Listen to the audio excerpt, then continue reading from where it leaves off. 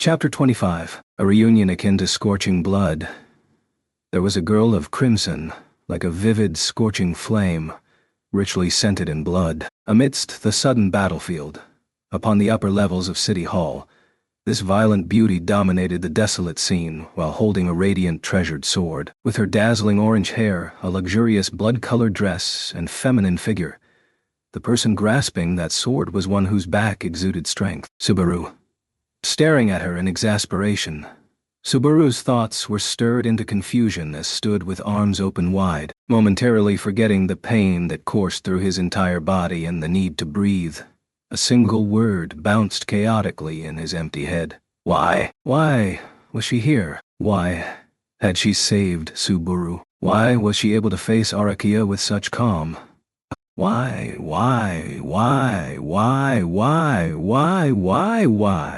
He could not stop wondering why. Overwhelmed by endless questions, Subaru felt like time itself had halted. Then, as if to ridicule the motionless Subaru, the woman of crimson gave a snort and... Priscilla, what an idiotic visage. Have your eyes been scorched by my nobility? Subaru. What? Do you have eyes in the back of your head? Priscilla?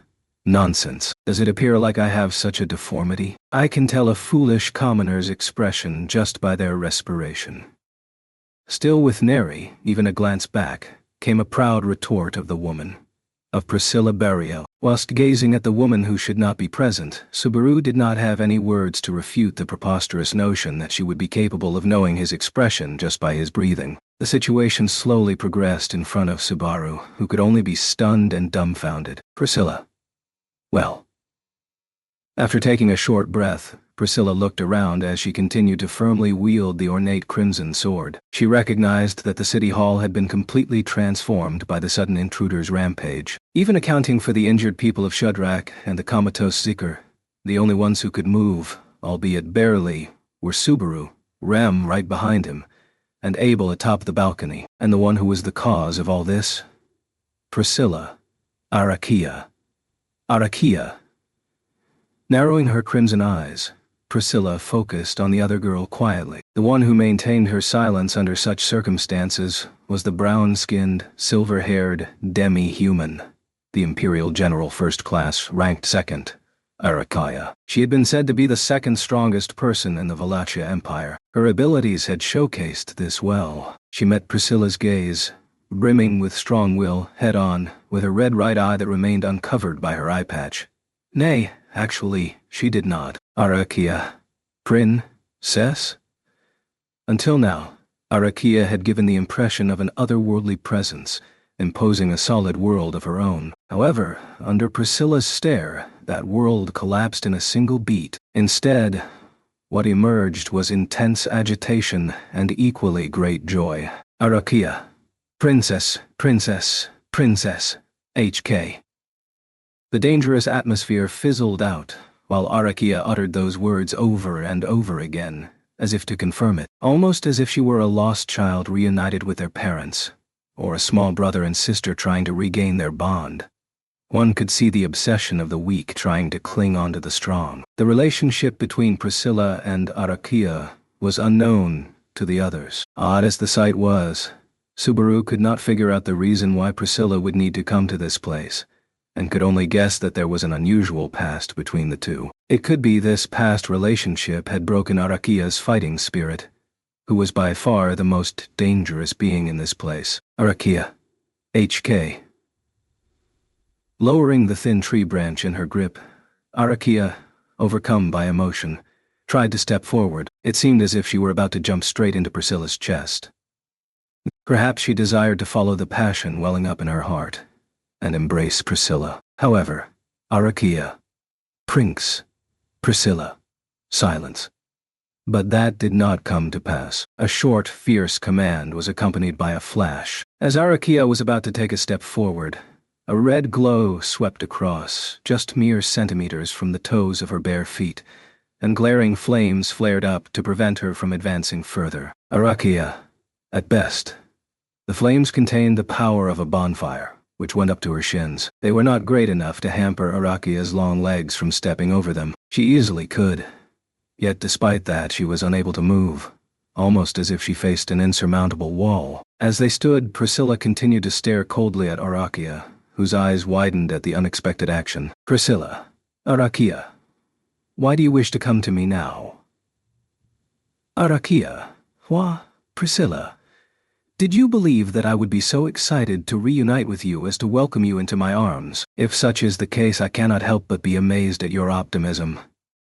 Priscilla's words were tinged with contempt and disgust, completely blocking Arakia from approaching. Arakia must have understood that there was distance between them. Her eye trembled in astonishment as she desperately attempted to find the best answer to Priscilla's words. But, Arakia, Priska-sama. Priscilla. Priska is dead. Have you not changed after all this time, even after obtaining your newfound position? Arakia. HK Priscilla, how dull. It has been a long time since I have last gazed at the soil of my homeland. But it is difficult to feel anything when it has grown so emaciated. Priscilla was unable to dismiss the fact that she was deeply disappointed. To be honest, he lacked enough understanding of her position in this situation to even begin to guess what Priscilla was thinking. Even so, Subaru knew that her heartless words had shaken Arakia to the core, insofar as making her shed blood. It was a deep wound, one of being disrespected by a person with whom she had formed an important bond. Arakia's eye wavered upon being labeled a disappointment. She could have cowered at the verbal wound. However, instead of faltering, she instead reflected a fierce look from her exposed red eye. Not anger, but a glimmer of determination and resolve. Arakia, I don't care what the princess thinks of me, even though it's painful, but I've made up my mind. Priscilla. Oh, so you have made up your mind? Can you regain my interest then? Try telling me what you have decided. In response to Arakia's quiet appeal, Priscilla threw out a provocative statement, whether she intended to or not. In turn, Arakia looked up and yelled, I will, as she howled. Arakia flexed her slender knees. Arakia, I will regain the princess's rightful place in the empire. And to do that, the aim of Arakia's outburst was not directed at Priscilla, who was only half listening. The gaze of her one eye strayed from Priscilla, heading toward Abel, still perched on the balcony as these events unfolded. He became the target of her shifting emotions. Arakia, you're a liar, your excellency, and for that I shall cheech. Her eye blazing with passionate fury, Arakia's slender body leapt high in the air, ignoring the barrier of fire between her and Priscilla. She vaulted forward, her destination being Abel on the balcony. Her leaping prowess was extraordinary. However, it was not that surprising, considering she held the title of the second strongest in the empire. The main problem was that, aside from Priscilla, there was nobody who had the means to stop her. Subaru. Shit, Abel's going to. Priscilla. Priscilla. Do not raise such a fuss. Why are you acting so familiar, you foolish commoner? With whose permission did you call me by my name? Subaru. This isn't the time to. Priscilla, I said, do not raise a fuss. With her ornate sword lowered in one hand, Priscilla ignored Subaru's pleas. After this threat, which made Priscilla's next actions unreadable, Arakia's form surged like an arrow, approaching Abel in the breathless Subaru's vision. Abel was leaning onto the railing of the half-destroyed balcony, blood pouring from his forehead. He had not displayed any signs of dismay at Priscilla's sudden intrusion, and was still standing firm, regarding Arakia with his intense black eyes. It was a known fact that he was not a particularly skilled fighter. His lone uninjured arm, of course, was not strong enough to take on one of the strongest in the empire. Therefore, Subaru did not know why he refused to fall into despair. Without knowing, Subaru. Abel.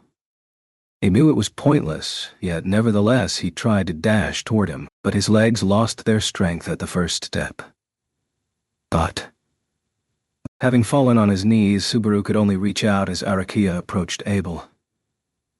The very next moment, a chain of events beyond Subaru's comprehension occurred. Abel stomped hard on the balcony floor, keeping his eyes on the enclosing Arakia. Immediately after doing so, cracks spread further across the half-destroyed balcony, and the place he took as his foothold collapsed instantaneously. Naturally, Abel, being on top of it, fell helplessly. So he thought, but that was not what happened. Abel's body instead remained suspended in midair. His outstretched right hand had grasped the curtain, which hung from the top floor. Abel had hidden a lifeline beneath his hand that he had up against the railing, and then he had intentionally collapsed the place he was standing on. Perhaps, had the enemy been small fry, the strategy could have been to have them swallowed by the collapse, and consequently fall downstairs all at once. However, the opponent was one of the 9 divine generals. Furthermore, she was also ranked second among them. Archaea, what fun! Swinging like a pendulum, Abel held on for dear life to the curtain as Archaea bared her fangs. Although she had lost the foothold necessary to land after her leap, Archaea's strength came not only from her enhanced physical abilities, but also from her superhuman powers. Her legs flickered like glowing embers, and from her knees down, her body transformed into flames. Her posture flexed in midair like that of a missile with jets blowing from her legs. The flames that had immolated Mazelda, the fierce tornado that had blown away the common soldiers, the crude craftwork that had supported a collapsing pillar, the gale that had disarmed Rem, and finally, the transformation of a part of her own body into flames. From all these past events, they had become painfully aware of the endless versatility of Archaea's abilities. Archaea, Your Excellency, die. At this rate, a branch with unknown power was going to strike Abel. Hanging from the drape, Abel was unable to maintain his position and spun around. It was unclear if the branch was going to stab him, if it was going to release magic, or if it was going to create some sort of other supernatural effect. It was unknown, yet regardless of what it would do, Abel was going to be shattered into pieces. That certainty alone made the pupils of Subaru's dark eyes narrow with impatience and urgency. And yet, oh damn bro, I didn't even know that it was you, till I heard your voice just now. Instantly a figure intervened between the demonic Archaea and the suspended Abel. From beside Aram, who was knocked down, a figure ran over the pillar that Archaea had caught, and threw an attack from the side, aiming for the branch that she held. The strike of the broad blue dragon sword was blocked by the branch, its swing produced by a flick of Archaea's wrist, but the resulting momentum sent her flying. After the person's surprise attack was parried without any difficulty, they let out a "Dia" and angrily stomped the ground. Shit, my arm hurts. Don't effortlessly parry a strike someone put their all into, it's gonna make them depressed. His whine and waving of his aching arm concluded the chaotic series of events. That person was, once again, outside the scope of Subaru's imagination. It was a man who sported a jet-black helmet, dressed in a bandit-like fashion from the waist down. The man, who looked like a brigand or a thief, was characterized by his missing left arm, while his thick right arm held the blue dragon sword. It was a man he knew. In fact, this was the first person he should have thought of, if Priscilla was here. He was Subaru. Al. Al, hey bro, didn't think I'd run into you on the other side of the border. I'd like to share my thoughts on your attire and this strange reunion. Priscilla's knight, or rather, servant Al, tilted his head and raised his voice in an out-of-place greeting. He responded to Subaru in the same aloof tone as usual, while prohibiting Archaea's advance, still floating in the air with her legs morphed into flame. In this case, Subaru did not know if he should be more impressed by Al's ability to block Archaea's attack with just one strike, or by the durability of the tree branch which had clashed straight on with the blue dragon sword and came out unscathed. Al, you can be surprised, man. After all, it wasn't like this was something done in one shot. Archaea, get out of the way. I can't kill His Excellency like this. Al, I've come all this way to interfere. How can I get out of the way now? I can't just stand here and let my head fall off my body. But Archaea howled in anger, and Al looked at her from the front without hesitation. Archaea's outfit was overly revealing, but Al did not look at her with lewd intentions. His gaze only contained feelings of nostalgia and deep emotion. In fact, Al let out an admiring sigh. Al, you've really grown up. I always knew you'd be beautiful. Archaea, who are you? Al, you saying that, it really hurts. Even though we're friends who trusted each other with their lives. When Al called out to her as if she was a familiar face, she raised her eyebrows in suspicion. In order to keep her at a distance, Al kicked up a piece of the broken floor at her slender body. Looking over Al's work, Priscilla called out to him. Priscilla. Al, you know I sire. I brought you here, not Schult. Do your job.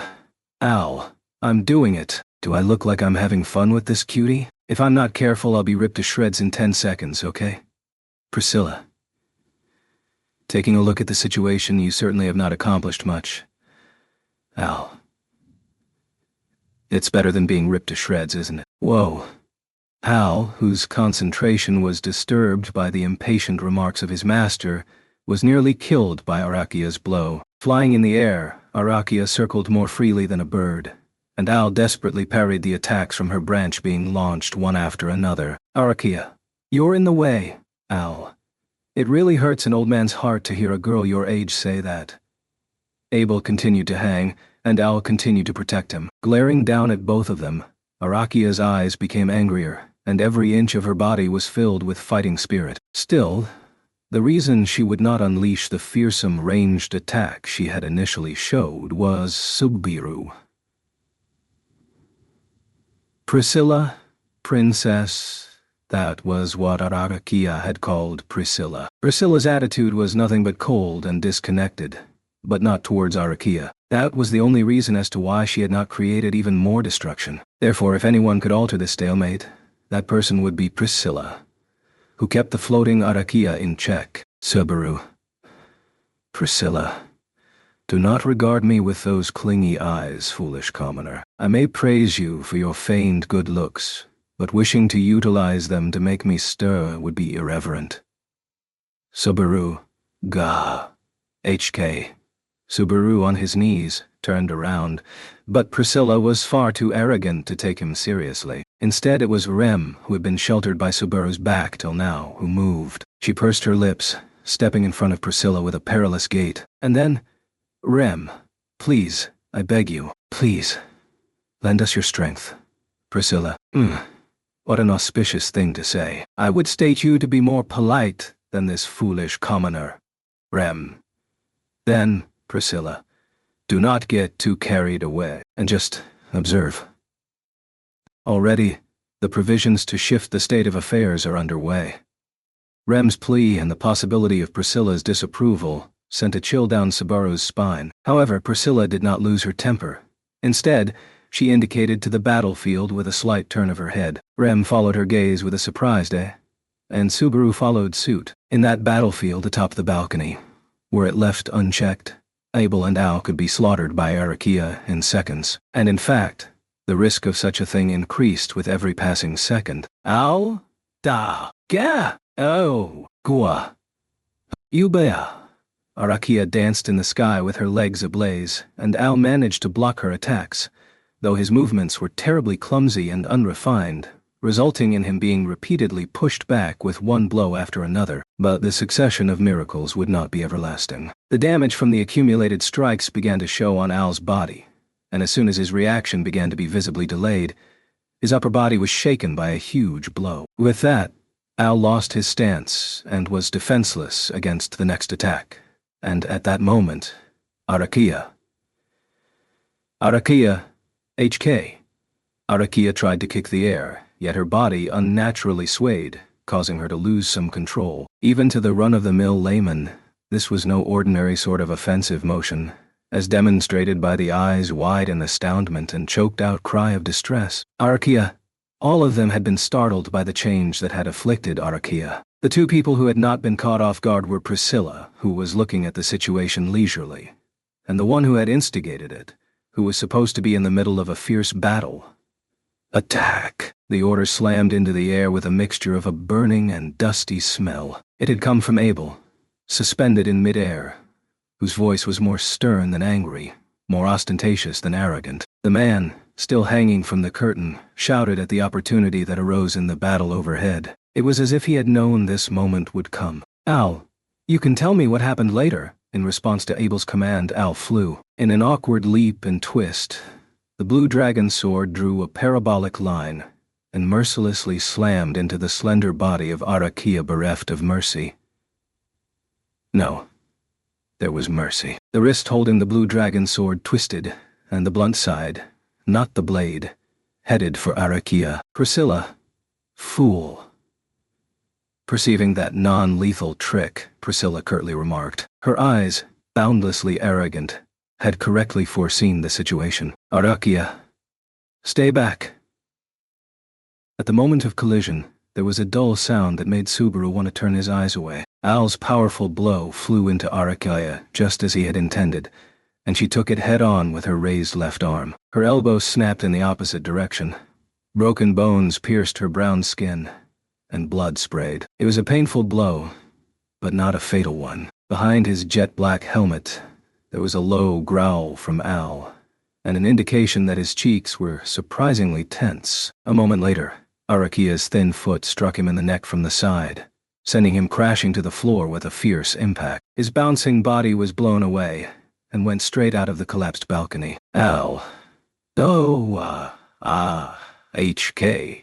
An ugly scream tailed off, and so Al's figure disappeared from sight. He was safe, of course, but now the obstacle between Abel and Arakia had vanished. Arakia extinguished the flames from her legs and planted her feet on the floor. This time, she was going to pluck the life out of Abel's body. Suddenly, a black shadow leaped furiously at Arakia's back. Gra!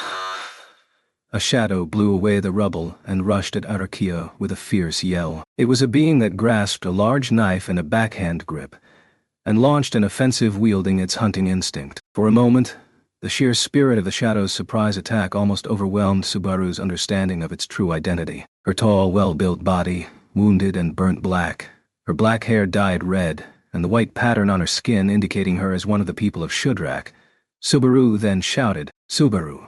Mizelda-san! Mizelda!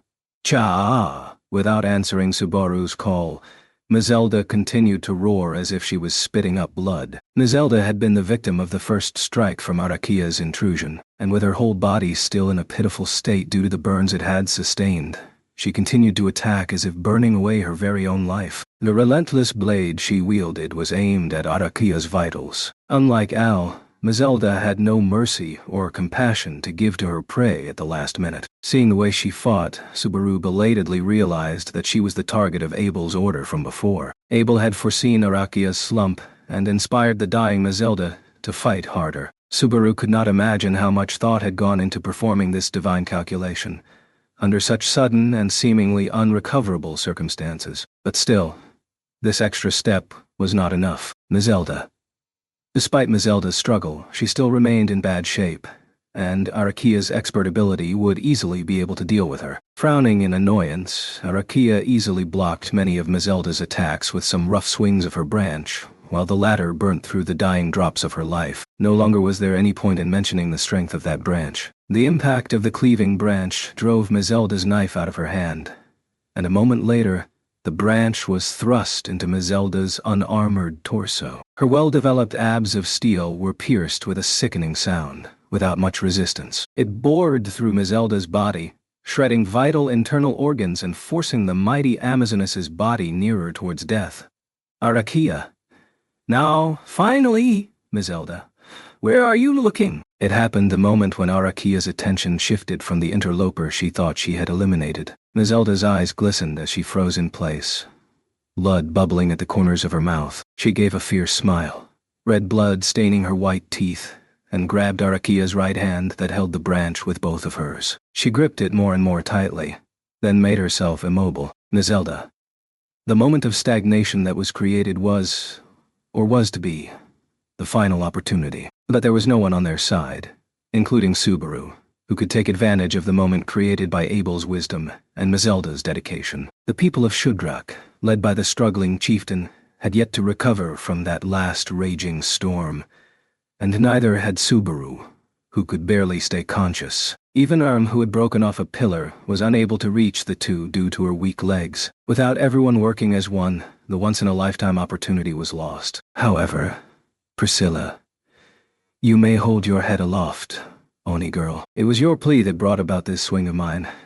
However, even though Subaru's allies was incapable to reach out, that was not the same for the third force on the battlefield. Priscilla, who had a bird's-eye view of the battle, closed the distance with a single step and aimed for Arakia's unprotected back. For a moment, Arakia was aware of the presence behind her and moved to engage it. She wanted to throw Mizelda's tall body, which was grabbing her arm, and slam it into the enemy behind her, but she could not do that. She could not do it, because she could see who that presence belonged to. Arakia. Prin. Arakia, who had been unable to break her obsession with Priscilla from beginning to end, was struck by a flash of the crimson sword. With a bang, her gushing blood was incinerated by the flames, and Arakia's body shook terribly. Priscilla. I did tell you, Arakia, that you should have prepared your resolve for the time you met me next. A promise made in the past, the true meaning of which no one else had the right to intrude on. The only thing they knew was that Priscilla's merciless blow was the answer to that promise, and also the answer to Arakia's unbreakable longing. Arakia. Arakia's body collapsed on the floor as the treasured crimson sword collided with her back. Nizelda, who had grabbed her arm and was blocking her movement, was also caught up in it. The two of them fell in a tangle, throwing their arms and legs out like sluggish ragdolls. Nizelda. The situation, which had been moving at a dizzying pace, as the air that seemed to be stirred endlessly with swords and flames, was suddenly engulfed in silence. Subaru felt as if time had stood still. It was as if the mere movement of one breath or one step would ruin everything, and it would all fall apart like a dream. Rem. Nizelda-san. It was Rem's tense voice that shattered the stillness of that moment. With faltering arms, she crawled across the floor and hurried to Nizelda, who was lying folded up against Arakia. Nizelda's whole body had been scorched all over, blown away by a gale of wind, and even pierced through the stomach. Rem, kneeling beside her, gasped, and with a desperate expression, placed her hands on Nizelda's body and tried to hold her together with a pale light of healing magic. Abel, is this really the situation to be gawking? Give me a hand. Subaru. Ah. Abel's voice reached Subaru's ears, stunned immobile after seeing Rem in action. Abel was still unable to climb up from his suspended position. Shaking his head, Subaru hurried towards the former balcony and looked down at the empty space below them. Abel, hanging by his right arm with a curtain wrapped around him, pierced Subaru with his eyes. Abel, you survived. You really have the luck of the devil, do you not? Subaru. Looks like you've got plenty of bark left in that hateful mouth of yours. Subaru's cheeks twisted at Abel's inability to stop talking. Then he grabbed the curtain and pulled him up. To be honest, if Subaru was a mess, then so was Abel, being drawn up. The former wished to stretch his limbs out and let go of his consciousness right now, but he could not do that. Subaru. It's not just Nizelda-san. A large number of injured people had fallen victim to Arakia's rampage. In an environment where those who could use healing magic were rare, non-magical first aid was necessary. There was no time to pass out. To fall here would be to allow oneself to be lost. That should not be allowed to happen. For that reason, Subaru. Hurry up and get up here. Clenching his molars, he pulled the curtain and grabbed Abel's hand once he came within reach. Relying on the feeling of Abel's tight grip, he managed to pull the man who was taller than him up. Abel, upon his return to solid ground, gasped slightly before Subaru fell on his ass. Abel, that's a great deed. I commend you. Subaru. Shut up, rejecting the praise that did not show a shred of sincerity. Subaru clucked his tongue softly. As it was, he was about to get up to start carrying out the other wounded. Priscilla, do not move on your own, foolish commoner. Who do you take as ruler of this place? Subaru. Subaru, who was on his buttocks, and Abel, who was on his knees, closed their mouths in unison. What intimidated them without a word, with her arms crossed as to emphasize her voluptuous chest, were those crimson beauties, Priscilla's eyes and voice. They were acquaintances, not strangers. But if one asked him if they had a good relationship, he would hesitate to nod in assent. This was not only because they belonged to opposing camps in the royal selection, but also because of Priscilla's temperament. Pompous and uncompromising, Priscilla could be a powerful ally were she willing to cooperate, and an unpredictable bomb if she was not. In the battle of the Watergate city of Pristella, she had been a reliable ally. On the other hand, what about this time? Was it okay to consider her as an ally after she lent a hand fighting off Arakia? In any case, Abel, while I resent it, you are the one in control of this situation, Prisca Benedict. In place of Subaru, rendered immobile and mute, it was Abel who opened his mouth in place of Subaru. With one knee on the floor, Abel called Priscilla by a different name, and it sounded like the one Arakia had said before collapsing. Priscilla gave a tiny snort at being called that. Priscilla. Unfortunately, Prisca Benedict was defeated in battle and died in vain. How could one who is beneath the grave speak like this? Abel. I see. Then who are you? And what do you call yourself? Priscilla. Priscilla Buriel. That is my name. You shall do well to remember it, Vincent Abelux. Priscilla's and Abel's gazes met as she answered his question in a dignified manner. A storm of pressured glances, like either fire or lightning, passed between them. Subaru, standing beside them, was caught in the middle and had to turn his head slightly to avoid being blown away. Priscilla, who knew Abel's name, and Abel, who called Priscilla by a different name. Subaru gulped quietly, foreseeing the alarming relationship between the two. Such a brutal atmosphere. Al. Hey. Can anyone help me out here? I'm almost at the end of my rope. The only sound in the air was Al's pathetic plea for help, as he hung from a crystal light fixture below the balcony's edge. Chapter 26. A dancing round table conference. Al. Oi. Wait, is anyone listening? I'm in serious trouble here. The tension in the air was shaken by a foolish voice, but that did not relieve the situation of its tension. If anything, the pressure between Abel and Priscilla kept escalating, and even Subaru, standing on the fringes, was unable to make a move. Subaru. If he made the wrong move, he would risk the wrath of Priscilla, the one in charge of the now half-destroyed hall. Out of fear, he was hesitant to point out that Al was on the verge of falling to his death. The only way to break this situation was for Abel or Priscilla to speak. Don't move. However, neither of them were the one to change the predicament. The unexpected voice came from the staircase that connected the hall to the lower floor. He glanced over to see a new figure looking at Priscilla, an arrow notched in their bow, aimed straight at her. It was Tarita, whose strong eyes were filled with intense hostility. Under Abel and Mazelda's direction, she had left the city hall before Arakia's assault, but had now returned. Naturally, seeing the upper floors of the city hall in pieces, Tarita would have inferred that there had been an enemy attack. The problem was that she had no idea what that specifically entailed. With the heavy atmosphere and Priscilla looking down at Subaru and Abel, there was no doubt in her mind that Priscilla was the source of all this destruction that had rained down upon the city hall. Tarita, move, and I'll shoot you in the head. Priscilla? Oh, my head? It is already bad enough that you could not even get to your ally in time. Tarita. HK. Tarita's cheeks tightened at the unnecessary provocation, and Priscilla turned to her with composure. With an overwhelmingly dignified attitude, Priscilla dismissed the threat of being shot. In fact, Priscilla made a point of walking straight up to Tarita. That is enough. However, Abel halted Priscilla from taking any further steps. Quietly, Priscilla's crimson gaze turned to Abel again. Abel, down on one knee, met her gaze firmly. Abel, Tarita can be more resourceful than you think. Do not take her lightly, Priscilla. If you say so, but do you think I shall turn a blind eye to her disrespect? Abel, I am sure you cannot. But Priscilla, how many times have you pulled out the Yang sword? Setting aside the unexpected evaluation of Tarita, Abel's question struck Priscilla. Subaru, however, could not understand the question's intent. She was holding the Yang sword, a treasured sword of dazzling crimson that held an indisputable amount of power. But now that she had defeated Arakia, she had it sheathed, with the sky as its scabbard. Certainly, she would once again pull it out if required. Abel, Tarita, put the arrow down. She is not your enemy.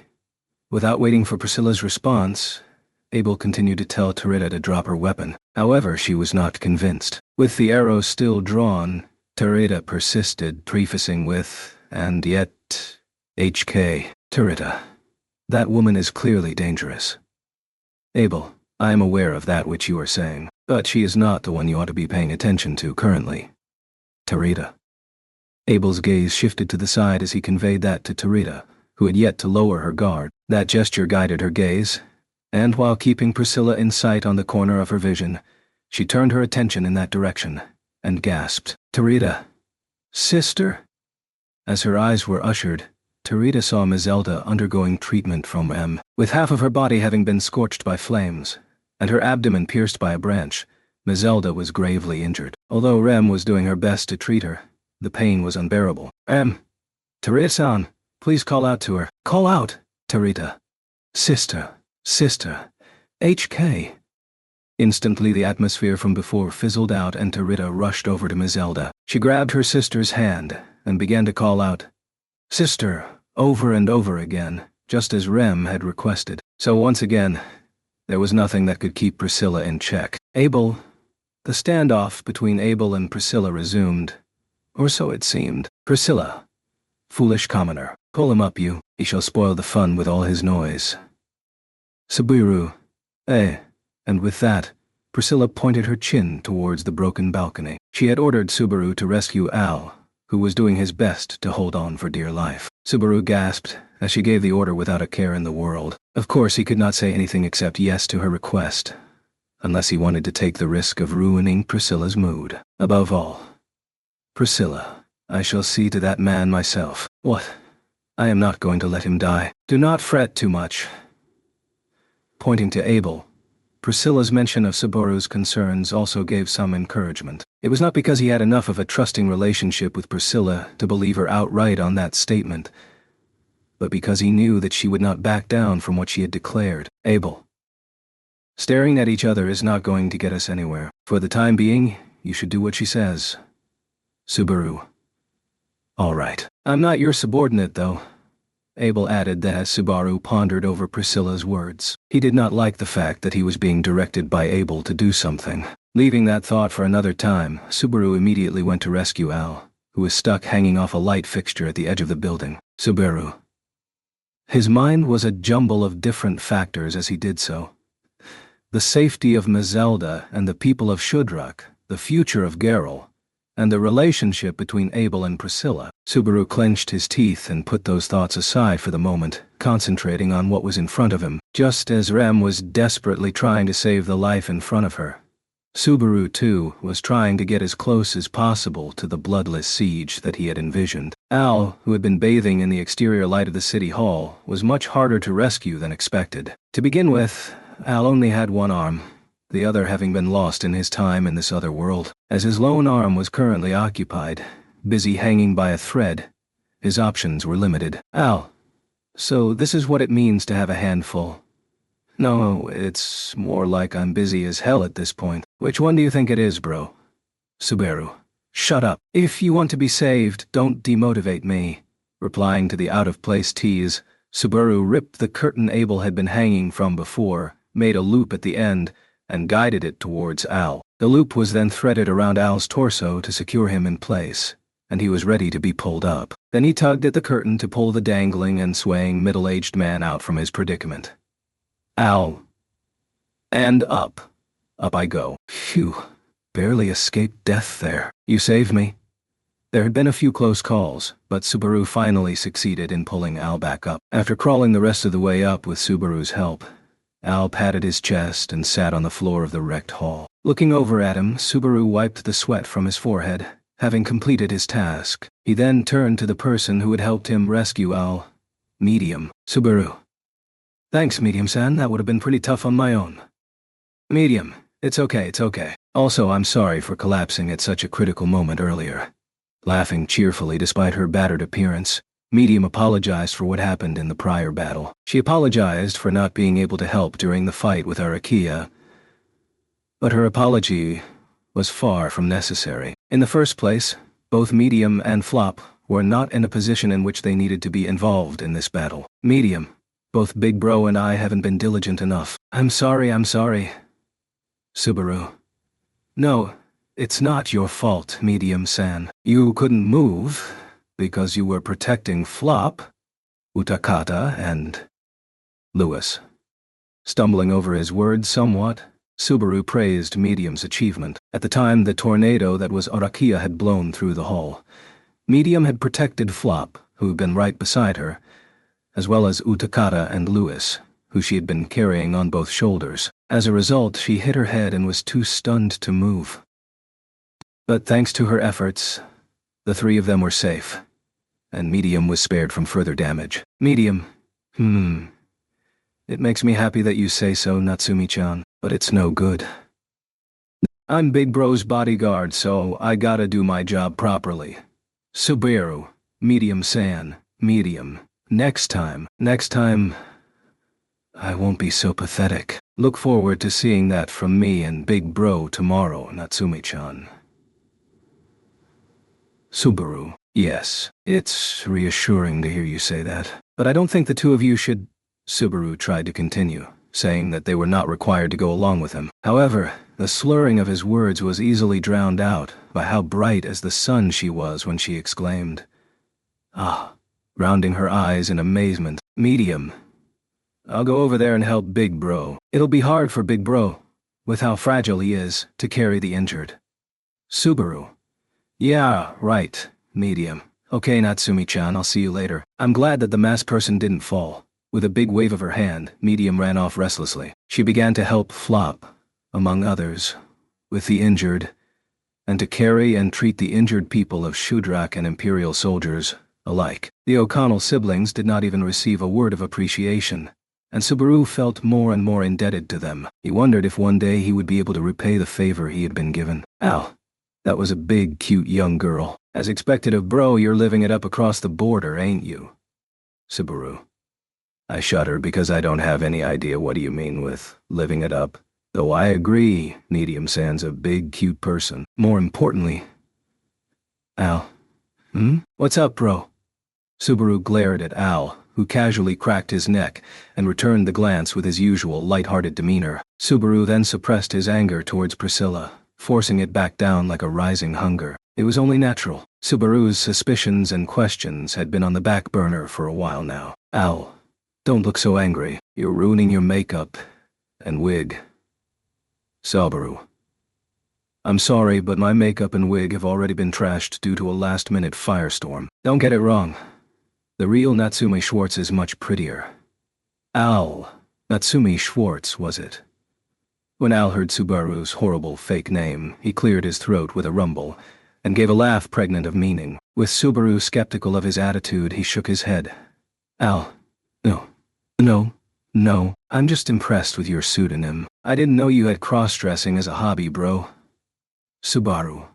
Don't be silly. I'll fill you in on the correct information about Natsumi next time, but more importantly, answer me. Why are you and Priscilla here? Al. Subaru. It was a big help to us, but there's something I really don't understand. It's not just the reason as to why you're in Garrel. It's about why you're in the Empire at all. In response to Subaru's serious question, Al closed his mouth softly and fell silent. It was an inexplicable intervention. No matter how much he thought about it, it just did not make sense for Priscilla and Al both to be in the Empire with complete impunity. Of course, from their point of view, the same could be said for Subaru, and others too. Subaru. Let's put that aside for now. The sooner I learn, the better, though. Al. That's a novel idea, but that's not what you really want to hear, Bro. Subaru. What? Al. It doesn't matter why me and the princess are in the Empire. Bro, what you really want to know is the way back from this scary and dangerous country to the home you know. Ain't that right? Subaru fell silent this time. The question the other party posed had hit a sore spot. The way to return from the Empire to the kingdom. That was the information Subaru was seeking the most right now. Towards that, Subaru possessed zero words of denial. He had his doubts. There were other questions, as well as a nagging sense that he was being treated unreasonably, but wasn't it more important to solve the largest problem right now? Subaru. Then you have the answer to that question? A way to get back to the kingdom of Lugunica and cross the border of the Empire? I'm sorry. I dunno. I was just trying to get your hopes up. Subaru, you... Oh. Wait. Don't be mad. To be precise, I'm talking about how difficult it is to get out of the Empire right now. It's hard enough to get in, let alone trying to escape. Subaru was frustrated by the way his emotions were being played with in the palm of Al's hand. As usual, Al refused to show his true feelings. Did Subaru also look like that from other people's perspectives? If that's the case, then it would be something for Subaru to reflect on. In any case, Subaru, you can get in, but you can't get out. And the reason for that is... Al. Oh, come on. I don't gotta tell you that. It means that there are people who don't want a situation where a certain someone could easily leave the country. Subaru. Does that mean you know Abel's true identity too? In response to Al's comment, Subaru naturally arrived at that conclusion. He'd heard before that the Valachian Empire had strict border control, but if the immigration ban was being strengthened under the conditions that Al mentioned, then the reason for that was none other than the existence of Abel. No. The existence of Abel, the Emperor of Wallachia, Vincent Wallachia. In order to prevent Abel, who had been ousted from the emperor's seat and was now on the run, from escaping to another country, border security was being tightened. All that meant was that, in order for Subaru and the others to return to the kingdom of Lugunica, they would need to overcome some major obstacles. Subaru. Al, if you have more information than we do, Al. Oops, I'll have to keep my mouth shut about this. I don't want the princess to get mad at me for blabbering about unnecessary things. If there's something you want to talk about, talk to the princess. However, he put his right hand on the metal clasp of his helmet, and a moment later, it made a gentle click. He then continued, Al, I can't guarantee that the princess will be honest about it though, can I? Al, princess, I'm back. How's the discussion going over there, Priscilla? How's it going, you ask? We are not getting anywhere. I've been listening to everyone that has woken up, one by one. Al, who waved his hand in an easygoing manner, had only been asking about the progress. Meanwhile, Priscilla replied back to him by resting her chin in her hands. The upper part of the building had been destroyed during Arakia's attack, but the foundation remained strong, and fortunately the contents of the city hall were still intact. Thanks to this, they were able to use the conference hall for important discussions with no relocation necessary. Abel and Priscilla sat on opposite sides of a large round table. In addition, Zeker and his imperial soldiers, as well as Kuna and the people of Shudrak, were present. All of them possessed relatively mild injuries, and if Priscilla's words were true, they had probably already been questioned. Kuna. You okay, Natsumi? Subaru. Kuna, I'm glad you're awake. Are you hurt? Kuna? Holly's big frame came in handy. To be honest, I don't feel comfortable in this place, so I want to get the hell out. Subaru noticed Kuna's pained face as he joined them at the round table. Directing his eyes towards the rest of the Shudrak, Subaru could guess the reason for Kuna's bitter face. In a nutshell, she was the one representing all Shudrakians in the current moment. Kuna. Tarita can't leave the chieftain's side, and there's no point in letting Holly do the talking. But why put me in this role? Subaru. No, you're attentive and keep a level head, so I think you're the right person for this job. So, how are the discussions going? Kuna. Well, I think we've got a pretty good idea of what's going on. I believe we're about to start the so-called discussion. Kuna answered while shrugging her shoulders, and Subaru nodded, saying, I see. Soon after, he was at a loss as to where he should be in the room. In the first place, Subaru's position in this group wasn't very clear. Although he had been the one to plan the operation for the fall of Geralt, because of Arakia and Priscilla's intrusion, it would be difficult for him to say he had been successful. Miss Natsume, if you are in trouble, how about you sit next to me? And so Zeker stood quickly and pulled a chair out in front of Subaru, who had been lost in thought. Small and stocky, Zeker looked at Subaru and smiled like a gentleman. At his grin, Subaru pointed to himself. Subaru. I'm sure you've noticed this already, but you know I'm just cross-dressing, right, Zeker? If you are posing as a woman, then I am also posing as a man. My idea of a man is to behave like a gentleman with a woman, regardless of who is posing as what. So, this is the womanizer. Instead of using womanizer as a derogatory term, womanizer was used as a term of respect that had a different idea behind it. Subaru was embarrassed to be dressed in women's clothing, but he took Zeker's advice and proceeded to sit down in the chair that had been pulled out for him. Complimenting that, Subaru gave Zeker a "pardon me" as he took his seat. Subaru. Also, thank you for protecting me upstairs. I would have been in danger if Zikr-san hadn't protected me. Zikr? No, it was just a matter of my body moving in the spur of the moment. I do not know if I could repeat that feat next time. I am the coward, after all. Upon hearing Subaru's thank you, Zikr proudly referred to himself as the coward. This was because the Imperial General Second Class, Zikr, had been remembered this way by the Emperor to whom he had sworn allegiance, and Abel, the aforementioned Emperor who was held in such high esteem by the worthy Zikr. Abel, the fortress city of Garal has fallen, and the commander of the garrison troops, General Second Class Zikr Osman, has shifted to our side, complementing the forces of the people of Shudrak of Budheim Jungle. Priscilla, that is surely not enough. While I have heard of the bravery of the people of Shudrak, we are still far too weak to take the Empire on. Abel, no doubt. Priscilla, where are your men?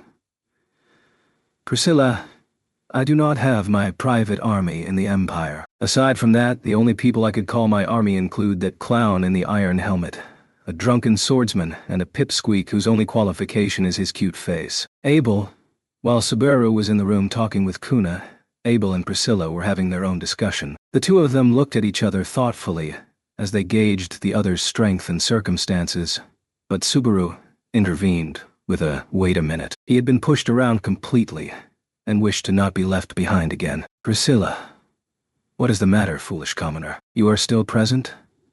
Subaru, I'm here.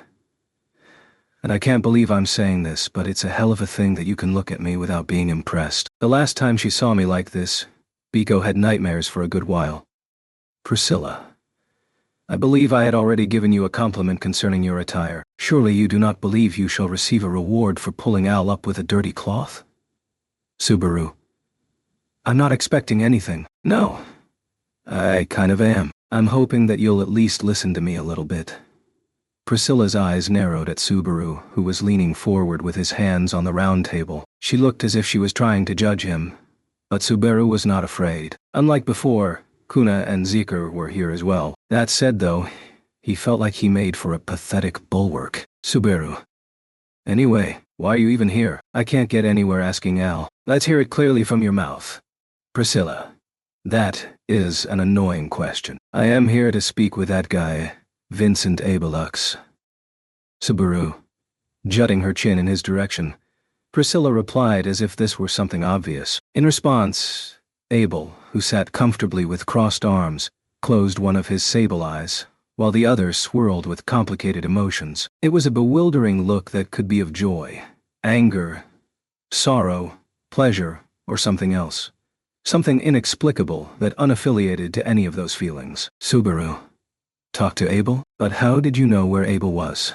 Priscilla, the throne of the Emperor in the imperial capital of Lupugana has a device that allows them to teleport elsewhere. Should they sense any potential political change, they may escape to the east through it, to the tomb where emperors have been buried for generations.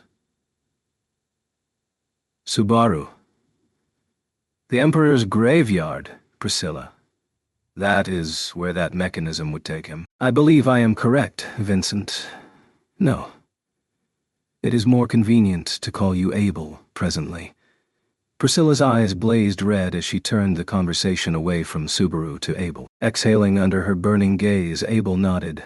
Abel, yes, call me Abel, right now. At least, I am not qualified to call myself Emperor now that the throne has been taken from me. Priscilla, exceptional, law-abiding, and foolishly honest. In any case, you think too softly. It appears that during your time sitting on the Emperor's throne you have forgotten how to stand up. Abel, gaze upon me and tell me I have forgotten how to stand up.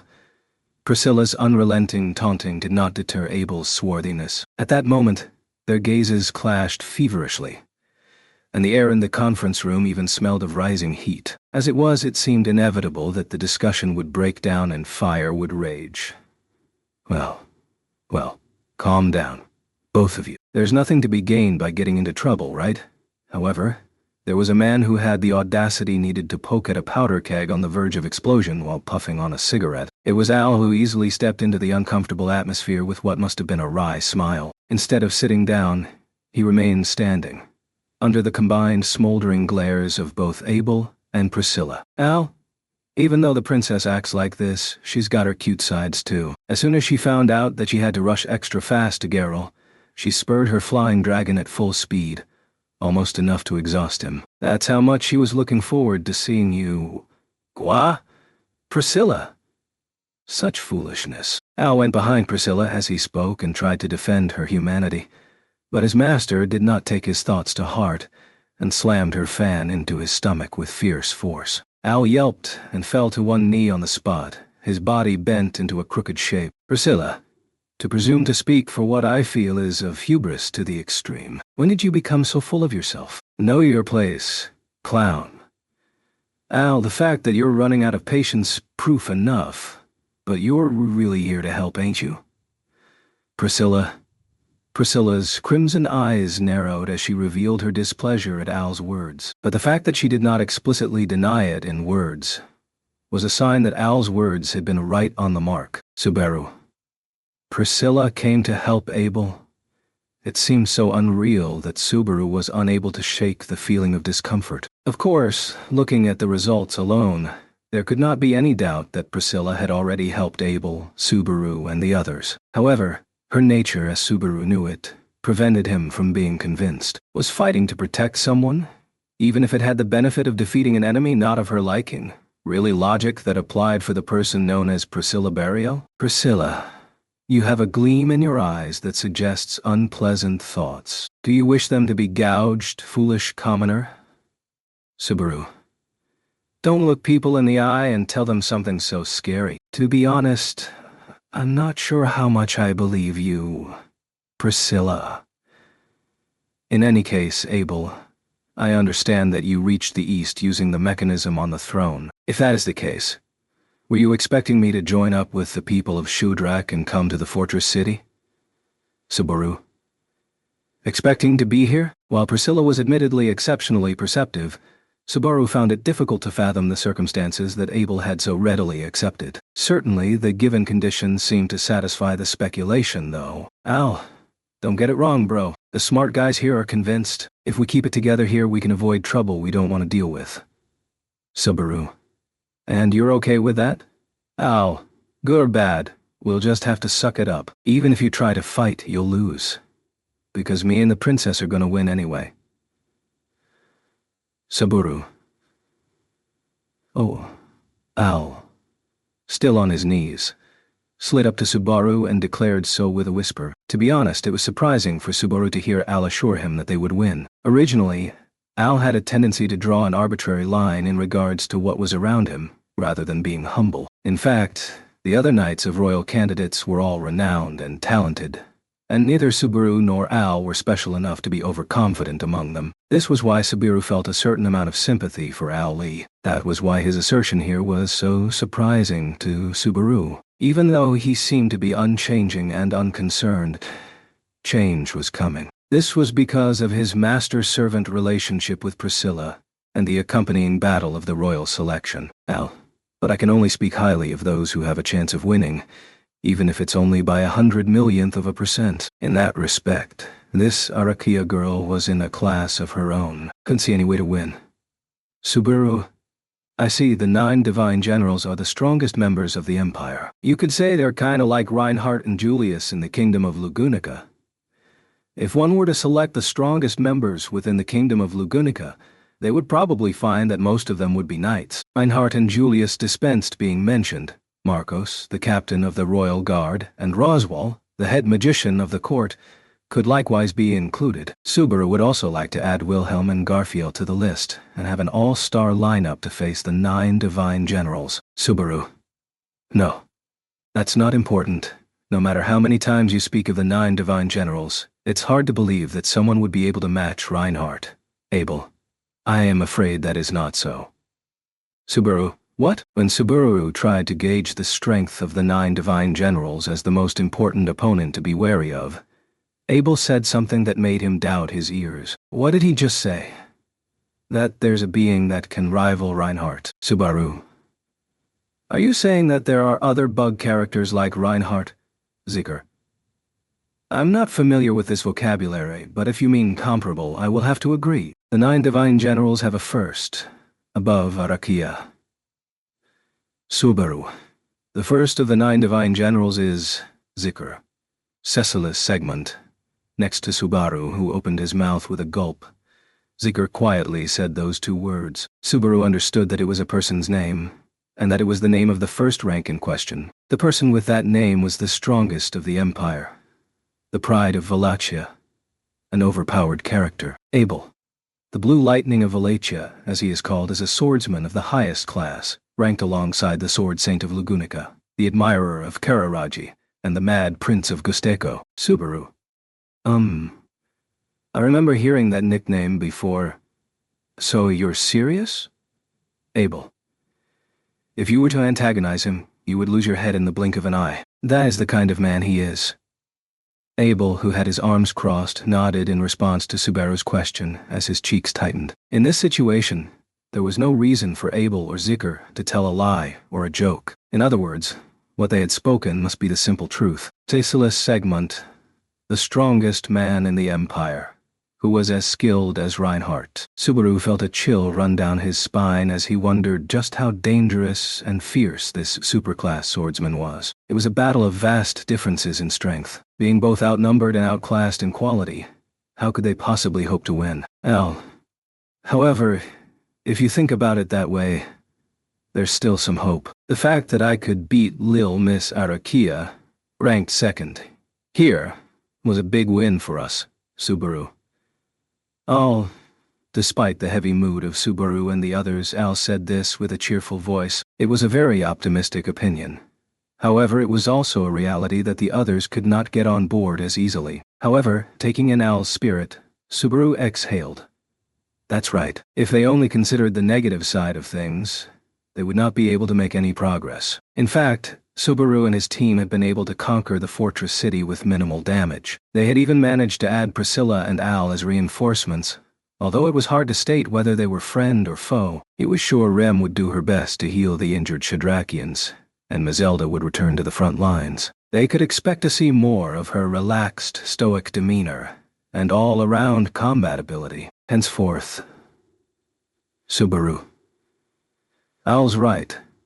It's great that we were able to defeat one of the 9 divine generals, and a pretty highly ranked one at that. I'm sure she's got some information, considering her position. Al.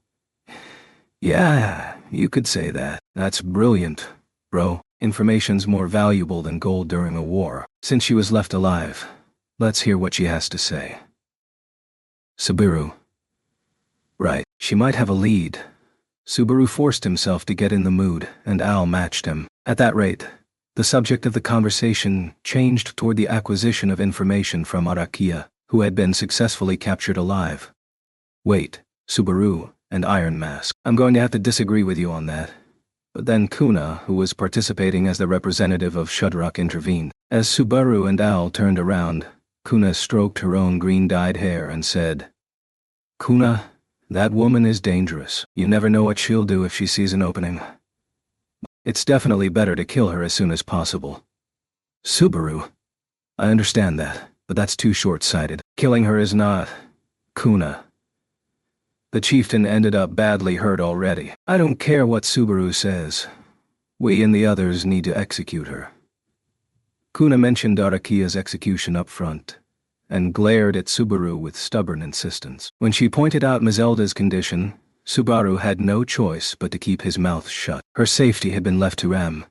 But even if her wounds healed, the fact that she had been injured would not disappear. If the Shadrakians found that unforgivable, then Arakia would have to pay the price. Subaru, while searching for a response to Kuna, Subaru glanced at Priscilla. He wanted to see what kind of reaction Priscilla would have to Kuna's insistence on executing Arakia, as she seemed to have an unusual relationship with her. However, Priscilla, I have already decided on my attitude towards Arakia. First and foremost, it was me who slashed down the back of that thing. Are those black eyes on your face merely decoration?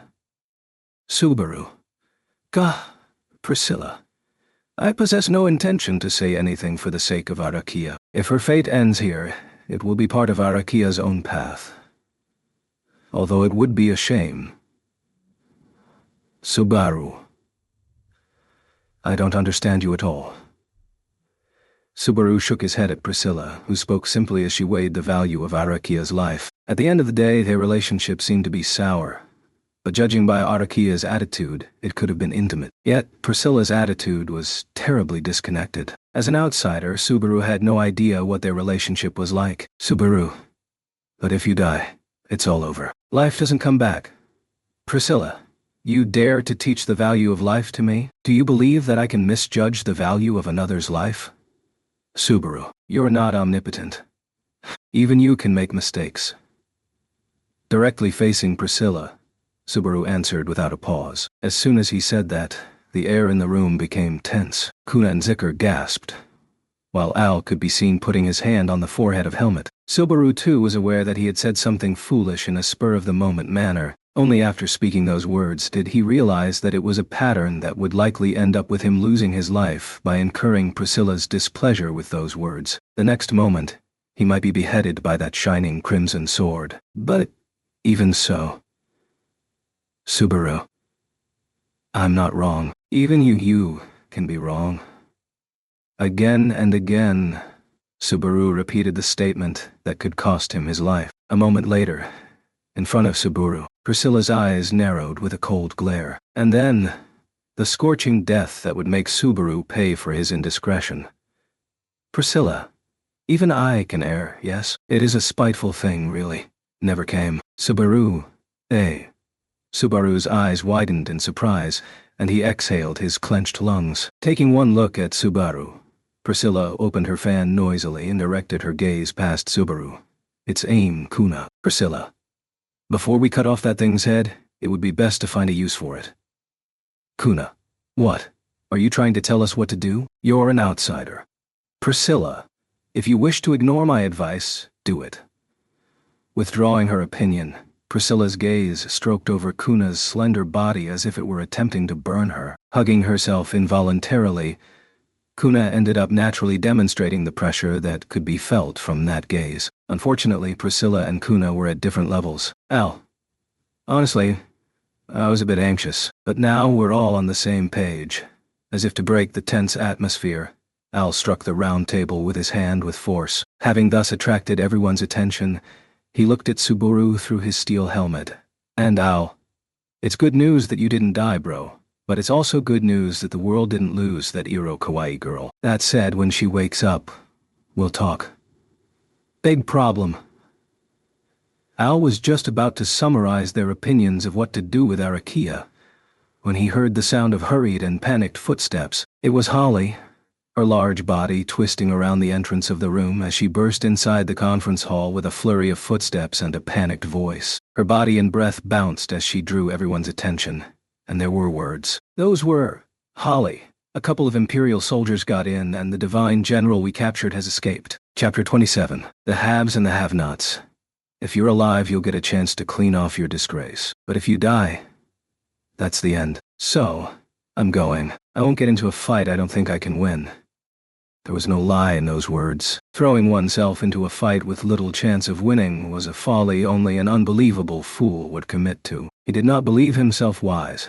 Not in the slightest, but for that reason he knew he should approach his decisions carefully. While a wise person might reach a conclusion in an instant, a fool would take an eternity to reach it. Todd knew that this was how those who were untalented waged battle. He did not get into fights he could not win. However, paradoxically speaking, Todd, there's absolutely nothing wrong with getting into a fight you have a chance of winning. He brought his clenched fist in front of his right eye and looked longingly into the distance through the small pinhole he had created, a primitive means of seeing farther, achieved by narrowing one's field of vision. If he squinted, Todd's eyes would be able to see quite far, but he would not be able to make out what was going on inside the chaotic city hall, let alone past the burning flags. And that applied even if the situation had the winds in his favor. Jamal. Oi. The roof of the city hall's gone. What's going on?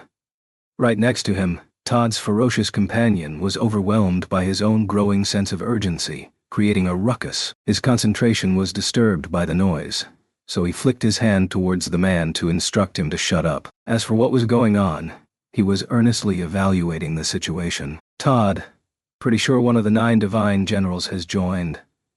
If not, there was no point in staying in the citadel which had fallen into enemy hands. As mentioned before, Todd had considered abandoning the city and fleeing once the city hall had fallen due to the enemy's plan. He had no intention of politely complying with any disarmament order and surrendering. In the first place, as long as the shots were being called by the poster child of war, the man who called himself Natsumi Schwartz, dangerous people like Todd and Jamal would be the first to be dealt with. Even in Wallachia, executions of surrendered prisoners of war were frowned upon.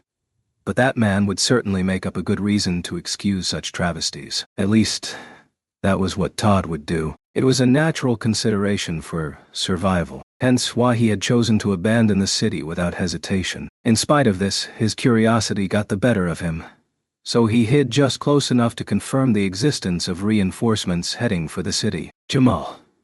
There ain't any doubt about it. That's the woman I saw 2 years ago, when I served during the defeat of the barbarians. General First Class Arakia ranked second, as he peered at the scantily clad woman who had leisurely entered the city by jumping over the closed main gate. Jamal declared those words with a hint of excitement in his snorts. He was the kind of man who walked around with his wild instincts on his sleeve, both in terms of his strength as a living creature and in his male disposition to be able to gauge females. He wasn't the sort who would forget anyone who tugged at his heartstrings. In other words, one of the strongest among the Empire's 9 divine generals had made their appearance to suppress the rebellion. So this must be the chance that Todd had previously judged to be missing. Even so, Todd. To act or not to act, it's more than worth the trouble. Although Natsumi's tricky tactics were brilliant, he had no direct combat power. At least, not within a third of a soldier's own power. The people of Shudrak who followed him were known for their toughness, but that was only relative to ordinary people. Those who were truly strong, such as the 9 divine generals, were not constrained to such criteria. Even Jamal, whose only claim to fame was his tremendous swordsmanship and fighting prowess, was only about as good as a dozen regular imperial soldiers. That was the measure of how well one could gauge an ordinary person. Members of the 9 divine generals were prime examples of ones who would take care of Jamal. The city hall that had fallen into enemy hands would be reclaimed. Todd. Then it's wise to back the winning ground dragon. There was no need to work with a member of the 9 divine generals. All they had to do was to be more useful to the general than the soldiers who had been captured and rendered unable to do their job. If they could detain the enemy, interrogate them, and deliver some proper payback, then the general first class would remember their actions well. If they did that, they would be promoted to a higher position, and may be able to find their way back to the imperial capital sooner rather than later. Todd. All right, we're heading back, Jamal. We're going to help her retake the city hall.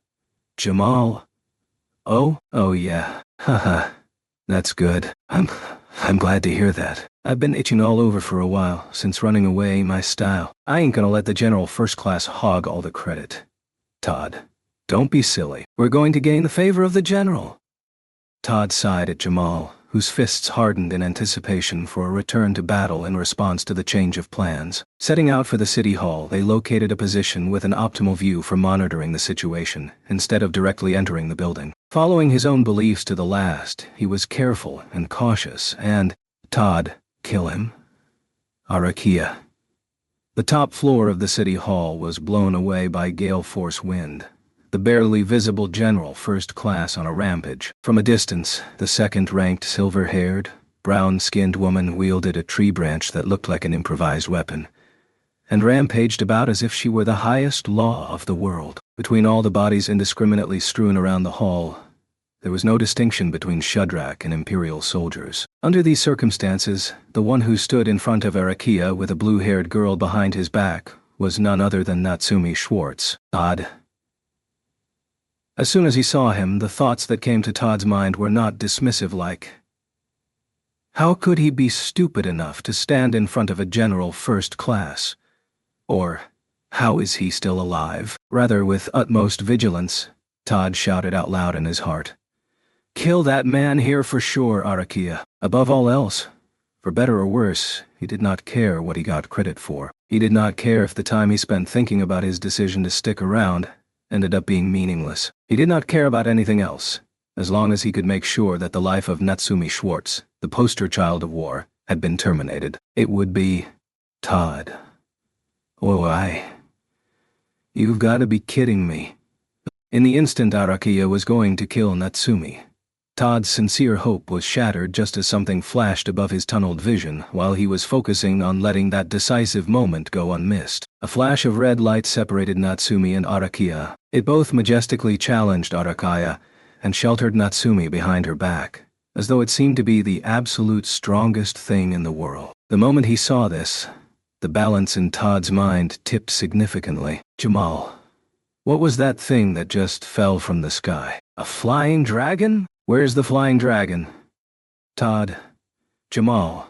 Are you listening to me, Todd? What about us? Shouldn't we be backing General First Class Arakia? Hey! Listen to me! Todd. Shut up, Jamal. Jamal, whose voice roughened at the change in the situation, gasped at Todd's words. Without acknowledging Jamal any further, Todd kept his gaze on the scene in the city hall. The woman in the crimson dress who had suddenly appeared was facing Arakia head-on. He knew at a glance. That woman also belonged to the side of the haves, far removed from normal people. Natsumi, having managed to survive what seemed to be a desperate situation, made Todd keenly aware of the fact that he also had something to offer. Something he had that was different from combat power or luck. Todd. Before the red woman intervened, Arakia alone would have been enough to make up the difference. However, the situation had changed, and no resolution was in sight. Would the weight of Todd and Jamal be enough to tip the scales back in their direction? Jamal. Todd. Todd. Don't move, Jamal. There's nothing you can do right now. The odds were against them, and the longer Todd watched, the worse it got. Todd knew Jamal's anger was getting the better of him, but it would be a waste of time to act now. After all, Todd. Because General First Class Araki has been defeated just now. The red woman's blade had struck her in the back, and Arakia had fallen helplessly to the ground. The balance was broken, and it would never tilt the other way again. Todd. Arakia collapsed, and the situation in the city hall came to its terminus. This time, the fortress city of Geralt had completely fallen into the hands of the enemy. There was no way to recover from this. The second ranked of the 9 divine generals had just been defeated, and there was no way that other reinforcements would come rushing in. The 9 divine generals were mighty warriors, the pinnacle of the Valachian Empire's military might. The strength of each of the 9 divine generals was equivalent to a sizable army. There was no chance that the Empire would dispatch 2 or 3 actual large armies to deal with a single situation. This was the end. The balance had been tipped. The only thing left to do was to find a way to deal with the withdrawal that would come next. Todd. What to do next? In the shadows of the building from which he had watched the developments at the city hall, Todd pondered quietly. In all honesty, he was seething with a mixture of anger and frustration, but letting it out would not solve anything. Now that the reason for his return was gone, the smart thing to do would be to get the hell out of there. However, Jamal. Oi, Todd. You bastard. You're not planning to run away, are you?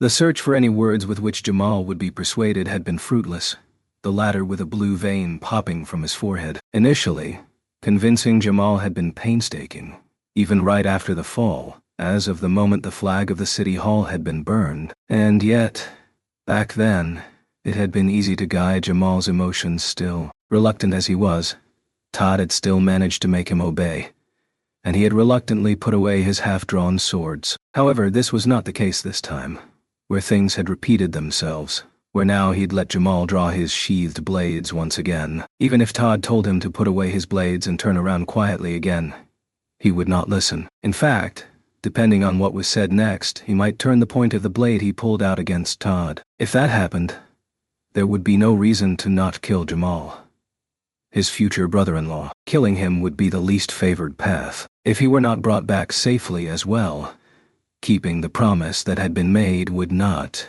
be possible. Todd. Let's go with that. Jamal. Ah, Todd. I understand how you feel. But you need to calm down. Now that General First Class Araki has been defeated, there's no chance for us to win even if we go in. Do you want to make your sister sad by dying in vain? Jamal. An attempt to persuade him using the love of family as a shield. As soon as he stared at his opponent, hoping that this would work, an arm quietly stretched out and grabbed him by the scruff of his shirt. Then, with a grunt, the one-eyed Jamal bared his fangs as he drew Todd toward his face. Jamal. Hey, if you think I'm gonna back off anytime you mention Katya, you're definitely wrong. Todd. I see. Too bad.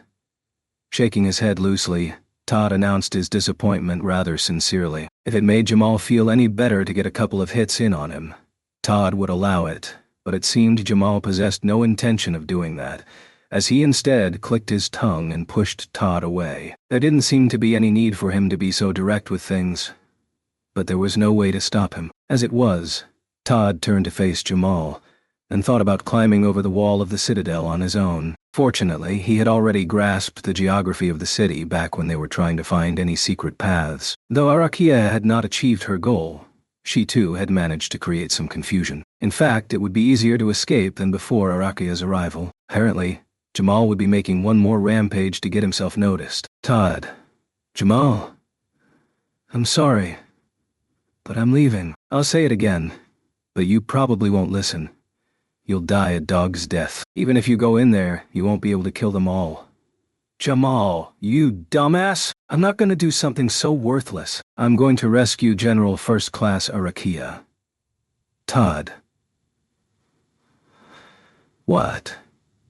He had expected meaningless sentimentality, however. The other had blurted out some unexpected words instead. Todd stopped in his tracks and stared at Jamal's face, from whom slurred out a, "What?" Jamal. Did you really think I was going to charge in with the resolve to die? Todd. Yes, I did. I thought you wanted to die like a dog. Jamal, cut the crap. I'm taking advantage of your clever thinking. But I've got a brain to think for myself too. I can tell the difference between what I can and can't do. Jamal seriously surprised Todd with his unexpected statement. There were some accomplishments to be seen in his wartime experience, but other than that, he was so direct and unsophisticated that Todd thought him to be a man unknowing of what thinking was supposed to be. Jamal. It can't be helped if you're a coward, I guess. Katya wasn't a good judge of character. I'm gonna rescue the General First Class. She's got a nice ass. Todd. Wait.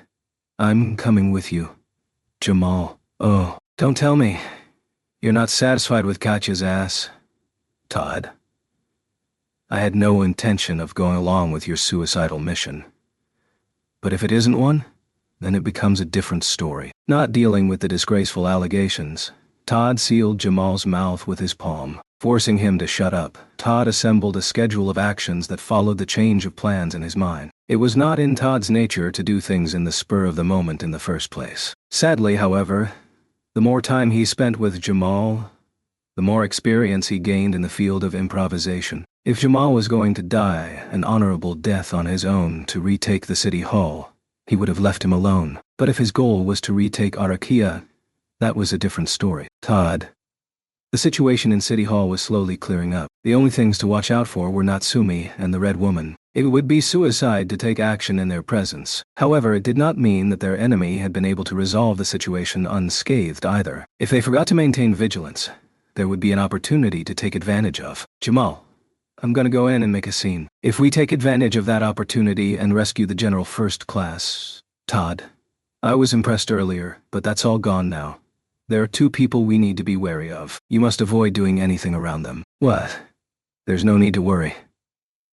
Todd's lips loosened as he looked at Jamal from the gap between his fingers, as he chided him for this barbaric distraction. He poked his white canine tooth with the tip of his tongue and smirked. Out of the corner of his eye, he saw Arakia being taken, even though she was dying. If she was not dead, there was a way to get her out.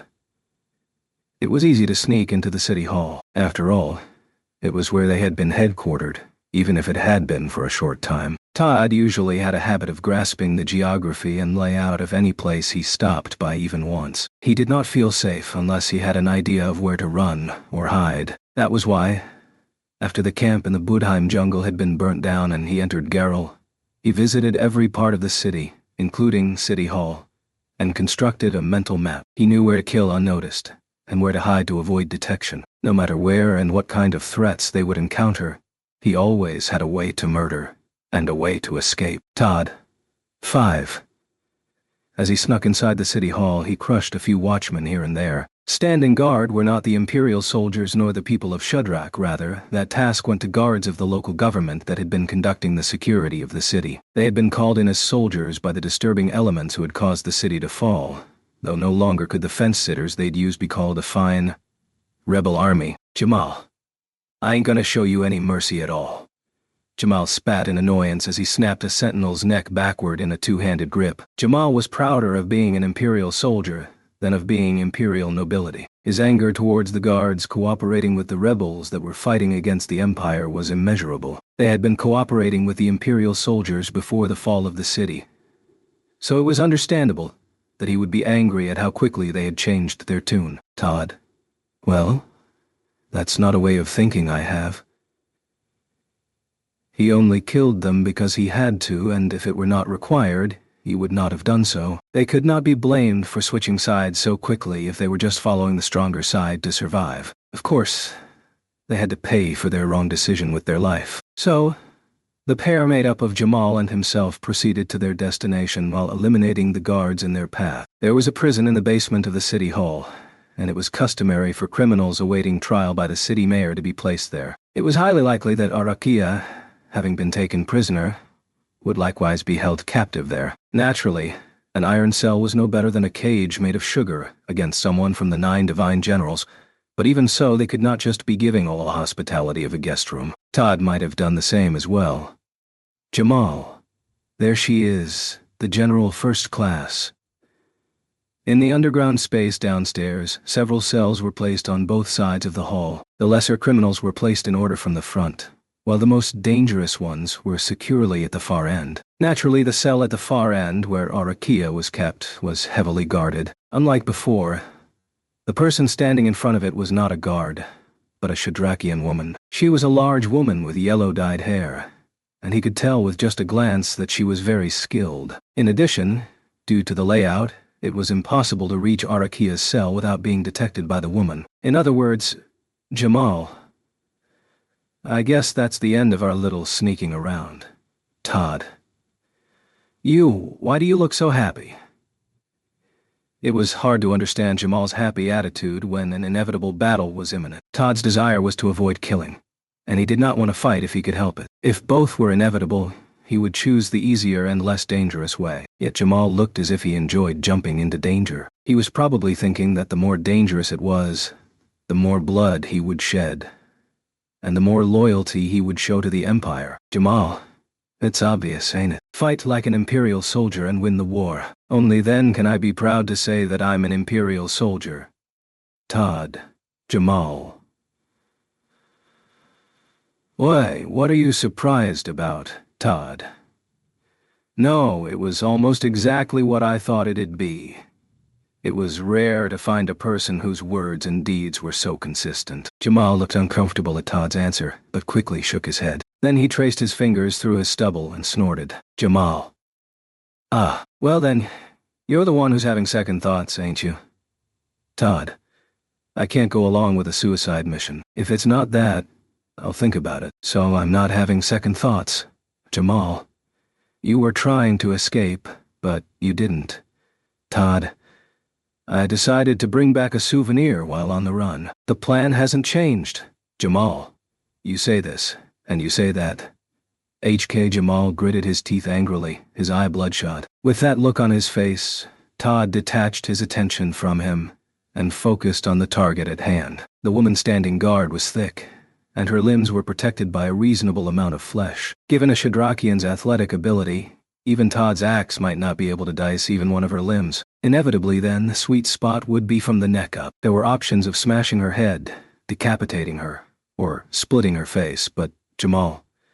This is where I come in, ain't it? With that, Jamal foolishly stepped forward. Todd wondered for a moment if he should call him off, but in the end he said nothing. In fact, the best move would be to push Jamal into action, get her attention, and then proceed from there. It would save a lot of time and trouble, and if he was willing to do it, there was no need to discourage him. Ali. Who are you? Jamal. Do I gotta answer that? You people have defiled the sword wolf of the Valatian Empire. Don't you dare think you've won in a battlefield I wasn't in. Holly. A strange guy's here, looking at Jamal, who had advanced into the hall. The Shadrachian woman held a large spear at her side. On the other hand, Jamal, who was facing her, drew his twin swords and danced with a maniacal smile on his face. Jamal had his fair share of problems, but his abilities were renowned. At the very least, as long as his opponent was a single member of the Shudrak, he would not fall short. Jamal, take this, and this, and this! Holly, you're a strong guy. The raging twin swords slashed toward the Shadrachian woman countless times, while Jamal barked in a loud voice. The woman sidestepped them with her spear handling, but she was on the defensive. She must be someone with a certain level of skill, to keep an eye on Arakia. However, it seemed she had not expected anyone to show up to retake their prisoner as soon as she was placed in confinement. Additionally, the lack of reliable troops was also a critical flaw for the rebels. Todd. Nevertheless, they're not useful assets at the moment. Moistening his lips with his tongue, Todd leapt out from behind Jamal and jumped straight toward the cell, passing by the two of them as they fiercely clashed weapons, sparks flying. Holly. His comrade. Kaya? Jamal, do you have time to look around? With the assistance of an unusually witty Jamal, Todd slammed his axe into the lock of the cell with all his might. There was no time to look for the key. He could not destroy the cell, but he could at least break the lock. There was a dull sound and a stiff response as the tip of the axe cracked loudly. But instead, the lock of the cell broke with a flourish, and Todd jumped in past the creaking door. Todd. General First Class Arakia. Inside the cell, a girl lay face down upon a simple bed. Even if they belonged to the same Imperial Army, a mere soldier would not have many opportunities to meet a general. Even General Third Class was a commander of an army. A General Second Class, let alone a General First Class, would be something from above the clouds. Therefore, this was the first time that Todd had seen one of the Generals First Class, one of the 9 divine generals, up close. Arakia. The reason why the unconscious Arakia was lying on her face was because of the slash she had sustained on her back, covered with a painful scar which had been scorched shut on top of that. The wound had been cauterized at the same time it had been received, becoming a horrible scar. If she had not been injured by a scorching blade, she would not have gotten this kind of wound. Todd. That red woman, what did she? That woman was no ordinary person, and the power of that ornate sword she held was also extraordinary. There were no further details, and Arakia did not answer when called. So Todd had no choice but to pick up Arakia's body, then running straight out of the cell. Todd. I got her. Jamal, let's go. Holly. I'm not going to let you... Ouch. Jamal. That's why. Looking away again. Don't you dare. Knee. HK. The Shadrachian woman's mind was momentarily distracted as Arakia was taken away. In a moment, Jamal jumped at the woman like a flash with his twin swords. She immediately held her large spear vertically to prevent it, but the impact ripped the spear from the woman's grasp, and Jamal's backward kick pierced her unguarded torso as he sprung up. The woman let out a small scream as her body slammed into the wall of the prison. Her head hit the ground with force, and she fell motionlessly limp. Looking over at her, Todd was about to order Jamal to finish her, but Todd. Hey? There's a commotion upstairs. Did they find the body of the guard? Jamal. Teach. We can't stay around. The General First Class is... Todd. She's unconscious, but not dead. That should be enough. Answering Jamal's question in a straightforward manner, Todd ran out of the dungeon. Jamal, who was ahead of him, was in charge of clearing the way for Todd, who easily overtook him. Who in the world? Wah. Jamal. Out of the way, you dim-witted bastards. The guard who looked into the basement was blown away by a slash, and Todd ran through the city hall behind Jamal as they became increasingly alert. Unfortunately, he did not have the leisure of caring for Arakia's body as he carried her. If she was one of the 9 divine generals, her body would probably be strong enough. He just had to trust his endurance and run. Jamal. We're outside. Where are we going? Todd, main gates closed. Follow me. Stitching their way through the dark and tumultuous night of the city, Todd jumped into the back alleys with Jamal. He made full use of the narrow streets and side roads to mislead the enemies tracking their whereabouts. The battle had just ended, the chaos was still raging, and there were at least 300 identically dressed Imperial soldiers in the city. It would be difficult to tell them apart. All that was left was Todd. HK. The moment he heard the sound of wind, a blade swung right behind Todd. He turned around, and there stuck just right below his feet was a single, thick, large arrow. Someone had cut it down. It had been aimed at Todd, carrying insane momentum, and Jamal had been the one to swiftly deal with it. That had been a precise shot, aimed at the two who were running and hiding in the city. It was, beyond the shadow of doubt, the same archer who had shot Todd in the torso a few days prior.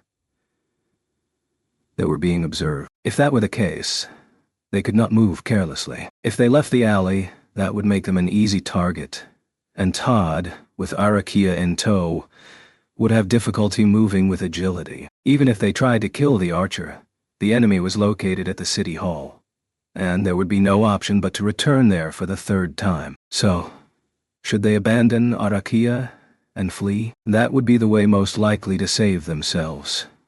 But if that was the case, they would not know what they were risking their lives for to begin with. In light of the current situation, he searched for an optimal way to take action, and the one that would yield the most results was Todd.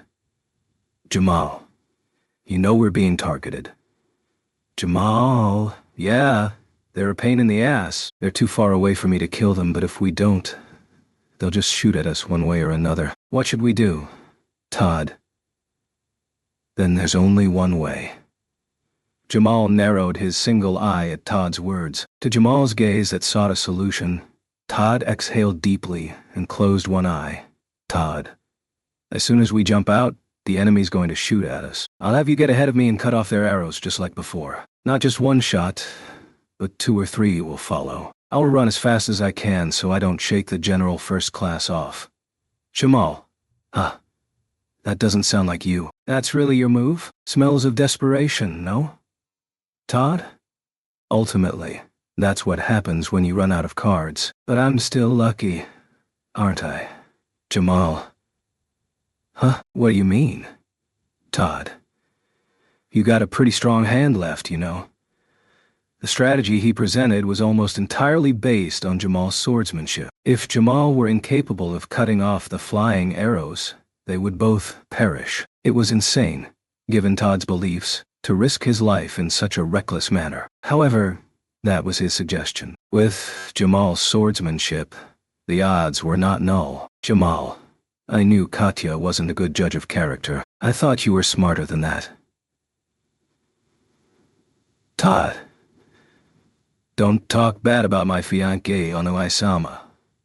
Todd replied to Jamal, scratching his head, his cheeks twisted. Hearing this, Jamal let out a short ha, and then gripped the hilts of his twin swords once again. Then, turning his imposing back to Todd, Jamal, 8, I'm in. Sometimes a stupid bet ain't so bad. Todd, if I wasn't here, you'd probably be making all those types of bets. Jamal, shut the hell up. Shut up and stay behind my back. Jamal's spirits quietly rose as they exchanged hateful words. Watching his back, Todd tightened his hold on Arakia's body. Todd, Jamal, when you get out of the alley, run straight. After that, when you get to the end, take the right road. That should give you enough time to catch your breath. Hearing these instructions, Jamal pondered on them in his head, slowly closed his eye, then reopened it as he stepped forward. Jamal. HK. As soon as he stepped out of the alley, a single arrow, clad in a gale, pierced toward Jamal. Jamal responded to it with amazing reflexes, and cut it off with a clash of his twin swords. The impact bounced onto Jamal's wrist, and his clenched teeth chattered as he laughed like a rabid dog. The sensation of blood burning, heart leaping, and life boiling overtook Jamal. His extreme concentration made the world retard, and he felt as if he could feel every drop of sweat that ran down his skin, every grain of sand that flew around, and even the existence of air that should have been invisible. Jamal. Ha! One after another, a storm of arrows poured down like a deluge, stepping on the ground, swinging his sword as if dancing, slicing the arrows and striking them down. What ensued was a sword dance.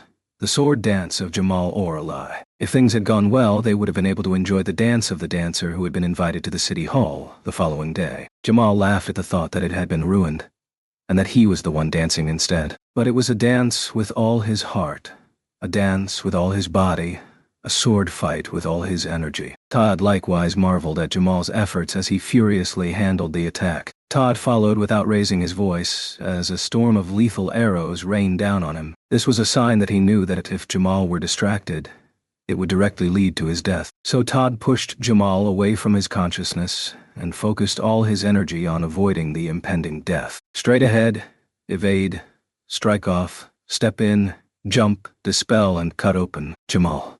End of the core. HK.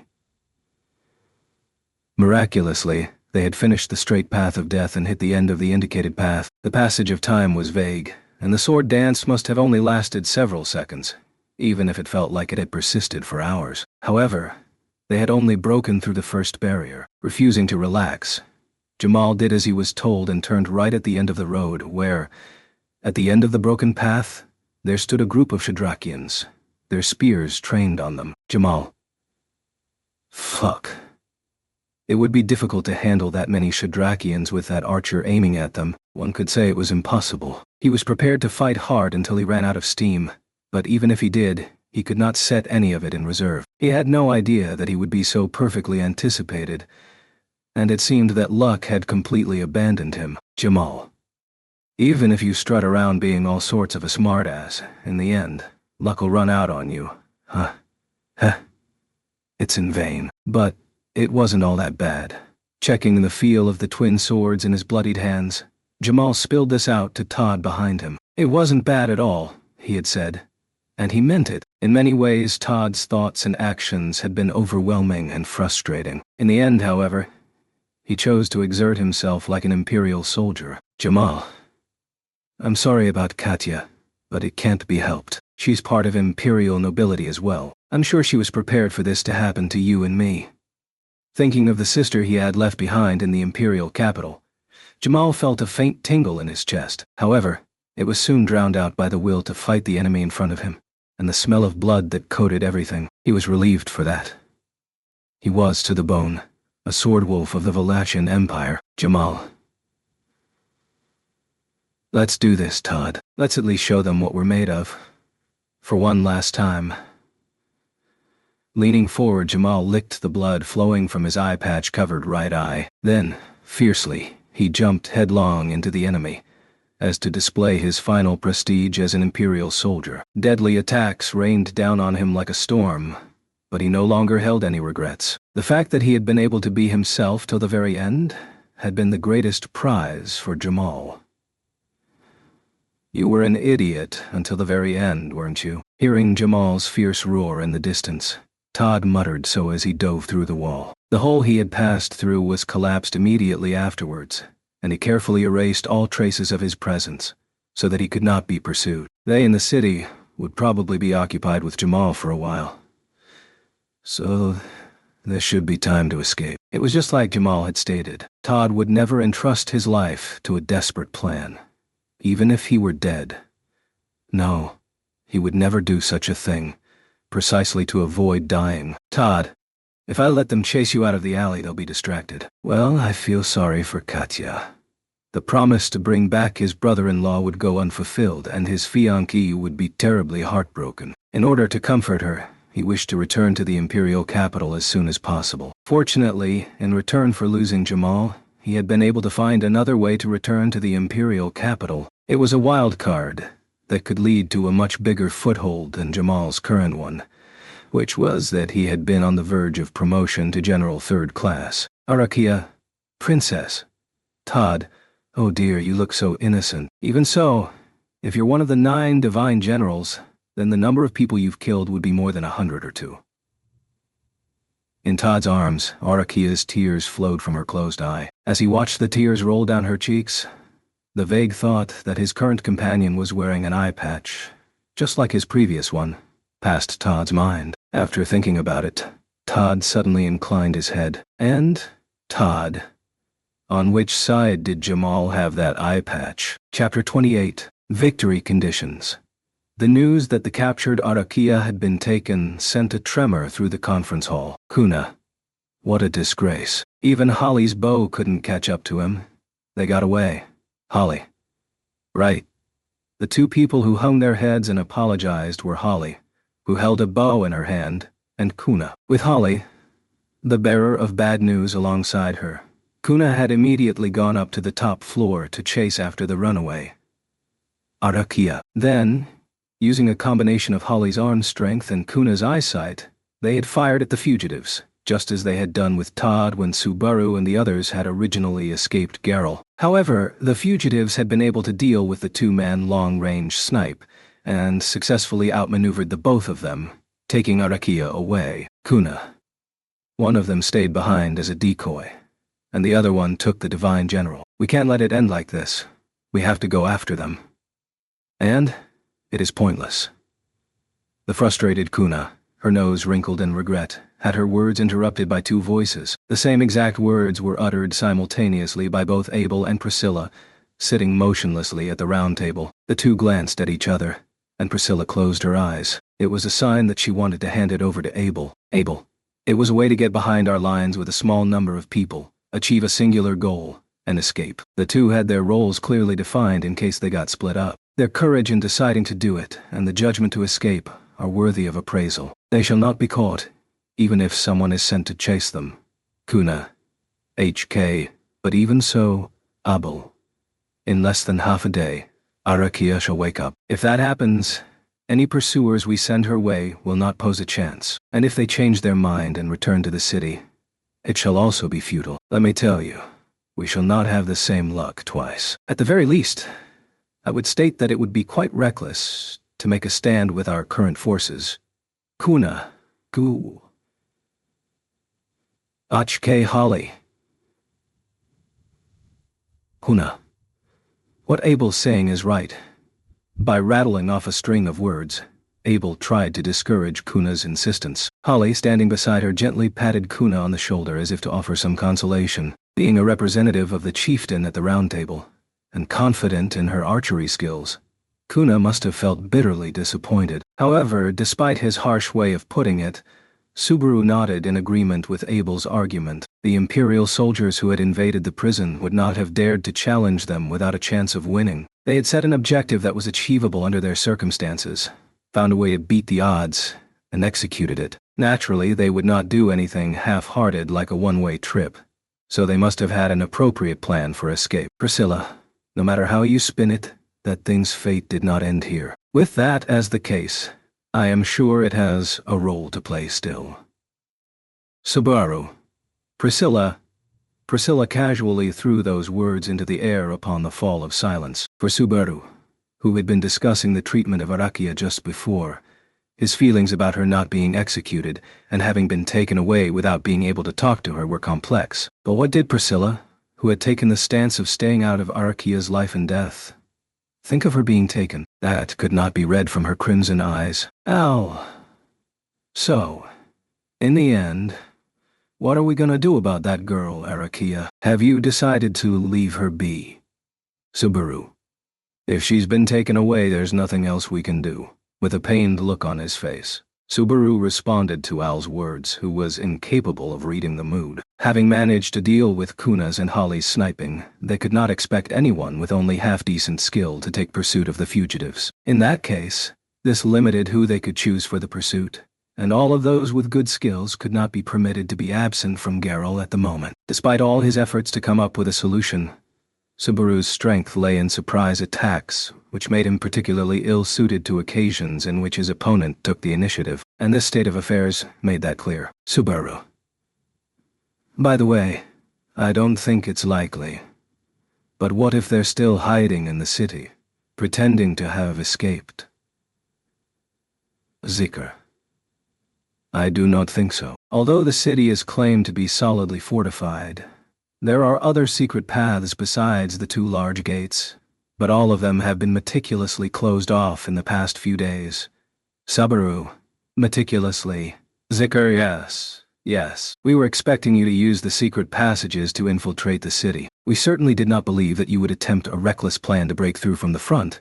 He had been caught flat-footed, but Zikr responded calmly without a trace of displeasure. As the commander-in-chief of the fortress city, it was a matter of course to be wary of any secret pathways. However, the defensive stance taken under Zikr's leadership lent a tailwind to the soldiers who had taken Arakia and fled. Zikr, perhaps the soldiers who took the general first class were part of the search party for the secret paths. As Abel Dano said, they are not amongst those who would take up a challenge without a prospect of victory. That being the case, I wonder if they were able to do it because they knew there was a way out. Subaru, isn't it possible to find the location of the paths you eliminated on a map? Zikr, it would be possible to make a map, but not right now. The city has fallen and the soldiers are very shaken. This chaos will not settle any time soon. Subaru, if only this were a game, it'd be that easy. Were this an act in a video game, once one got the commander of the defeated enemy to join their side, and the subordinate units would likewise ally themselves. However, reality was not a game. In a game, soldiers were represented by numbers, but each of them had a life of their own here. After mulling it over for a while, Subaru? Holly-san, are you injured? Holly? Are you worried about me? Natsumi is so kind.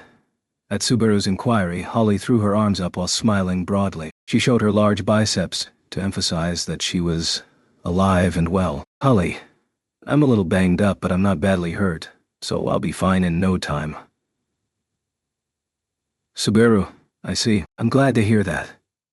But when Subaru fumbled his words and dropped his gaze, Holly put a puzzled look on her face. Noticing Subaru's inner thoughts, Kuna scratched her head with an "Ah." Then, Kuna. Some of the guards we had standing inside the building have been killed. They were all dead, so we couldn't do anything. Subaru. Some? Tell me how many. Kuna. 7 men. When asked the exact number of casualties, Kuna, even though hesitant, answered 7. The number of casualties stabbed deeply into Subaru's heart. On the top floor, Rem had been making a great deal of continuous effort to treat the Imperial soldiers and Shadrakians who had gotten injured in Arakia's attack, and they had not received any reports of deaths. They had not received those, but Subaru, how's this a bloodless siege? Brushing up his long black wig, Subaru let out a heartbreaking breath. The bloodless siege, which he had undertaken with such vigor, and which he had said he would accomplish, was supposed to succeed in bringing about the fall of Geralt without loss of life, yet instead it had resulted in many deaths. His promise had been broken. Even if he were accused of being a liar, he would not be able to retort. Even if no one accused Subaru of lying, Subaru would condemn himself as one despite that, because he was the biggest liar here. A bloodless siege? Overhearing Subaru's mutterings, a voice repeated to themselves as if reflecting on those words. It was Priscilla, leaning on the round table, resting her cheek on her hand. In an unusual expression, she had slightly raised her well-shaped eyebrow and studied Subaru. With that expression on her face, Priscilla prefaced her statement with a single word. You, Priscilla, I thought I heard a very foolish thing. Did you really believe that you could bring down an entire city without shedding blood, in the middle of this war, without an overwhelming military force?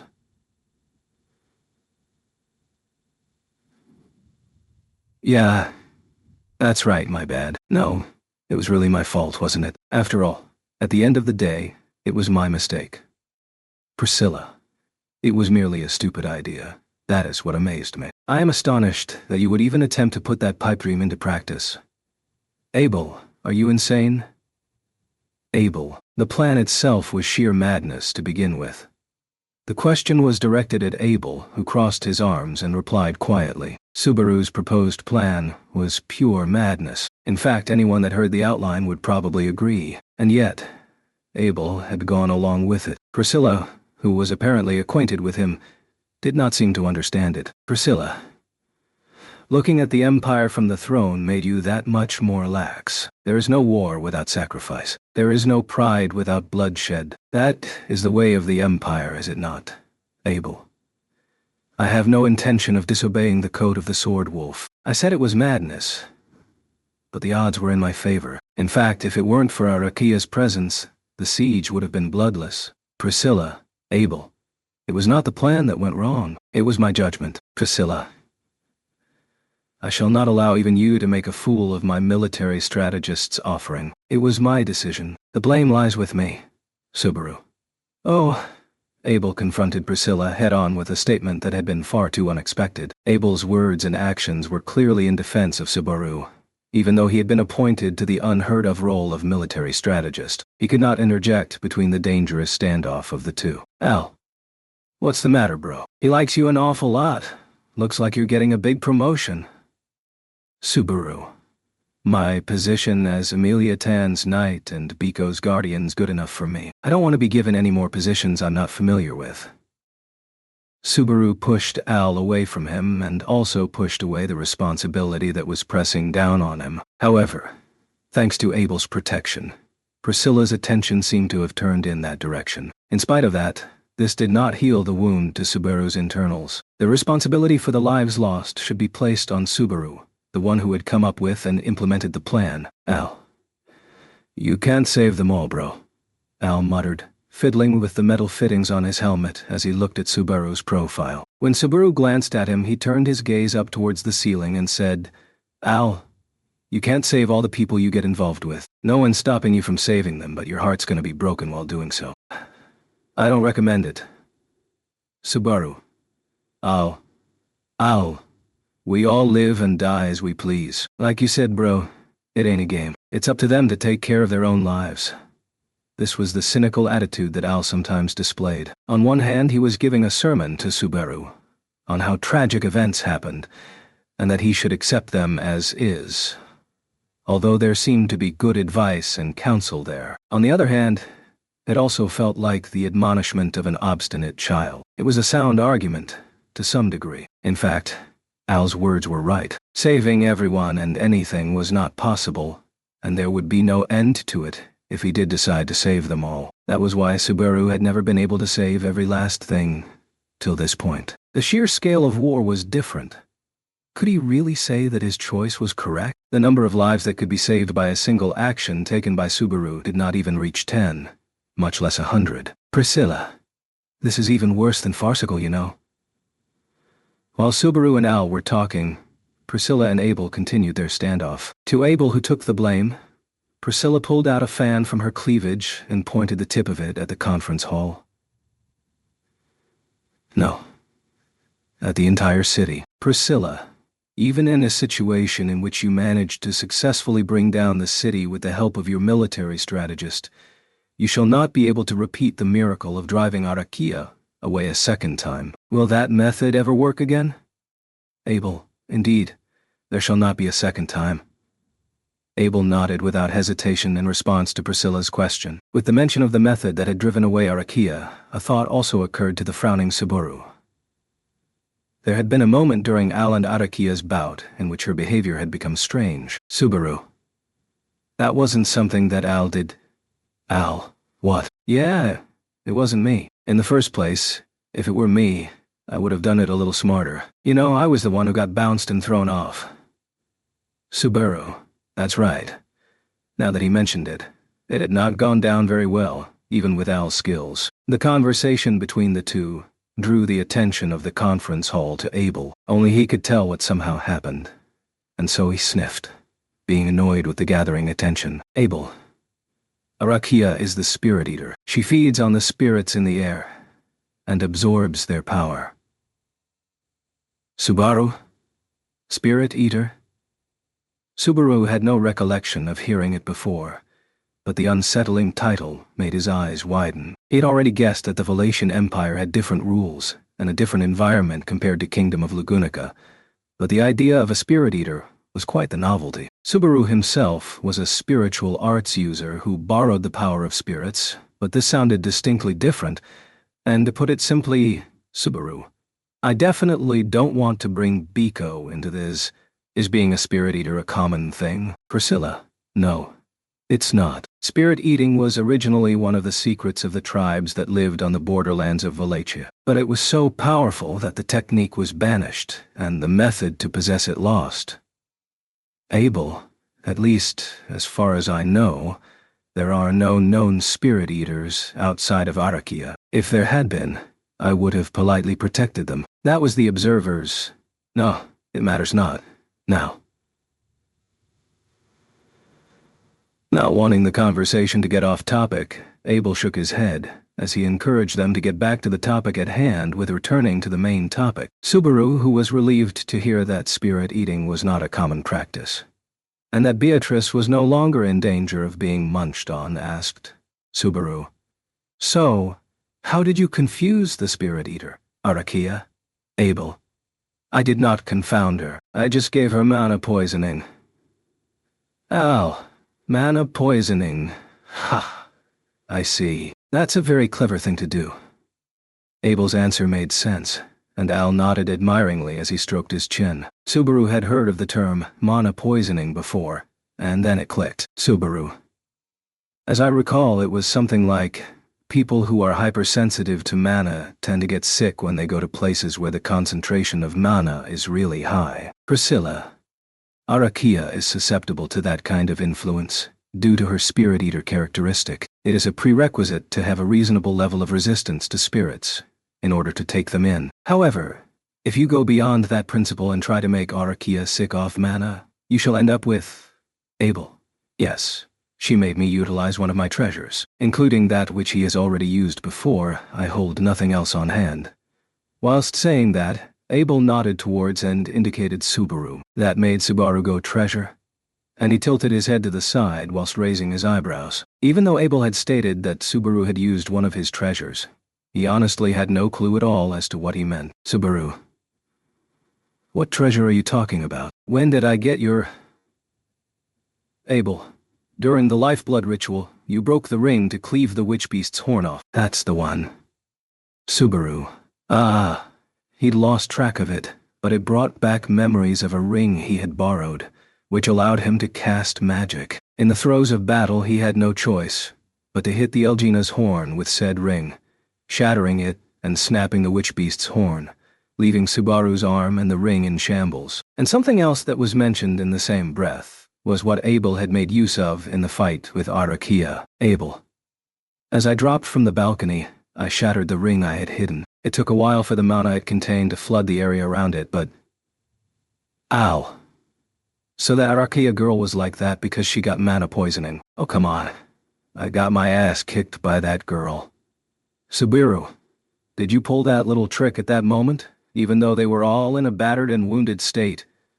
Subaru tipped his hat off to Abel's unwillingness to give up, that he was still searching for a way to win even though he was being cornered by the second strongest ranking general in the Empire, was admirable. Subaru's resilience was quite good, but his intelligence was so far removed from Abel's that he could not get over the difference between a bad move and a desperate counterattack. In any case, Subaru, isn't this an original plan prepared specifically for Arakia? It's very bold of you to prepare such a plan when you didn't know she would be going against you. Abel, the more people one keeps close, the more one must prepare for the time of their betrayal.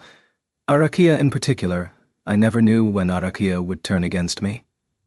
Priscilla, however, you only get one chance to use your wiles. It is not easy to procure enough magic stones to give a person mana poisoning. It shall be essential to secure a decent fighting force before the next time around. But, having declared that much, Priscilla cut off her words meaningfully. Covering her mouth with her fan, Priscilla narrowed her crimson eyes at Abel. With a somewhat probing, testing look in her eyes, she let out a small breath and, Priscilla, adding the people of Shudrak to your ranks was expected. However, it is difficult to see how you could be foolish enough to adopt a naive military strategist's plan for a bloodless siege of the fortress city. Abel. Priscilla. At this rate, I shall never be able to advise my collaborators to support you. Subaru? Collaborators. Subaru was astonished by Priscilla, who had said it in a matter-of-fact and natural way. It was not just Subaru who was surprised, but everyone in the conference hall except Abel and Al. Aside from Priscilla's companion, Al, it seemed unreasonable that Abel was also not surprised, but Subaru opted to not mention it. Subaru, wait, this is going all over the place. Collaborators. In the first place, I don't understand your position. I heard that you came to help Abel, but... Priscilla, I am not here to lend aid. Do not listen seriously to the ramblings of my clown. Subaru, I get it. I don't care if you've come to help Abel or not. That's not the point. What I want to hear is your ultimate goal. As they heard, the immediate sub-goal was to have some dialogue with Abel. However, what Subaru desired to know was why Priscilla, why her, Al, and possibly the other collaborators they had brought alongside them, were in the Wallachian Empire to begin with. On top of that, it would be best if he knew whether they were willing to side with Abel or not. Subaru, answer me. Honestly, I and everyone else here aren't sure what to think of you. Priscilla, that is hubris at its finest. I do not care what you plebeians think of me. I shall do what I wish to do. After all, Subaru, the world is made to suit you, isn't it? Priscilla gave a snort at Subaru's tracing of her philosophy, which was familiar to his ears. Then, noticing the increased number and sharpness of the glances directed at her, Priscilla shut one eye. Priscilla, mine aim is to restore the Emperor to the throne he was ousted from. If I do not, I shall be receiving a constant stream of annoying visitors. Abel, it goes without mentioning that those assassins were not dispatched by me. Priscilla, I did not even suspect it. Henceforth, I took the trouble to arrive here. Or, it would be more accurate to say that I had my wings carry me.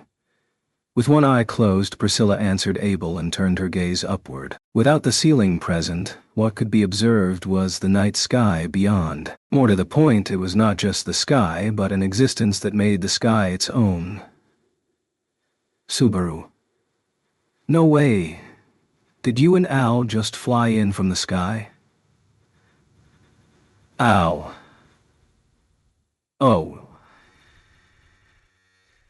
It's like a Flying Dragon Express service. To be honest, I thought it'd be the end of the world when the princess jumped off by herself. I certainly couldn't follow, so I couldn't get down until it lowered itself a bit. Subaru, a flying dragon. The water dragons in Pristella scared the hell out of me. In addition to the water dragon, which was a fantasy creature aside than the ground dragon, the existence of flying dragons surfaced. From what he had heard, flying dragons were extremely ferocious and required specialized skills to be tamed. Since their tamers capable of that were not numerous, being able to ride a flying dragon in the first place was a rare thing. Subaru. In other words, the person who can provide a flying dragon express delivery is a collaborator of Priscilla's? Priscilla, do not perform lowly deeds such as picking apart people's words. In your case, your lowliness outweighs your cleverness. Polish up your pretty face. You are still capable of looking good if you fix your makeup. Subaru, if I fix my makeup now, I'd definitely be a crazy person, right? Now that she mentioned it, the fact that he had not been able to shed his womanly attire thus far might be regarded as a problem, but the people present here could read the atmosphere, so they did not touch the issue. Anyway, he was getting way off track again, however. Subaru, if the goal is to get Abel back on the throne, does that mean we can cooperate with each other? Priscilla, in truth, I cannot give you a straightforward assent. I have not forgotten my earlier words. If he does not possess the qualities of an emperor, there will be no point in bringing him back. Abel. Abel glared at Priscilla, his gaze sharpened as he was questioned about his own qualities as an emperor to his face. What Priscilla saw as a concern was the bloodless siege proposed by Subaru and approved by Abel, not so much the failure to carry it out, but rather the problem of the idea to begin with. As per the way of Wallachia, navette could be fatal. In fact, lives had been lost because Subaru's endgame had been naive. Her disapproval was irrefutable. However, Abel, I shall reclaim the throne. No matter what anyone says, that much is certain. Priscilla, no matter what you may state, that much remains indisputable. With Subaru having fallen silent, Abel took his place and made a strong declaration. It was the same, or perhaps an even more passionate declaration, than the one he had made upon revealing his true identity and divulging that he would take back this country in front of Subaru. Priscilla, hearing Abel's resolve, the expressions on the faces of those in the conference hall shifted. Kuna and Holly had the will to continue fighting as the people of Shudrak, while Zikr bowed his head as if he were in the presence of something divine. Al turned to Priscilla to see her reaction, while Priscilla's eyes narrowed as she continued to assert herself, undaunted. Priscilla, your spirit is undiminished, but reality is not. In fact, you have been forced to abandon your throne. Abel, Priscilla, the circumstances are already apparent. The question is, who set it in motion? Whose plan was it? Abel, I am certain it was Prime Minister Burstedt's who brought it all to fruition. Abel answered Priscilla's question with a hint of hostility in his dark eyes. The Prime Minister's position was at the top of the state government, as it was closely associated with the Emperor. If the pinnacle of the armed forces were a general, or the head of a knightly order, then the Prime Minister may be said to be the pinnacle of civil services. In any case, it could be said that being second in command made it easy to carry out betrayal. Priscilla, that old tree, how dare he waste what he got from Lamia? Abel, of course I had foreseen his rebellious intentions and prepared accordingly, but... Abel broke off there and exhaled quietly. It was a reaction that was very much unlike him. The first time he had displayed anything close to fragility. As Emperor, he had never wavered, even when forced to leave his position, but this was the first time he had shown a faint weakness. The cause of this weakness was not the Prime Minister's betrayal.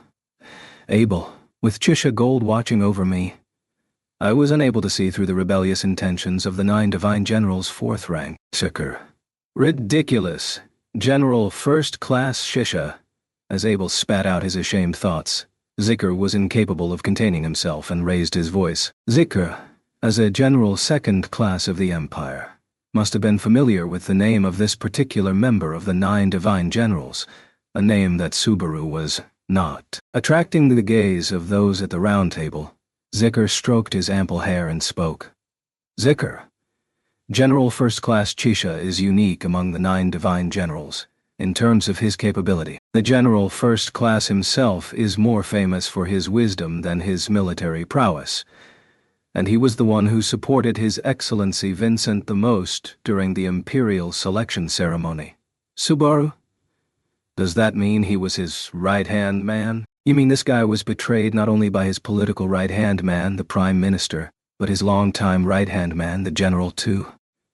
Abel, do not utter those words again. My right arm is still attached to my right shoulder. Subaru, when you say that now, it just sounds like you're just trying to be tough. Listening to Zikr's explanation, Subaru was surprised by Abel's popularity, which was unexpectedly lacking. However, keeping the Valatian Empire's radical ideology in mind, an emperor who was deemed insufficiently powerful would immediately be rebelled against, so perhaps these situations were not all that rare. Subaru, is it common for emperors to run for cover in this country? Abel, since I've been on the throne, there have only been 2 times in which I was pursued, at least formally. But you've got a record. Abel, nonsense. It was the kingdom's royal guard who dragged me around in that previous venture. If you want to complain, you can take it up with them.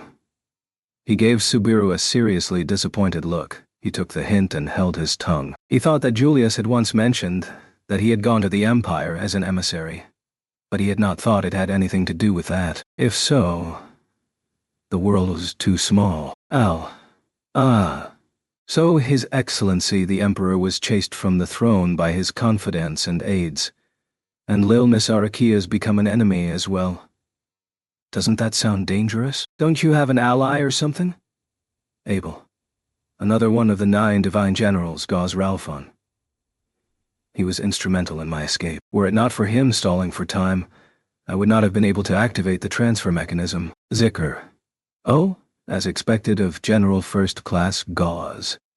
Abel. However, if the 9 divine generals, other than Chisha and Arakia, have turned against me, I do not know how Gauze alone could have survived. It is far more likely that he was killed. The existence of any divine general who had risked their lives to protect Abel was a hope, albeit a very fleeting one. However, Zikr with a no shook his head. Zikr, if I may be so bold, I have not received any news of the death of General First Class Gauze. Whether he perished in battle or from illness, the death of a man of General First Class Gauze's status cannot be hidden for long. But then there remains the possibility that he is being held captive. Zikr, perhaps. No. Surely, for a warrior of the caliber of General First Class Gauze, that is likely the case. At Abel's words, Zikr bowed reverently. If he had earned this kind of respect from Zikr, then this Gauze must be a very reliable man. Or maybe a woman, contrary to the stern name, Priscilla. With the Prime Minister and the 9 divine generals as foes, the Empire is very much a place of certain death. Priscilla, who had finished listening to the conversation before interjecting uselessly, muttered that. In agreement with her words, Subaru raised his hand and... Subaru. Hey, I know it's a tad late, but what if Abel comes forward as the Emperor? That way the people who were quietly running the government in the imperial capital can be branded as rebels and traitors. Al, unfortunately, it's impossible to expect an angry populace and soldiers to kill the administration's coup d'etat before the battle even starts, bro. Subaru. I wasn't thinking something that crazy, but why not, Abel? Because this is the Valachian Empire, where the powerful are respected. Subaru's suggestion was rejected, and Al's words were supplemented by Abel's. The Emperor, removed from his throne, folded his arms, his shapely eyebrows slightly furrowed. Abel. If I come forward and announce my intention to reclaim the imperial capital myself, I would be welcomed. But that does signify that they shall support me. What was taken from you, you must take back yourself. That is how it is. Subaru, not only goods and lands, but also the Emperor's throne. Abel, there are no exceptions, therefore. I know what must be done. Subaru, who was attempting to wrap his head around the situation, was surprised by Abel's words. Just when he thought he was at a loss, Abel's answer was rather the opposite. He stood up and slowly put his hands on the round table. And... Abel. General Second Class Zikr. The map. Zikr. Yes, right away. When told to do so, Zikr sent instructions to the imperial soldiers waiting in the corner of the room. They immediately peeled off the map hanging on the wall of the conference hall and moved to spread it out atop the round table. It was a world map showing, well, the entire world, including Wallachia. Abel, here we are, in the east, at the fortress city of Garl, and the imperial capital of Lupugana, which must be reclaimed, is roughly in the center of the empire. Subaru, Wallachia is pretty big. The map showed Subaru the size of the country, which he had not been aware of till now. The Valachian Empire, which occupied the southern portion of the world map, was the largest when compared to the other countries. The Budheim jungle, which had posed so much trouble for Subaru and the others to get through, was merely a small geographic area from the perspective of the whole of Wallachia. Abel. Each city in the empire is controlled by its own mayor or lord. As is the case with Garl, each of these cities possesses its own autonomous military force, and shall not hesitate to fight in case of an emergency. We shall add these to our forces and secure the strength required to retake the imperial capital. Subaru. I get this is a conquering pattern of kingship in a simulation. Abel, you seem to be displeased. Subaru. Of course. It was an enormous undertaking just for Garl. I don't think it's going to keep working out this way. Pointing to the map, Subaru had managed to keep up with Abel as he explained. He could manage to keep up with him, but this was a matter of logic, not emotion. As stated earlier, this was not a game. There was no way that a method that held water when it came to simulation RPGs and things of the sort would be easily applied in actual reality. Abel's opinion seemed to be quite optimistic. Nevertheless, Abel, there is a way to dispel your concerns. Rather, there are essential conditions that must be met in order to do what I must. Subaru, essential conditions. Abel, by securing divine generals.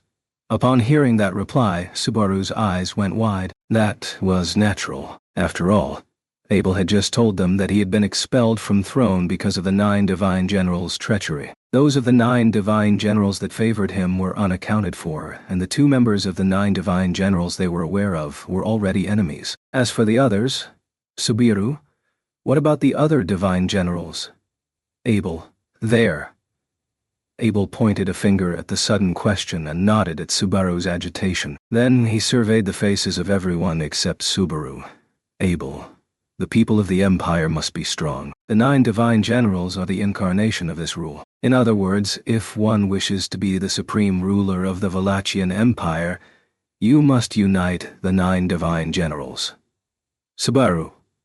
So, in other words, after Abel's words, Subaru's eyes widened as he realized what was to follow. Abel's cheeks twisted at Subaru's reaction as he smiled belligerently. And then, Abel, the Blue Lightning, Cecilus Segment Tog, the Spirit Eater, Arakia, the Vicious Old Man, Old Bart Dunkelken, the White Spider, Chishagold, the Lion Knight, Gosralfon, the Master of Enchanted Items, Groovy Gumlet Dot, the Flamboyant, Yorna Mishigur, the Steelman, Moguro Hagane, the Flying Dragon General, Madeline Eshart, Subaru, Abel.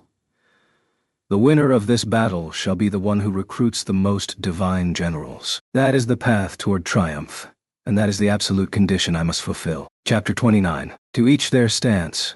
Securing the 9 divine generals.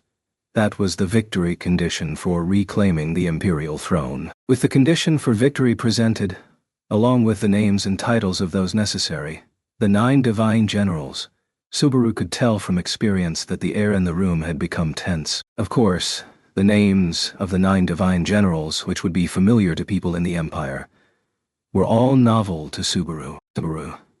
If this were a manga or an anime, it would have been an exciting development to see all the names of the generals revealed at once. However, as this was something that was actually happening to him, the development was one he could not be openly pleased about. As Abel mentioned the name and corresponding title of each of the 9 divine generals, Subaru could imagine how troublesome each one of them would be, with each of them sounding effective in how they were talked up. As Arakia's nickname, Spirit Eater, corresponded with a special trait of hers, Subaru could imagine that the others' aliases were somewhat related to their abilities or fighting methods. Subaru. The only ones whose names give me a clear image of their abilities would be the Master of Enchanted Items and the Flying Dragon General. The 2 names he pointed out were probably both derived from the way they fought and the tools they used. The other nicknames were probably inspired by their appearance or anecdotes of their exploits. In China's Romance of the 3 Kingdoms and the Water Margin both, characters would often take on aliases for such reasons. Come to think of it, one could say that those stories were also about taking a country. Unfortunately, Subaru was not very familiar with them, having only a cursory knowledge of their contents. Subaru. This is no time to be spacing out. Well, I've heard that securing the 9 divine generals is the condition for victory, but there are some things I want to ask you. Abel, what? Is there any room for doubt? Abel raised one eyebrow and placed his hand on top of the map on the table as Subaru recovered from his initial shock. If he thought that he had explained everything with that, he would be the ultimate example of a clever man short of words. Compared to the other people here, Zikr and the others, not to mention the people of Shudrak, Subaru had far less information about the Wallachian Empire. Subaru. So there's clearly room for me to doubt. If you keep skipping explanations because you yourself know what you're talking about, the people around you won't know what you're thinking about exactly. Abel, I shall take that as advice and ignore it. State your question. Subaru, keep that ignoring bit to yourself. Subaru sighed as Abel crossed his arms and responded arrogantly. Then, having resigned himself to the attention gathering around him, he said, "Ready?" as he held up 4 fingers on one hand and 5 fingers on the other. Subaru. There are 9 divine generals, but thankfully that's an odd number, so it's easy to understand that it comes down to a battle of numbers. But the ones who favor us are unaccounted for. And, right now, Arakia and this Chishigai are most definitely enemies. We're already way outnumbered. They supposedly needed to secure no less than 5, but their enemy already held 2 of the 9 divine generals under them. In addition, it was unclear whether the person who had aided Abel, Gaz, was alive or dead, so there was a high chance that one of the cards they could play had been permanently removed from play. Subaru. The situation becomes bleaker by the minute. It's good that the victory condition's clear, but is it actually realistic to persuade 5 of the 9 divine generals? Al? Hey, bro. Hey, bro. I think you're still underestimating the Emperor too much. I said it earlier, but he's already won the Imperial selection ceremony. They can't just flat out refuse his request to talk, as long as they don't turn him away at the front door, Priscilla. Then we shall get the opportunity to behead those who oppose us at the same time. Subaru, we need to get them on our side. Al's remarks, posing as an attempt to dissolve Subaru's doubts, were incinerated by the extreme comment of his mistress, of all people. They were talking about how to get the 9 divine generals on their side, but devising a way to kill the 9 divine generals who would not be on their side would be putting carriage before the ground dragon. Abel, but the clown in the iron helmet there is correct. In fact, if I state I want to meet them, there would be no general who would refuse. The problem is what happens after we meet. Al. Is the clown in the iron helmet me? Subaru. There's no one else with an iron helmet. If you have a problem with him treating you like a clown, you can start with a petition to Priscilla.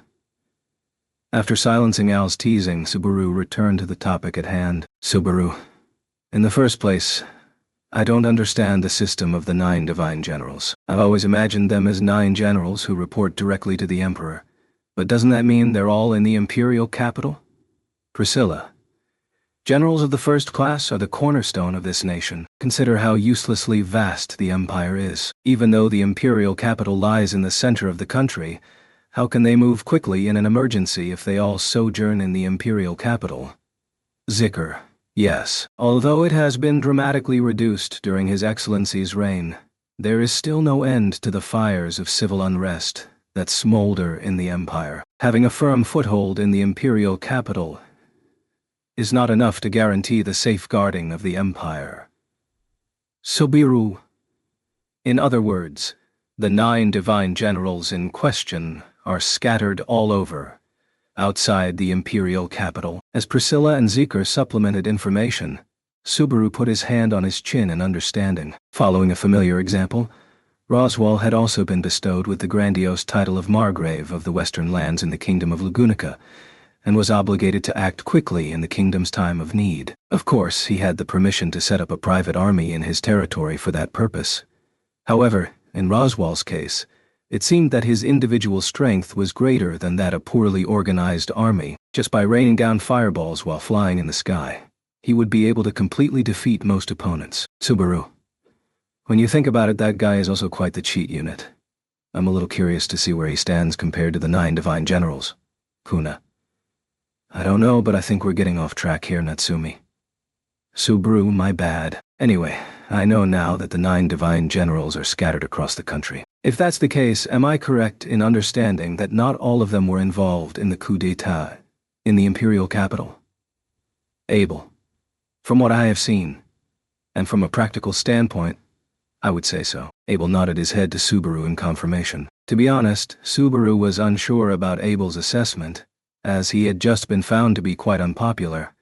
But the fact that no one around him had pointed it out suggested that it was something that could be accepted for the time being. Anyway, the good news was that not all the 9 divine generals had become enemies. The victory condition that the more 9 divine generals they secured, the more likely they were to win this battle, made sense. Other than that, if there was one thing that Subaru had doubts about, it was Subaru.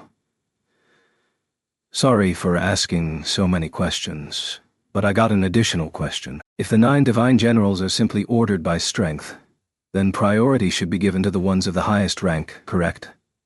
Abel. Yes, that perception is correct. Subaru. Then the one strong enough to be on par with Reinhardt is Cecilus, right? It's common sense that we go for that person. Wouldn't he be enough? One among the 4 strongest human beings, those who had made a name for themselves in the 4 great countries. If Cecilus, who had been mentioned to be amongst these 4, was a person considered to be on par with Reinhardt, then it would be very much as if the outcome of the battle would be decided by that person alone. In fact, that Reinhardt could win even if he fought everyone in the kingdom was an extraordinary expectation, and view that had sprouted in Subaru. So, naturally, he held such sort of presupposition for Silas, who was Reinhardt's equal. However, Abel, it is true that if we secure that person, all the problems of our strength shall be solved in one move. Subaru, if that's the case, why do you look so bitter? Frowning, Abel's expression was poor as he answered Subaru's question. While Subaru's expectations did not seem to be far off, there was no improvement on his gloomy expression. Abel revealed the reason for this with a small exhale. Abel, the reason why securing the 9 divine generals is a condition for victory is because generals and soldiers alike shall follow their military orders. The more 9 divine generals one possesses under their banner, the more troops shall join your forces. Do you understand, Subaru?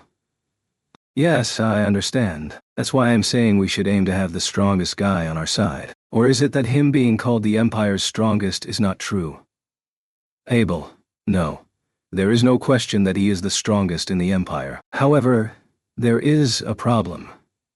Subaru. A problem. Abel. He is not very popular. Subaru stopped thinking for a while due to the words that had been uttered in pent-up frustration. The words he was told slowly penetrated his brain, as he wondered what the problem was. Lack of popularity. That information was digested correctly. Subaru, should you be saying that? Abel. It is factual. His rank is that of the first, amongst the generals of the first class of the Empire, but he holds no authority. Even if I were to give him the power, he would be incapable of doing anything with it. The only thing he can do is to cut people down. Subaru. You can't put someone like that in the of Army General, position L. Easy, easy. Calm down, bro. That's just the way of the Empire, you know. With that criticism of Silas being spoken by Abel, Subaru was held back by Al. With his one arm around Subaru, Al tilted his head to look at Abel and said, Al, actually, you've given him nothing but the title of first. Maybe you should have tried giving him the authority he deserves for his position. Maybe he's been taken advantage of by someone who was sweet-talking him, you know? Abel, of course, that person being utilized by anyone other than me is not within my wishes. If there was such a danger, I would have disposed of him earlier.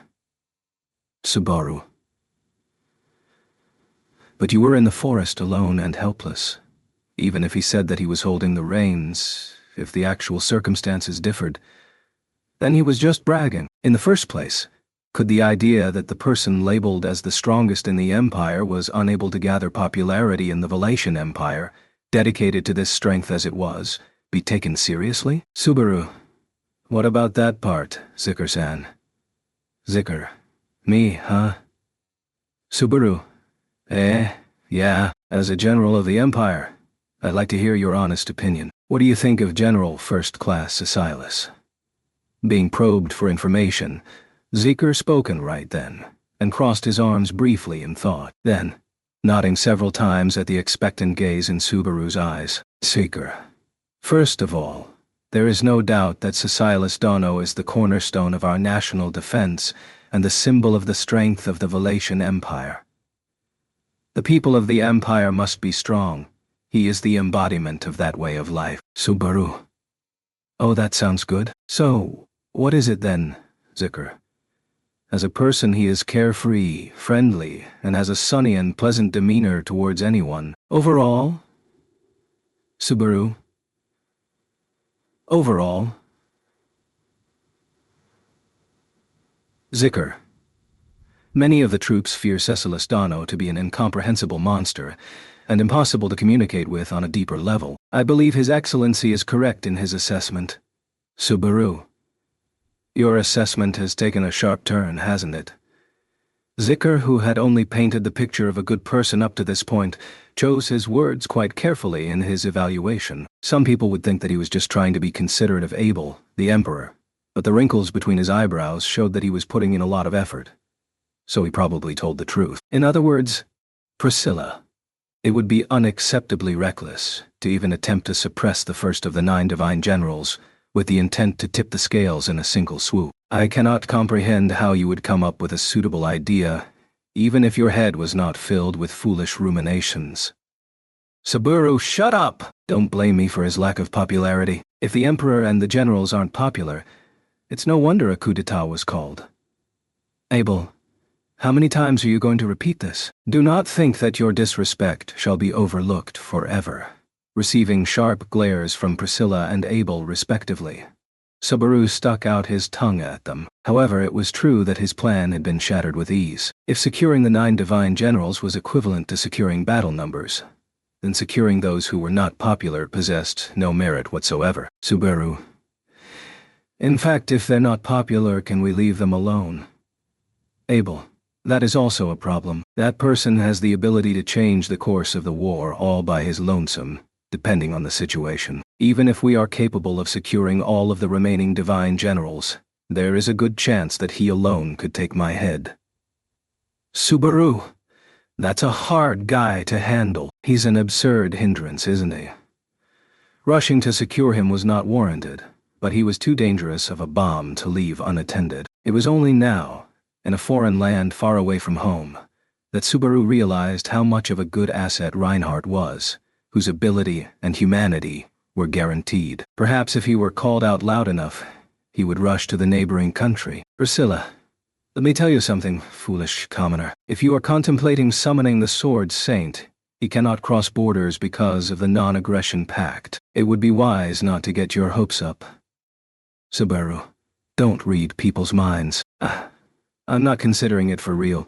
Relying on them only when I'm in trouble isn't the proper way to treat a friend. If used for convenience, just because he could call upon him and have him rush to his side, it would not really be something he could call a friendship. If a situation were to become really, really bad, he would not be able to say the same. However, till that moment arrived, Subaru was resolved to keep his morals intact. Priscilla.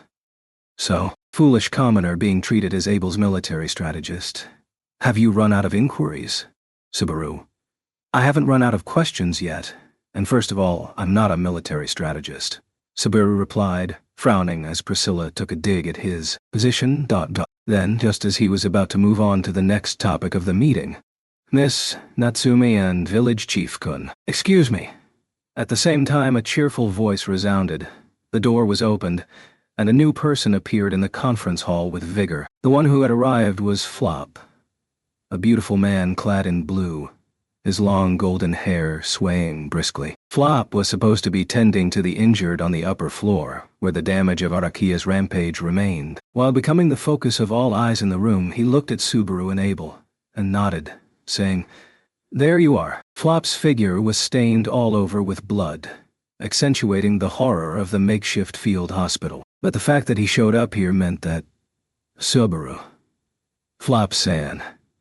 How's everyone's treatment? Flop. We just wrap things up for now. From the looks of it, you're in the mood for Husband Kun instead of Miss Natsumi. If so, I'll revert to calling you Husband Kun. Subaru. Well, either is fine. But, yeah, things are getting wrapped up. While receiving Flop's rather oblique words of consideration, Subaru reflected with simultaneous relief and anxiety upon hearing that the healing process had come to a close. The relief was simply because of the fact that the aid of the injured had finished. The anxiety was more for the fact that he would hear of the results from the healing mission. The goal of the bloodless siege had already failed. 7 guards had fallen victim in Arakia's extraction. The only question now was whether any of the wounded would join them. Flop. There have been no deaths, Husband Kun. Subaru. Flop, it was a tough situation for all of us though, but I think it was thanks to the efforts of wife San and niece Chan, the promptness of Miss Tarita and Miss Utakata as well. Of course, my sister and I had to work hard too. Having read his inner feelings from Subaru's complexion, Flop gave him the answer first. Flop boasted about his contributions while pointing at himself, looking rather manly. The answer he had given was concise, so Subaru needed only the time of a heartbeat to digest the information. However, after his understanding deepened a heartbeat later, a great big sigh escaped him. Subaru. No deaths. HK. Flop. Yeah, it's a sign that everyone did their best to stay alive. As for me, if it weren't for my sister protecting me, I would have hit my head and died. Ha ha ha, I'm no match for my sister, Subaru. Yeah, that's true. I'm no match for Medium San either. Flop laughed vivaciously while in front of him, whereas Subaru cast his eyes downward and shook his shoulders. Without exaggeration, without jesting, he was completely of the same opinion. If Medium, or anyone else for that matter, were not present there, this report would never have been heard. There were lives that had been lost, but there were also lives that had not been lost. The emotions that brought to his heart were great. Abel, merchant, what happened to that practitioner of the healing arts? Despite Subaru's excitement, Abel forced himself into the conversation with an indifferent tone. Practitioner of the healing arts. Subaru raised an eyebrow at the unfamiliar sound, and Flop put his finger to his lips. Practitioner, he murmured as he gave it some consideration. Flop, is that? You're talking about husband Kun's wife, San. Abel, who else is there? Did you believe there was anyone else in that place who could cast healing magic besides that girl? Flop? No, I can't think of anyone else. Just Abel? Just? Flop. I think you should try to say things in a way that makes people like you better, Village Chief Kun. Even when you call out to them, things will go much more smoothly if you're conscious of being friendly. Abel raised one eyebrow in response to the incredibly direct, cheerful protest in front of him. The statement that Flop had made was a dignified one, but it was quite a harrowing statement to listen to from the bylines and frankness. Naturally, to have Ram referred to in a way that reduced her to just her capabilities did not sit well with Subaru. Al, that impression does not sound very convincing after those disrespectful words from just now, bro. Subaru. Considering how far we've come, I got the right to say that much. Flop-san does too then, right? Al, dunno, but I'm dying to hear about your adventures, bro. It was too turbulent a story to tell, but that was a topic to be delved into some other time. Regardless of how Abel had put it, Rem's safety was Subaru's top priority. Of course, he had confirmed with his own eyes that she held no noticeable trauma. Subaru, did she do anything like work too hard and collapse? Flop, don't worry about that, husband Kun. Of course, all that hard work's taken its toll on her, but it's nothing that can't be remedied with some rest. It's really wonderful that you have the hard-working wife San by your side. Subaru, I see. Well, that's good. Stroking his chest in relief, Subaru was glad to hear Flop's guarantee. The situation was what it was. Even though he had to rely on RM, he was frankly afraid that she would try too hard. What Subaru said mattered not. Were it within her capabilities, Rem would not listen to him. Al. Wife-san. Al muttered quietly beside Subaru, who had patted his chest in relief. He put a hand to the chin of his steel helmet and cocked his head. Puzzled Al. I don't think I saw her up above, but did the girl from Bro's group come here too? Subaru, the girl from my group? You mean Amelia Tan? No, she didn't come here. How reassuring it would be to have her here. On the other hand, I don't think I would want her to be here. Amelia's gentle nature and the Valatian Empire's way of being were probably like water and oil. Although there was also a chance that Amelia, who tended to be someone who acted before thinking, would find the imperial approach more comfortable. The cruelty of the Empire itself went much further than that. Amelia was not suited for the Empire. Al, a wife other than your girl, huh? Subaru. Just to tell you, we're passing it off as a matter of convenience. To tell you the truth, she's a girl I've decided to treat with that much care. I'll bring her home, no matter what. Al. Subaru explained to Al, who mumbled in a low tone with his hand on his chin. As long as they were also in the Empire, it was impossible for strange rumors to spread from Al's mouth. But he did not want Al to get the wrong idea. He did not want his resolve to get rained on. Priscilla. That delicate-looking man, the one they call Merchant. Are you one of Abel's subordinates? Flop. No, I'm not his subordinate. My sister and I are in a position of cooperating with husband Kun and village chief Kun. Well, I guess it's appropriate to call him my newest friend. Priscilla. Oh, a friend, huh? Priscilla, exchanging words with Flop, loosened her lips at his answer. Hiding her loosened lips with her fan, Priscilla sent a meaningful look in Abel's direction. Priscilla. I did not know you were hard at work making friends. It seems the throne of the Emperor of Valachia has become such that it can easily be vacated. Abel. Cease the sarcasm. I do not recall being friends with that man. Flop. What are you talking about, village chief Kun? We've gone through the verge of death together in women's clothing. Abel. If you give death the slip alongside someone, you become friends immediately? If that is the case, then every single Imperial soldier is my friend, and the one who has been on the verge of death closest to me is my enemy. The perfect rebuttal, making use of his own position, made Flop hold his tongue upon receiving it. However, it was a double-edged sword that did not leave Abel unscathed either. Subaru. Anyway, Flop-san brought us some good news. I'd like to talk about some more good news as well. Abel. Wait, Subaru. What is it? It was an optimistic subject in a not-so-positive meeting. Interrupting Subaru's attempt to spur him on, Abel cocked his chin at Flop. Subaru's gaze was guided by that movement, and he also looked over at Flop. Subaru. Flop-san? Indeed, the reason why Abel pointed at him was because he had noticed the change in Flop's facial expression. Flop had not lost his bright, cheerful expression, yet in his eyes, which had always carried a cheerfulness as dazzling as the sun, there was a faint hint of hesitation and melancholy. Abel. If you are a merchant, you should be careful about how you talk about things. In that respect, I do not believe you are cut out to be a merchant. Flop. I've received quite a few of those opinions, so I have some thoughts on that matter, but I'll leave it at that for now. Husband Kun, there was something I forgot to mention earlier. Subaru. Giving a sidelong glance towards Abel and his remark, Flop fluttered his eyelashes in melancholy, then directing his eyes at Subaru. His well-groomed face and the wistfulness in it made Subaru's heart tighten. He could not help but think that he did not want to hear what Flop had to say, but he had no choice but to listen. In that sense, Flop had a natural talent for making others listen to what he had to say. Were it not for this situation, Subaru would have praised him for his talent as a merchant. Despite that, however, Flop. It's not unrelated to Village Chief Kun, either. I want Miss Kuna and Miss Holly to come with us as well. Now that he was unable to stop Flop from telling him, he hated it, as if it were a cursed talent. Abel and Natsumi have come too, huh? After being called by Flop, Subaru and the others left the conference hall and went to the upper floor of the city hall, in the space that looked like a field hospital, where the wounded had been gathered.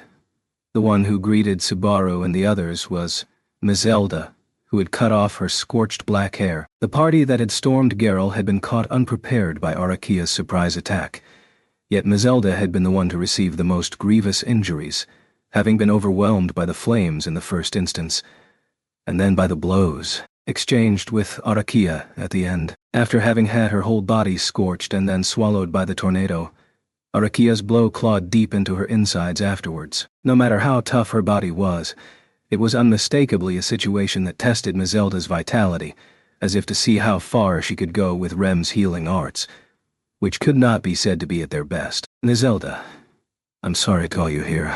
I just thought I needed to tell you as soon as possible. Subaru. Mizelda-san.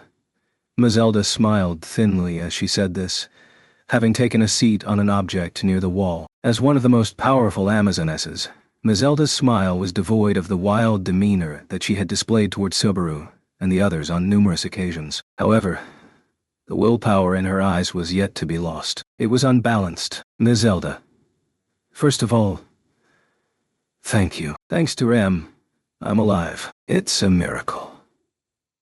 Subaru. Mizelda. You took the city as well. As Shudrak's chieftain, I'm impressed with your work. In addition, I must make a declaration for the future of this war, praising Rem's dedication and Subaru's contribution.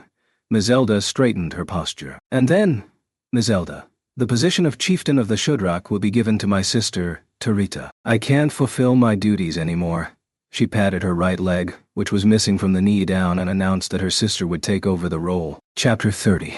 Self-proclaimed hero Natsuki Subaru, Mizelda's expression was resolute as she declared that she would give up her position as chieftain. The dominance of her wild, strong-eyed beauty had not diminished, and she was still exactly the same as when they had first seen her. Through thick and thin, the impression of her being a strong woman remained the same, and with that notion still present, having lost her right leg, Mizelda had decided to step down from her position as chieftain. Everyone, the ones surrounding Mizelda, were the ones who harbored a deep sense of regret. The people of Shudrak, those who had witnessed Mizelda's, their chieftain's, strength from up close, would not be able to discard their bitterness and sense of loss that easily. Kuna's lack of expression was intensified by her usual coldness, next to Holly, whose usual relaxed state was replaced with a somber expression. A teary-eyed Utakata bit her lip and cast her head down, while all the remaining Shudrakians, too, displayed gloomy expressions on their faces. However,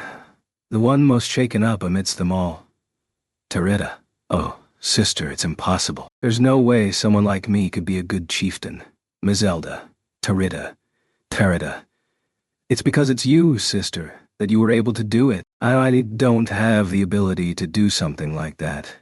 Shaking her head in disagreement, Terita frantically pleaded that she, Mizelda's younger sister, who had personally been nominated to be the next chieftain, respected and practically worshipped her elder sister, was easy to imagine, based off of every single one her daily words and actions. For that reason precisely, Terita was in denial, unable to accept the fact that Mizelda had lost her leg. She appeared even more upset than Mizelda herself was. It's because of my inadequacy."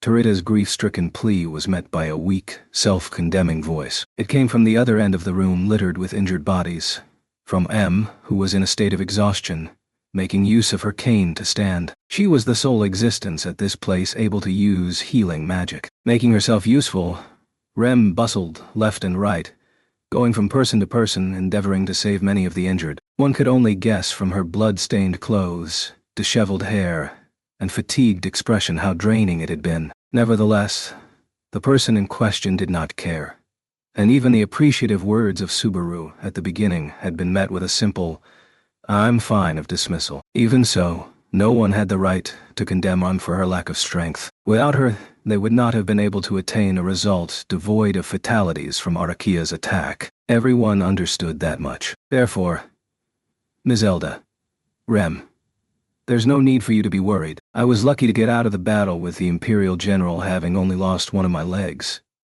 No, it's because I had your help. Rem, Mizelda-san, that may be true, but Mizelda, I'm grateful to you. I have nothing more to say. Rem was blocked from speaking any further, as Mizelda repeated her gratitude. Louis, her long blonde hair in disarray, snuggled up beside the silent Rem. As the former gently picked at the hem of the latter's dress, Rem quietly lowered her gaze, placing her hand on Louis's shoulder. The remorse and helplessness that Rem was feeling was painfully obvious to Subaru. But the dark-haired handsome man stepped forward faster than Subaru could say anything. Abel. Mizelda, you have no intention to change your mind, do you? Abel's question as he stepped forward was met with a nod from Mizelda, who sat on an object. As she felt the surface of her amputated, bandaged leg with her fingers, she said, Mizelda. I have no intention to. The pact between the Shudrak and Emperor of Valachia will be kept. From here on out, though, you should ask Terita. Or rather, the chieftain. Abel. I understand. Mizelda, you have done a great service. Mizelda.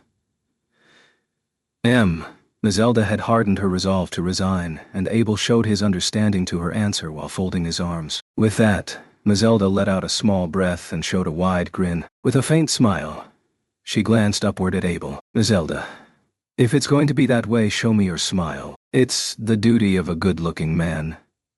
Abel. Mizelda. Good enough.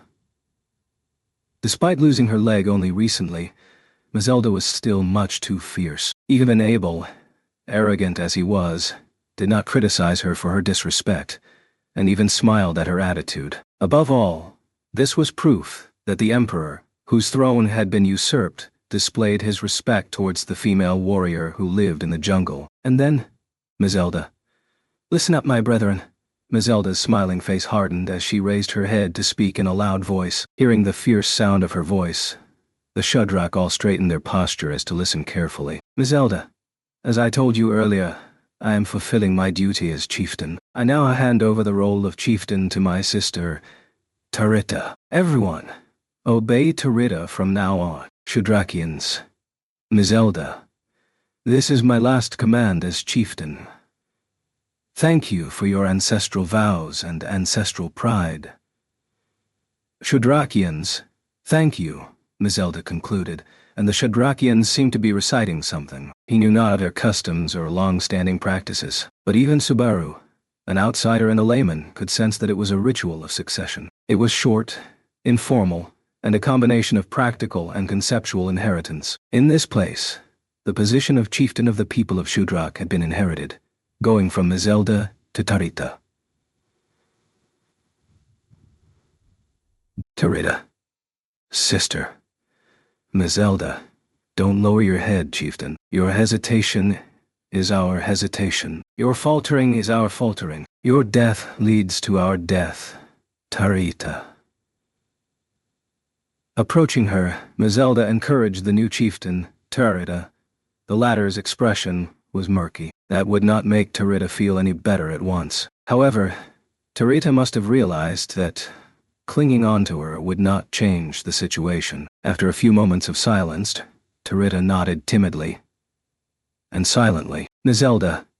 The complex emotions that flitted in Mizelda's eyes as she saw this were something that went unnoticed by Tarita as she lowered her head. And it was something that no one but her would mention. Subaru. To be honest, that was unexpected. With the chieftain's succession spiel and the damage report concluded, Subaru called out to Abel. Abel furrowed his brow at being stopped without receiving a concrete subject. Showing displeasure, he then inquired about Subaru's true intention with a "What was?" Abel? I have much to ponder. You of all people should not be bothering me. Subaru. You sure are harsh like always. It's just that I was surprised. You accepted Mizelda-san leaving the front line so readily. Abel.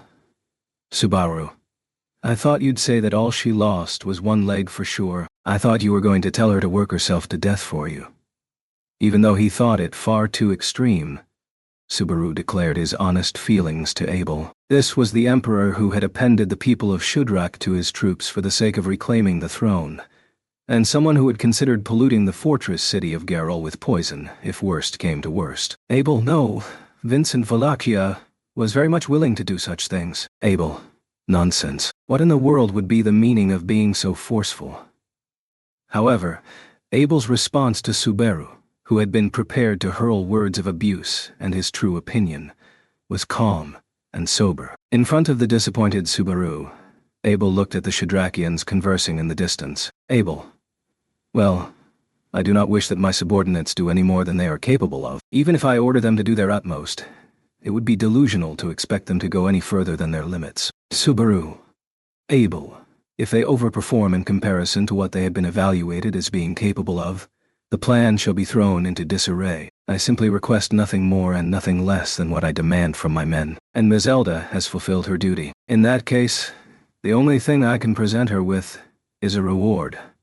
With words, motivate them. With rewards, get them to exceed their abilities. With praise, make them promise to improve next time. Subaru had always thought, with absolute certainty, that this was how powerful people subjugated their subordinates. Therefore, Abel's reply was in direct contradiction to what Subaru had in mind. He would not request labors beyond the capabilities of his subordinates. It seemed like a good environment for subordinates to work in, albeit simultaneously a lonely one as well. Abel. Goes without saying that endeavoring less than what is expected shall be met with punishment. Definite punishment or reward. You do comprehend what it signifies, right? Subaru. Then, does that mean I'm going to be punished? Abel. If you were my subordinate, that would be correct. But are you my subordinate? Staring straight ahead. Subaru's eyes widened at Abel's words. Subaru did not recall ever becoming Abel's subordinate. In his discussion with Priscilla, Abel had treated Subaru as a military strategist, but he did not have any intention of formally becoming one. Subaru, it's not that I'm not attracted to the title of military strategist, but I don't wish to be something like your subordinate. Abel. And so that is how it is. You are not my subordinate, and therefore you do not fall under the category of receiving definite punishment or reward. Subaru, thinking about it, just what are you to me? Because of their situation, they were forced to accompany each other. They did not have the relationship of a master and a servant in the first place, nor any kind of personal one. They were two people caught in a flow of obstacles, and once these obstacles were cleared, their paths would separate. That was the type of relationship they had. Calling them friends, or allies, or comrades would just be untrue. If there was something they could be classified as, it would be cross-dressing companions. Abel, some have taken the liberty of calling me a friend, but you have not. Subaru, I'm a shy guy, so I can't become your friend that easily. Given the current situation, the person who may have been able to call him a friend here would either a good person or a fraud, and Flop would be the former. Anyhow, Abel, I shall resume my conversation with Priscilla. Go do whatever else you need to do. Subaru, what I need to do, Abel. It should not be required of me to tell you that. Being diced by those almond-shaped eyes, Subaru's gaze left Abel and headed towards the corner of the room. There, he found the figure of Em sitting on the floor. He could not make out her downcast expression from a distance, but there was no doubt that leaving her alone would not do. He was somewhat annoyed that Abel had told him to do it first, though. Subaru, I don't want you to get in trouble with Priscilla and start another fight. Just be careful with how you talk to her. Abel, I am certain many would advise that you, not I, should be the one to receive those words. Hateful words were riposted with further hateful words, and Subaru parted ways with Abel, who returned to the conference hall. Nizelda's leg would change the situation of the people of Shadrach, so it would be necessary to take that into account when engaging in discussions with Priscilla. However, there was little room for Subaru in the conversation between the celestial beings, Abel and Priscilla. The priority for Subaru was to speak to the only person he could. Subaru, Rem, is now a good time? He lightly took a deep breath and calmed himself down before heading over towards Rem, sitting with her knees folded and her back against the wall. Rem slightly stirred at Subaru's words, his figure faintly reflected on her pale blue eyes. Rem? Is that you? When are you going to change your clothes? Subaru. Rem has priority over changing clothes. As soon as this conversation ends, I will change my clothes. Rem? Is that so? Well then, this conversation has ended. Please go change your clothes. Subaru. That's so crude.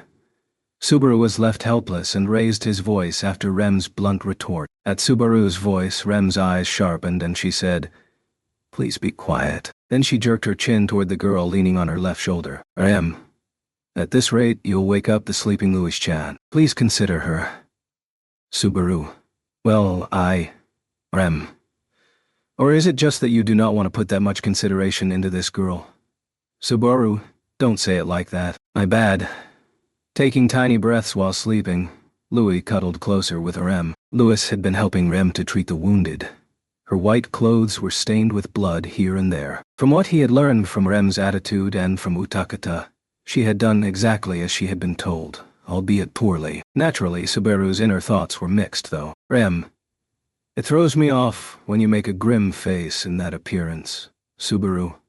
Oh yeah, my bad. My makeup's messed up. It's rather unsightly.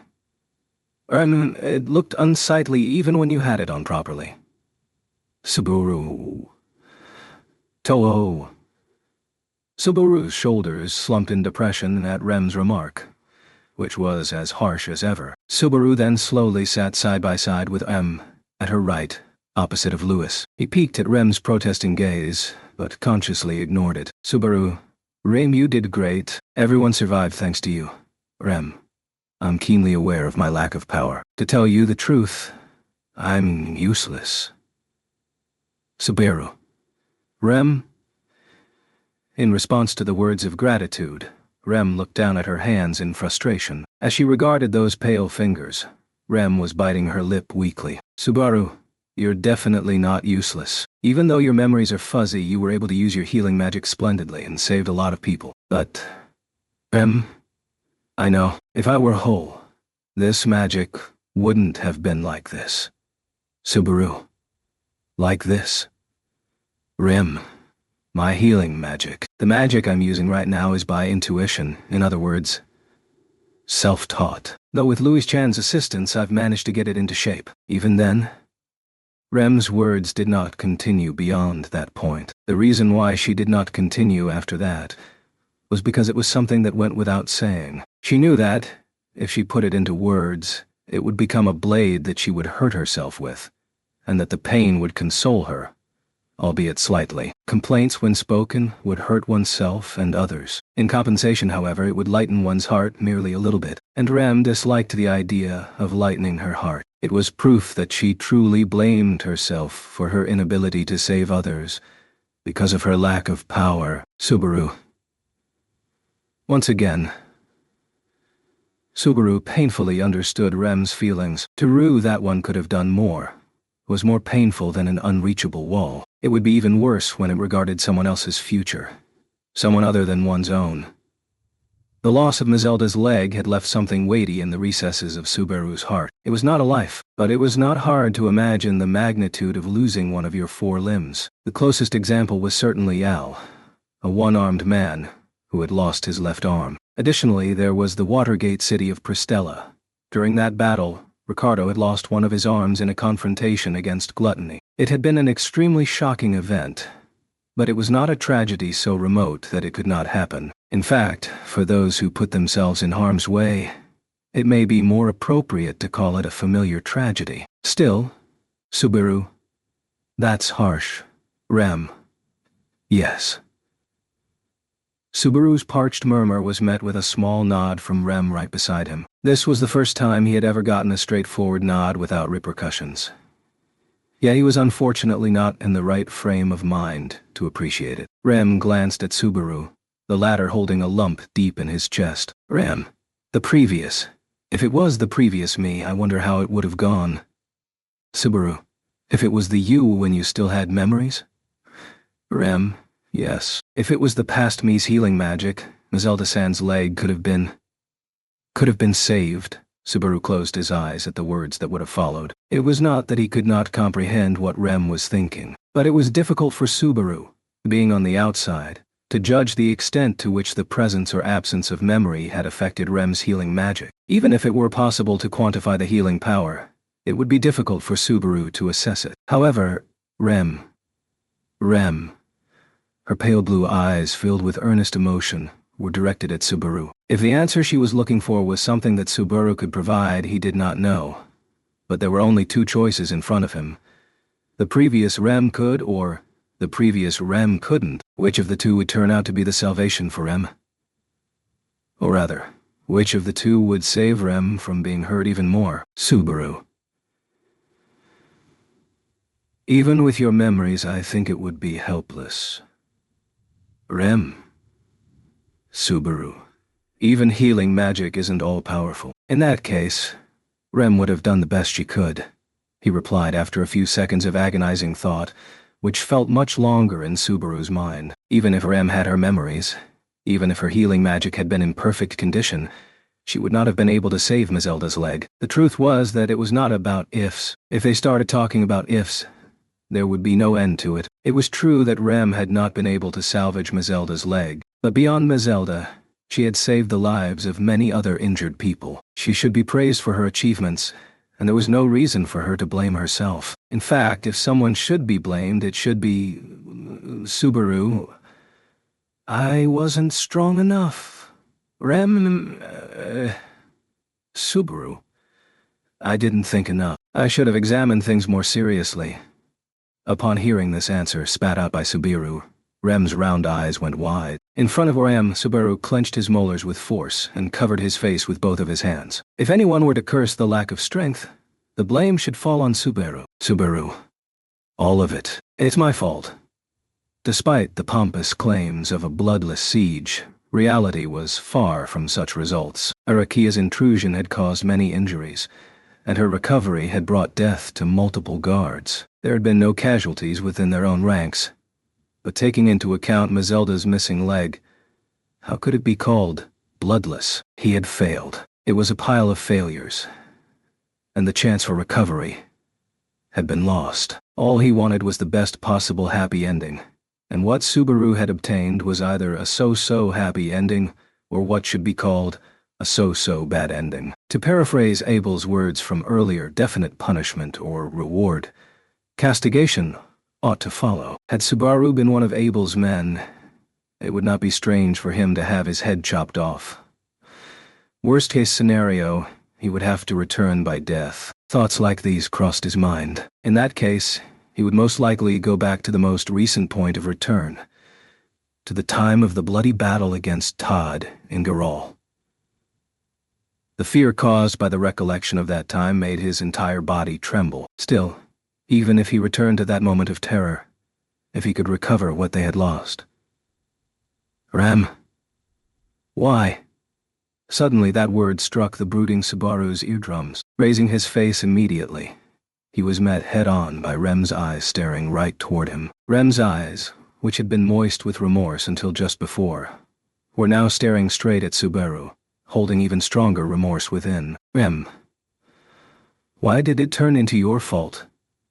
Agitated by Rem's gaze, more words were piled up upon Subaru, rendered unable to move. She extended her hand, her eyes damp, and while indicating the devastated city hall she said, Rem.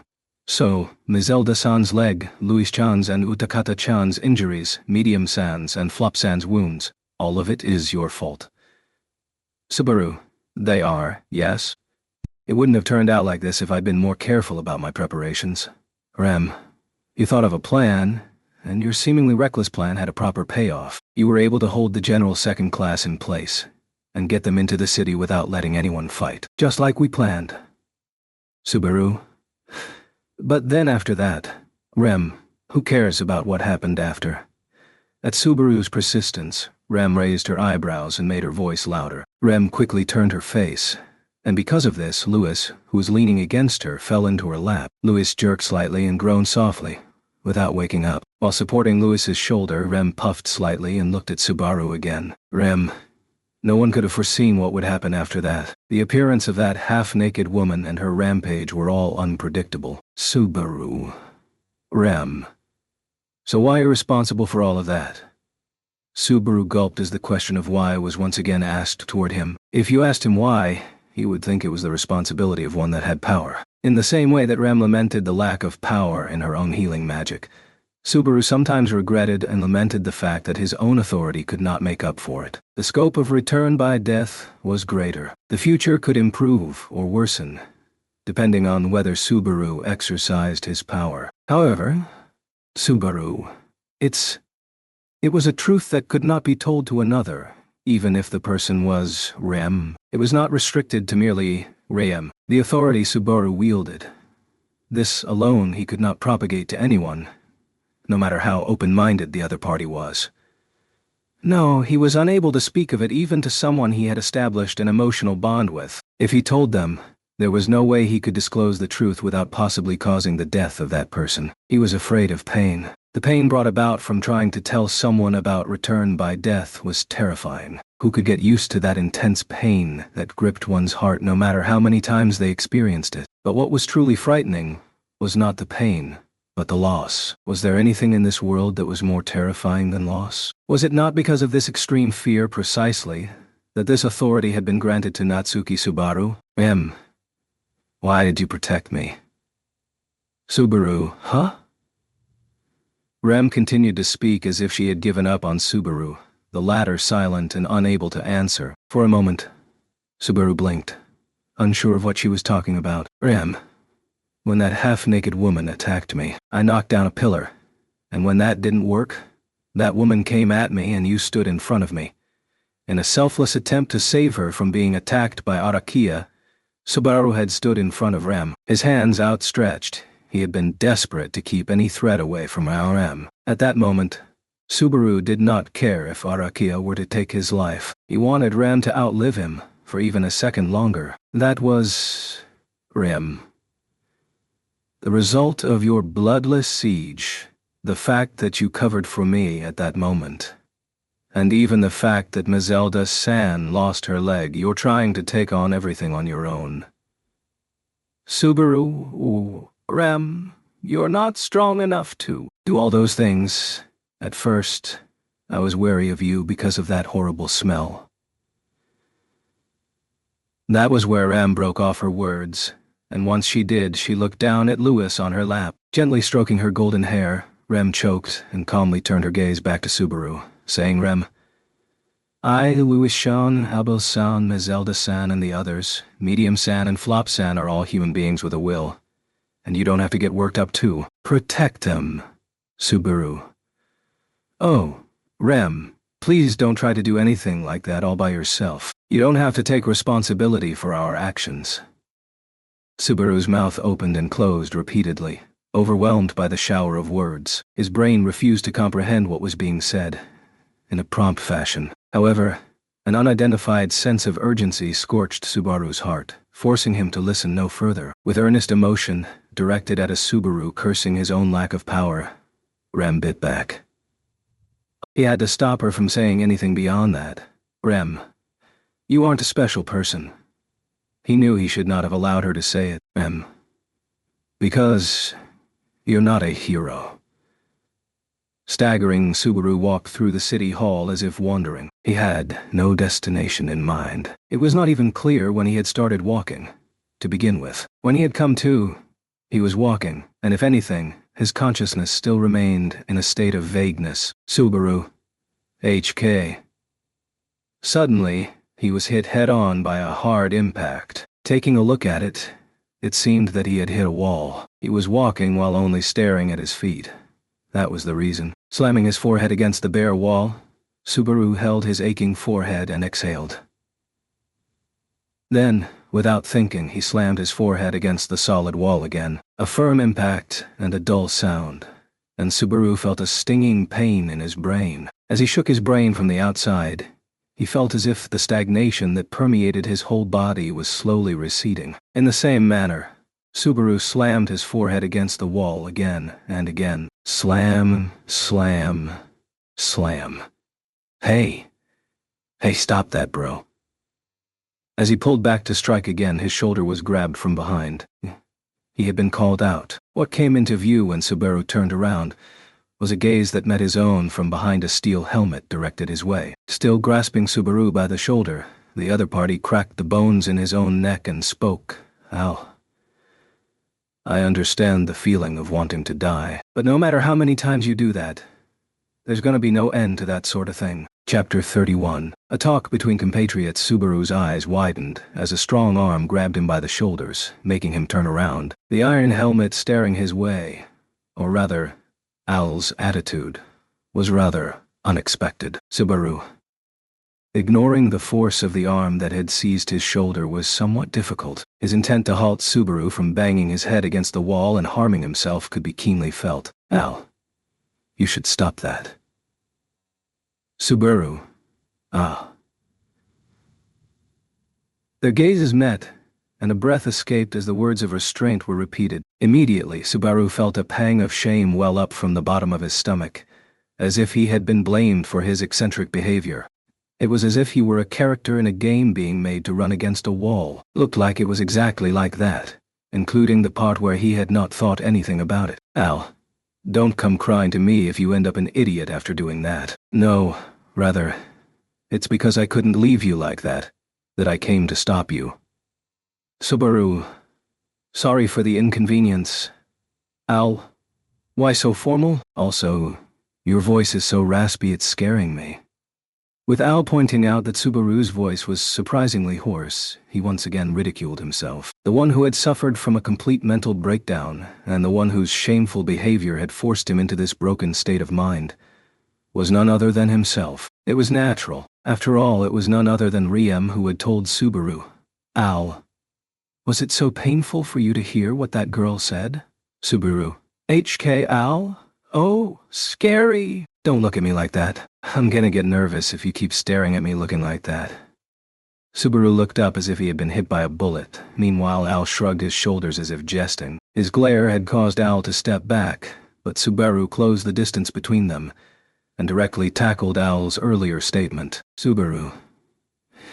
Were you listening? Al, I wasn't trying to eavesdrop, you know. You just happened to be in the middle of an important conversation when I went to call you, bro. I just thought it'd be wrong to interrupt. Subaru. Al, even if you look at me with those distrustful eyes, I ain't lying. Well, after that, bro, you started walking like it was the end of the world.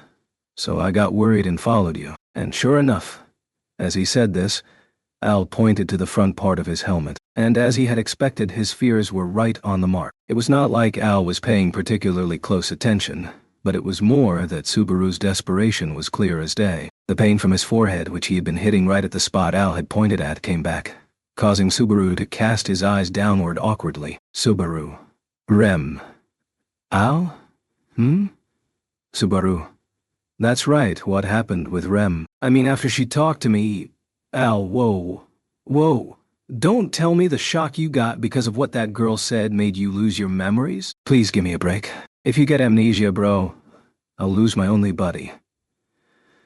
Al answered Subaru's question while fiddling with the metal clasp of his helmet with his hand around his head. Unfortunately, what Al had feared would happen had already come to pass. That said, for Subaru it was something equally grave compared to amnesia, so it was inevitable that his mental balance would be disturbed. Perhaps seeing Subaru's anxiety in his expression, Al prefaced with, "Don't worry about it, Al.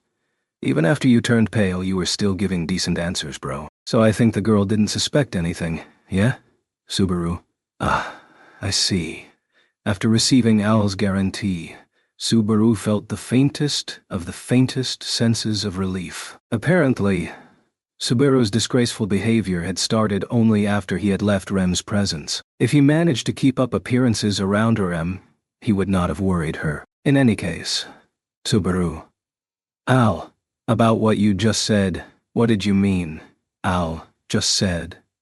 Subaru, about understanding my feeling of wanting to die or something.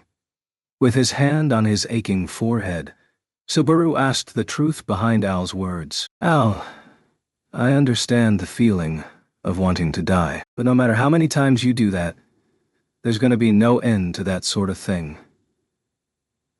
The statement that he understood the feeling of wanting to die, and that there was no end to it, no matter what one did. To be honest, he thought that it was not an expression that would bother him much, but at the same time, it was an expression too meaningful to be telling Subaru in this situation. Rather, that statement seemed as if Al also wished to make Subaru believe that he perhaps knew about Subaru's peculiarity.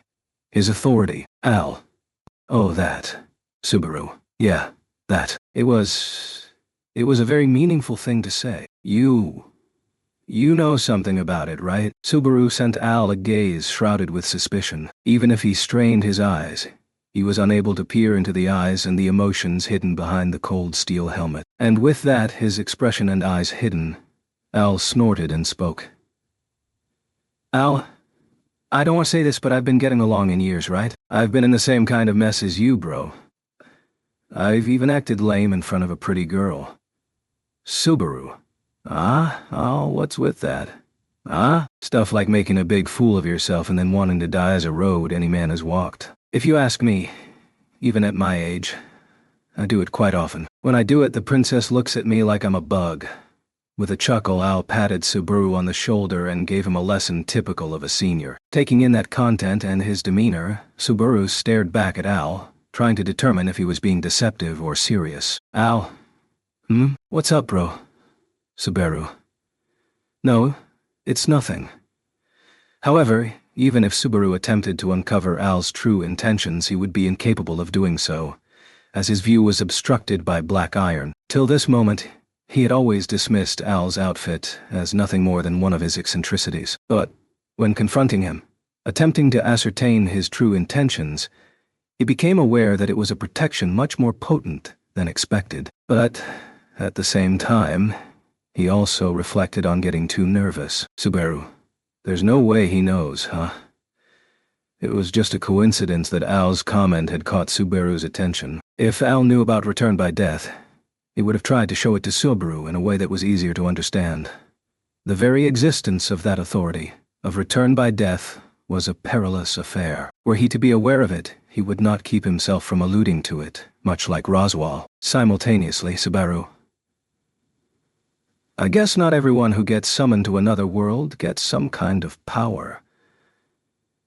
He was not in the know regarding the details of Al's situation, but he thought it safe to assume this, because if Al possessed some kind of special power dwelling inside him, it seemed to him that the loss of his left arm could have been prevented. For example, if Subaru were to lose one of his arms in similar fashion, then he could utilize his authority to prevent the loss of his left arm before it happened, by Subaru returning. With that thought in mind, Subaru stared at his left arm intently. It was merely hypothetical, but very possible. In the first place, the only reason Subaru had been able to survive with all his body parts intact so far was because he had been able to make full use of return by death. Many times, among the loops in which he had been robbed of his life, he had suffered the loss of an arm or a leg. Had he been able to survive without return by death, he would have been plenty able to live with missing body parts.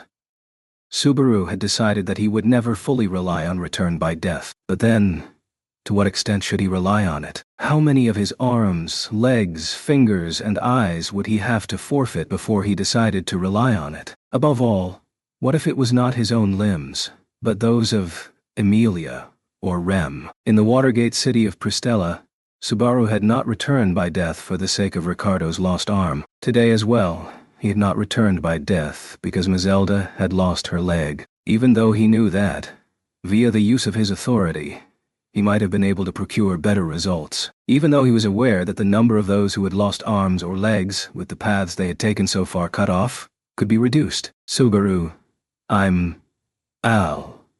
Subaru, I'm a hypocrite. Conscious that the authority he had been bestowed with was a mighty one, he was unable to take a decisive step. Natsuki Subaru was far too impotent and selfish. Therefore, Subaru.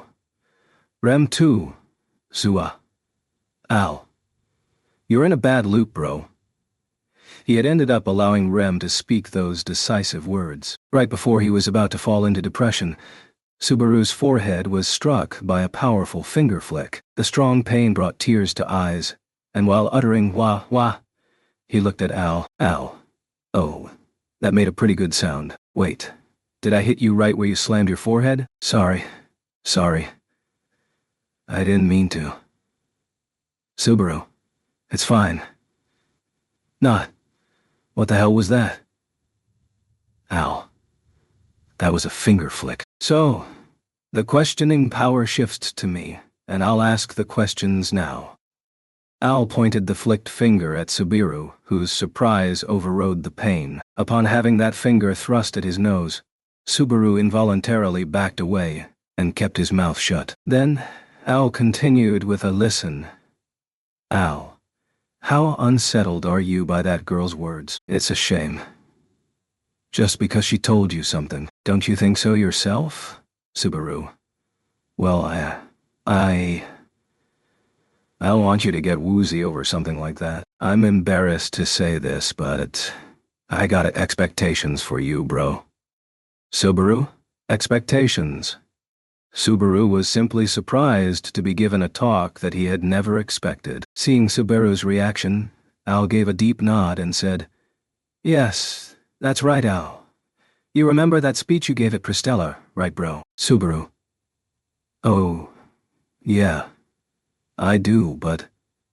Al, I'm pretty sure that, back then, I told you that broadcast would mean that you'd have to carry heroic reveries, bro. It had been a tense situation, with the city being assaulted by the Sin archbishops, and many people in dire straits. Subaru recalled the words Al had given him upon being requested to play a role in that situation, yet been unable to take the next step.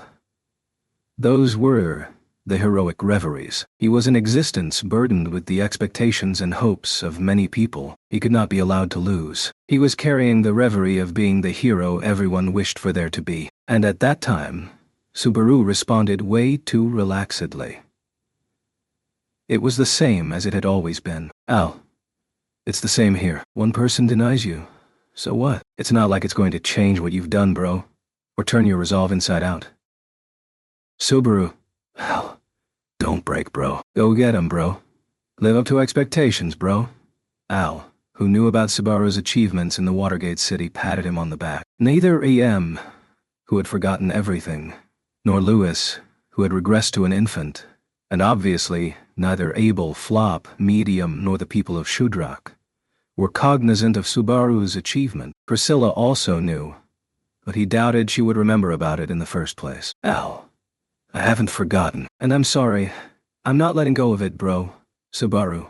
Not letting go of it, you say? Al. You've started it, I'm telling you. That's a reputation you gotta keep up until you die. Subaru's breath was taken away yet again due to Al's critical words.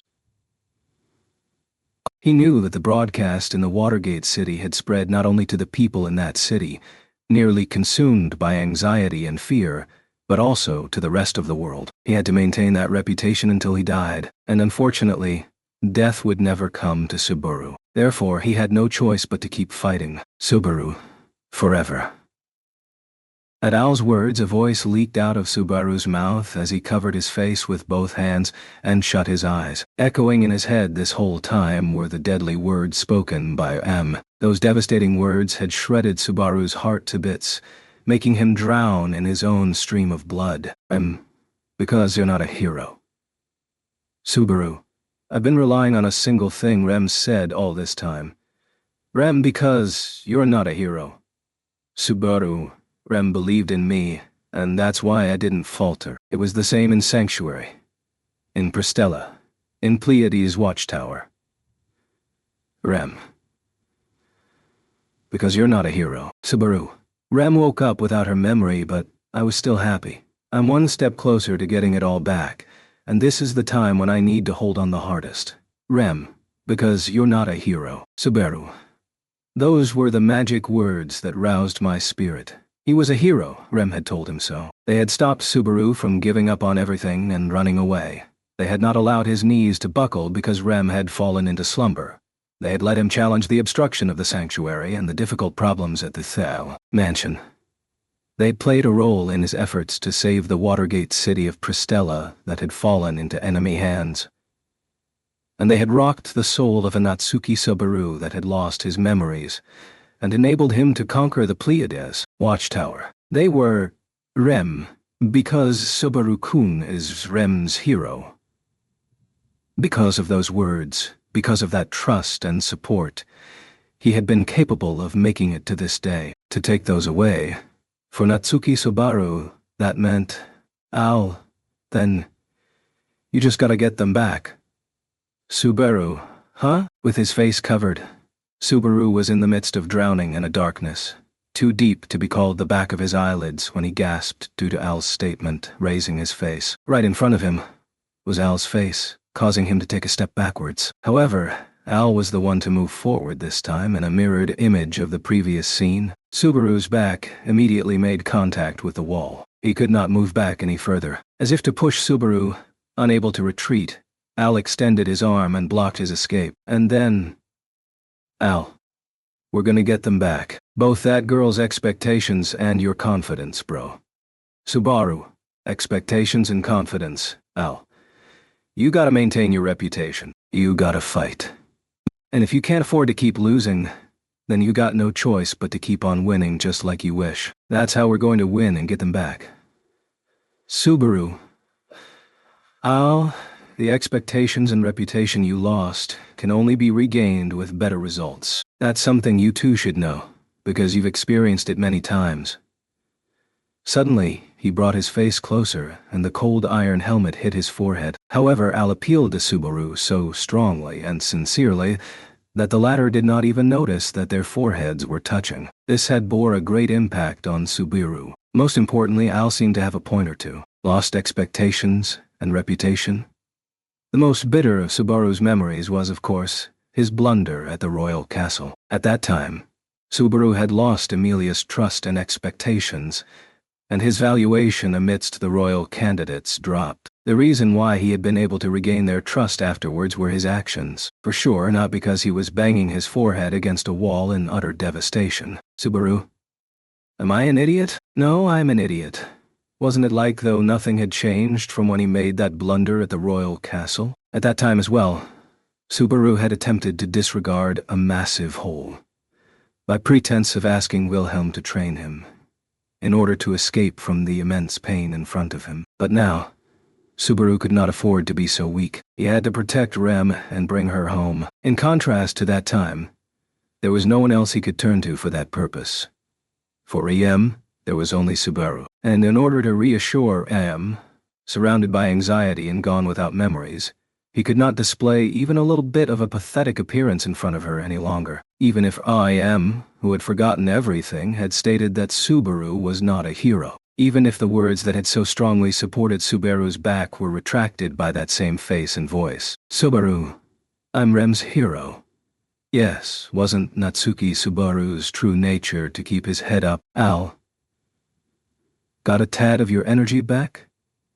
Hearing Subaru's determination, the harshness vanished from Al's voice. Replying to his words with a, yeah, Subaru directed his eyes towards Al from up close and, Subaru, it's gotten much better. But back off, move away. What the hell's up with this cape, Don? Al, right. Bro's cross-dressing, and I'm a 40-year-old man missing an arm.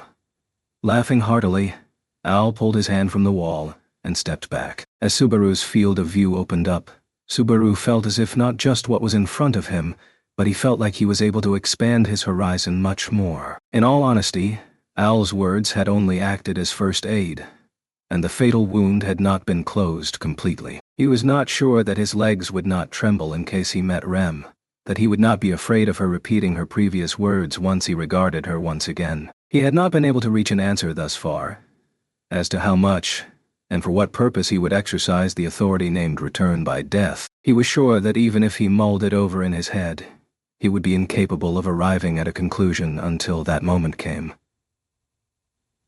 But he could say it clearly. This prideful authority in Natsuki Subaru's possession was indispensable to materialize the heroic reveries that he must bear on his back. Henceforth, he was certain he would continue to be confused on the manner to deal with it in the times to come. Oh, right, bro. I just wanted to ask. As Subaru stared downward at his hands in the process of renewing his mind, Al suddenly spoke up in an uncomfortable manner, his gaze directed toward Subaru. Subaru wondered about Al's attitude, as he had not shown any sign of reservation up till this point. Subaru, what's the big deal now? If you have something to ask me, ask. Al, then. I'll feel free to ask. What's your relationship with that M girl? Al uttered that question with his head cocked in puzzlement. The question was one that seemed weird to ask at this point, but it was only when Al asked this that Subaru realized that he had given no explanation. Al, she's your companion, bro, that you brought all the way to the Empire. She ain't that half-elf girl or that contracted lowly. On top of that, you're treating her like a wife, right? Subaru, I do that as a matter of convenience, and she herself doesn't like it. Al, but that girl's words are tearing you to pieces, bro. The hell's up with that? Al lowered his voice slightly and asked in a very serious manner. In response to his words, Subaru frowned and searched his memories to make sure that there was no acquaintance between Al and Riem. At least, not in this timeline. In the first place, he had never even brought up the subject of Rem in front of Al. It was only natural that he did not know about her. But still, there was something peculiar about his question. The reason was probably Al's attitude as he made that inquiry. Al. His expression could not be seen, but he could feel the heat in his gaze. Subaru sensed that it was a sign of seriousness and urgency. He was bewildered by the unfamiliar sides of Al he had been shown in such a short period of time, the previous exchange included. He was his sole compatriot, one who had survived in this other world with his aloof, carefree, and undurious attitude. As he felt his impression of Al morphing within him, Subaru. Rem's one of our companions. However, she fell victim to the Archbishop of Gluttony. Because of that, she's gone from everyone's memories. She doesn't even remember herself. Al, so that's what happened. I see. That makes sense. Subaru. Sense? With Subaru having simply stated the truth, Al put his hand on his chin and nodded repeatedly. Subaru's head tilted due to the words that had leaked from his mouth, which prompted a right from Al. There were a few things that were bothering me. It was supposed to be a girl I didn't know, but it looked like a girl I did know. It was kinda asserting itself like the small bone of a fish stuck somewhere. Subaru. You don't know her, but you know her. Are you talking about Ram, Al? Oh, yes. Yes. Al's voice fluttered as Subaru blinked at the unexpected connection that had popped up, but that was enough to convince Subaru of Al's attitude. Thanks to everyone in the Amelia camp, he was well aware of how someone would react when one of the two, Ram and Rem, were to be forgotten. Even Roswell and Frederica, who had known her for a long time, had completely lost track of her existence until laying eyes on the real M, and once they met her face to face, they had never doubted the fact that she and Ram were twin sisters. Aside from their personalities and qualities, Ram and Rem were really very similar. No. Surprisingly, as of late, he found himself wondering that they might be similar in nature as well. Anyway, he now understood what Al's strange feeling had been. Knowing Ram, it would be confusing to see a Rem who looked exactly like her. Subaru. But I've never heard of you and Ram knowing each other. Al. It's not like we know each other. We ain't really acquaintances, it's just like we got a bit of a connection somehow. It's not so much that we know each other. Twin sisters, huh? So you want to reunite them. Subaru. That's right. The top priority was to reunite Rem with Ram. After that, Subaru's main goal was to bring Rem back to where she belonged, and have everyone in the Amelia camp, along with him, welcome her. To do so, he could not afford to lose Rem's trust. He must do whatever it took to regain her trust and get her to take his hand. Al. 8. Okay, I'll help you, bro. Subaru hardened his fists as he once again focused on the big goal, when Al, still at his front, having mulled over the circumstances that had been relayed to him, nodded and spoke those words. Unintentionally, Subaru let out a dumb-sounding AA. Al. Bro, did you just make the dumbest squeal ever? Subaru, leave me alone. I mean, what did you say? Do you want to help? Help who? Al. I'll do it for you, bro. And I'm sure the princess is gonna have a lot of stuff to say about that. But she can do whatever she wants with that. Anyway, I've decided that I'm gonna support you. Subaru. Al, but I only got one arm's worth of shoulder to put into it. Subaru. That's not funny. He'd stated that with annoying enthusiasm, and Subaru was puzzled even as he replied swiftly back. That was probably true. He did not know what in the world tugged at Al's heartstrings. Subaru. Because you know, Ram. That's why you're going to help me? Al. It's not like that. It's you I'm rooting for, bro. In any case, if you're gonna be a hero, the girl can't be left out. That's what I'm talking about. Subaru. It's not like I'm trying to be a hero. Al. You will be. Natsuki Subaru will become a hero. It was a way of interrupting that did not allow him to say no. It was a strong, quiet statement, and the heat that it held within scorched Subaru's heart. Al. Just kidding. However, the intense fervor dissipated at the sound of Al's jesting voice. With Subaru at the mercy of the sudden change of situation, Al waved his hand and said, Sorry, Al, but let's keep that kind of spirit, bro. It's better for lazy people like me and you, bro, to bluff our way out a little. As he said this, Al turned away and walked off with a jaunty gait. Lagging behind his stately steps, Subaru beckoned him. Subaru. Al. That just now was... Al. Whoa. Let's not go off on a tangent here. After all, as I recall, I came to call you to the conference hall, bro. I'm pretty sure the princess is gonna give me a hard time. Subaru. Al. Come on, let's hurry up. There's always gonna be a chance to talk it out. With that, Al turned his head and shrugged his shoulders, gesturing for him to start running. Subaru, hastened by his gesture, had no choice but to retract his concern. How much of what Al just said should be taken seriously, he did not know. Even so, declaring his willingness to cooperate outright gave Subaru considerably more energy to be optimistic. Even if it was forced, Subaru had to be optimistic. And so, he must keep his chest up, his back straight, and his legs wide apart as he walked. Subaru. Rem's hero, because he had lost the person who saw him in such a manner. Heroic reveries, huh? As he dashed, a murmur echoed only inside his steel helmet. He closed his eyes, uttering in a voice that could not be heard outside, only to be heard by himself. And so, with his eyes closed, he let it echo in the darkness behind his eyelids. I'll have you become a hero, bro. No, Natsuki Subaru. Chapter 32. The path onwards. How much time does it take just to bring one foolish commoner back? Do you think that the value of the time that flows by is the same between you and I? No. That's why I'm apologizing to you. Greeted by his master's frigid gaze, Al bowed his head in a sullen manner. As soon as he returned to the conference hall with Subaru, the aforementioned reprimand awaited him. The original purpose of his mission was to bring Subaru back to the meeting hall, so it was not unreasonable for him to be scolded for having an unplanned conversation. Not unreasonable, but, Subaru, Priscilla, please don't blame Al too much. It's not Al who's at fault, it's me. Priscilla. I'm sure you two clowns were consoling each other over some trivial anguish. Your forehead is red. Did you bash it against the wall or something? Subaru. Do you have clairvoyance? You're so spot on it's scary.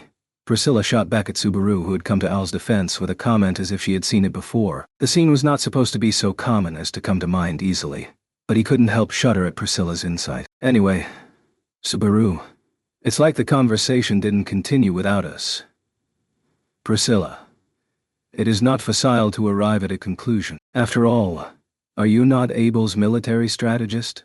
Subaru, well, Being pierced by Priscilla's narrowed gaze, Subaru glanced at Abel. In response to his gaze, Abel, sitting on his seat, arms still crossed, paid no heed to Subaru's questioning look. Abel must have been reluctant to treat Subaru as a military strategist, but since he had stated such directly to Priscilla, it could be that he was unable to retract it. As a result, they could not conclude the meeting without Subaru. Subaru, aren't you shooting yourself in the foot by acting without thinking? Abel, you are the one who needs to regard the value of your words. Any great strategy can be treated as either wise or foolish, depending on how you choose your words. Subaru, you're regretting treating me as a military strategist. That's some nerve. Frowning at Abel's officious answer, Subaru sighed deeply. He then looked around at the people in the meeting room. Abel, Priscilla, Zicker, and Tarita, who had taken over as chieftain, and then closed one eye. Without Subaru and Al, they didn't think they could have reached a conclusion. Subaru, the conclusion you haven't reached is about cooperating with Priscilla? What was said before was that Priscilla had a collaborator. Abel, you seem to have the brains to keep up. Of course, I am talking about that. The one who gathers the most members of the 9 divine generals wins, remember? Subaru, yeah. We got to the part where the first's a pain in the ass for being useless. If he went unrecruited and became an assassin, there would be nothing they could do. On the other hand, if he were recruited, he would not contribute much to the situation. If this were a simulation game, he would be a troublesome unit. Someone that lacked charm even if turned an ally, all while becoming deadly poisonous if left to their enemies. Subaru. But it's about the final victory. It's not about Priscilla and the support of her collaborators, right? Priscilla. Priscilla made a small sound in her throat as Subaru summarized the story deftly. For an instant, Priscilla's crimson eyes flashed with a look of curiosity that seemed unusual in Subaru's own eyes, a reaction that suggested that she was interested in someone else, and in addition to that, it was Subaru. I haven't done anything special, Subaru contemplated. Subaru. What? Priscilla. No. I thought you looked deflated in that guise, but you have made your return with a new look on your face and a new light in your eyes. On top of that, your blood circulation is a little better, so your appearance is slightly different. Subaru, are you complimenting me? Priscilla, you may jump in jubilance if such is your wish. Subaru, I won't go that far. The fact that she had not denied it must be a compliment in Priscilla's own way. Replying with a snort, Subaru accepted the praise for his change of heart. From Rem's own mouth, the words that had supported Natsuki Subaru had been repudiated. However, he was encouraged that this was not the time for his knees to buckle because of it. Subaru. Well, if that's the case, then it was worth being late for the meeting. Priscilla, I see. The result of a conversation between clowns is superb. You are being so uncharacteristically friendly, Al. Al. Oi. It's not unusual for a friendly to someone, princess. Nice guy like me to be, Priscilla derided him, and Al shrugged his shoulders as he replied. Subaru could not decide whose words were correct, Priscilla's or Al's. For Subaru, Al was the only person from his homeland, the one who patted him on the back and pushed him out of a dead-end situation. It was true that his image was not without its unsympathetic side, as he had been harsh to him elsewhere, and he treated any situation as someone else's problem. Subaru, I can forgive it if I consider it as an after-effect of spending so much time in a different world. Al, didn't you just say something really upsetting? Maybe I'm imagining things. Al tilted his head as if he couldn't make any sense of it, but Subaru let it slide. Neither the fact that Priscilla had changed her mind about Subaru, nor the fact that Al had contributed to that change of heart, were what was important. Subaru, what we need to do is settle the debate, and see how Priscilla is willing to deal with us in the future. Let's not go off topic. Abel, oh, I'm sorry that someone who gets sidetracked so easily became a military strategist. Subaru, to Abel, who narrowed his eyes in displeasure and retorted sarcastically. Subaru stuck his tongue out and ignored him. Then, turning to Priscilla once again, he urged her to continue the conversation. Subaru, so, what are you going to do? With or without the support of Priscilla and her collaborators, I'm sure Abel's still going to raise an assault on the imperial capital. Al, with or without the princess's support, the extent of the assault will be the same. Priscilla, it is that you clowns are so in tune with each other. Anyway, your assessment is correct. Therefore, for us to assist you in the future, I have raised a condition to Abel to serve as proof that he is worthy of the support. Subaru, condition. Priscilla, it is simple. One of the 9 divine generals must be on your side. To Subaru's frowning face, Priscilla presented the requirement as a matter of fact. Upon hearing that prerequisite, Subaru muttered, 9 divine generals. It was not an absurd condition, definitely. In the first place, if one wished to mount a challenge in the battle to regain the throne, the acquisition of many divine generals was required beforehand. Priscilla was merely looking for that first step. In fact, it would be a very fortunate condition if they could get Priscilla on their side just by fulfilling the prerequisites for victory, right, Subaru? It's not exactly a condition to be jumping up and down about, is it?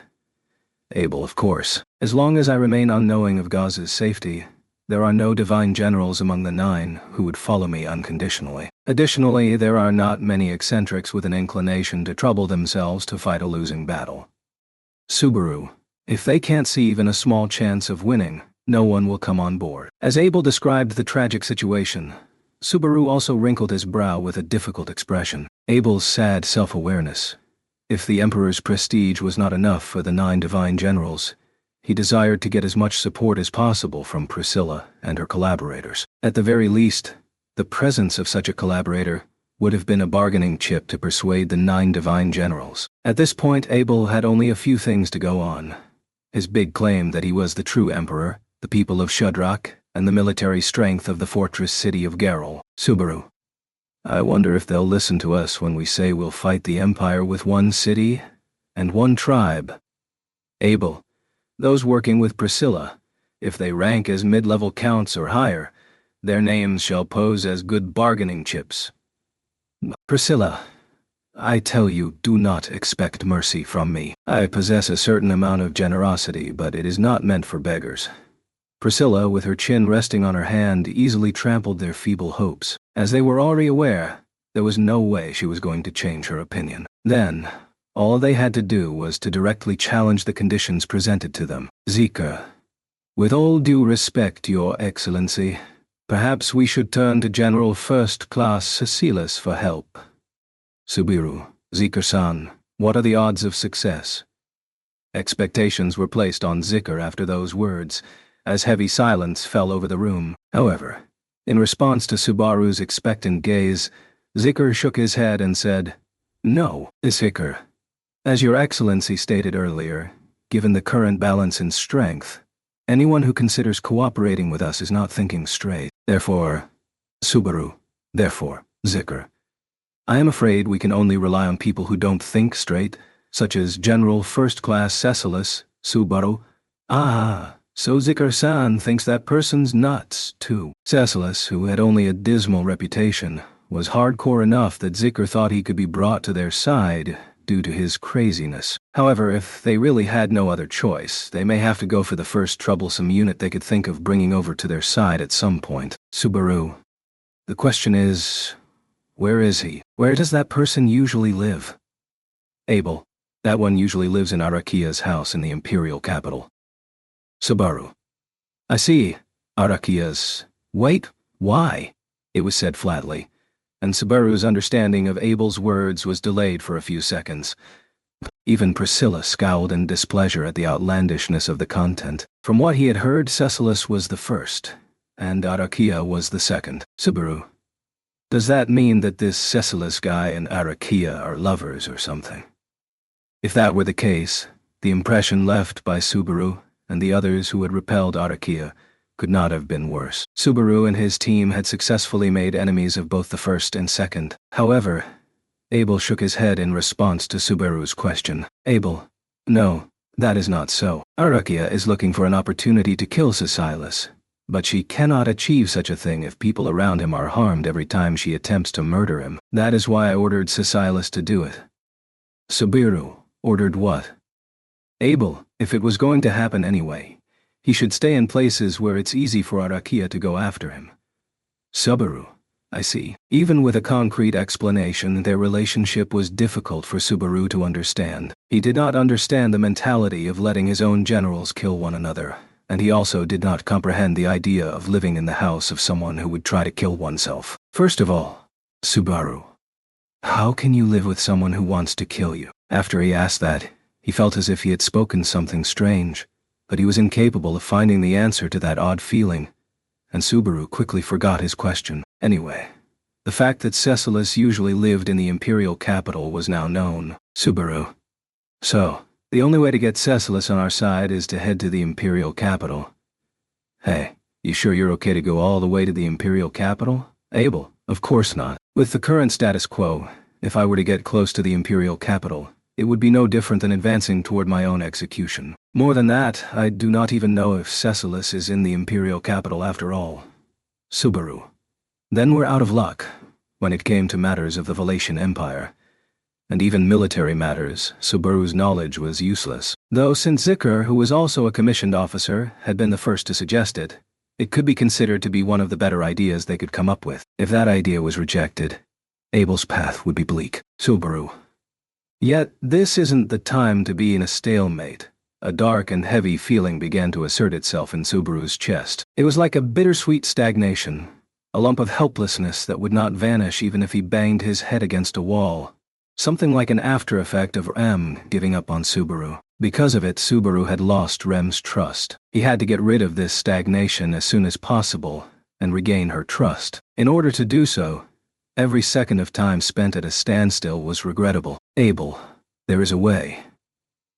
However, the gnashing of Subaru's teeth was halted due to these words of response from Abel. One eye closed, Abel turned to face Subaru, the latter looking upwards as if he had been struck, and spoke. "Abel, cease with that pathetic face. I am sick of seeing it. I have an idea." "Subaru, sorry, but my face is at the limit of what I can do with the character maker, without wailing for it. I don't care about the inequality between such faces." "What do you mean you have an idea?" "Abel, it was part of Zikr's idea. I shall adopt some of it." "Zikr, some of my idea? I would be honored, but that is..." With furrowed thick eyebrows, Zikr displayed confusion upon hearing that his opinion would be utilized. Subaru was just as confused as Zikr. In the first place, Zikr's idea had been to recruit Cecilus the first. As long as they could not go to the imperial capital, they would be forced to reject that idea, and he thought that there were no other parts that could be used, Outside of that, to Subaru, who thought so, Abel exhaled via his nose. Abel. I do not possess a chance to talk to Cecilis, but Zicker also stated, if there is someone else who does not think straight, there is a possibility. Zicker. HK. Impossible. Your Excellency. That is dangerous. Please reconsider. Subaru. Eh? Abel's bold words were met with fierce opposition by a pale-faced Zicker. Zicker's fierce determination made Subaru's eyes dart back and forth, and he was surprised to see what was going on. Zicker seemed to have an idea of what was going on, but this seemed illogical to Subaru. From the way the conversation was flowing, it seemed as if he were going to talk to someone crazy. Subaru. Is there anyone crazier than that General First Class Cecilis no one likes? Zicker. I would not label them crazy. That person is too dangerous. Al.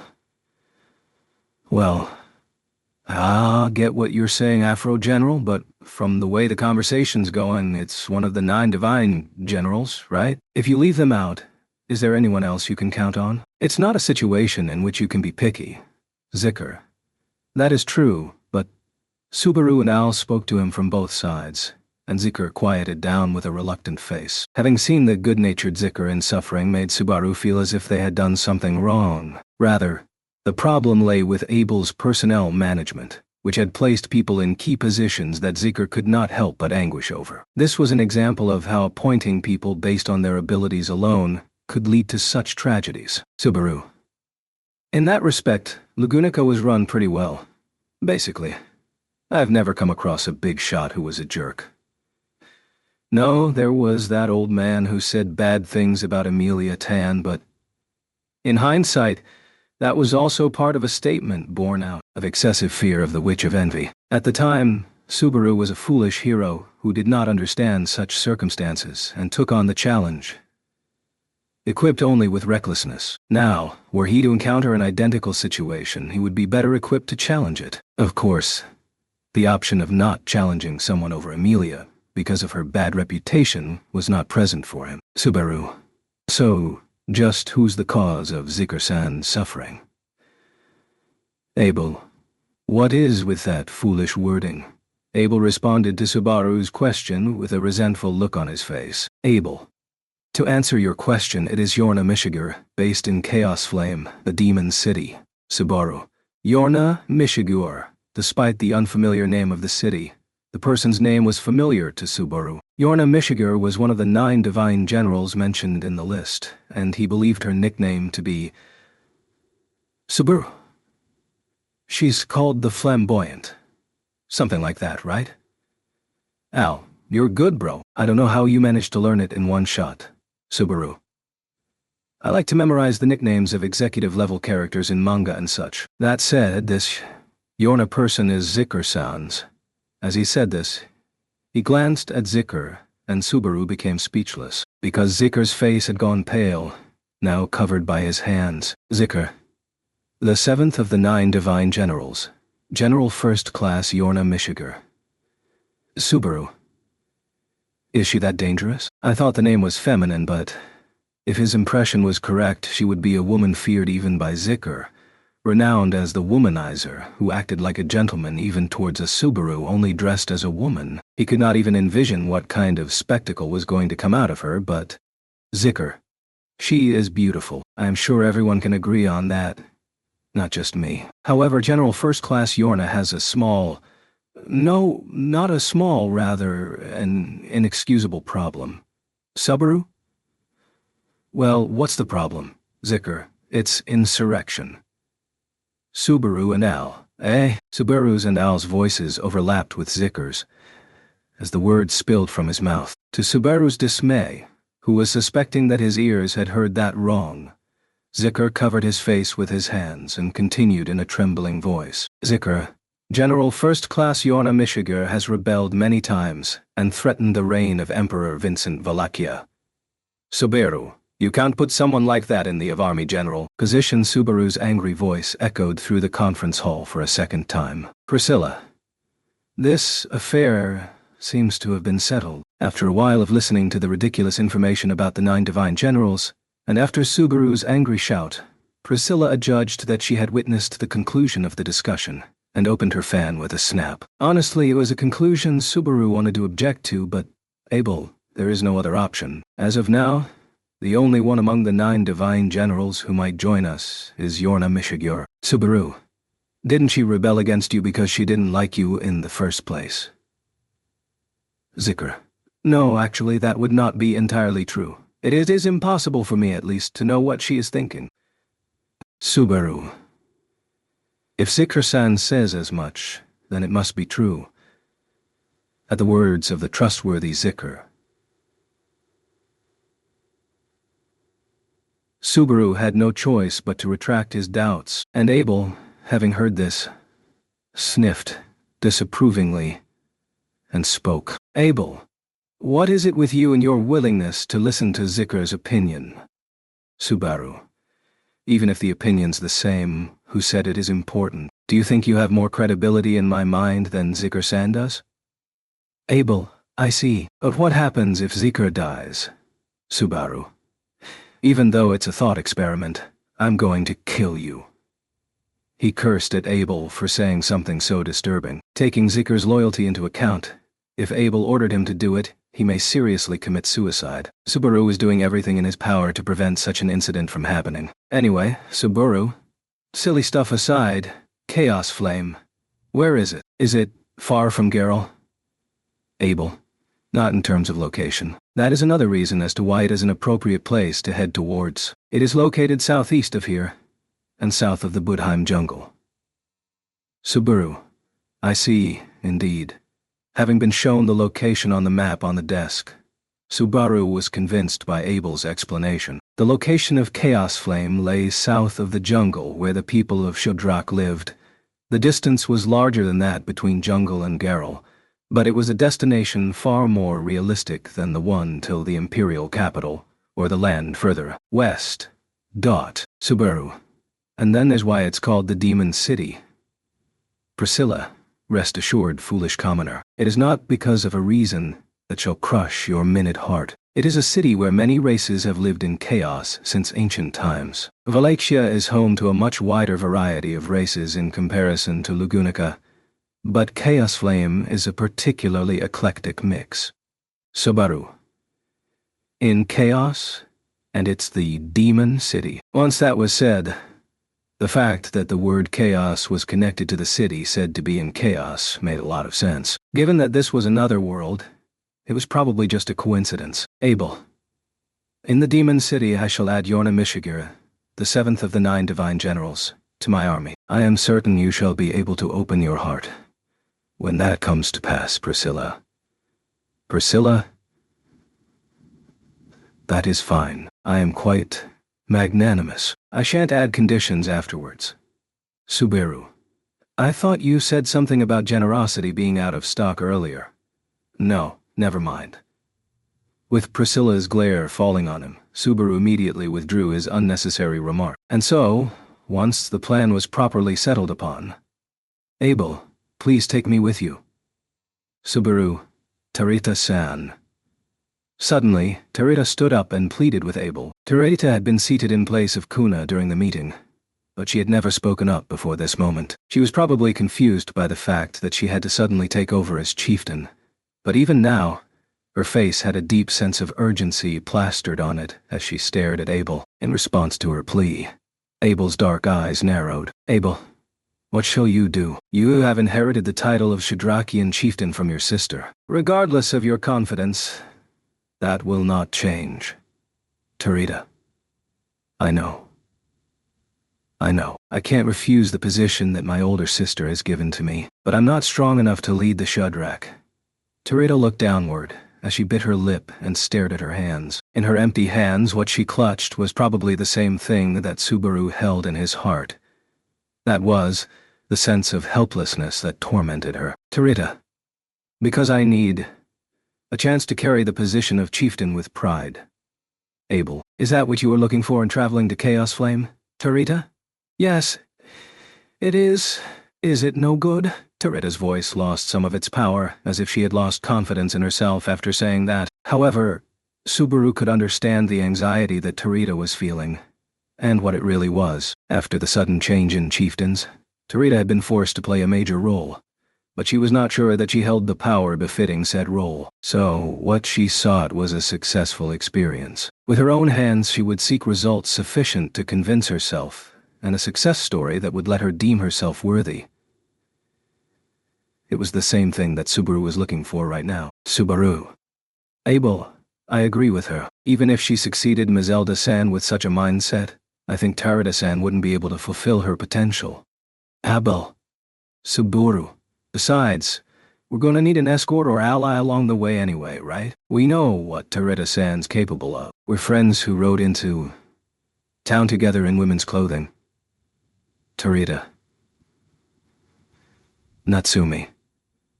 He had rephrased it somewhere in the middle of it, but he declared what he wanted to. Tarita appeared to be very impressed by Subaru's decision to side with her. He was painfully aware of her hard work, therefore he wanted to be on her side. Abel. What shall the Shudrak do while you are gone? Tarita, I will let my sister take over for a while. Kuna and Holly will be assisting her a lot. To protect Geralt, we can't move too many people. Abel, so you thought about that much, whilst keeping quiet. Having listened to Tarita's unrestrained answer, Abel assessed her thoughts. Then, Abel tapped his temple lightly with his finger. Abel. Only a few are heading for Chaos Flame, of course. As long as I am meeting with Yorna Mishiger, my presence is essential, but we shall not mount an attack. Subaru. At most we can only take one escort, Abel. Then, I shall add you, Tarita. The rest, I am listening. In the middle of Abel's sentence, the door was thrown open with great force, and a figure stepped in with vigor. It was Flop O'Connell, the good merchant who had unabashedly referred to the Emperor as his new friend, and who had no fear of the impertinence of interrupting said Emperor's words. Flop snorted, as he held the gaze of everyone in the room to himself. Flop, Miss Tarita, I'm very impressed with your spirit in volunteering for such a difficult role. I think it's great that you're finding your own way to tackle a big role out of the blue. Tarita. Ah, thank you. Thank you very much, Flop. Flop, I'd like to make a suggestion to keep you and Village Chief Kun safe on the road. I think it'd be a good idea to take my sister, Medium, with you. Finger held high, Flop asserted forcefully. Subaru almost unintentionally nodded in agreement because of his vigor, but upon examining what he had stated, it was a rather abrupt suggestion. Subaru. So, what's on your mind? Flop. Yeah, I guess that's the question. Now let me give you all my reasons for recommending Medium. First of all, she's skilled. And then she's charming. On top of that, she's a smooth talker. Subaru. Smooth talker. Flop. She speaks pleasantly and clearly, so your chats while traveling won't be lonesome. She's not shy, so she can get along with anyone. What do you think? Isn't she a gem? Flop, white teeth on display, praised his sister, but 2/3 of his confident selling points referred to Medium's people-pleasing nature, and the only real selling point was that she was skilled. In fact, Subaru had confirmed that this one point was accurate, however. Subaru. But, have you talked to Medium-san about it? Flop. No, I haven't, but I'm going to tell her now so it's okay. Subaru. Is this okay? It was no travel consultation nor a promise of fun, although she would be thrown into a role where her life would be on the line. Would discussing it with her later work out? If this were to cause a rift in the relationship between the siblings, it would indeed be painful for Subaru. However, he was afraid that he could picture them laughing and being okay with it. Subaru.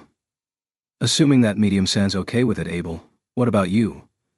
Abel. I have witnessed that she possesses the right skills. If she performs her role, I have no objection. Flop. Then you can rest assured. My sister's one who basically gives her all to whatever she's told to do. But be careful. She doesn't get too worked up if she's not told to. Putting his hands on his hips, Flop laughed gaily.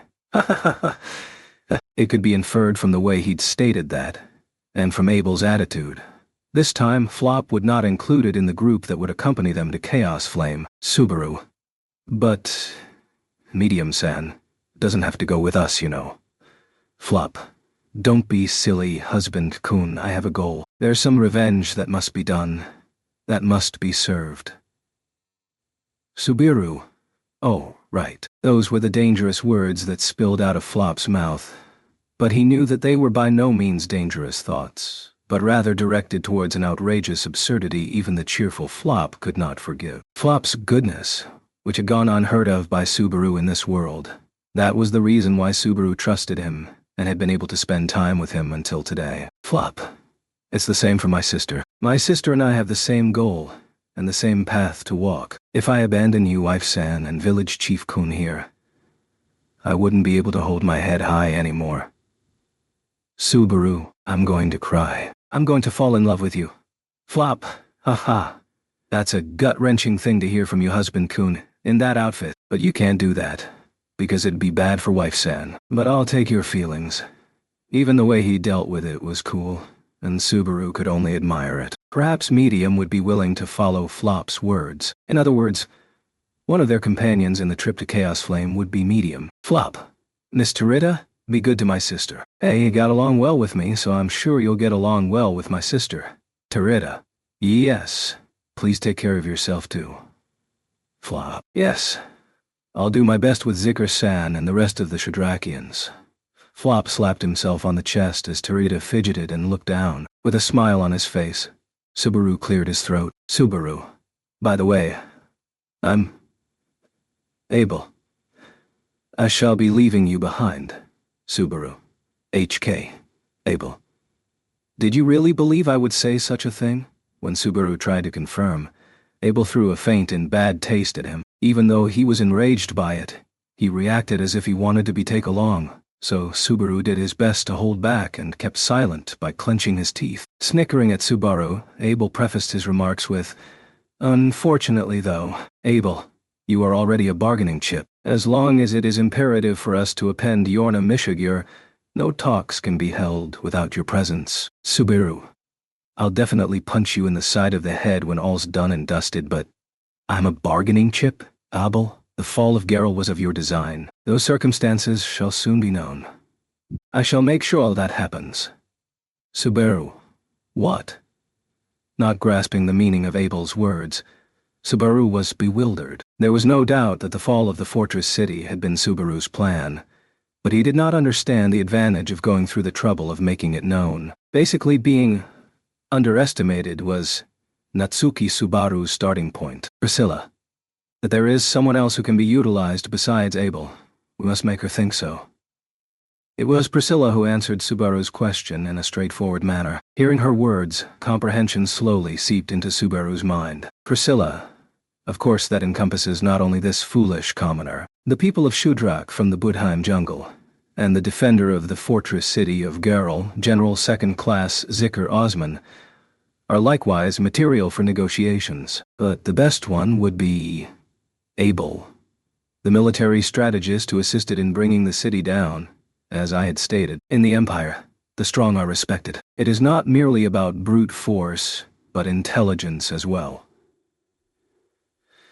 Subaru, that was why Natsuki Subaru had value, Abel and Priscilla assured this. Honestly, from Subaru's point of view, it was a very complicated assessment. On one hand, he was bothered to be so highly praised, but on the other hand, it also seemed to be an overestimation. In fact, in spite of this high evaluation, Subaru had lost the trust of M and felt the ground under him collapse. No matter how highly he was regarded in the Empire, it was nothing compared against Rem's trust. For this reason, Subaru's heart was not moved by Abel and Priscilla's evaluation. However, Subaru, if I'm useful, that's fine. Use me well. In return. Abel. In return. Subaru. You'll definitely get the throne of the Emperor back, and you'll get us back home safely.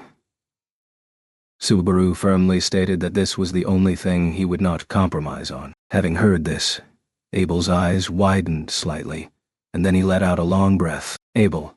Being told that is needless. That is what I am supposed to do. And so he answered. Chapter 33. Now, on to the journey towards the Demon City.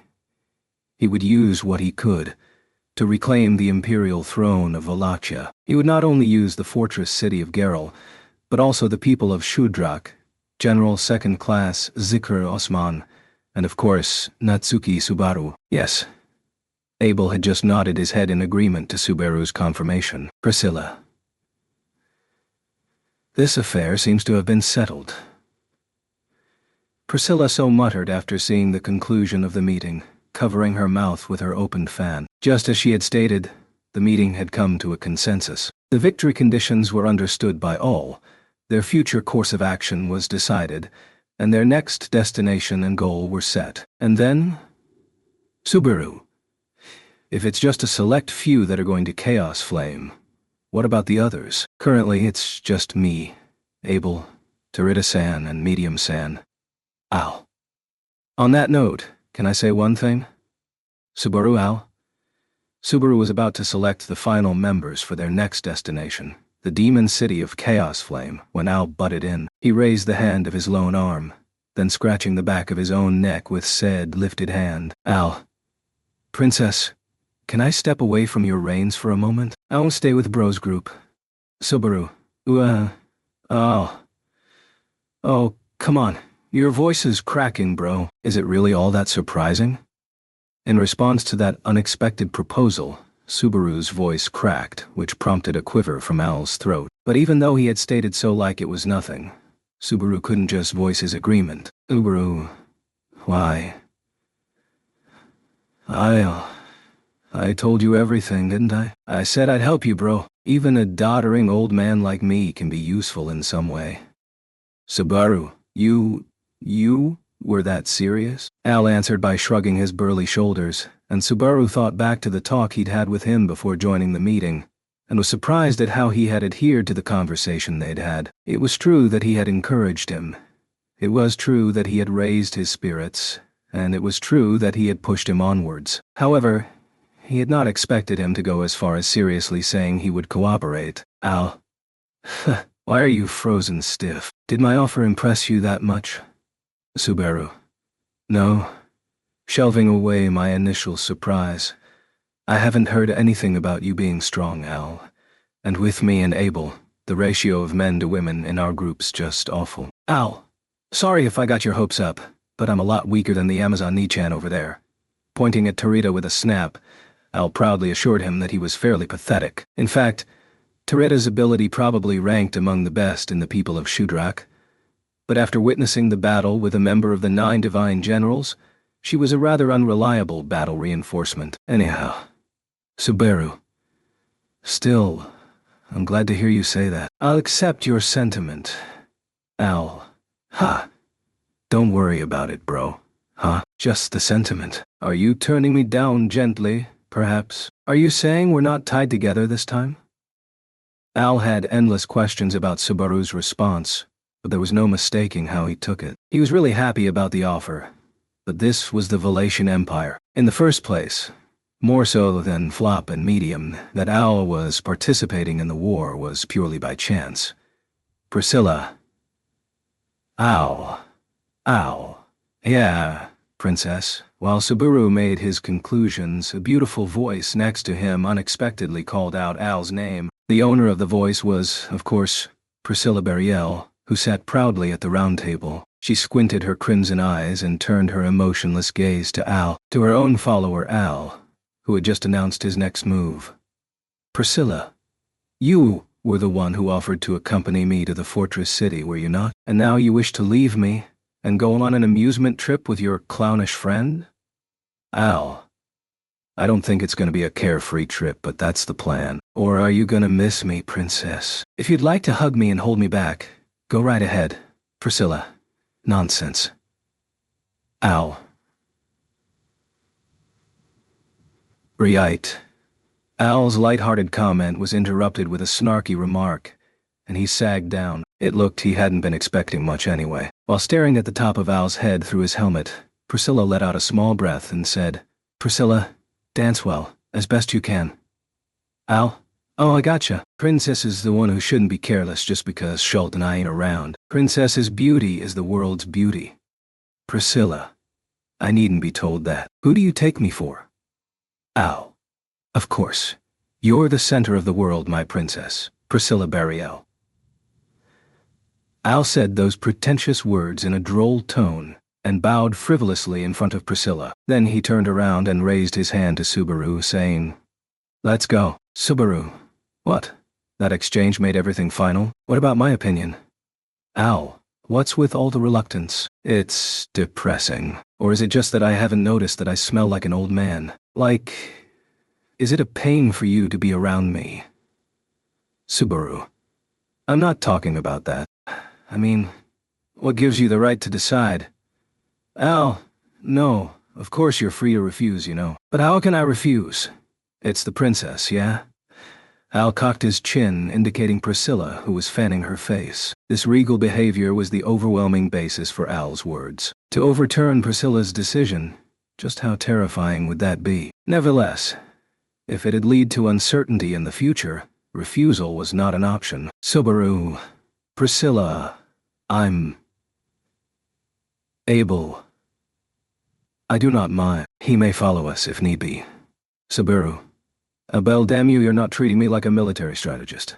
However, just as Subaru was about to present his opinion to Priscilla, he was shot in the back again. Subaru glared at Abel, who had interrupted him, and he too crossed his arms proudly as he opposed the former. Like Priscilla, he intended to stubbornly fulfill his intentions here as well. However, Subaru had no choice but to appeal directly to him with the argument that the terms of employment were different. Subaru.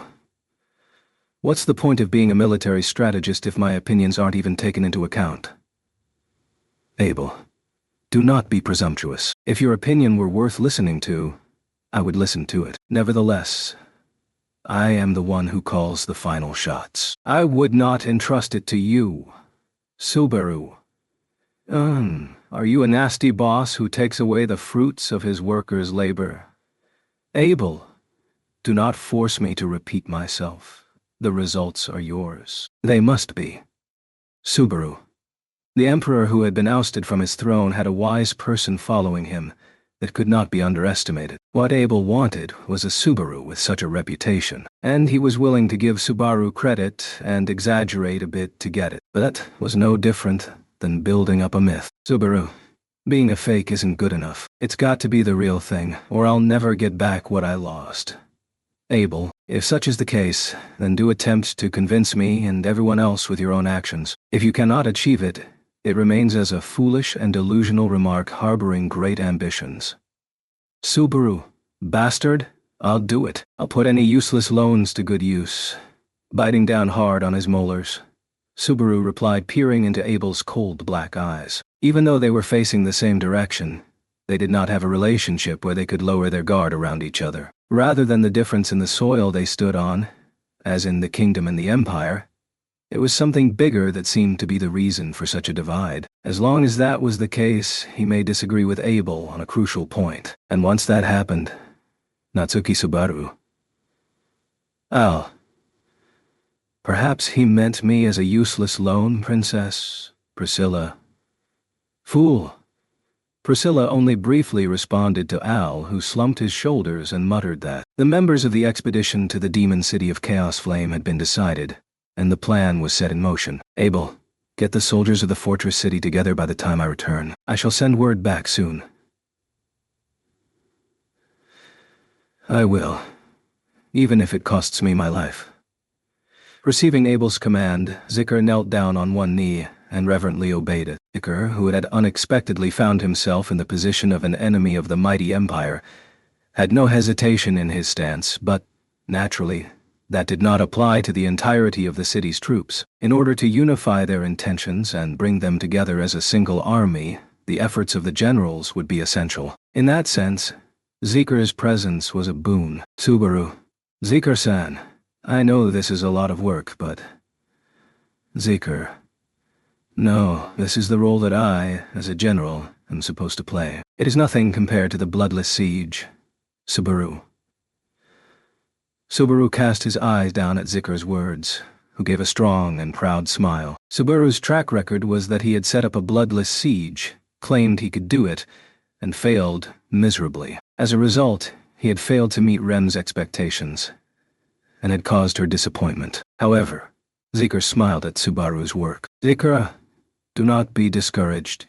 You proposed the bloodless siege, and His Excellency approved it. And the fact is that I and my subordinates joined your ranks without shedding a single drop of blood. Subaru, without shedding a drop of blood, that's an exaggerated expression. Yet Subaru choked upon seeing the bandage wrapped around Zeker's injury. But Zeker's cheeks relaxed, and then he forcibly peeled off his own bandage. The blood-stained bandage was removed, revealing the wound on his arm. Zeker, for a soldier, this is merely a scratch. Moreover, you should be proud, because as a result of your efforts, the number of generals and soldiers fighting for His Excellency has not decreased. Subaru, Zeker, you are to do your duty, Miss Natsumi. Subaru knew not if he would be able to respond properly to those words from Zeker. However, even though Subaru could not give praise to himself outright, he had a newfound fondness for Zeker's character for finding something to praise, and the fact that he had not allowed his death was an achievement. And, are you sure you want to go, Subaru? No, that was something ridiculous to say. Forget it.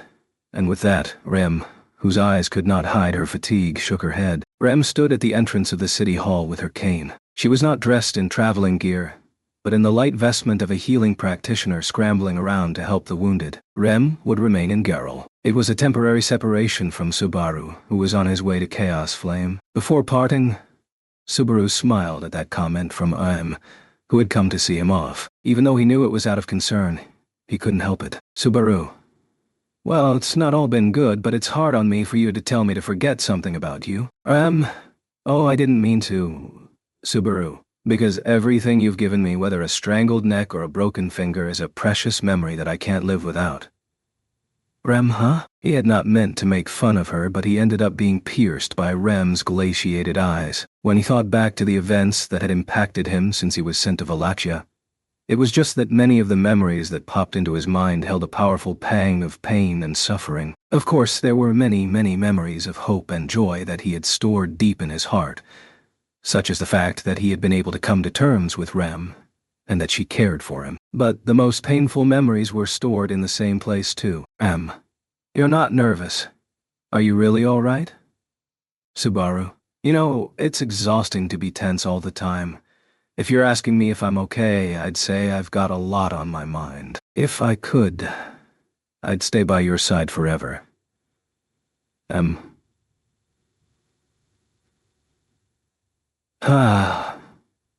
Subaru, an indifferent reply. No, I'm just glad you're not ignoring me.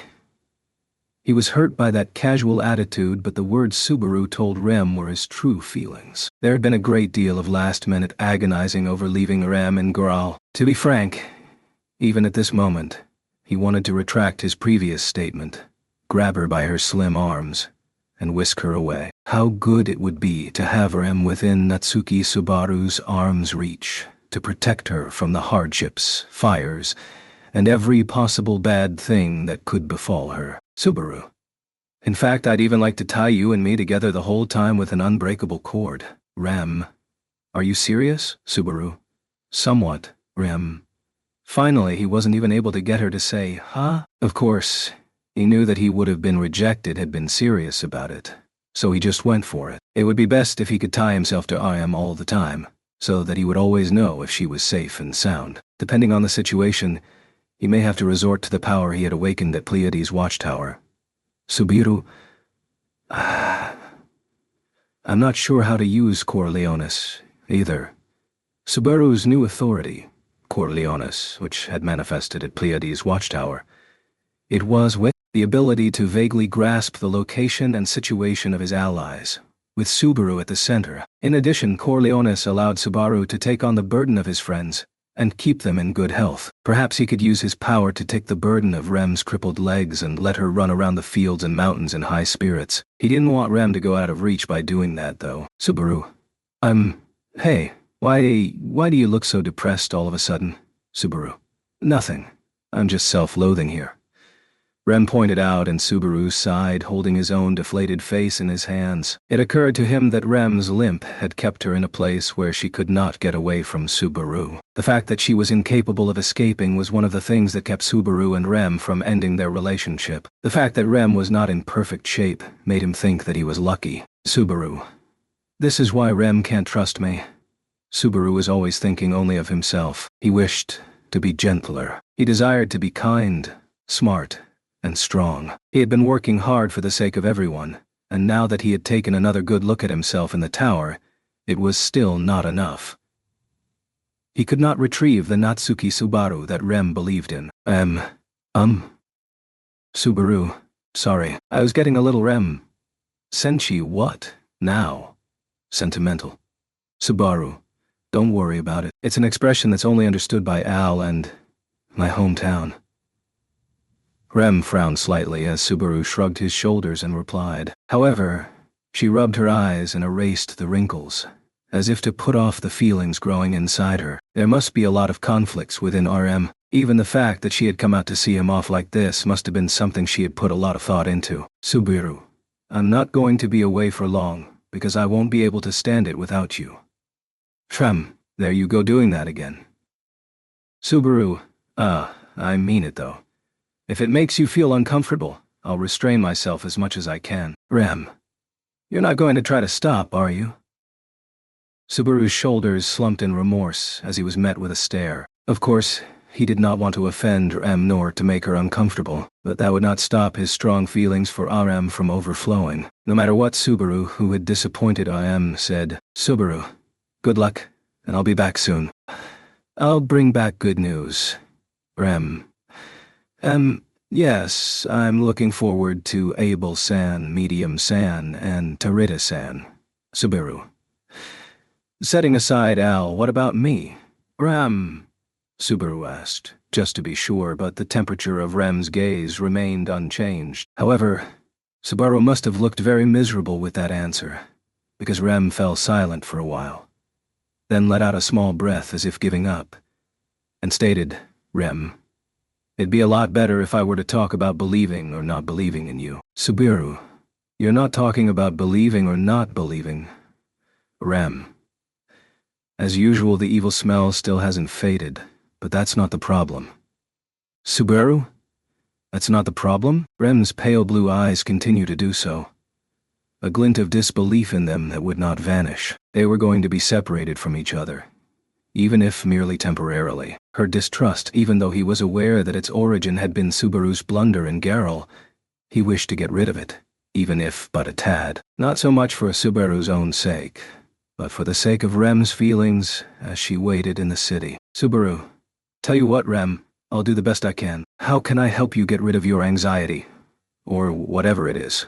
Rem, well, why are you still dressed like that then? Subaru, hey. Subaru looked down at himself as Rem spoke so with scornful eyes. A wig with long sable hair, white powder to hide flaws, an outfit carefully designed to hide his body's contours, and ornaments that were not overly flamboyant. Subaru, is there something strange about it? Rem, one of the strange things is that there's nothing strange about it. And one of the strange things is that you're still dressed like that even when you're leaving the fortress city. What defense do you have for that? Subaru. No, that's why I explained to you that this is something that needs to be done. While watching the temperature of Rem's eyes plummet, Subaru let out a sound like a shriek as he continued his Natsumi Schwartz shtick. It was completely unexpected that this outfit was playing a role in her disbelief, but as he had relayed to IM, there was a good reason for this. Subaru. Rem, I already told you yesterday we're people from a neighboring country, and if my real name gets out, I'm going to be in danger across this country. That's why I need it. I can't be the real me. I must be Natsumi Schwartz. Rem. I see. Subaru. A reply that doesn't dispel your disbelief at all. The temperature of Rem's eyes did not change, and in fact she grew ever more distrustful. However, this was a countermeasure devised in earnest after weighing up Subaru's situation and the role he had been assigned. The name Natsuki Subaru could not be permitted to gain a reputation in the Valachian Empire. Natsuki Subaru was already Emilia's knight, a major figure in the kingdom of Lugunica. In other words, what he was doing now would undeniably count as impressive interference in the internal affairs of a neighboring country. Subaru. Interfering in another country's internal affairs isn't about being impressive or whatever.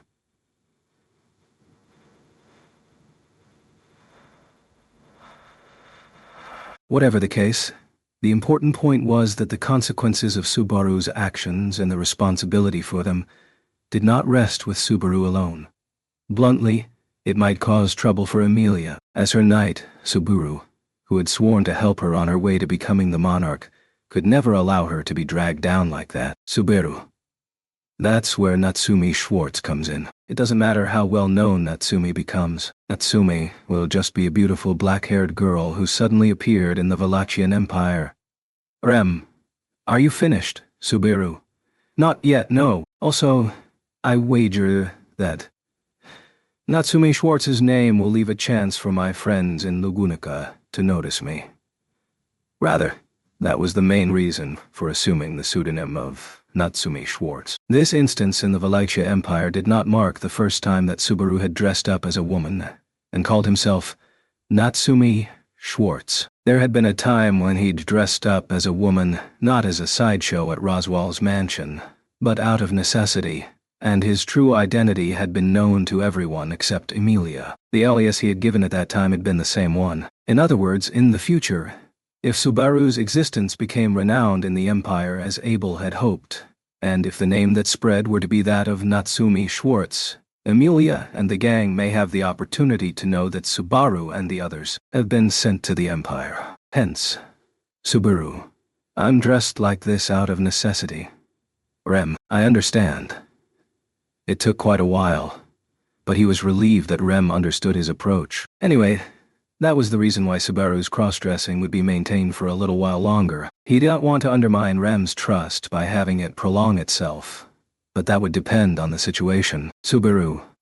Rem, if you have a problem, talk to Flop-san or Zicker-san. If it's too difficult for a man, Mizelda-san and the others are there. Don't keep it all to yourself.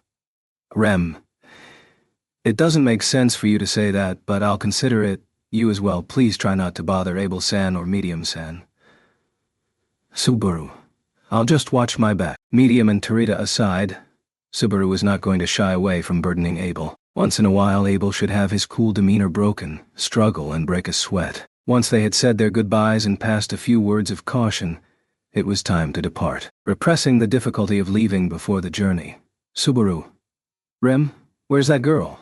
Rem? You mean Luis-chan? I think she's with Utakata right now. Subaru. I see. Rem. You don't want me to go and get her, do you? The tone of her voice dropped, and Rem gave him a questioning look. The tone of her voice was not pleasant, though she knew Subaru's intentions. Rather, the tone was one of deep-seated irritation and bitterness. Since the battles at the city hall, Subaru's suspicions about Luis had remained unchanged, despite the fact that they'd had very little contact in their hectic schedule. In fact, his suspicions were never cleared up. Even though she seemed to have a soft spot for IM and Utakata, and was getting along well with the Shadrakians and the others, there was no telling when and where she might reveal her true nature. In that sense, he was worried about leaving Louis behind. It was just that, Rem, you've already been keeping your eyes away from her for the entire duration of the mission to take down Geralt already, right? Subaru. Rem, after all this time, it's still at this. Upon being told that by M, Subaru had no words to reply. If Louis was going to take any action, she had already possessed several chances to do so. So it was probably useless to keep on being wary of Louis. Subaru. For the time being, I've already told Kuna and the others that they should remain vigilant. Rem. Stubborn. A minute whisper of a word, and having caught it, Subaru mulled over it for a moment. The reason why he had not disclosed Louis's true nature and dangerous powers to Rem in the first place was because she had no basis whatsoever to believe Subaru's story. To lose Rem's trust and alienate her by telling her about Louis's situation was not within his wishes. But what about now? Their relationship had improved, and she listened to him, albeit coldly. Maybe now she would not be so dismissive when he talked about Louis's true nature. Subaru. No? Don't do anything stupid. Subaru shook his head and rejected the idea that had faintly popped into his head. She might believe him, but even then, it would be pointless. Thus far, Lewis had not revealed her true colors. It was hard to believe that she would give away her true nature as soon as he talked to M. The situation would remain the same. It would only make Subaru feel better, but in turn, it would increase Rem's anxiety. There was no need to do that. Rem. What's with that face? Subaru. Yeah, I was just hoping that only good fortune rains down on Rem's life. Rem, huh? Rem's line of sight became narrower as Subaru attempted to keep the warmth welling up inside him at bay. However, if he tried to say something, the conversation would go on and on and on and on. Bro, it's high time we left. So said Al, leaning against the carriage, waving his lone hand. Behind him was a carriage and a single horse-like creature boasting a body as sizable as the carriage. A creature called a galewind horse, which was said to pull them along their journey. I've heard that it's a rare animal in Wallachia. It seems it's only given to generals. Subaru. Zikr-san lent it to me. She's actually female. So he's consistent. Rem. Consistent.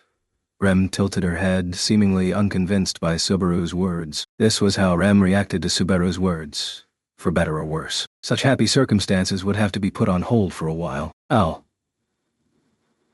What tea, bro?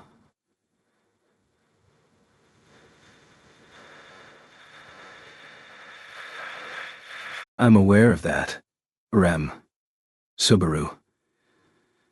The soles of my shoes think it's hard to leave your side and lift off the ground. Ouch.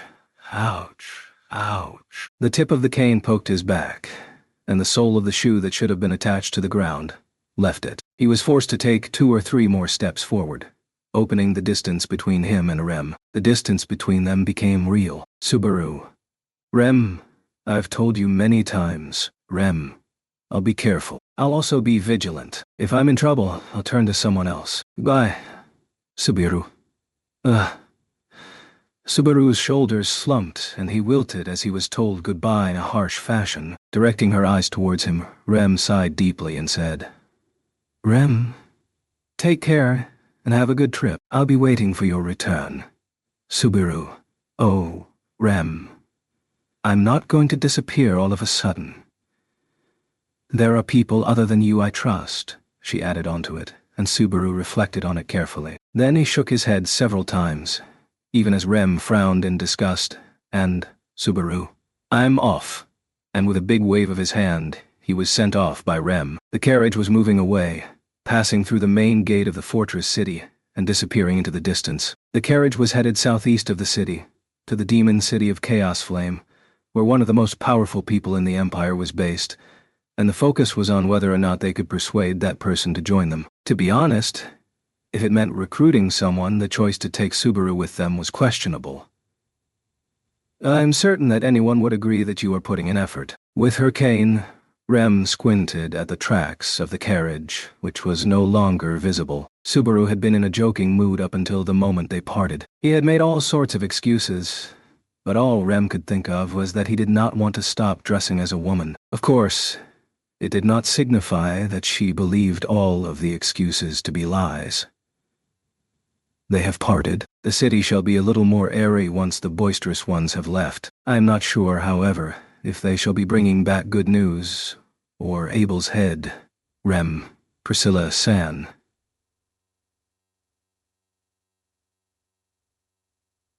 Suddenly a voice called out from behind Rem as she stood there, without even needing to turn around. A beautiful woman who made a vivid impression in red stepped out beside her. Priscilla, wearing a luxurious dress and sparingly exposing her violent beauty. Rem had not held a conversation with her since the latter had saved her life from Arakia's rampage during her assault on the city hall. So with her suddenly speaking to IM, her confusion and bewilderment grew stronger. Thank you very much. Priscilla. What is this gratitude in regard to? Rem, for what happened yesterday at the city hall. I was saved from that woman, Arakia. Not only me, but everyone else as well. Thanks to you, Priscilla. I saved many lives, you say? In my opinion, the credit for saving their lives goes to you. You used your talent and skills to save those who were dying. It was not my intention to show mercy to them. Do not take the liberty of twisting mine actions, Rem. I didn't mean to, Rem thought to herself as she tried to say that she did not. It was a bad habit to prematurely judge the thoughts and actions of others and their intentions, and try to fit them into one's own mold. She remembered many times of such a thing. Not pertaining only to Priscilla. Considering her lost memories, she had only been alive for about 2 weeks. Priscilla. So, you will not state anything in riposte? That too is an extremely dull decision, is it not, Rem? I'm sorry. I thought you were right, but I guess you can't twist the fact that I'm grateful to you either. Priscilla, ho? Speaking with interest, Priscilla pulled out fan from her cleavage. Then, opening it with a rapport, she hid her own shapely lips. However, in her unconcealed eyes, there was a light of pleasure and opportunity that could not be concealed. Priscilla, I had heard that you had lost yourself, but how dare you speak back to me? Rem, lost myself isn't quite the right expression. Just because I can't remember doesn't mean it's gone. Placing a hand on her chest, Rem defended herself from Priscilla's words. If she had indeed disappeared, it would be no different from a dream unreachable by anyone. But Rem's lost memories were not gone. They were not in him, but in Subaru, who was desperately trying to attain them again. If what he had stated was true, she had a twin sister. She wondered if there was any trace of the person she had been before she lost her memories in that sister, or if there was any trace of her in the friends that Subaru had talked about, in the people she had not yet seen. If Rem could be satisfied with the fact that everything in her was gone, and that everything was building up from where there was nothing, then, Rem, were I able to do that, my heart wouldn't be aching so much. Priscilla, Rem, all the time, every second I'm reminded of it. Every time I look into his eyes, I know I'm betraying his expectations.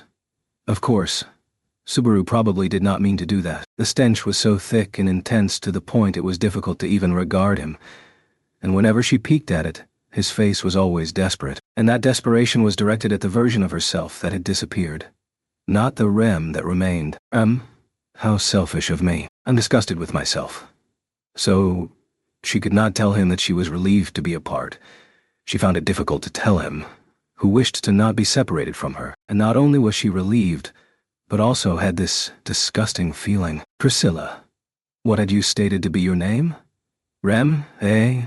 Priscilla, your name. Surely you shall not tell me you have likewise lost your name. But then again, you are not nameless. You are certainly called by your name. I am quite certain it is. Priscilla raised her gaze slightly, searching the void for an answer to her question. Perhaps she would remember Rem's name. Even in the short time she had been present here, Rem could sense that she was a very intelligent person. At the same time, she was also a very mean person. Hence, Rem. It's Rem. And before Priscilla could say the wrong name on purpose, Rem said it herself. Even though her memories had vanished, and there was no sign of them returning, and even though she was separated from the people who knew her in the past, at least the name she had been called and recognized for the past 2 weeks was real. Priscilla. Interesting. Priscilla muttered shortly after hearing that answer. She then closed her fan with a snap, and lifted Rem's chin with the tip of the closed fan ever so gently. Pierced by the crimson eyes up in front of her, Rem's throat was scorched by that heated gaze. But even though she was unable to word it, she stared back with intent in her eyes. Priscilla. Rem, I shall be keeping you by my side for a while. Rem, by your side? Priscilla? You may have the background and ambition, but not the ability. Your ugly healing magic shall be rehabilitated by me in moderation. Then it shall become something you may lay your eyes upon. Rem, you're going to teach me how to heal. Priscilla. Nonsense. I hold no background in the healing arts. I only have an eye for beauty. I shall know what you are lacking when I see it. Rem. The answer that came back was not the one Rem had expected, but in a way it was either more than she expected, or very far from what she had expected. However, if Rem's only current skill, the healing magic able to heal others, could then be utilized, it was worth relying on Priscilla's words. If only she had more power. she thought. It was something she regretted not having. But Priscilla-san, aren't you returning to your base? Priscilla, I shan't. I have also attached that owl fellow to Abel. It shall not be long before we see whether the conditions I have imposed on him can be met. I shall wait here. There will be some inconveniences, but I shall summon Schult to resolve them. Rem was unaware of what was tugging at her heartstrings, but Priscilla had settled on staying in Garrel. Either way, it would be helpful to have her as a mentor. There were still many people in this city in need of Rem's poor healing skills. She could not leave the city without tending to them. Priscilla, now, with that decided, prepare a room for me. I shall allow Schult to take care of the details, but we require a place to spend today and tomorrow. Rem, I understand. I'll have it ready for you right away. Priscilla gave orders as if she owned the place, but Rem didn't feel like disobeying, so she obeyed. Priscilla had a way of making others obey her, but Rem herself had no resistance to being ordered to do what needed to be done. With a flurry of steps and a cane in hand, she returned to the city hall and thought that she should consult with Zikr about Priscilla's stay and the arrangements for her room. The people of Shudrak were not used to city life as well, and so she felt bad that she had to rely on Zikr for so many things. However, he was a man who would refuse or label something impossible if solicited by a woman. There you are. Rem, Utakata-chan. Inside the city hall, on the way to the office where Zikr would be, she ran into a girl looking out of the corridor window. Utakata. Upon noticing Rem's appearance, Utakata smiled at her with a friendly face. Rem could not avoid smiling in return, her cheeks relaxing. Rem, I'm sorry. I've been kind of busy. Utakata. Ooh is fine. Composed even. I'm more worried about Tee. She's been wobbling around. Param Tarita-san. Right. Newly appointed as chieftain, Tarita was accompanying Subaru and the others on their journey. Even in the eyes of the young Utakata, Tarita must have looked shaky, almost crushed by her sudden assignment. Still, it was admirable of her to seek her own way out and take the first step to gain confidence. While Rem had remained crouched in place, whining that she had nothing, the people around her continued to move forward, leaving Rem behind. She definitely did not wish to curse the world with her whining and drag everyone down alongside her. Rem, Tarita-san will be fine. So, Utakata-chan, the others and I will protect the place to which Tarita-san will come back. Utakata? Got it. You're dependable. Rem, I wonder, when you say that, I feel a little more confident. Rem's cheeks relaxed slightly at Utakata's unpretentious words. Then suddenly, Rem noticed something strange and looked around. Utakata, standing in the aisle looking out the window, was alone, and there was no one else around. It still seemed like an inappropriate environment for a child to be walking around on their lonesome, but she wasn't trying to blame her for not being with an adult. Rather, it was something more fundamental. Rem, are you alone, Utakata-chan? Where's Louis-chan? Although she had been left to her own devices for a long time, Louis had grown quite fond of Utakata. They were friends of the same age, and seemed to have a comfortable relationship, which was why Utakata being alone was such a conspicuously uncomfortable situation. Of course, she was probably overthinking this, but... Rem, isn't Louis-chan with you? Utakata. Yes, Lou already left. Rem. Eh? Rem went stiff upon hearing Utakata's words, the former's head tilted back. Stopping her thoughts from going blank for a moment, Rem did her best to use her brain to ascertain the truth of Utakata's words. Louis was not with her, so the meaning of Utakata's words was, Rem, Louis-chan's. Utakata. She's gone. Uhu helped her get into the carriage, and the brave and courageous Shudrak girl puffed up her chest with pride, speaking those words to M in a completely nonchalant manner. Chapter 34. A quarrel in the carriage moved slowly, but not to the extent of being idyllic, down the road. The chestnut-haired Galawind horse, swinging its huge body with a delicacy that belied its sturdy figure, was carefully escorting the carriage carrying Subaru and the others. Subaru. How predictable. We've got lady, who isn't Quite, lady. Given it's Zikr-san's beloved horse. Subaru called this as he looked at the Galawind horse as it dashed, its master in the forefront of his mind. Zikr's beloved horse, which they had borrowed, was named Lady, a name very close in meaning to lady, and a surprisingly fateful one for a person dubbed the Womanizer. In any case, thanks to Lady's efforts, the group's journey to the demon city of Chaos Flame had been progressing smoothly. If things continued at this pace, they expected to arrive in about 4 days. Subaru. But it's not just about arriving, you know. Not only the reputation of member of the 9 Divine Generals we're going to meet, but the sound of the name Demon City is also scary in the first place. The Demon City, a city bearing the word demon in its name. It seemed unlikely to be a simple matter. He'd gotten word that it was a melting pot of a diverse mix of races. But was that enough to crown the city with the words chaoses and demon? With the fact that one of the 9 Divine Generals, someone who often caused a rebellion, was in charge included, there was the impression that they were only trying to urge on Subaru's sense of danger. That was one of the reasons why he had not brought Rem along. Subaru. I wonder what kind of chaos awaits us. Well, as chaotic as it sounds, it still confuses the hell out of me. That outfit and the bro I know don't seem to go together quite as well. And it's starting to look like a bug. Subaru. Ah, you're still saying these things? Subaru, who was in the front seat of the spacious carriage, looking out the window at the back of Lady's nimble running figure, turned around while gently using his hand to stroke his long black hair blowing in the wind. Raising his chin as if he were exasperated was Al, sitting at the back of the carriage. Al was occupying a 3-seater in a slouched posture. He then hooked his fingers on the chin of his helmet, making his raised head look down. Al, you're definitely doing that on purpose. With a bitter tone, he blurted that out due to Subaru's behavior. Subaru shrugged his shoulders, feeling disappointed at Al's strong rejection. Surprisingly, Al was the second person after Rem to criticize Subaru's cross-dressing. Abel, the Shodraks, the O'Connell siblings and Zikr. All of them naturally indulged him once they accepted it. But Al kept harping on it. Subaru. The same mouth that had said they were going to support me is now complaining. So that whole mysterious conversation was a lie?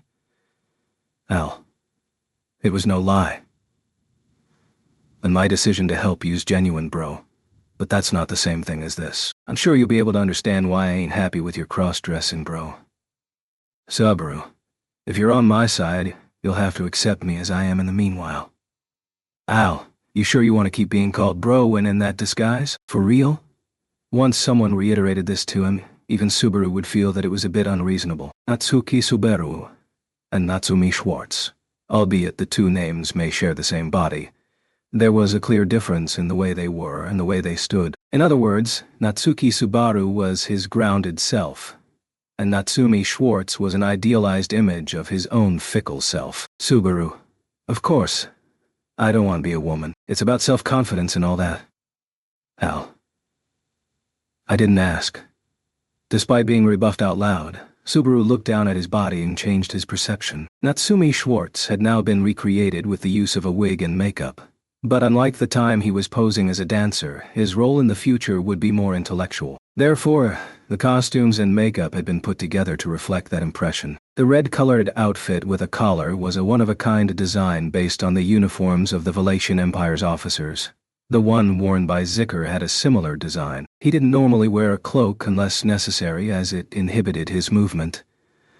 But he was proud of the fact that this bluff was working. Further down were pants, on his feet were tough boots, and on his head lay a military cap with a bird's feather on it. This was the complete picture of the female military strategist, Natsumi Schwartz. Subaru. Well, I guess I'm more of a female soldier than a female strategist. When you think of women in military attire, you'd expect them to be dressed as men, right? Al. Even when I'm literally looking at the fact of you, bro, cross-dressing as a woman, who's cross-dressed as a man, my confusion is only getting worse. Subaru. I don't want to stand out, so it's put together in the Empire style. It's a male look, so I drew a bit of inspiration from Crush Sand's taste. Al. I ain't sure if the Duchess will be pleased with that expression, saying that you got a little inspiration from your previous encounters with her. Am I the only one who thinks that this is strange? What do you think about it, Emperor-san? Al raised his right arm in exasperation to Subaru, who explained the concept. With that, Al then turned his lifted right arm to the front, pointing at the figure in front of him. In the middle seat of the carriage, or in other words, the position where he was endlessly sandwiched in between their conversation, was Abel, looking out the window with a grim expression. He seemed to be pondering something with a serious look on his face. He raised his eyebrows at the imprudent name Al used, and without turning around, he coldly voiced a clown. Abel, I do not have the recollection of allowing you to call me that. Know that one careless word can jeopardize the very existence of the Empire. If you do not, you shall lose more than just your other arm. Give me a break. I've gotten used to it, but an inconvenience is an inconvenience. If I lose another one, it'll be more than just an inconvenience. Abel, then you should bear that in mind. Al. Hey, the Imperial way's not even funny. It's hard for comedians like ourselves. Right, bro? Subaru. I don't want to be asked for my agreement. The atmosphere was tense, with no room for jokes or light-hearted conversation, but Subaru had no intention of criticizing the Empire, like saying that it was a problem of the country's character. At most, as an individual, he found Abel to be difficult to get along with. The answer itself was light-hearted, so it was a complaint that he had never felt on the surface. Of course, when it came to issues of beliefs and values, it did not stop at that. Al, so, what do you think of Bro's outfit, Abel-chan? Abel. For a moment, Abel's brow creased at the new name. Subaru was surprised by Al's daredevil approach, but after a few moments of silence, Abel snorted roughly at the insolence and disregarded him. Was it better than being called Emperor-san? Unsure of Abel's thoughts on this, Subaru suppressed an inner chill with a sigh. In the meantime, Abel looked at Subaru again to answer Al's question. Abel. Yes, it is a ridiculous look, but I do not care as long as it pays off. You should separate your abilities from your hobbies. Subaru. Don't stab me in the back under the guise of backing me up. How many times do I have to tell you that it's not a hobby, but a necessity? Do you think I dress like a woman because I like it? Abel. Subaru. Don't just say nothing. Because of the suggestive silence, Subaru's suspicions were unfairly intensified. Naturally, this was a very unpleasant understanding for Subaru. He did not want to dress as a woman at all, if it was not required. However, if there was even the slightest possibility that it would resolve the situation, he would not exclude cross-dressing as an option. That was all there was to it. Subaru. Everyone has a proper argument prepared by them. Listen. Al, you said you were armed with an argument. Anyway, I'm pretty sure it's a cliché. The emperor who was expelled from the throne recruits allies to regain it. In that case, it's only natural that there's a position for a mysterious woman to accompany him. Subaru. Yeah, that's right, like a strategist or a mage. And usually in those stories they have that sort of position be the heroine. I'm not the heroine. Al, don't get mad even though you said it yourself. You'd surprise everyone, not to mention me. Subaru was indignant, but his intentions were not understood by anyone other than his fellow countryman Al. In the first place, there were many phrases that would not be understood even in their homeland. Al's knowledge was quite close to Subaru's, as evidenced by the fact that he could even employ it. Subaru. I never asked about which time period he came from, or anything in depth. So far, even though Subaru had shared the information that he and Al were from the same place, they had never talked about which period they had arrived from. Al had once told Subaru that he had been summoned to this other world nearly 20 years ago. Furthermore, his experience had been so terrible that he had even lost one of his arms. Though the confession itself had been done without a care, the reality of it was not so frivolous. The anguish and despair that Al had endured must have been a constant part of his everyday life. Al was a man who had been tormented by the harshness of this other world much more than Subaru. Now that he was speaking about it, he realized how blessed he was compared to him. At the same time, he was wondering what the difference was between himself and Al. Because of this fear, Subaru had not tried to have deep conversations with Al, and Al had not tried to go any further either. However, considering the language used and the subcultural topics that they could understand, the original world where Subaru and Al lived must have been in the same time frame. If he had been summoned 20 years ago, he must have been the same age and from the same epoch. The current age difference between Subaru and Al was merely a function of the time in this other world they had been summoned to. Henceforth, despite the age difference, he and Subaru were on the same wavelength in their conversations. That seemed to be the cause of the vague tingling sensation Subaru felt when interacting with him. Al. I hate clichés. Subaru. Huh? Al, a suspicious mage beside the Emperor. Ain't that a cliché? What about that? Al's light-hearted comment snapped Subaru, whose thoughts had gone astray, back to reality, blinking his eyes. Subaru nodded his head in agreement with what he called a cliché, with a, yeah, Subaru. It's a cliché indeed. A bewitching female mage seduces the Emperor and slowly turns him into a puppet of her will. And then the prosperous country collapses. Abel. I shall not allow it to collapse on its own. I shall take it back no matter what. It just... Subaru, just, Abel. It was neither a mage nor a woman, but it is true that there was one dubbed the Stargazer. Subaru and Al. Stargazer. The words from Abel's mouth were met with overlapped doubts from both Subaru and Al. It was a word they had never heard before, but they thought it strange. Subaru had never heard of this word before, but strangely enough, he held an idea of the characters in his head. And once the characters fit, the role of the word also came to mind, vaguely. Subaru. Maybe they're a feng shui master, or something of the sort. Kinda like the position of a fortune teller? Al, it's more like a prophet, ain't it? I mean, that's what the stone tablet does in the kingdom. Subaru. Yeah.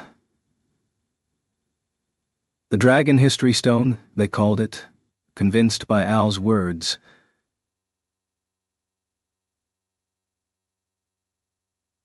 Subaru retrieved the knowledge of the prophetic tablet passed down in the kingdom from his head. Although Subaru hadn't laid eyes on the actual artifact, it seemed that the tablet contained information about future events that would occur in the kingdom of Lugunica, and was said to be a useful artifact that also provided solutions to said problems. However, having forecasted that the royal family of Lugunica would succumb to illness, the tablet had presented an approach for the selection of the next monarch. In other words, the royal selection, in which Emilia and Priscilla were partaking. Honestly, it was a result that made him tilt his head at the idea of being grateful to the prophecy tablet. Subaru. If it was serious about giving advice on how to save the kingdom, it would tell them how to cure or stop the disease in the first place.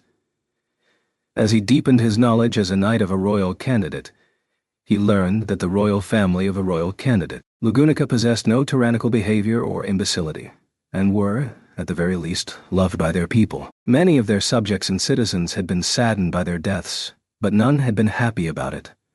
It was still a mystery as to why the Dragon History Stone had forsaken them. Subaru.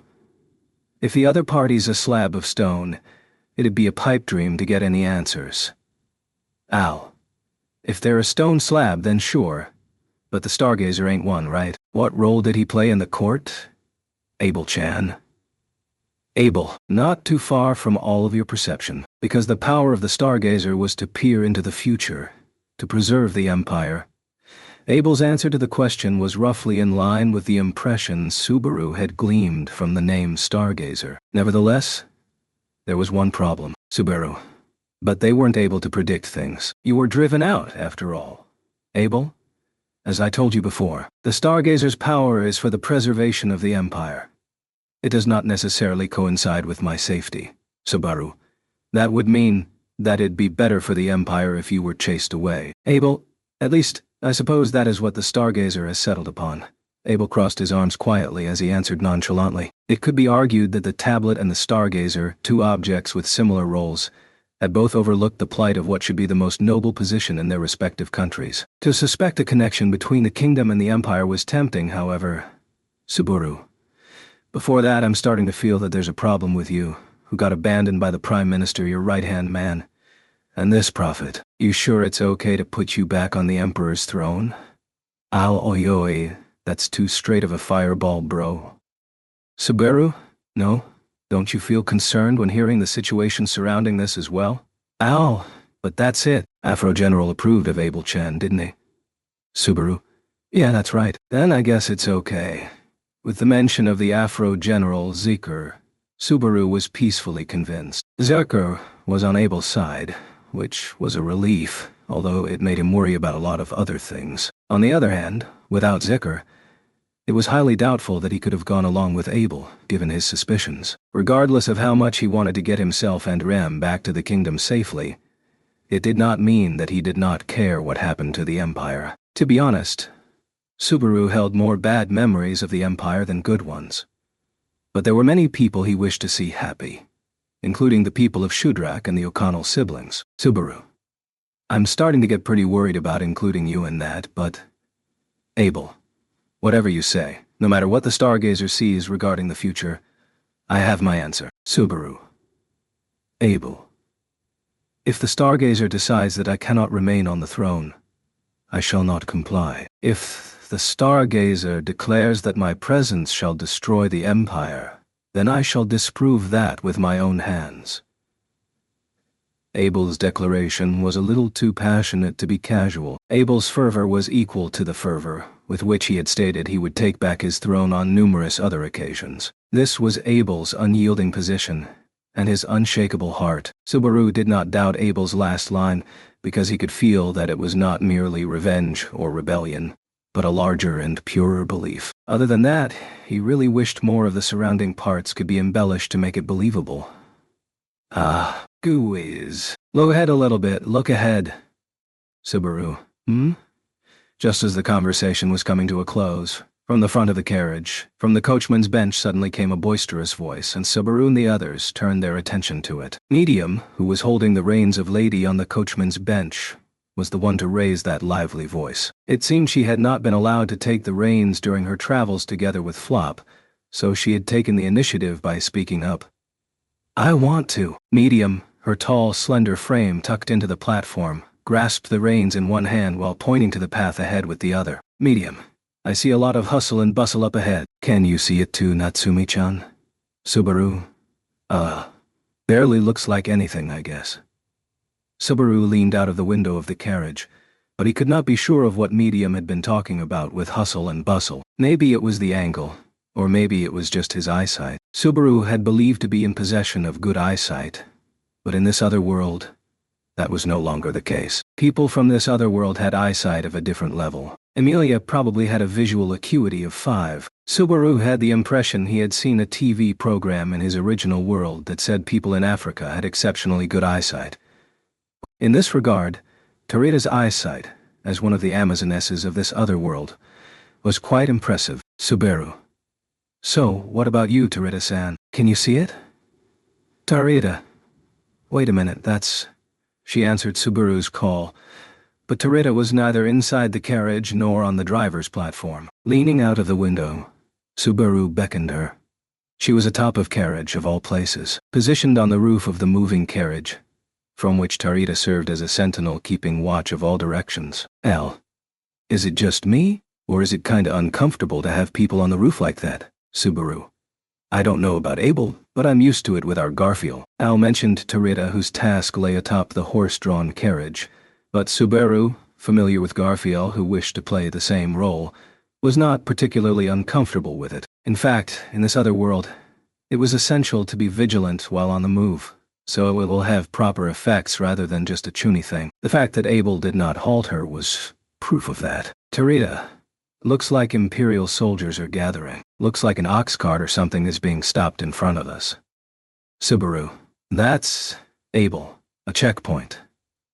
So muttered Abel to himself after receiving Tarita's report and understanding the situation. The checkpoint that came to Subaru's mind was the one at the main gate of Geralt. However, the fact that the checkpoint was not at the entrance to the city, but in the middle of the road, seized his attention. It was natural to check the comings and goings in a city, but the impression given by checkpoints on the roads was different, in that they were in response to some kind of anomaly. In short, they were most likely looking for something specific. Subaru.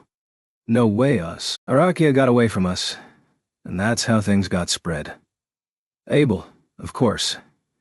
It is inevitable that information shall eventually leak out from Arakia, but I do not believe it can move as quickly and accurately as this. In addition, The demon city is in the opposite direction of the imperial capital. Subaru. So location-wise they shouldn't have any reported information? Abel. Yes, although there is the matter of her companion, is there not? With his arms crossed, Abel was concerned not about Arakia, but about her companion. Arakia's companion was the person who had retrieved her from Geralt. Al. The guy who dragged Lil Miss Arakia away? He's the kind of guy who'd fearlessly ride into the middle of enemy territory in the situation. He's probably a sharp and able person. Subaru, a sharp and able person. Abel's concern and Al's point of view made Subaru imagine something unpleasant. As far as the Imperial soldiers in the fortified city were concerned, Subaru had an idea of who the sharp ones were. And amongst the Imperial soldiers who had surrendered after the fall of the city hall, the object of Subaru's fear could not be counted. Perhaps they had mixed amidst the soldiers who had abandoned the city and fled. Subaru, no way. He did not want to think that it was that man who had taken Arakia away, no matter how much he wanted to. He wished that the fate of their relationship would not grow any deeper. Subaru, right now, we need to focus on the problem at hand. What do we do? Do you think we can bypass it, Terita? Right now, I don't think they're even aware of us yet. Medium and Terita, two people with excellent eyesight, had been the first to spot them. Before the soldiers ahead of them noticed, they could go off the road and avoid the checkpoint. If nothing about them was found to be amiss, they could pass through brazenly. But if they had contraband or something, they would have no choice but to evade. But, Abel, hold it, do not take detours. Subaru, ah?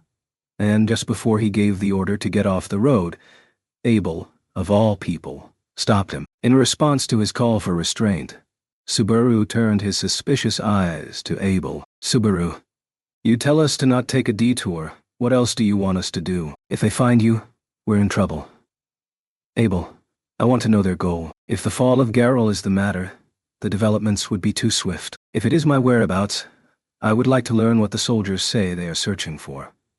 Subaru, Wasu, what's going to happen when they find you? You'll poke the beehive and we'll end up getting into a raging car chase. Of course, the possibility existed that they would be caught on the spot. Of the 5 people in the horse-drawn carriage, only 3, excluding Subaru and Abel, were capable of fighting. But their total strength was not much different from that of the dancing troupe that had ridden into Geralt. In the event that they were to escape in their carriage, it would be extremely difficult to shake the enemy off on the wide-open road. Subaru, the conditions are too bad. Or do you have a better plan? Abel, there is.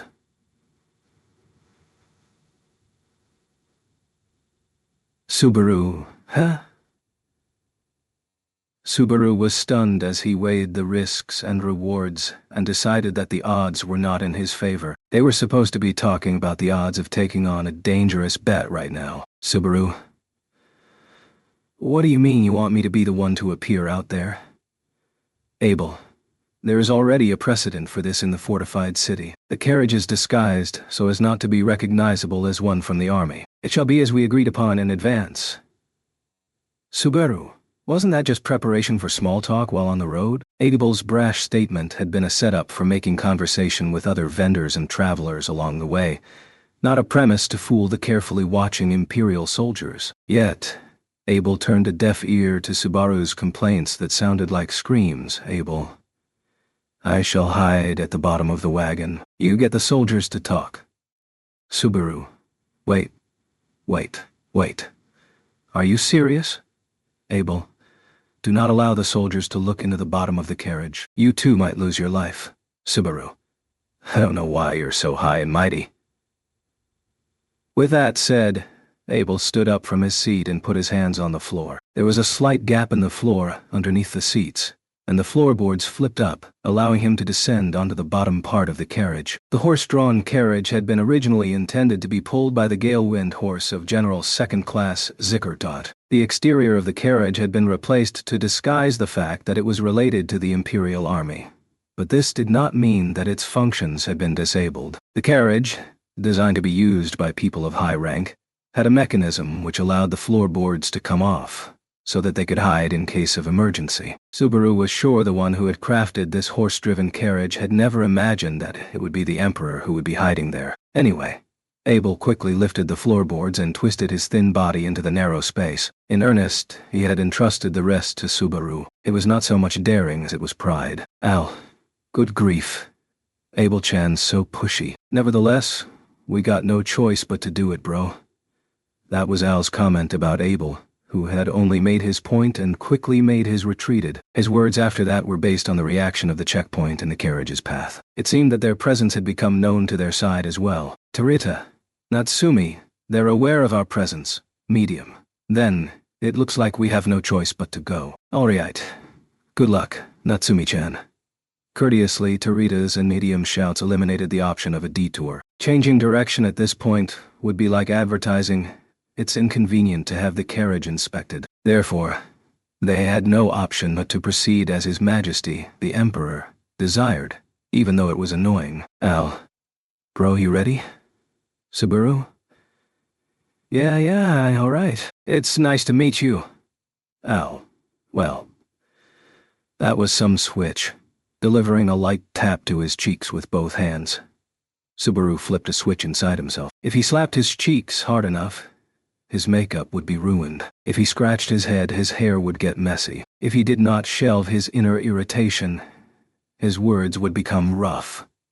He could not fool the Imperial soldiers with that. He had to play the part that was required of him, and accomplish the duty that was expected of him. That was the first step for Natsuki Subaru to regain the lost trust. Subaru. Oh, thank you for your service, gentlemen of the army. What can I do for you? Subaru said as he leaned out of the window, smiling as dainty and charming as he could, and waved cheerfully to the Imperial soldiers who stopped the carriage. The Imperial soldiers who had halted the carriage did not take the presence of a carriage carrying only Al, in addition to the three women, Medium, Tarita, and Subaru, seriously. What they had requested was the identity of the group and the purpose of the trip. As they had agreed upon beforehand, Al and Medium had been hired to guard Subaru, the daughter of a lower-ranking count, and Tarita was to be Subaru's servant. Before leaving Garl, Tarita's style had undergone trial and error, and been changed from the Amazoness style that was instantly recognizable as that of the people of Shudrak. Currently, Tarita was dressed in the style of a male butler, which was Subaru's preference. Al given rave reviews, his words being bros dressed as a woman who's dressed as a man. And Tarita-chan's dressed as a man. I don't understand anything anymore. Anyway, the Imperial soldiers at the checkpoint had not been suspicious of Subaru and the others' kind of behavior. Only when being told that their destination was Chaos Flame did they display a meaningful hesitation, saying, well, that's... No, that's... Even among them, the Demon City's impression seemed to be poor. Soldier. I wouldn't really recommend visiting the Demon City, young lady. Subaru, even if you say so, I'm afraid my father will be angry with me. Even though I'm a noble, it's not a luxury the family of a lowly count can afford. Soldier, I see. Well, you seem to have a good head on your shoulders, so I guess there's nothing to worry about. Subaru. Oh my, you flatter me. Smiling with the back of his hand over his mouth, Subaru elegantly sidestepped the soldier's suspicion. In general, there seemed to be no problem in getting through the checkpoint. The only thing left to do was... Subaru. Well, there appears to be quite strict security. Has something happened? Soldier. Oh no, it's nothing serious. There's deserters from a recent skirmish up north near Budheim, so we're looking for them. And we're also looking for a wanted criminal. Subaru. Wanted, is it? Careful not to let his voice waver, Subaru frowned at the sound of that. Fortunately, the soldier did not seem to notice Subaru's surging inner thoughts and nodded. Yeah, soldier. There's talk of a man wanted in the Imperial capital being sighted around here. It's said that he's about 50 years old and has blue hair. Do you have any knowledge of him? Subaru. No, I'm afraid not. But to have deserters from the Imperial soldiers who are renowned for their strength makes me worry that the mantra of the Empire is being disturbed. Medium. It's okay, Natsume-chan. We're here for you, so don't worry. Don't worry. Let's hold our chests out strong. Subaru. Well, that's reassuring, Medium-san. Oh ho ho. Subaru had not meant for that to happen. but Medium's blunt words made the Imperial soldiers lose their composure. There was the possibility that by probing into it, they would become suspicious, but it seemed that they had been successful in evading that worry. Tarita, too, was silent and played the role of a butler who did not interrupt her master unnecessarily. She had a tendency to be shy, though, so the silence may just have been natural. And, except for the women, the most worrying person was Al and his suspicious appearance. Al, my oh my. Thank you, soldiers, for all your hard work. It's thanks to your hard work that a half-wit like me is allowed to work so lazily. Soldier, we are only working for the well-being of the Empire. Definitely not for someone as weak and lazy as you. Al, I know. I understand where I stand.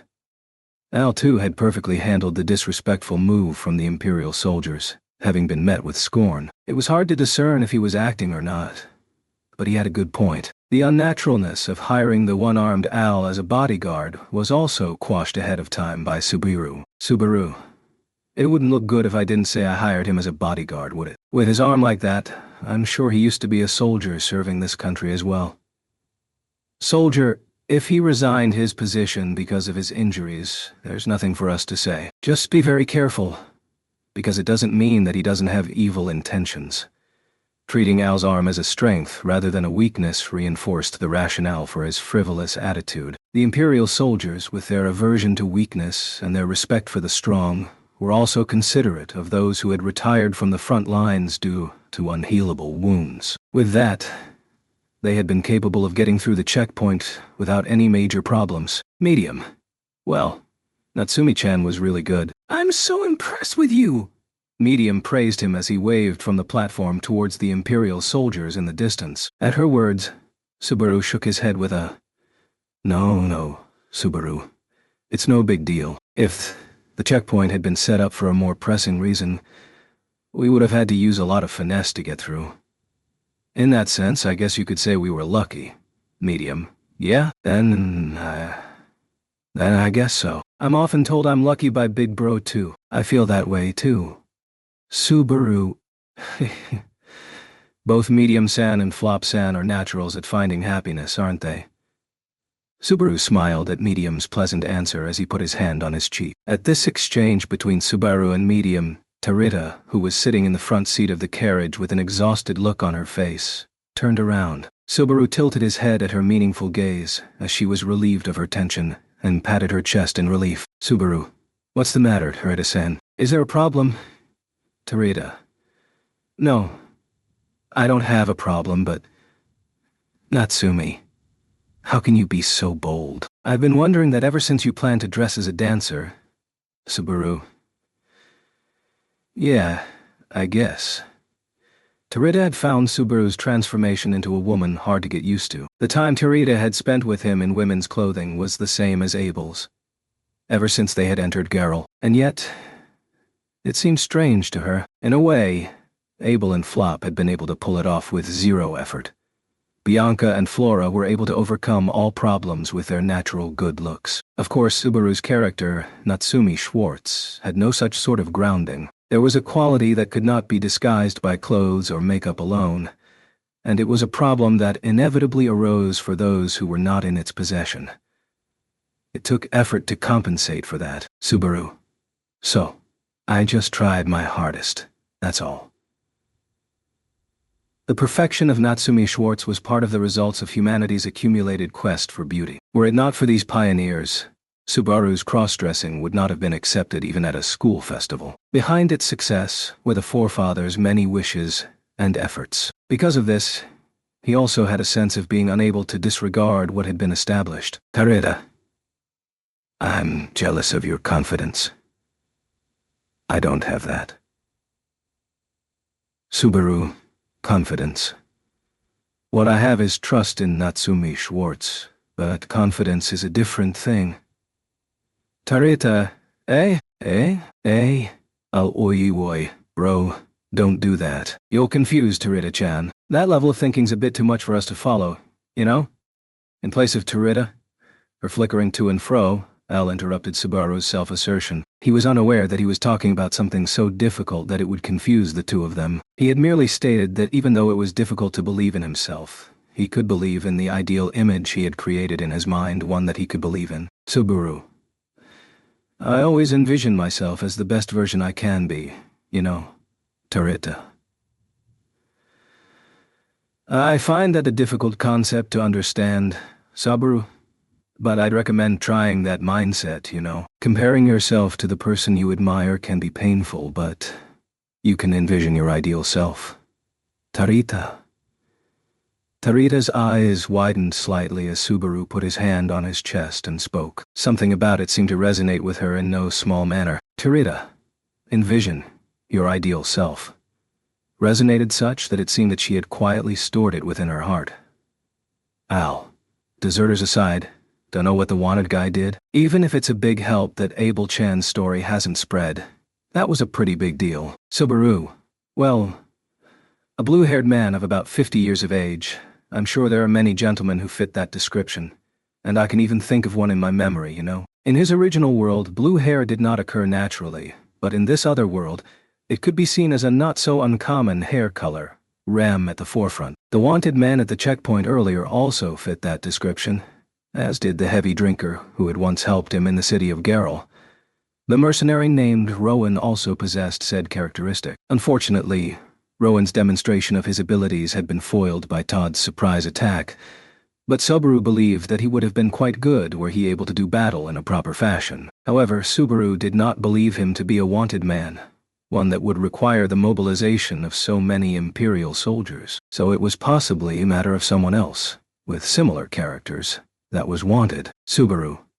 In any case, Abel's situation hasn't been reported to the ordinary soldiers yet. As long as there's no disorder in the Imperial capital, it seems safe to assume that a body double's acting as Emperor. Al, dunno if that's a good thing or a bad thing. Honestly, I think it would have been more convenient for us if the Emperor had been absent and that there was a lot of commotion. Subaru. I feel like it has its advantages and disadvantages. Setting handling things if he's discovered aside, the gravity of finding Abel remains unchanged. If the Emperor's absence were to become public and the Empire thrown into turmoil, it was currently unknown whether Subaru and the others would be able to handle it effectively. At the very least, Abel's perception was that they were still lacking in strength to claim the throne, and Subaru was of the same opinion. However, the insistence of going through the checkpoint had made him very nervous. Al, at any rate, now that we've escaped the checkpoint, let's get Abel Chan out of there. Subaru, right. Besides, I want to complain about something. Nodding at Al's suggestion, Subaru crossed his arms over his fake cleavage to assert his indignation. The reason for Subaru's indignation was, of course, the unreasonable reason given so they would go through the checkpoint. But beyond that, it was the reckless flailing by Abel during the checkpoint. While talking with the soldiers, noises had echoed from the bottom of the carriage several times, which had been disguised with great difficulty. Ultimately, it was settled that Subaru, posing as a woman, had a stomachache, saying, "It's not easy being a lowly count," but it was an outrage that damaged the reputation of the elegant Natsumi Schwartz. Subaru. It seems that His Majesty the Emperor isn't fully aware of his position. Al. Oh, bro.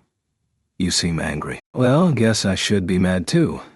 Al agreed with Subaru, who was eager to complain to His Majesty, the reckless Emperor. Then Al flipped up the floorboard, and Subaru peered into the bottom of the rocking carriage to complain bitterly to the face that appeared. Subaru. Hey, Abel. What's going on? You have no idea how hard it was for us to cover up for you after you did that. Ooh. Subaru. Ooh, yeah. HK.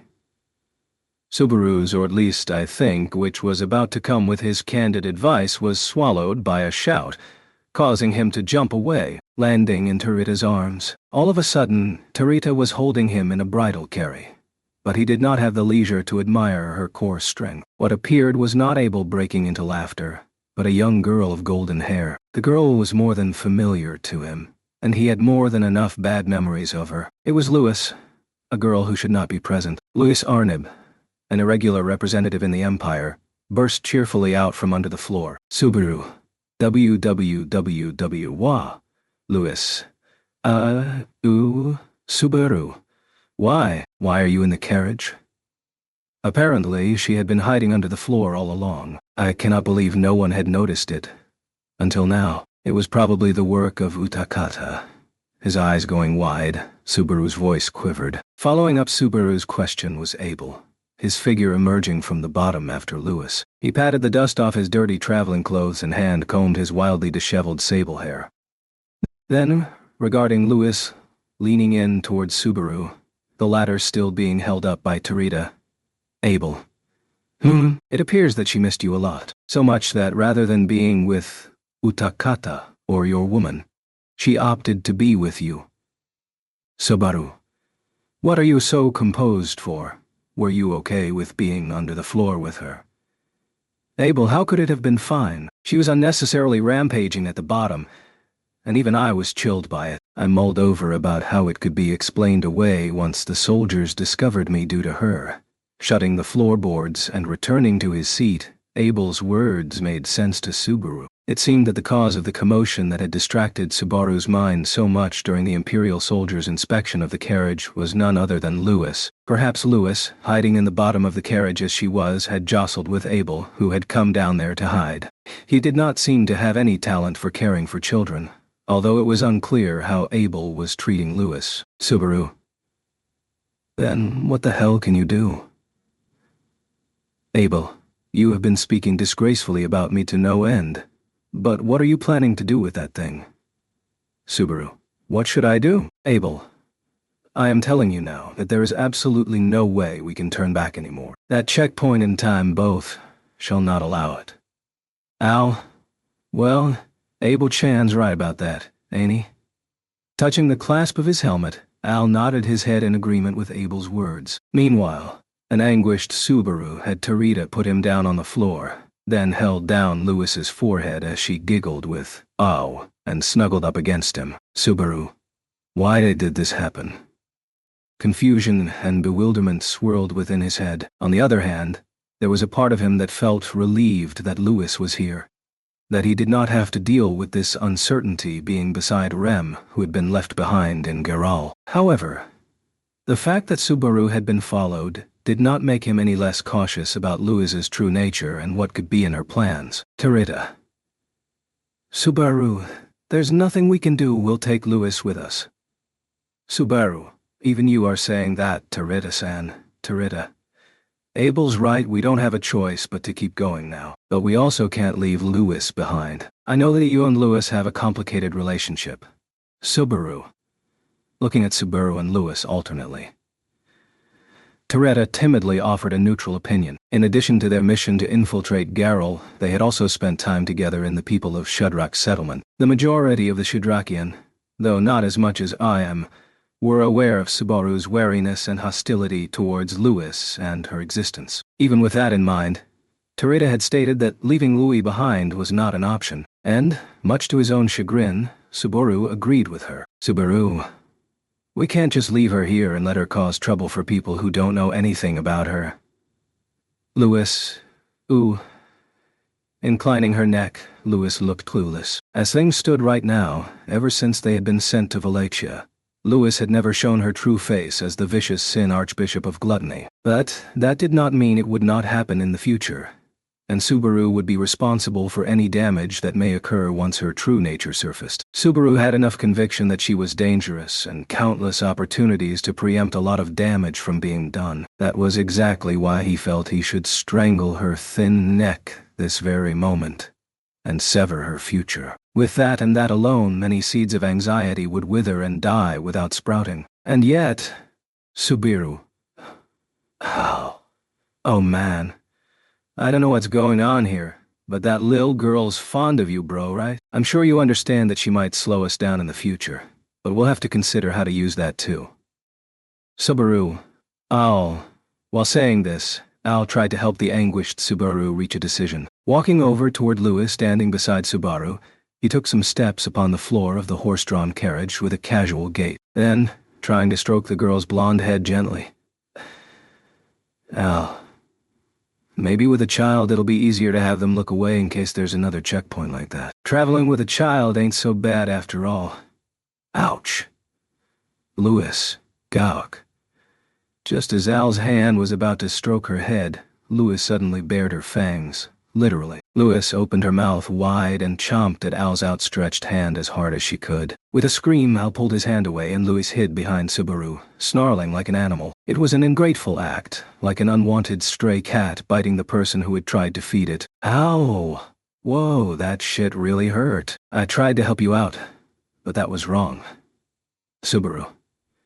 You've done it, haven't you? I knew it was your style to prey on others like that. Lewis! Ooh, hey. Oh, Subaru. I can't understand you with your HS and Lewis was clinging to Subaru's waist, shaking her head. Subaru was struggling to pull her off, but the pressure was too tight for him to wriggle free. Luckily, Subaru knew Al's name, and who he was, and Al himself did not appear to have lost himself due to having his memories snatched away. But the damage was yet to be confirmed. Tarita, please, calm down. Subaru, Hyanan, Lewis, ooh. Once Subaru and Al began raising a ruckus, Lewis started screaming like a child with a tantrum. To interrupt them, Tarita had intervened by raising her voice. Putting her hands under Lewis's arms, she picked up the child, shooting Subaru and Al both with a potent gaze, her eyes like those of her sisters, conveying the strong impression. Tarita, you're a grown man, and you're acting like a child, even more. Why don't you behave like a calm adult? The little ones will mimic you. Subaru, cool. But, Tarita-san, the girls, Tarita. No buts, Natsumi. I know your relationship with this girl is complicated, but even if that's the case, what are you going to accomplish by making a scene? He was reprimanded directly, and the simplicity of the reprimand was the most effective reply for Subaru. How many could win against the argument that they had been acting immature towards a child? However, such an Ave theory would not be applicable to a Sin Archbishop. If only she was privy to the dangers posed by Louis Arnab, Tarita would surely possess a different opinion. Then, why didn't he just tell everyone who Louis was here and now? Subaru. The black emotions echoing from within his own heart caused his throat to clog. Subaru's cheeks tensed up, and Tarita and Al reacted in a quizzical manner. In the end, the whole situation had been brought about by Subaru's vague decision-making abilities. The only way to make them understand Subaru's wariness of Louis was to disclose the fact that Louis was the Sin Archbishop of Gluttony. Unlike Ram, who had lost her wariness of the witch cult along with her memories, the people in this room would be able to understand the threat. Once they realized the gravity of the situation, they would not treat Louis as the child she seemed to be, and to get rid of the disturbing threat. What could be done to get rid of her? Subaru. Louis. Ooh. Louis tilted her head at Subaru's expression while being held by Tarita. Immediately once Subaru and Al stopped being rowdy, Louis calmed down as well. As they had found out in the time so far, Louis would only make noise if there was a lot of it in her environs. If her surroundings were quiet, Louis, by her lonesome, would not make a peep. The reason as to why Utakata was such a good match for Louis was because she was an exceptionally calm child.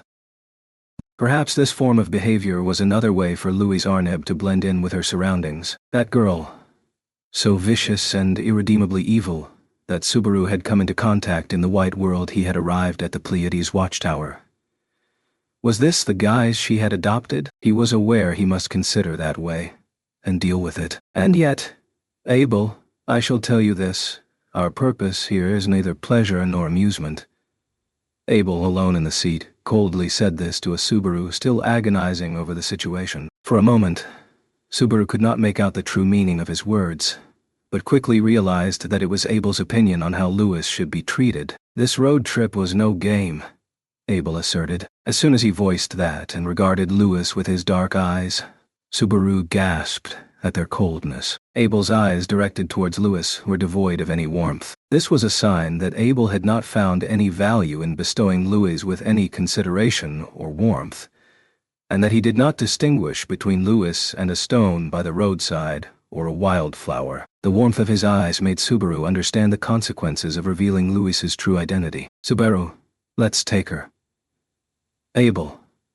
Immediately after making his decision, the dark eyes looking at Louis were turned to Subaru. The sharpness of his gaze felt like it was burrowing into Subaru's chest, but clenching his molars, he drove that out of his mind. Subaru, since this isn't a pleasure trip, show them you're useful. That's how it works, isn't it? Abel, yes, it is of no consequence. I had a feeling you would state such a thing. Subaru, that's a difficult evaluation to interpret. Whether it was disappointment or some other sort of emotion, it was hard to tell. Naturally, Abel wished to have his real intentions go unrevealed, and Subaru was afraid that rehashing them would lead to a different conclusion. Medium. Hey, are you done with that? Louis Shan, come here when they are finished talking. Turita? Is that okay? Feeling the tense atmosphere between Subaru and Abel, Tureta asked for permission to respond to Medium's voice coming from the driving platform. Abel was already unconcerned, and although he had decided to take Subaru with him, he did not want to take Louis, so he decided to take advantage of their generosity. Medium. All right, Louis-chan. You want to hold the reins? Try to steer Lady Chin. Louis. Ooh, Tureta. Let's not do that. Louis was welcomed by the two women, although there was a lot of noise coming from the driver's seat all of a sudden. Subaru was the only one who had originally been quite wary of Louis, so there was nothing surprising about their reaction. If something had to be said, however, was that Louis's disappearance may have caused RM, who had remained in Geralt, to panic in search of her. Abel, I do not believe that girl could have gotten into the carriage by herself. If there is someone who assisted her, that one should reveal the situation. Subaru. Well, I guess that's true. Perhaps sensing the nature of Subaru's anxiety from his expression, Abel dispelled without emotion. If he was right, and Utakata had helped Louis stowaway, that information would have been shared with Rem and the others back in the city. With him and Louis together, Subaru wondered if that would help with Rem's anxiety. Subaru. Which would be better, her not knowing where she is or knowing where she is? Al. Of course it's safer to have her with you, bro. I mean, from what Turita-chan said, it sounded kinda complicated. With Al having overheard his muttering, Subaru's feelings were further muddied by Al's words. The relationship between Subaru, AM, and Louis was not as simple as it appeared. Subaru. But that's right. With Rem's figure behind his eyelids, Subaru found an excuse within himself. Regardless of Louis's identity, Rem would be concerned for the girl. Even if he told her the truth the next time he got the chance, it would be one-sided, without Louis's presence. For that reason, Louis must be kept safe. Al, bro, Subaru. No, nothing unless... Al, do me a favor. Please, pay as much attention to Louis as you can. Al. What's with the out-of-the-blue request, anyway? What's with that little girl?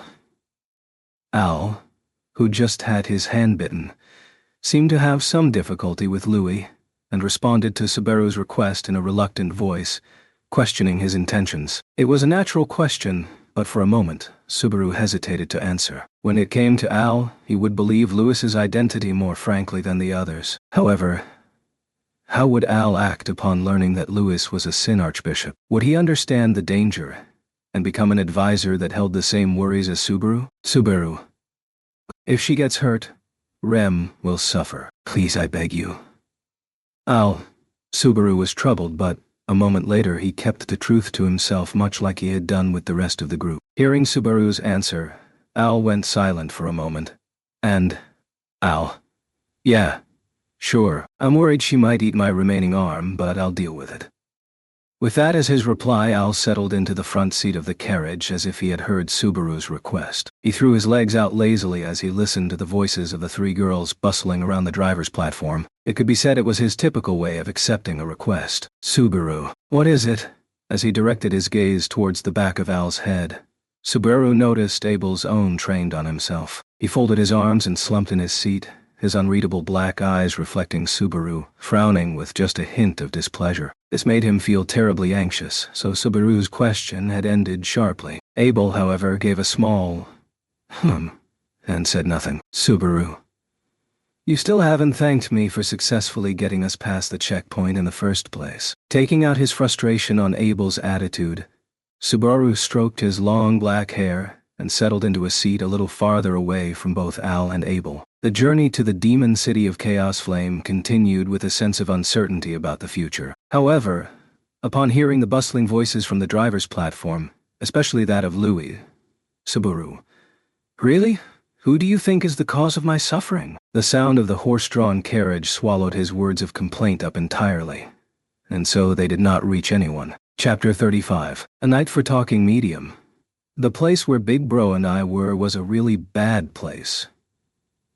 That was what Medium had said in her usual tone as they surrounded a campfire at night. Always bright and cheerful, Medium never cared to keep her voice down. What had come out from her mouth was the story of the orphanage in which Flop and her used to be previously. From Flop too, it had been heard that the two of them had grown up in poor conditions. The siblings had grown up while being beaten every day, in a facility that took in orphans. Flop had stated that they resented a world where unfortunate adults would beat up unfortunate children, and that they had vowed to take revenge as well. Medium. I don't get everything Big Bro says 'cause it's too difficult for me, but when he's walking around with such big steps and his chest puffed out, I want to help him. Subaru. Even if it's revenge against the world? Medium. Yes. Though I don't know how he's gonna do it. With a bashful smile, Medium plunked down cross-legged, taking Louis into her lap, then brushing the girl's hair from behind. The reason she had spoken about the orphanage in the first place was because of her skill in dealing with children. He was surprised that Medium, who, if he may say so, gave the impression that she did everything in a relatively rough manner, was taking such good care of Louis. So, he asked her about her familiarity, which led them to the previous point. Medium. Because there were other children in the facility besides Big Bro and me, you know. Some of them were smaller than me, and it wasn't much fun, so I wanted to at least let their hair grow. Subaru. So because of that, you're good with the little ones. It makes sense, since you're very good at taking care of people. Medium. Huh? You think so? Well, if that's the case, I'm glad I could help. Medium's beautiful blonde hair glimmered, illuminated by the red glow of the bonfire. Louis, to her front, had hair the same color. The two of them were so intimate they appeared to be sisters. If Flora was considered and not Flop, one could say that there were three beautiful sisters. Subaru. I shouldn't have thought of imposing such a liability onto you and Flop-san. Medium. Natsumi-chan, did you say something? Subaru. No, it's nothing. It's just that I really feel that Medium-san's been a great help to me. Setting aside the improper connection between the O'Connell siblings and Louis, it was a statement that seemed to have been wasted under false pretenses, but that was how he truly felt. There was a great deal of help from the presence of Medium and Flop being there, both militarily and emotionally. Had it not been for Flop and her, Subaru and the others' march through the Empire would have been much bleaker. Subaru. In that respect, shouldn't you be more grateful? Narrowing his eyes as he said it, Subaru tried to lure a response out of Abel, who was sticking right by the bonfire. Surprisingly, Abel had not made his quick return to the carriage for rest after dinner, instead remaining in silence. However, it did not appear that his attention had been focused on the chit-chat, or on Subaru's words that were merely sarcastic and teasing. Abel. Medium, where are you and your brother from? Medium. Huh? However, though not in response to Subaru's words, Abel posed a question to Medium. The content of the question was based on the conversation that had just taken place. Caught off guard, Medium's large eyes widened to their fullest, and her mouth dropped open. It seemed she was surprised that Abel had started a conversation with her, and that he was listening. Medium. Abel Chin, you know my name? Apparently, those were not the sole reasons for her surprise. Anyhow, Abel let out a small sigh at Medium, the latter having utilized a way of addressing him equally as disrespectful as what Al had used, one that could displease His Majesty the Emperor. Abel. Remembering names is a trivial task. See such trifling admiration. Answer my question. Where are you and Flop from? Who was the head representative of that facility? Medium. Representative? You mean the director? I don't remember his name, but me and Big Bro were in a little town called Averick. Abel. Averick. That's a town to the west. I shall remember that. Medium. You're gonna remember it? What for? Abel. It shall be dealt with accordingly, whether I do it directly or not. Abel's answer was succinct, but his true intentions were lost on Medium. A question mark appeared on Medium's face, and her expression was like her head had been stuffed full of questions. And Abel, unkind as he was, did not attempt to try and dispel the mystery. Subaru, for his part, did not quite get the whole idea, but... Subaru. So you want to listen to the people's frank opinions and immediately apply them to national politics? Abel? I am not that laudable. I have told you. It is a matter of definite punishment or reward. Achievements should be rewarded, and foolishness punished. That was Abel's creed as a ruler, and it seemed to be an unmovable way of being. Thinking back to the lifeblood ritual at the Shadrakian village, he had desperately appealed to Subaru as the latter was on the verge of death, to tell him of his wish. Behind that desperation laid the same belief, namely, Subaru, you're the kind of person who can't stand it when other people come up empty-handed, aren't you? Abel, many are dropped into this world as have-nots. What they grasp in their hands and what they die with is their life. There should be no thing such as letting go of something one has earned. Subaru. Hearing that from the emperor's mouth, having been born as a have-not's unpleasant. Most people were have-nots, and had no choice but to struggle on, lamenting their incompetence and inability. They knew that life was like that, but could not tolerate being told that from the standpoint of those who are blessed. However, Abel did not even regard Subaru, who took this as irony. Abel, I am no exception. Subaru. What do you mean? Abel. With the position comes a certain amount of responsibility. If one carries a burden that they cannot bear, then those who are crushed are no more than fools. Character and pride can only be honed by daily self-awareness. In response to Subaru's question, Abel's gaze slowly turned toward him. He observed Subaru sitting next to the bonfire and directed his sight to his dark hair and clothes, as if to examine them. Abel. False and contrived identities shall eventually be exposed. You seem to be quite adept at disguising yourself, but it shall take some effort to mend it once it comes off. Subaru. Abel. I do not interfere with other people's interests as long as they produce results. I do not mean to contradict that statement. To see a false image as a pillar of support is something I cannot tolerate. Eventually, the entire foundation shall tilt. Abel's eyes, bathed in a feverish breeze, were as clear as a cold night. The words he had chosen had no room for consideration or understanding by others. Therefore, the true meaning of his words was not even half understood by Subaru. The only thing that remained was the pain of having had his heart insulted so callously. Abel, I have spoken too much. I shall be leaving the rest to you. After saying that, Abel stood up and disappeared into the carriage. The thick door closed with a thud. The only people now remaining around the fire were Subaru, Medium, and Lewis, who was oblivious to the topic at hand. Subaru, what's with that guy? Then, making a bitter face as he held his own mouth, Subaru blurted out those words. It was as if he was a sore loser of a villainess, wasn't it? The iron-blooded female military strategist, Natsumi Schwartz, was much tougher and more supple. That was Subaru's never-ending desire for a heart of steel, and the image of the strongest woman in its possession. Medium. Natsumi-chan, are you okay? Medium's hand gently stroked Subaru's conflict-laden head. Medium moved dexterously next to him, sitting on her haunches, not letting her buttocks touch the ground. Her hands were proportionate to her height, large enough to grasp Subaru's head with ease. Her large palm gently and softly wrapped around Subaru's heart. Subaru. Yes, I'm fine. I mean, that guy was so insinuating. Did you understand what he was trying to say, Medium-san? Medium? Not at all. But I could see that Natsumi-chan looked like she was in pain. So this is the least I could do. Subaru. That's not true. Medium. It's okay. It's okay. I know, I'm in charge of using my big body to do my best and leave the hard stuff to Big Bro and everyone else. Medium smiled pleasantly and continued to pat Subaru's head, her face not showing any lie. Even though she was aware of her shortcomings, she did not permit it to bother her and had a sunny disposition, something she had in common with the people Subaru admired. Subaru. You're very mature, aren't you, Medium-san? Medium, no one's ever told me that before. Although I've been told things like that I'm a good older sister, or that I eat a lot without having any issues after. Subaru, those are other nice things about you, Medium-san. Medium.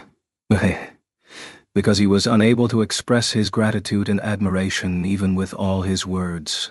Subaru was frustrated. However, Medium merrily accepted Subaru's hollow words of praise. Louis, curled up in her lap, was happy, like she was being carried along by her cheerfulness. It was a moment so peaceful that, to Subaru, it felt as if he'd been cut off from all hardship and anxiety. He ended up imagining it as such. So peaceful was this time. Time flowed protractedly as he gazed at the flickering flames of the fire. Subaru. The world was so quiet, with the crackling sound of burning chips of wood popping. Subaru used to hate this kind of idle time. When spending it in a daze, he would feel tormented and driven by an unfathomable sense of urgency. He wondered if he was allowed to spend his time aimlessly, as if he were in a stupor. An unidentified black shadow would creep up behind him, crossing their arms around his shoulders in an intimate manner, persistently hounding Subaru. Keeping this nightmare away was impossible. Even if he plugged his ears and closed his eyes, to escape from it, Natsuki Subaru had attempted everything. At times, he would be praised for his versatility and guile, but all of that was just an excuse to escape from responsibility and guilt. Natsuki Subaru was papier mcah, the result of a series of excuses. Subaru, I'm just a little relieved that it didn't end up being just an excuse. Is that so? After listening to Subaru's story, Terita nodded her head. On the other side of the flickering flames, Terita's face was lit up red as she knelt on the ground. The shimmering radiance of the flames appeared to suit her brown skin quite well. And to mention something suiting, so did her outfit that concealed her identity as a Shadrakian. Terita, having removed the white patterns on her body and being dressed like a civilized person, coupled with her tall and well-proportionate body, looked like a beautiful woman dressed in men's clothes. However, as she stood guard as a night watchman, she had taken off her jacket and rolled up her sleeves, giving the impression that she was more wild than smart. Terita. In the slight silence that fell, Terita was lost in thought. She had pestered Subaru into speaking of his personal circumstances, of his original world. He had made the darker and heavier parts of his life ambiguous, but how had it affected Terita? It had all begun when Terita saw Subaru cleaning his nails and asked, "Where did you learn to wear makeup?" Using makeup and cross-dressing were not that big of a deal to him. Subaru had spent his junior high school year in disarray and had taken up the challenge as a bit of entertainment to make a spectacular comeback in his high school life to come. Subaru, I'm a bit of a meticulous person, so if I'm going to do something, I want to be thorough and not embarrassed to present it. As would be the case in any field, the efforts of many predecessors were involved in the development of arts. Subaru's high school life ended as a result of his attempt to show that he was not embarrassed of it. Since then, he had made up his mind that he would never dress as a woman again, but here he was. One'd never know what would be useful in life until it was over. In Subaru's case, who would not die even if he died, that rang especially true. Subaru. Oh, that's not funny. Terita. Natsumi's attitude, I'm jealous of it. Subaru. Why are you so surprised? Why are you so surprised? Subaru. Oh, no, it isn't something I've been told very often. It was a rather serious shock, and it took Terita by surprise. However, the shock in Subaru's mind, as he pressed his fake breasts, did not go away. Objectively speaking, Subaru did not feel that his position was worthy of jealousy. It was partly from his own perspective, but ever since he came to this other world, and, in retrospect even before that, his life had been a series of failures and disappointments. To be honest, had it not been for his encounter with Emilia, he doubted he would have had the chance to turn things around. Subaru believed that all his encounters and happiness had been given to him by Emilia, who had tried to save him from being beaten up by some thugs in that alley. The memory of that moment no longer was present in Emilia's mind, though. Terita. I've always grown up hiding behind sister. Sisters, as we all know her to be, so no one doubted she'd eventually become the chieftain. Neither did I. Subaru. Tarita-san. Falteringly, Tarita began to talk about herself. At first, Subaru had intended to stop her if she started talking about something she did not want to speak about. As a response to his confession, she had inquired him about the source of his makeup and cross-dressing skills, and Subaru had told her about himself, which were his own problems. He had no intention of forcing her to do so. However, upon noticing Tarita's moist eyes and trembling voice, her visage downcast, he halted. She was talking because she wished to. That was what Subaru felt. Tarita. Sister and I are 3 years apart in age, but the reason why I feel sister's so big isn't because of the 3 years difference. That's right, isn't it? Subaru. Tarita. What sister could do when she was 10, I couldn't do when I was the same age. It wasn't a difference in age. It was a difference in something different. What that is, I don't know. Every word that Tarita spoke pierced through Subaru's heart. It was a story he had heard somewhere, yet, simultaneously, it was a story he had never disclosed to anyone. An inferiority complex towards her outstanding elder sister.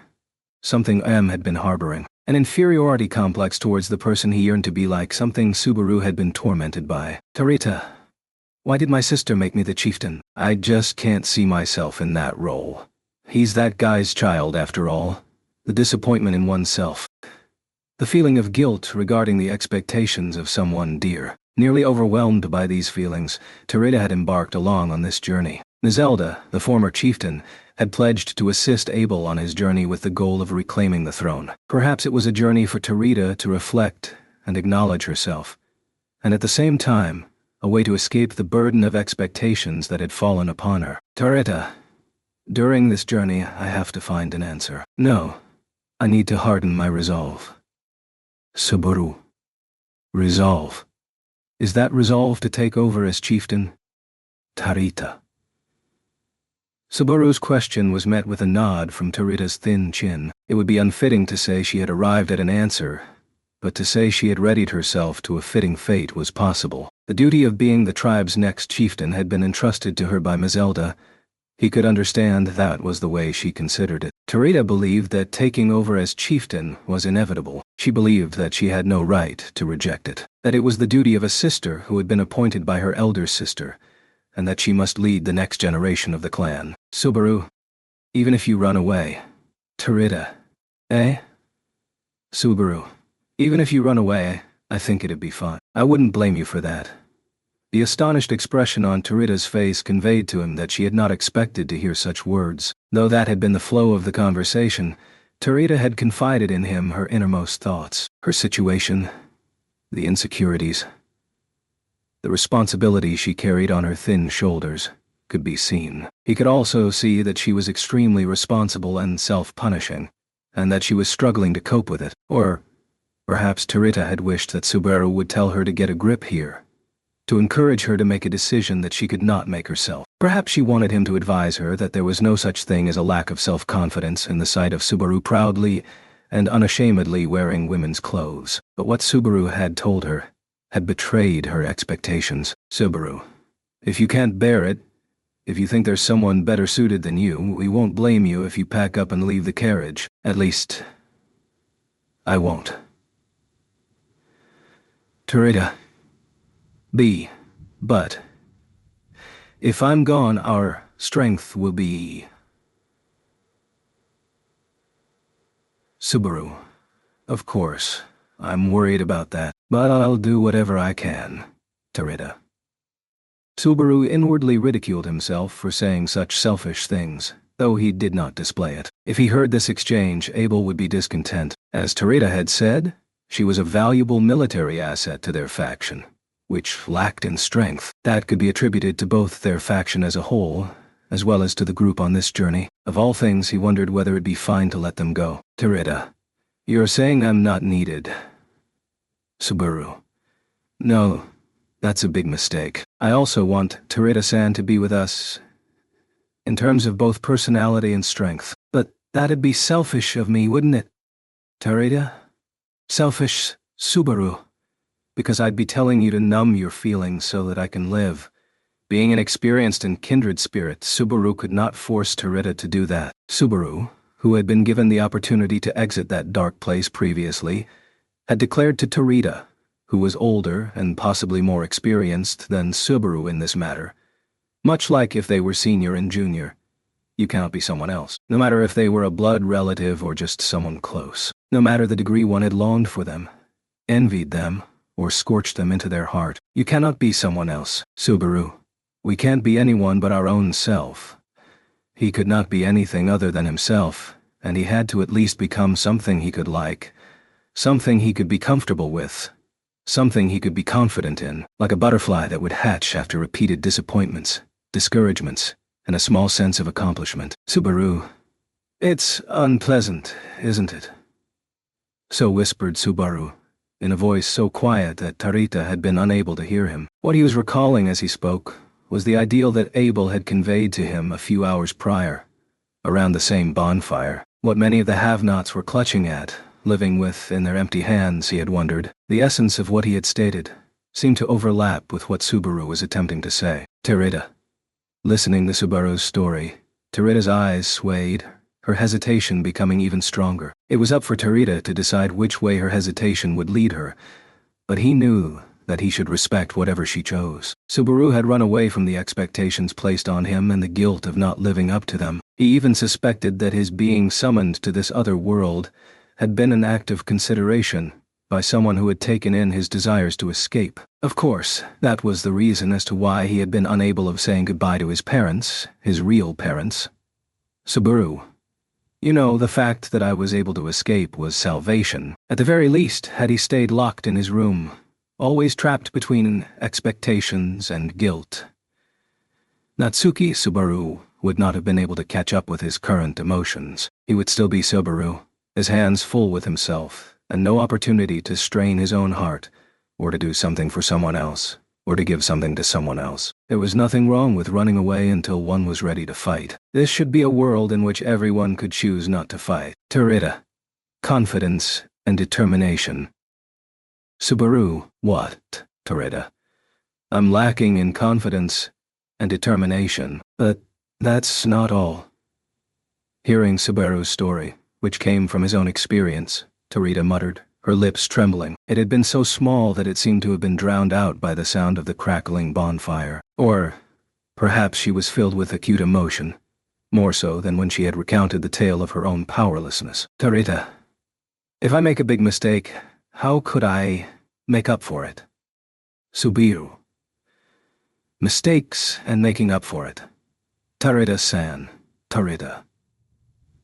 The question was repeated, and Tarita let out a small ah. Her eyes widened, and Subaru could see the regret in them. In the same way she had spoken of making a mistake before, her regret for what she had ended up telling Subaru peeked through. It seemed like Tarita had been burdened with a lot of guilt regarding that big mistake. Not only the helplessness of comparing herself to her sister, but also the existence of her sister seemed to be a factor that prevented her from making her own decision. Tarita, the strange things I said, please forget them. What followed in the end was the conclusion that her untold story could not be told. He could tell by Tarita's voice and expression that she had not arrived at an answer, but Subaru interpreted it as a sign that he could not force her to talk. If only he could be there for her when she eventually felt the need to vent. Bro, time for a shift change. Upon Subaru's conclusion, a voice called out from the carriage. It was Al, twisting his thick neck as he slowly walked over to the campfire. The time for Subaru's shift was over, as the night watch was supposed to change every 3 hours. Subaru. I'm not happy that Abel and Lewis are out of the rotation, but... Stop it, stop it. It'd be a terrible thing if we get executed for having Abel-chan work the night shift once he returns to the throne. Subaru. If you're on about grudges, I don't think I'd be able to decide how many of my heads should be lined up for that. Al, if you're aware of it, please control it, because it'll make me nervous to be around you. Overhearing Subaru's rambling, Al made a reasonable complaint. Nevertheless, he would continue complaining about Abel's attitude going forward. The reason why Abel was so arrogant and tyrannical was because no one had ever spoken up, while he remained as a fugitive with no real power. To correct that character as much as possible was needed. Subaru. Otherwise, even if he returns with our help, another rebellion will soon ensue and he'll lose his head that time. Al, yeah, I'll leave that to you. As you can see from the princess, I'm basically a laissez-faire kind of guy. With a fluttering wave of his hand, Al threw out the idea of getting Subaru to change his mind. Sighing at Al's unreliability, Subaru turned to face Tarita again. "Tarita-san!" he called out to her as she gazed at the fire, lost in thought. "Subaru, I'll leave you to it. If you find Al's sexual harassment or silly jokes unbearable to listen to, please let me know immediately. Tarita." Sexual horror? Al. I'm not gonna act the same as I do with the princess. It's a matter of distance and intimacy, and TPO. Subaru. That's something I'm not good at. Tarita replied in a faint voice, while Al loudly proclaimed his innocence. After comparing the two, Subaru stood up and whispered to Al as he brushed off the dirt on his hem and buttocks. "Subaru, perhaps Tarita-san will ask you for some life advice. If she does, please guide her as an experienced leader." Al. Experienced leader seems to be the opposite of my description, doesn't it? I can't be responsible for other people's lives as I've been actively running away from such things. Subaru, this is your chance to overcome your weaknesses. It's the same with Peppers. Amelia and Beatrice, who were not fans of Peppers as well, were also trying their best to overcome their dislikes in various ways, without losing their bold, challenging spirit. The two of them had yet a single battle together, but Subaru believed that as long as they kept fighting, one day they would be able to win. Subaru. So, please do your best, Al. Al, is it just me, or that doesn't resonate that much? At least what he had just said met the conditions to inspire Subaru, so he concluded that the problem was with Al, who was not affected by it. Tarita. Natsumi. See you. Tomorrow. Subaru. Yeah. See you tomorrow.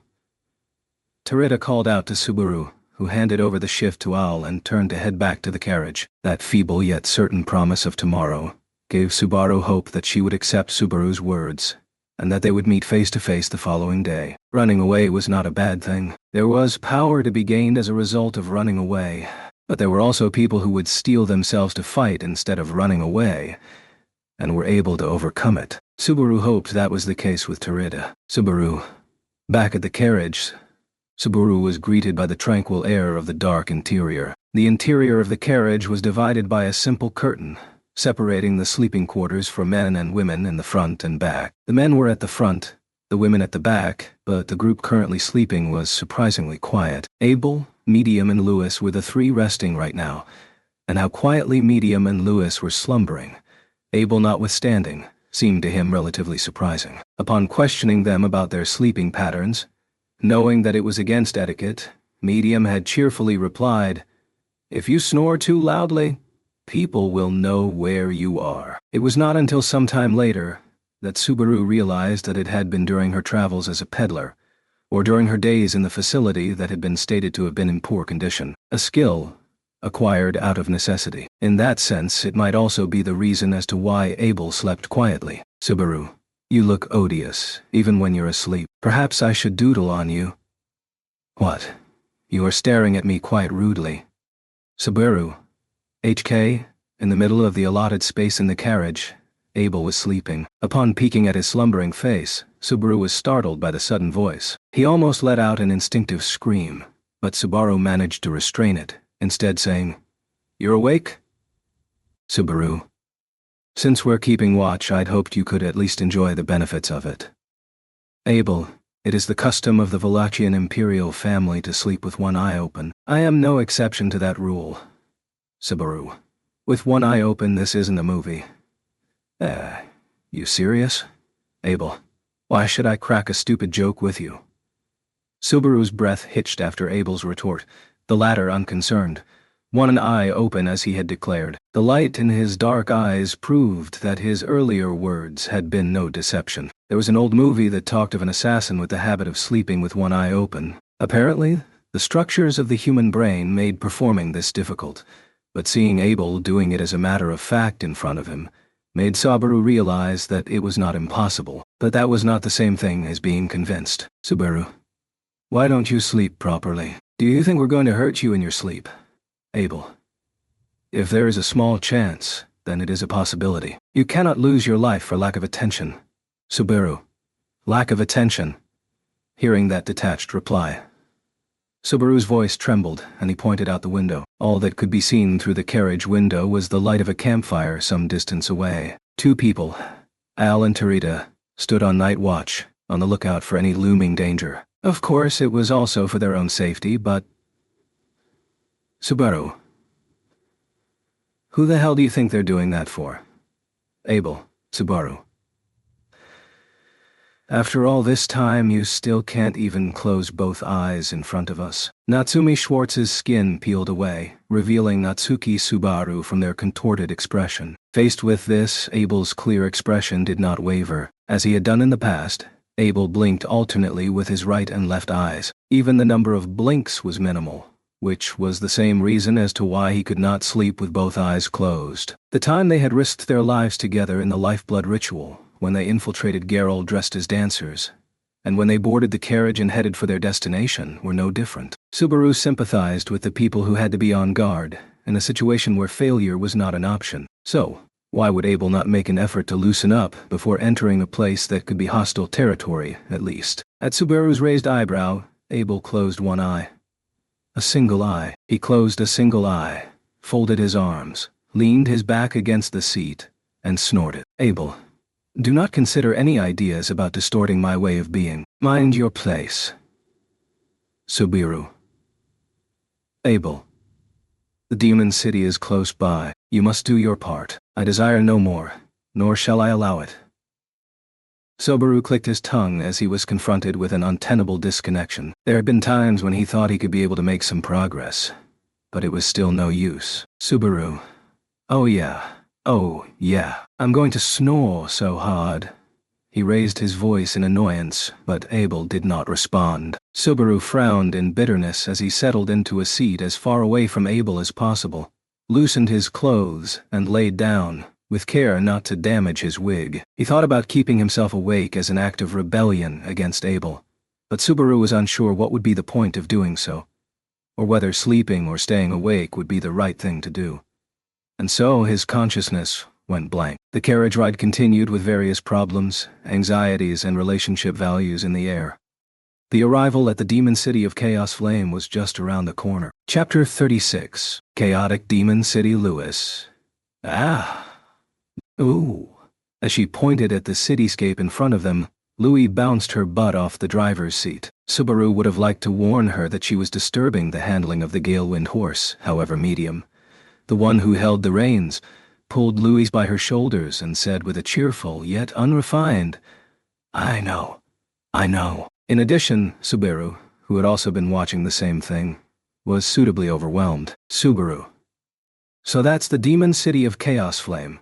With a gulp, Subaru couldn't help but express his surprise with his own body. In Lugunica, he had been amazed by the scenic beauty of the Watergate city of Pristella, and in Wallachia, he had been impressed by the difference in architectural styles. However, the spectacle of the demon city looming before him had bore a different impact on Subaru compared to either of these. In Subaru's perception, a city was an assembly in which a large number of people lived, and for this reason, unified styles and rules should be laid down for architecture. However, in the streets of Chaos Flame, no such sense of unity could be sensed. Undoubtedly, it was a crucible of miscellaneous and haphazard principles, befitting a city crowned by the term chaos. At the heart of the city lay the most conspicuous feature, a castle painted in vermilion glossy paint, and the streets expanded out as a circle as if encasing the castle. At first glance, it appeared similar to the structure of the royal capital of Lugunica, but even there one would notice a clear difference between noble, commoner, and poor. Chaos Flame, on the other hand, had none of that. Old ruins beside gleaming buildings. Streets were lined with short buildings with sudden appearances of spires twice their size, and desolated sandy areas were adjacent to lush parks. There were countless beams and scaffolding that had been arbitrarily pieced together on top of these streets, and from a distance it seemed as if the entire city were covered in a lattice of spiderwebs. This was a city that had nothing to do with discipline, neatness, or decency in general. There was only one way for it to be called: the Demon City. He could tell, at a glance, that this was without a doubt a place where chaos prevailed. Al, it looks like a city that could easily crumble with a giant's thrust, doesn't it?" said Al, calling out to Subaru. The former having been squinting at the mayhem, shading the tops of his eyes with his hands, spilling his thoughts about the spectacle that was Demon City. It was a trivial matter, but what was the point of putting his hands over the helmet? "Al, I've lived in Wallachia for a long time, but this is my first time coming to the east, so it's refreshing." "Subaru, is this your first time in Chaos Flame too? So you've been on the west side of Wallachia all this time?" "Al, it's more like I've been in only one place on the west side. There's a coliseum smack dab in the middle of a lake, called Gladiator Island. I was a gladiator there for a long time." Subaru, a gladiator in a coliseum. Subaru was taken aback by the tumultuous grandness of Al's career, which he had incidentally heard about before. The loss of his arm included many of the things that Al had talked about without hesitation, were very serious. It was because of the gravity of his situation that he spoke so casually in order to not make the other person feel uncomfortable, but, "Subaru, that doesn't relieve my mental burden at all." "What did you say, bro?" Subaru, "No, not a thing. By the way, what's a giant's thrust?" Al, "Huh? Didn't they say that in your hometown? You know, earthquakes and stuff like that?"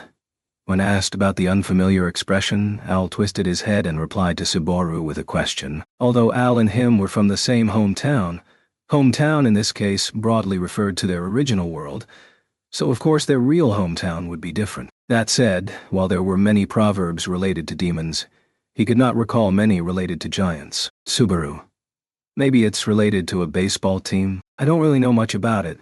Al, "Oh no, I'm not sure. I don't remember where I got the word, and I don't remember being particularly fond of baseball, but..." Subaru, "I see. Even though you'd look right at home drinking beer and watching a baseball game." Al, "In the first place, I never drank anything of the sort." Sharing a bitter smile with Al at those words, Subaru remembered the age at which Al had been summoned to this other world, and inwardly agreed, "Yeah, that makes sense." In any case, during their little chat, the carriage that transported the group approached the front of the Demon City, the entrance to the City of Chaos. Speaking of entering and exiting the city, the most recent thing that came to mind were the checkpoints in Geralt. Checkpoints had been set up at the main gates of the city, one in the north and one in the south, and in each the identity of people entering and leaving the city would be inquired, along with the purpose of their stay. In the end, it was possibly debatable whether the checkpoints were functioning properly, since they had allowed Subaru and the others to infiltrate, but Zicker's words should then be taken in consideration. The soldiers' eyes must have been burned by the sheer beauty of Natsumi and the others, so it should be treated as a result of their side's skillfulness. Regardless, the existence of such checkpoints was not different between the kingdom and the empire. Every city in Lugunica had such checks. Therefore, Subaru thought that this was a win or lose moment, and stepped into the shoes of Natsumi Schwartz again. "Guard. Enter. Medium. Understood. Thanks. Louise."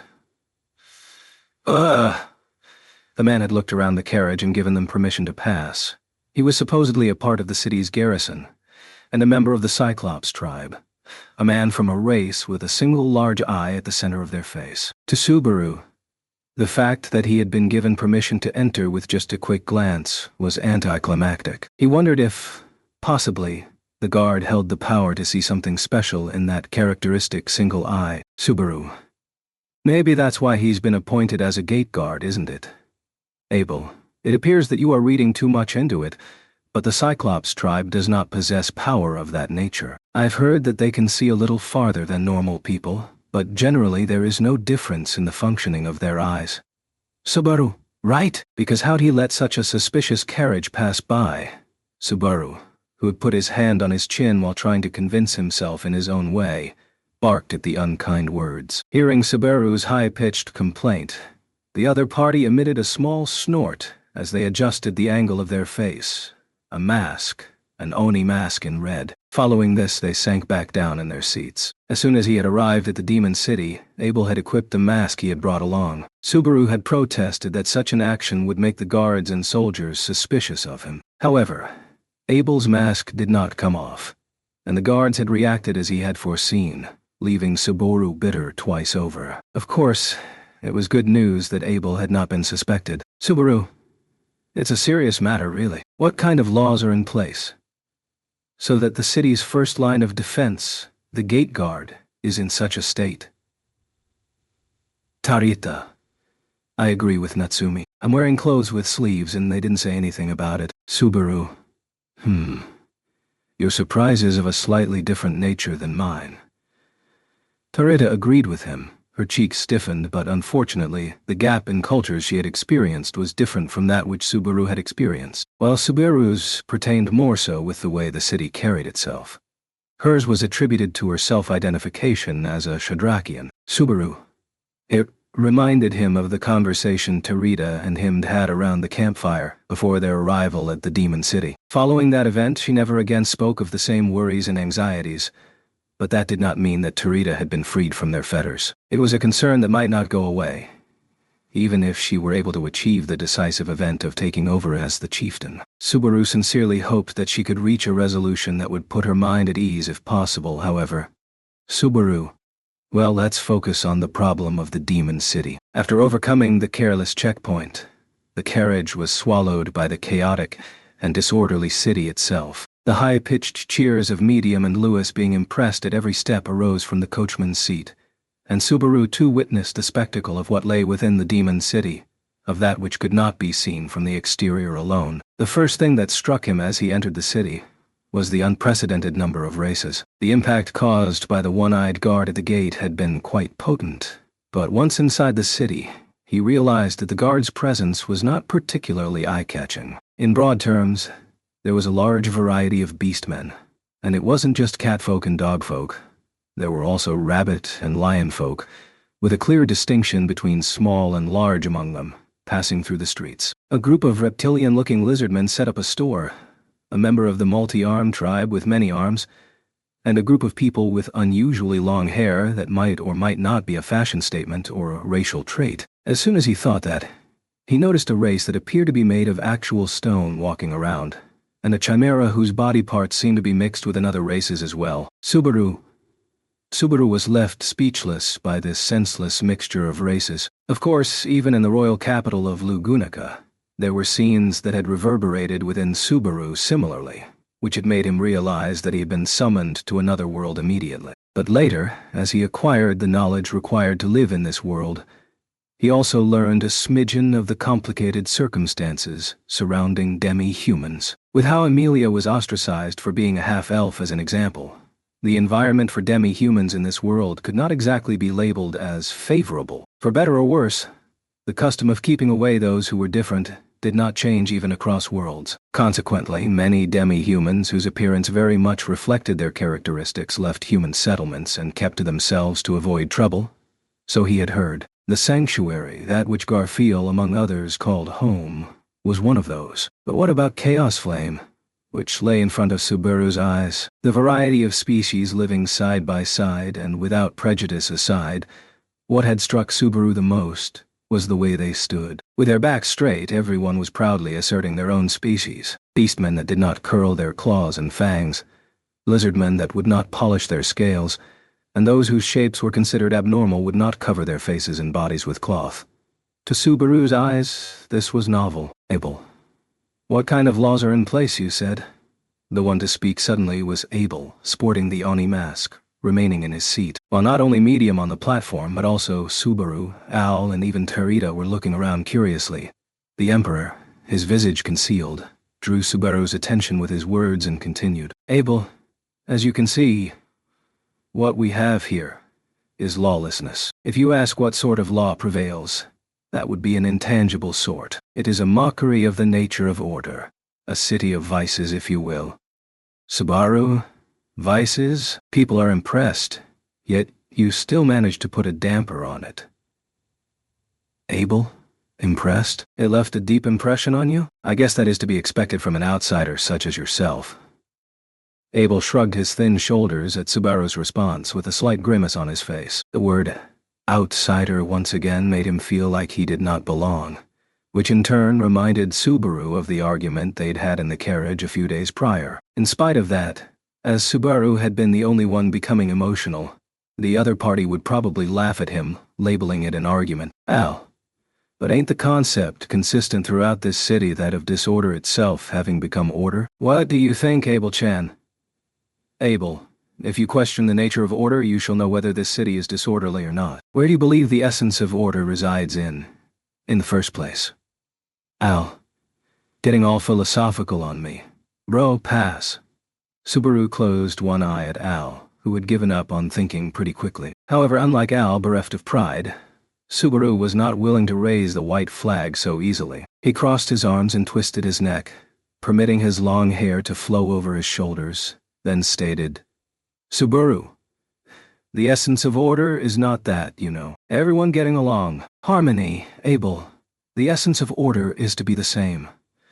Without reacting to Subaru's opinion, which sounded like he was in the lower grades of elementary school, such was Abel's statement. Frowning upon his words, Abel resumed piling on. Abel, it is many beings sharing the same values. It may be doctrines or beliefs, goals or self-interest. When, as a group, rather than as an individual, the identity that does not deviate from each other is called order. What is built on the foundation of that order is the pipe dream you spoke of. Subaru, pipe dream. Do you think peace is that ridiculous? Abel. Struggle is an unavoidable human instinct, even if the weapon for that is not a sword, but a language or a country. The essence remains the same, but order is the perfect mechanism for shaping an environment far from collapse.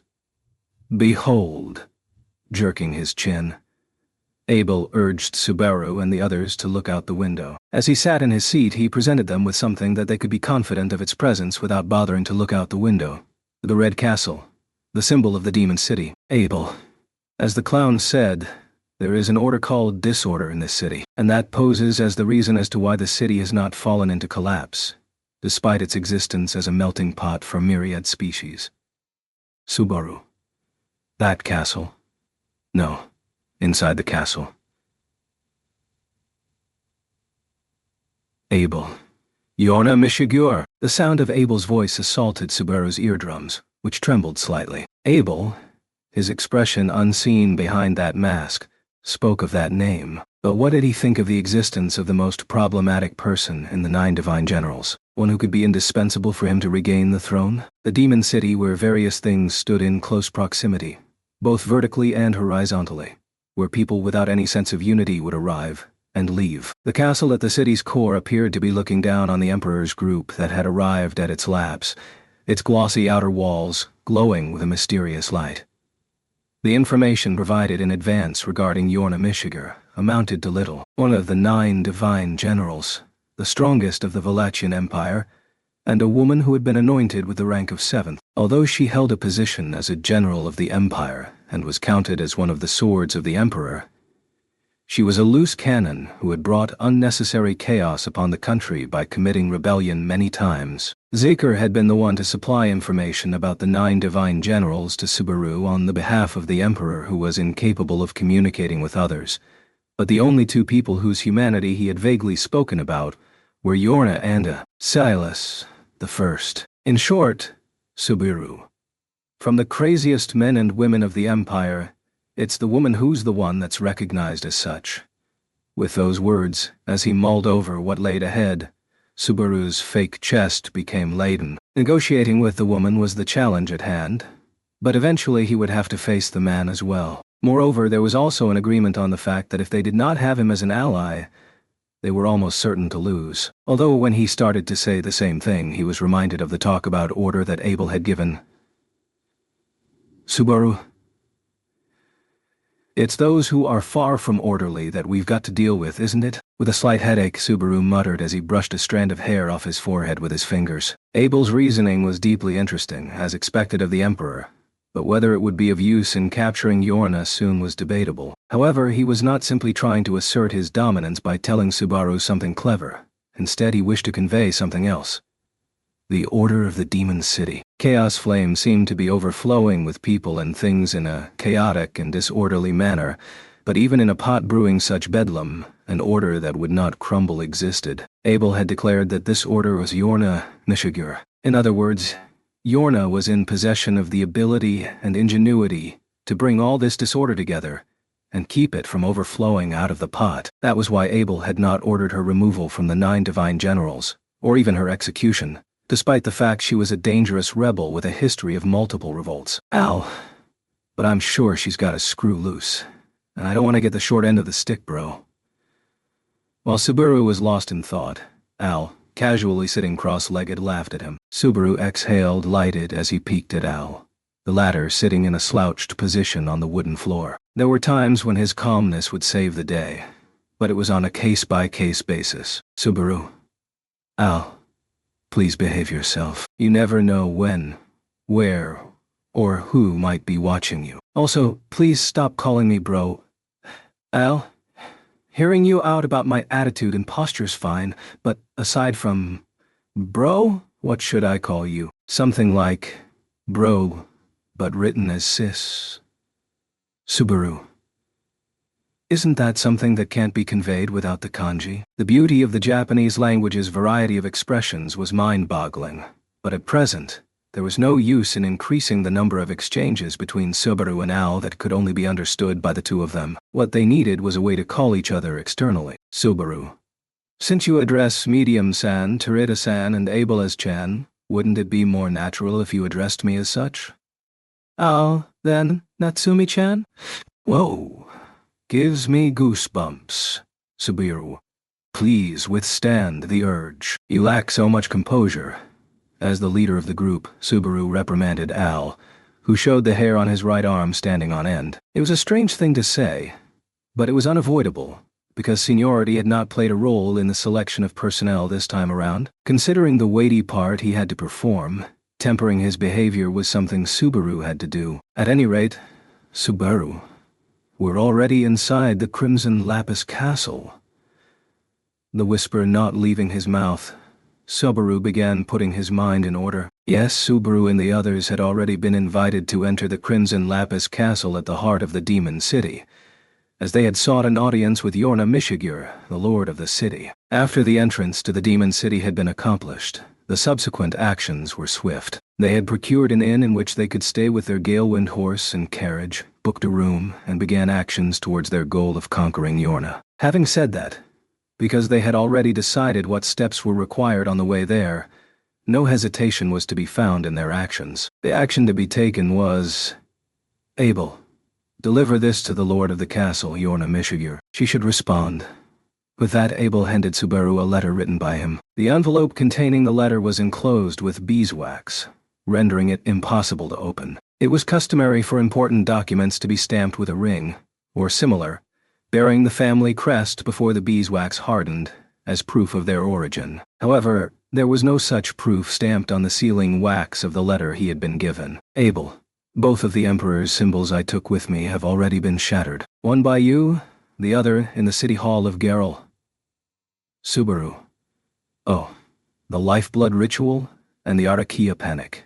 Yes, but if we don't have anything to show where it came from, I wonder if she'll read it. Even if she does, will she really believe us? Abel, there is no need for unnecessary concern. I shall not disclose the contents of the letter, but I've made it so that, if she reads it, she shall know I am its writer. Subaru, I see.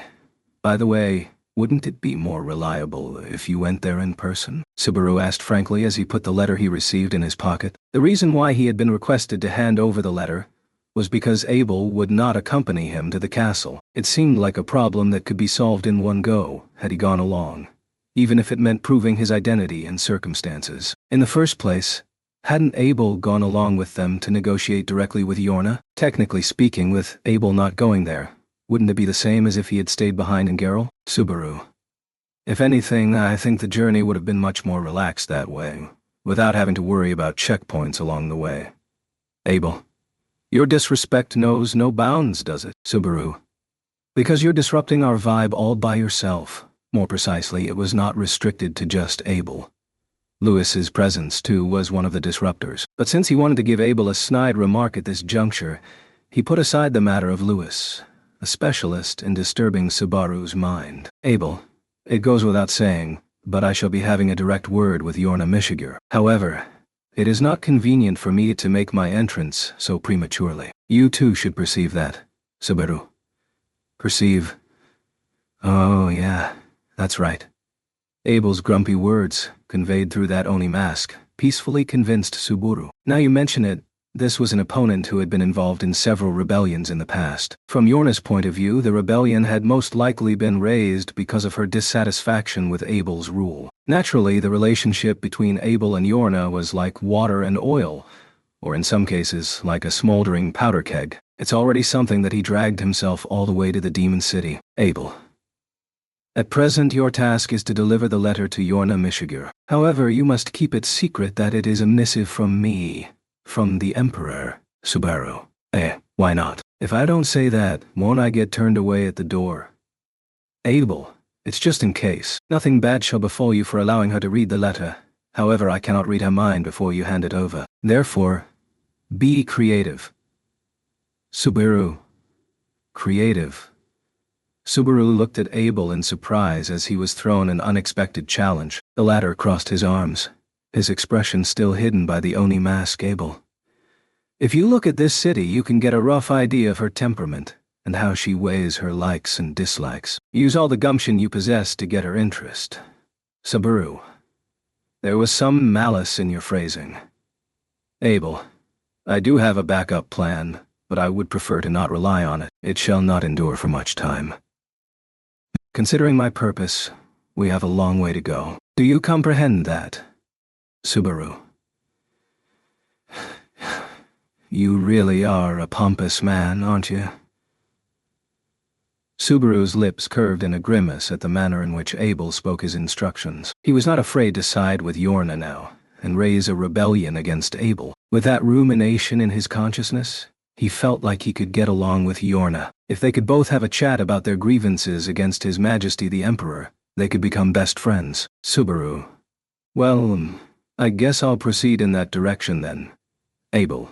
You seem to have had a flash of inspiration, however, it does not appear to be anything proper. As far as he was concerned, there was nothing persuasive about being told that by the initiator of something improper himself. And so, after going through with this, Subaru and the others had made their way to the epicenter of the Demon City, the Crimson Lapis Castle, the residence of Yorna Mishigur. In accordance with Abel's instructions, they were taken up to the castle while going without the mention of his name. Although this was a somewhat unusual move, Yorna's private soldiers, who were as unconcerned as the gate guards, ordered Subaru and the others to enter the castle and await an audience with Yorna. All said, Subaru and the others were now spending their time inside the castle, within a large waiting room with a wooden floor, until Yorna, the lord of the castle, was ready. There were no guards in the waiting room, and they could leave at any time if such was their will. The laxity and carelessness of the security system was enough to make Subaru, an outsider, nervous. In the first place,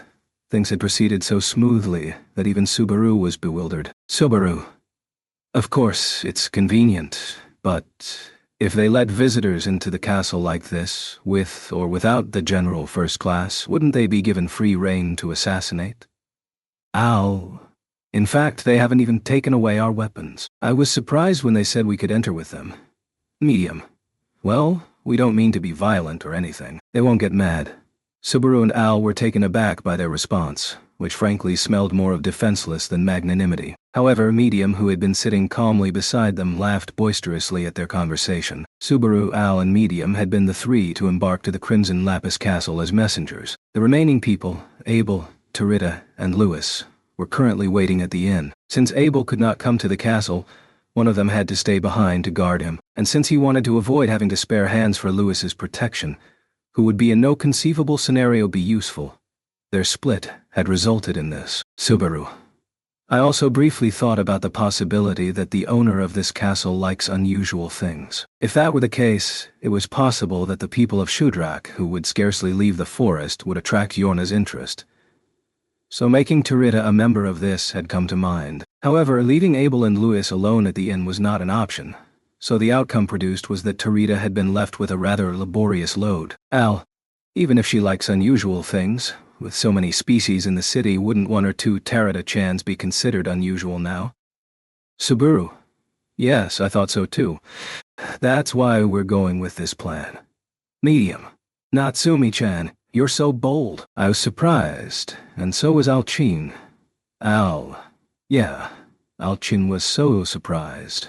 Even though Subaru had his reservations about Al, who shamelessly took advantage of Medium, the latter saying right, with a tad of pride, Subaru had a bright idea upon being asked to deliver Abel's letter as a messenger, while being disallowed to mention his name. In fact, the reason they had been allowed to enter the castle this way was probably because his idea had worked out so well. Subaru, the hint for our conquest is, Abel pisses me Medium. Haha, Natsumi-chan, you do snap at Abel, don't you? I think it's awesome. Subaru, awesome? Am I? Or is it Abel's terrible character? Medium. Both of them. Subaru, you've got some nerve too, Medium-chan. Raising her hand cheerfully, Medium alluded to the relationship between Subaru and Abel. The relationship between Subaru and Abel was not quite like that of water and oil, but they had no choice but to walk along the same direction. Hence, they were bumping shoulders with each other as they went. In terms of a close relationship, it could be said to be similar to that between Subaru and Julius in a time past. However, taking in mind the stuff at Pleiades Watchtower, Subaru put a lot of faith in Julius, though he would never tell him that, nor was he intending on displaying it via his attitude. Subaru. But it's not that easy either, you know. To put it plainly, one could guess that the rivalry had faded and that they had come to terms. However, that too was the result of a long road, as well as a reasonable quantity of peaks and valleys having been overcome. Improving relationships was no trivial undertaking. A rough road would never be leveled unless both parties were willing to make it better, at the very least. Even if one side attempted to smoothen it, as long as the other trampled and laid waste to it, it would never happen. Thank you for your patience. Messengers, this way.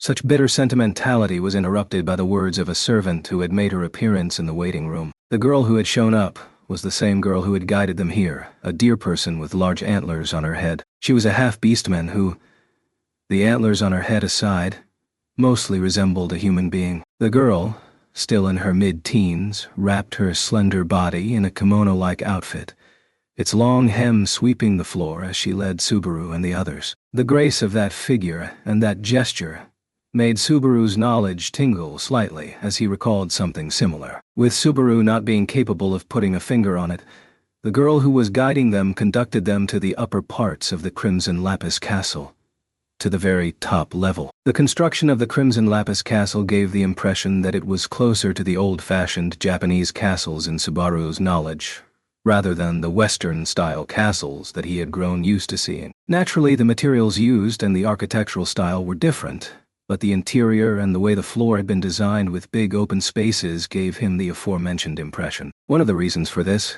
could be the fact that here and there people clad in a kimono could be seen, together with the girl who had been showing them around. In any case, Subaru and the others followed the guide in a well-behaved manner, having been brought to a room where they would meet Yorna. Please wait here. Yorna-sama shall be here shortly. Subaru, yes, thank you. Oh, after thanking the girl for showing him around, Subaru was ushered into the hall, where he tilted his head. The reason for this was the presence of previous guests in the hall.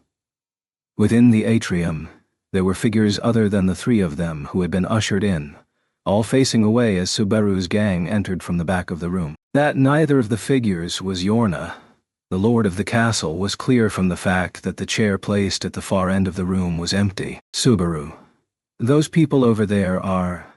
These are the people who, much like you, have requested a meeting with Yorna-sama. Yorna-sama is a capricious person, so she wishes to see everyone at once. Subaru. Yes. Subaru groaned a little from the difficulty of nodding at the girl's nonchalant words. It was an idea that was not only unreasonable, but also illogical. In the first place, even if such a situation had been arranged, it would be an extremely awkward one for people who did not even know each other. There were times a party would wish the contents of their words would go unheard by strangers. Al, and that's exactly what we are, Natsumi-chan. Subaru. If you call me that, then I'll get goosebumps too. Having had his innermost thoughts peeked into and been called out, he replied to Al. In fact, albeit the details of the letter he had brought along were unclear, it would undoubtedly describe the circumstances in which Abel had been forced to abdicate his throne, and request Yorna's cooperation as a foothold to regain it. Since they had no clue about Yorna's personality, what her reaction to the letter was likewise unknown. At the very least, Abel had stated that she would not wrong them, were she able to read the missive. "Servant, please wait inside. Yorna-sama is here." Ignoring Subaru and Al, who were whispering to each other, the girl who was leading the way bowed and stepped back. Of course, stopping her would not change the situation. If the one who had ordered her to do so was her master, Yorna, it would be pointless to blame her for this. "Medium. So, what are we gonna do?"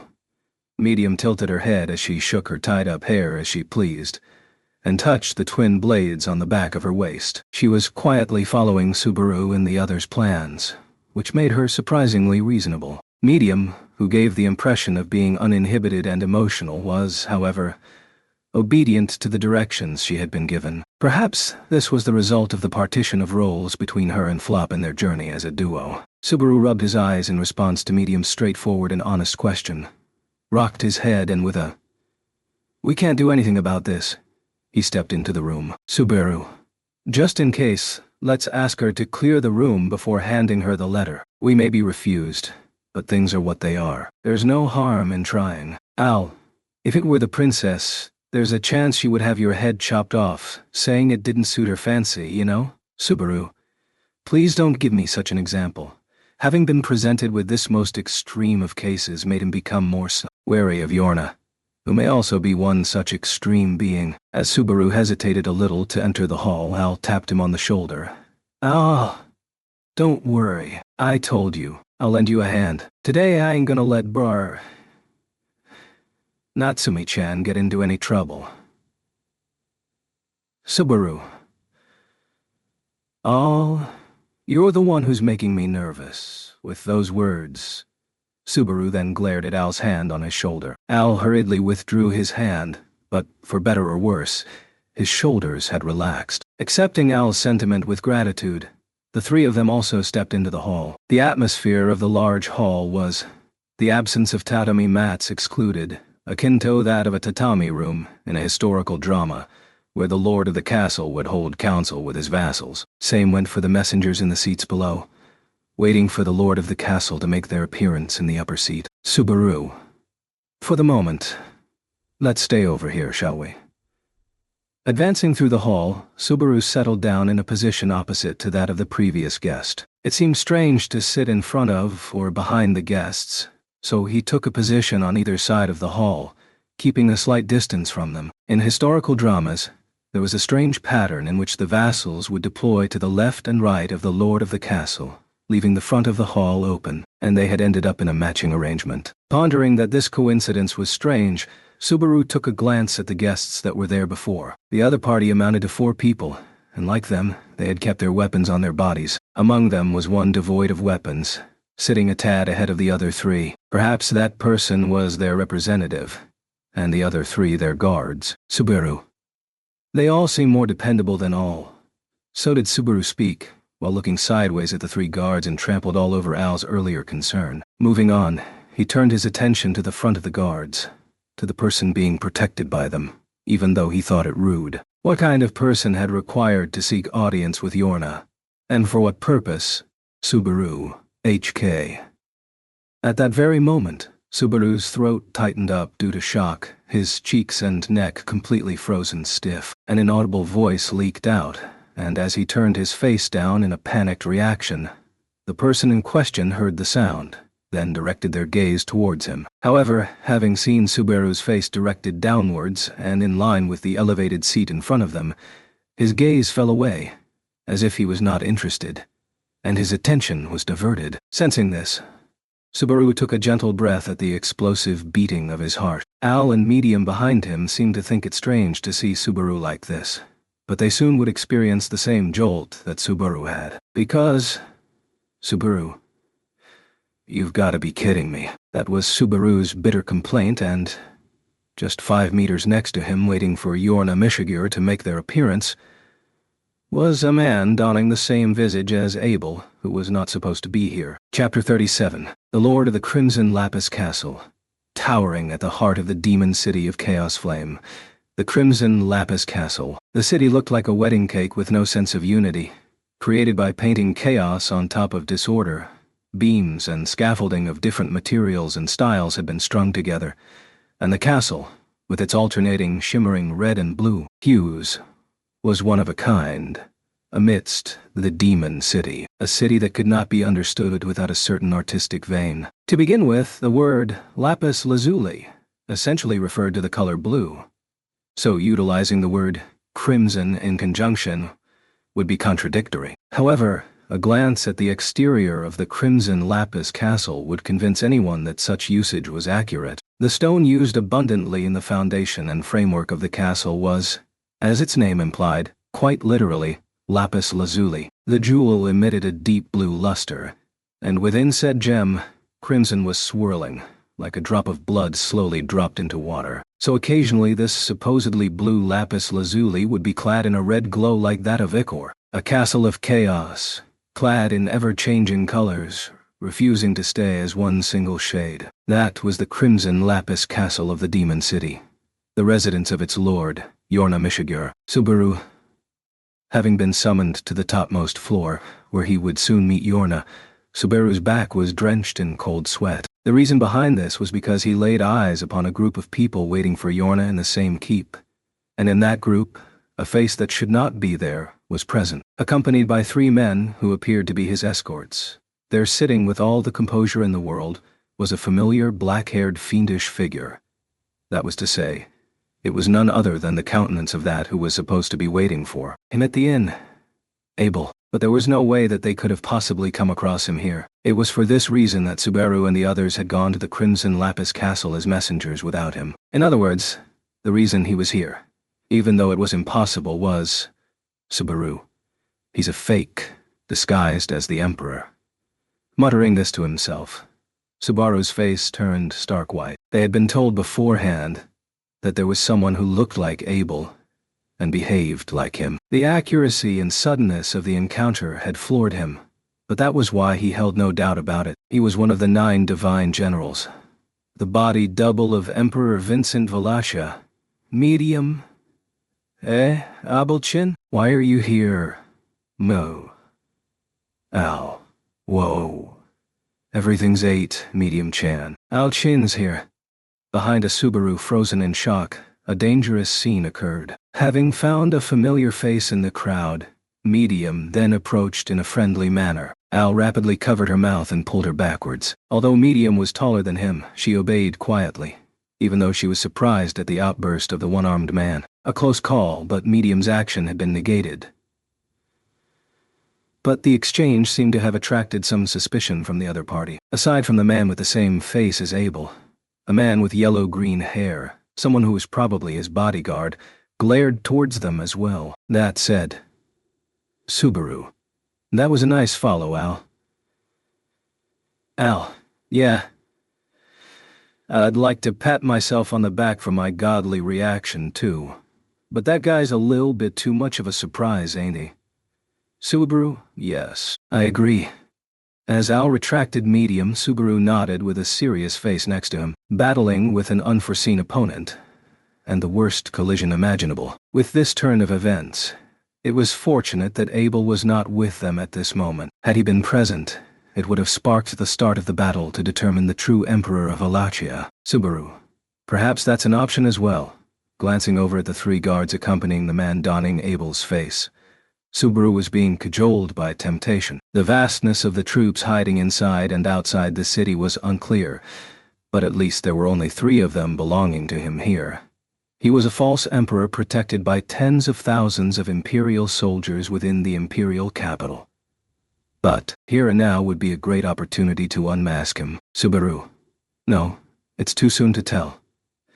If they were to believe Abel's words, the position of the Emperor was no cradle of peace. Abel never even shut both of his eyes simultaneously in public, constantly on alert for people attempting to slay him in his sleep. Considering the position of Emperor was one in which this was a normal behavior, even if this Emperor was an imitation, it was unthinkable that he would make a public appearance devoid of any protection. In other words, either the 3 people he brought with him as guards were quite powerful, or he had other measures in place. Al.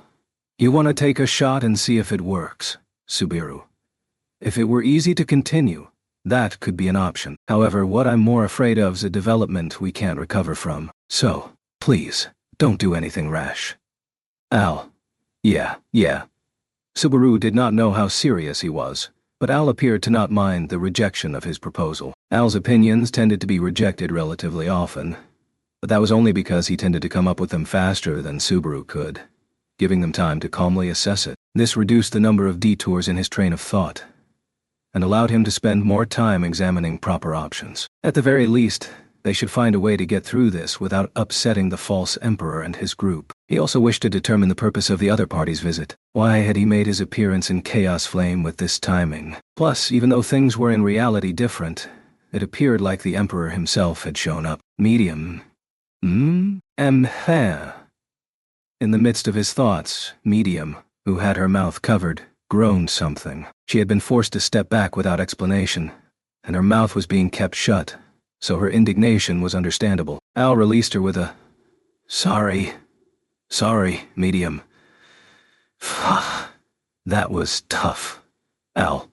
Sorry, I didn't notice. It's not like I did it on purpose just because of how soft Medium Chan's cheeks are. Subaru. The more you say, the more the sexual harassment allegations increase.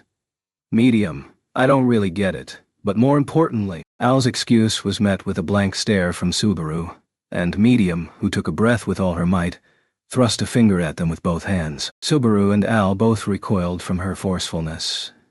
And then, Medium. You know, I still don't really get it, but is that Abel Chin a different person from the Abel Chin we know?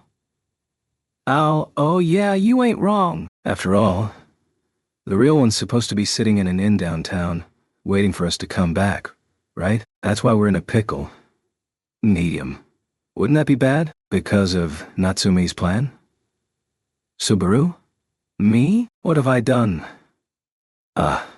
Medium pointed out that although she did not grasp the details, she comprehended the essence of the problem. Subaru, frowning at being the subject of her point, immediately understood her concern. Medium's point, and what she intended to do, was obvious, and it was something that Subaru and Al should have realized before she had spoken. Of course, there would be no time to take action once the realization dawned on them. Even so, they should have been prepared enough to discuss how to proceed.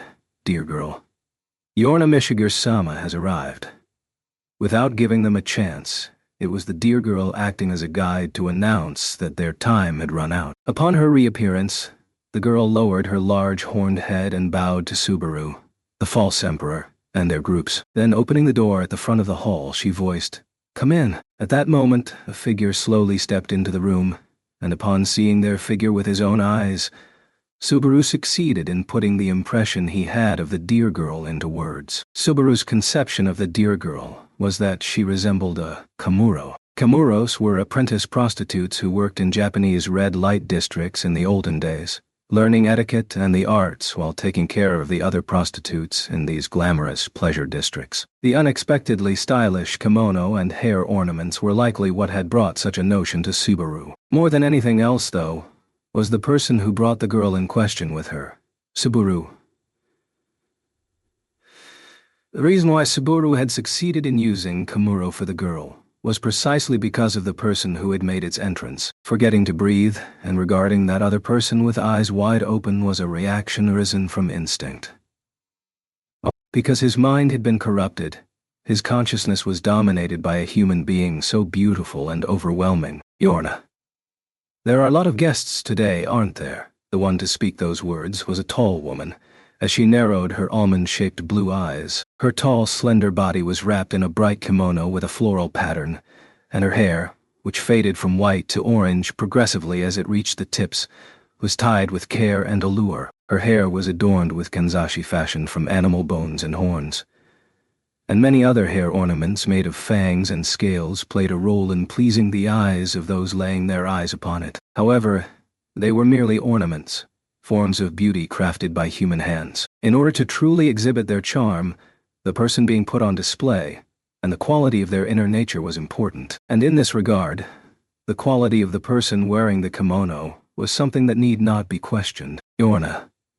Her beauty was stunning as she moved her svelte body in a supple and relaxed manner. Those sophisticated gestures and actions that seemed to have taken the eyes of the beholder into consideration, despite the somewhat languid atmosphere, were glimpses of the optimal solution to the act of attracting focus. What made the impression of the shuffling gait even more striking were the foxtails that looked too large for her slender body, 9 of them, with rich fur. Given the fact that her hair was tied up in a bun, the kanzashi in between all her hair ornaments were perked up animal ears.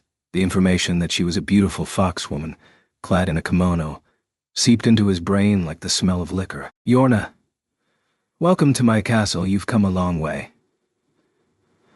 With that, she sat on the chair in the upper part of the hall and threw out her long, supple legs, resting her weight on the armrest. She reached out her hand, and the Komuro girl who followed her held a fine, gold-painted kizaru in her pale fingers. The beautiful woman lit the end of the kizaru in her hand and smiled bewitchingly as she let the rising purple smoke fill her lungs. She was sitting in the seat of honor, looking down at her guest, the Emperor of Wallachia, seated below. Yorna. Her majestic and gorgeous appearance, her way of speech, and her manner of wearing the kimono, exposing her thin shoulders, allied with the presence of the Komuro accompanying her, reminded Subaru of the words prostitute and courtesan. Of course, Subaru had never seen a brothel or a prostitute in person. It was just knowledge he had acquired from period dramas and other works that dealt with past epochs, but there was nothing else that came to mind. No, to say that there was a lack of further words to describe her would be an overstatement. At this juncture there was undoubtedly another word to describe her. It was true that she was both beautiful, and it was true she behaved like a prostitute. However, taking precedence over that, she held the position of 7th among the 9 divine generals. Yorna Mishiger. The beautiful woman who appeared, Yorna Mishiger, was called by name, then directed her gaze at the man who had named her. On the wooden floor, their eyes focused on Yorna's own blue ones, was the fake emperor. For the purpose of differentiating him from Abel, he would be called Vincent, but it was him. Subaru. Naturally, the same voice. Only a scant quantity of words had been issued, but the voice was very much that of Abel's. Apparently, the resemblance was not only in appearance but also voice. However, provided his appearance was being copied, that the voice would be likewise similar was natural. Henceforth, there had been no shock. Rather, Subaru gasped at the sight of Vincent and Yorna facing each other. They quietly looked at each other and exchanged glances. Their appearance was as magnificent as a painting, a beautiful and lustrous beauty, and an emperor with a magical appearance that miraculously combined dignity and majesty. What kind of event would the meeting between the two on this day leave in the history of the empire? Whether this affair would lead to love or bloodshed would depend on what was to come. Subaru. What on earth's the purpose of their visit? Why Vincent's party had come to the Demon City was currently something that was currently unreadable. The reaction to their encounter with them and Yorna's entrance was what took priority. But regarding the aim of Vincent's visit, what was the purpose in him having come to one of the 9 divine generals who kept rebelling? Provided he was playing the role of the true emperor, he must hold some legitimacy. However, why would Yorna welcome the emperor, given that there was bad blood between them, into the castle? If he were to end up saying that, due to Yorna's position she could not refuse it, then that would be all she wrote. Yorna. My oh my, Your Excellency, it's been a long time. As Subaru had a rough time with those thoughts to his front, Yorna smiled with the corners of her eyes lowered, inserting the kizaru in her mouth. Then, exhaling a puff of purple smoke, she closed one eye rudely and said, Yorna, I'm honored to have the privilege of seeing your countenance. No matter how many times I've invited you to the Demon City, you've never come, Vincent. An invitation, is it? Without touching on the 2 instances of disrespect, her posture and the smoke, Vincent frowned in displeasure. Then, crossing his slim arms and tapping his elbows with his fingers while in thought, Vincent. Raising an army against me every so often was your invitation. If so, my response would have been evident. Yorna? Yes, indeed. That's correct. But my neck's still connected to my chest. In addition, it seems that you don't have that troublesome little boy with you today. Vincent, Yorna. Yes, my chest's throbbing with excitement to think that my feelings may have reached you. Please forgive me. Yorna cleared her throat and let out a chuckle. Her seductive tone of voice and smile, however, did not cause Vincent to waver in his expression. Vincent's perfection as a false emperor was remarkable, but at the same time, Subaru was concerned about Yorna's attitude, about the passion in her eyes and words toward Vincent. It had only been a brief exchange, but in Subaru's eyes, the two of them. Al. No way. Did that girl plot rebellion just to get Abel Chan's attention? Subaru. I really hope you're wrong. Al seemed to have arrived at the same conclusion as Subaru, those words causing Subaru to clack his molars. He preferred that one of the Empire's greatest warriors would not be someone to deploy their army out of a personal grudge, and it was hard to imagine that there would be anyone around with feelings of goodwill towards Abel, while the latter did not consider them a person. That was the main reason for the tense state of Subaru's cheeks. But something more important existed, that being the pretext for Subaru and the others to request an audience with Yorna in the first place. It was an attempt to capture her attention with the slogan "Abel pisses me off," with the presumption that it would not get through to anyone who was favorable to Abel. Were the unpleasant imaginations of Subaru and the others true, it would be a not-so-entertaining matter for Yorna. Yet, in spite of this, she'd shown Subaru's group up into the castle. In fact, that would be why she'd had them being sat alongside none other than Vincent's party. General First Class Yorna, is that behavior not a disrespectful one to take? What are you thinking, Yorna? While Subaru and the others were worried about the unclear situation, the Emperor's group continued their conversation. In Vincent's stead, who had fallen silent, the figure with yellow-green hair that appeared to be Vincent's bodyguard was the one to cause Yorna to raise her eyebrows. A man with short, upswept hair, with a portion hanging down his long braids. He seemed to be about the same age as Vincent, perhaps a little older. Clothed with a sand-colored cloak over light armor of black color, his face and physique gave the impression of being as sharp as a wire. His piercing eyes glared at Yorna as if to denounce her. Yorna. So you there with His Excellency, your Kafma. I am Kafma Erilux. I have been ordered to accompany His Excellency. I was planning on only being a bodyguard, but your demeanor is disgusting. Yorna. My attitude, is it? What do you mean by that? Afma. Everything. Yorna's words sounded leisurely, to which the man who called himself Kafma became enraged. He glared at Yorna and pointed his hand at Subaru and the others witnessing the scene in silence. Kafma, in the first place. Why do you want others to be present here? This is your castle, but at the same time, a territory of the Empire. Did you forget that fact?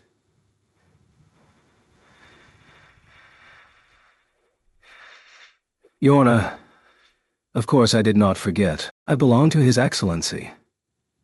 Kafma. I am not talking about that. You guys there, you guys. Subaru. What? Us? With Kafma's anger being directed at them, Subaru's shoulders trembled, startled. He would have preferred to be left alone, outside of their attention if possible, but that was quite hopeful. However, when someone asked you something, there was a way to take advantage. Subaru. Are we interrupting something? If so, we'll come back another day. Yorna. That'd be a problem. I have a limited number of hours in a day, and if you miss today, I don't know when the next time will be. Kafma. Do not keep them here. Those girls are probably feeling awkward too. Subaru. Yes. That's right.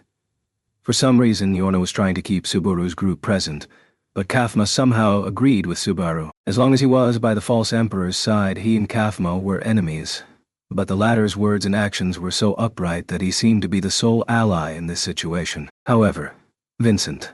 Yorna Mishigur, what are you thinking? Suddenly, the one to break the tension was Vincent Valatia, the false emperor himself. After he spoke, Kafma, who had been worked up, immediately backed down. Even though the voice and the face were familiar, Subaru also felt his guts shrink. Even though he was cognizant that he was a fake, the feeling of intimidation was genuine. Vincent. Answer. What are you thinking?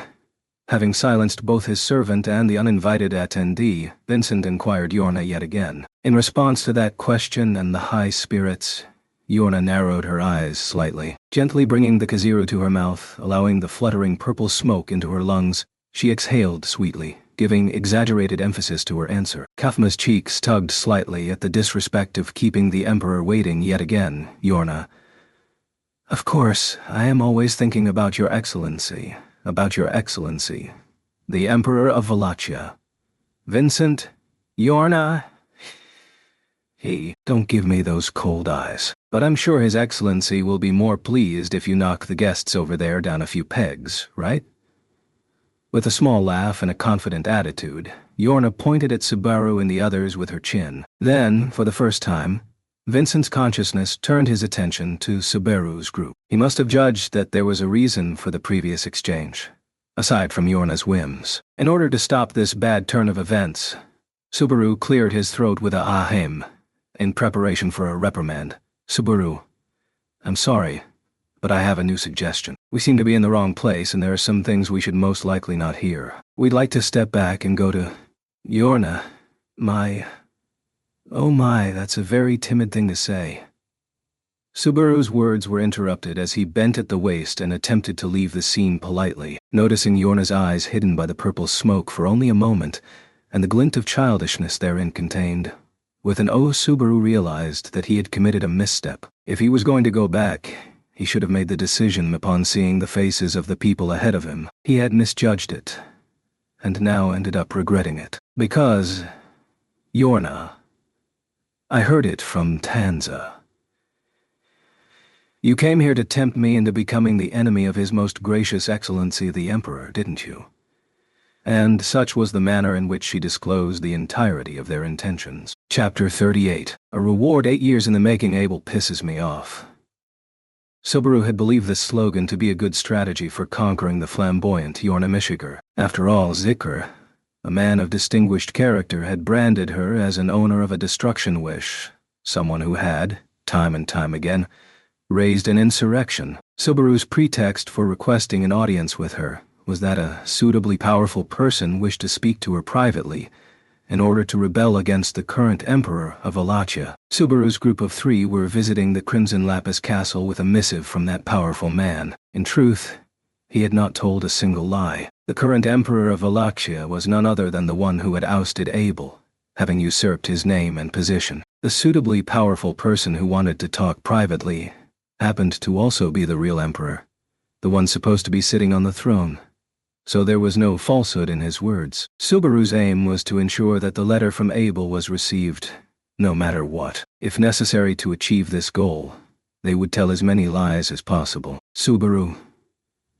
This is what Natsumi Schwartz's plan is all about. In the end, he had been applauded by Alan Medium for his ingenuity. However, Kafma. Rebels against His Excellency, you say? With what had been said to Yorna now laid bare, the atmosphere of the hall grew more gelid. Kafma Irilux, Vincent's bodyguard, who had been the most passionate person in the hall for a while now, exuded a hostility that could be mistaken for cold air. Subaru could tell by the sternness of his gaze that a peaceful exit from this place was no longer possible. A schemer drowns in his own tricks. That phrase that had never before been more voracious for him. Subaru. But aren't the timing and lack of shared information both Abel's fault? Kafma, keep your mouth shut. General First Class Yorna. Kafma silenced Subaru, who cursed Abel for getting him into this absurd situation. With that, he then thrusted his steely gaze toward Yorna. Kafma. Did you knowingly allow His Excellency and these people to attend at the same time? Yorna. Kafma. I want you to answer. As Kafma raised his voice, his anger was not directed at neither the increasingly anxious Subaru nor his group, but rather at Yorna for having created this tense situation. The reason for this was not because the blame lay with Yorna. In simpler terms, it was a sign that they did not regard Subaru and the others as a threat. In fact, the fighting spirit emitted by Kafma, now standing up vigorously, gave Subaru the feeling that he was as strong and threatening as Arakia, whom he had encountered at the city hall in Garal. At the very least, there was no doubt that he was powerful enough to be assigned to accompany the Emperor. From his perspective, it was probably inevitable that Subaru, who went without saying. But even Al and Medium would be judged as being unworthy of caution. Al. We're the ones this concerns, but we're being excluded? Is that good or bad? Feeling the same about Al's dim complaint, the tense exchange continued, with Subaru and the others not included in it. Kafma questioned Yorna, who put her mouth on her kaziru and let out a puff of purple smoke. Then she tilted her head with an "I wonder" as she shook her vibrant hair ornaments. Yorna, what do you mean by knowingly? Kafma, how shameless. As I have repeatedly advised His Excellency, you are still dangerous. Yorna, you're stating the obvious. With all the disorder I've made, do you perhaps not know what I've done? Afma. HK. Yorna's words, that could not be thought of as anything other than provocation, caused a vein to bulge out on Kafma's forehead. Albeit odd, from what he could gather from their exchange, Subaru found himself agreeing with Kafma. Yorna's personality was honestly the worst, even from Subaru's point of view. Although they had readied themselves for a certain degree of viciousness based on her reputation, it had exceeded their expectations. However, it seemed that she was not simply planning to give up Subaru and his group, who were plainly rebellious elements, to Vincent and his men, who happened to be visiting. The air was too far tense for a scene in which traitors were being presented to the Emperor. Most of all, Vincent, as usual, your taste is repulsive. And then, disregarding Yorna's intentions, Vincent's voice was loosed. At Vincent's cold words, Yorna raised her shapely eyebrows slightly. Yorna? Oh, does it not suit your taste, Your Excellency? Vincent, preposterous. If too one-sided, it is akin to letting a rabbit hunt a dog. I have not grown tired of the Empire to the point of making mere cruelty an amusement. Vincent's statement was one of indifference, but with a definite air of authority. Taking it in stride, through the gaps of her tied-up hair, Yorna's fox ears quivered. Subaru could not ascertain what sort of emotion she was expressing. However, the same went for Vincent's feelings. Subaru.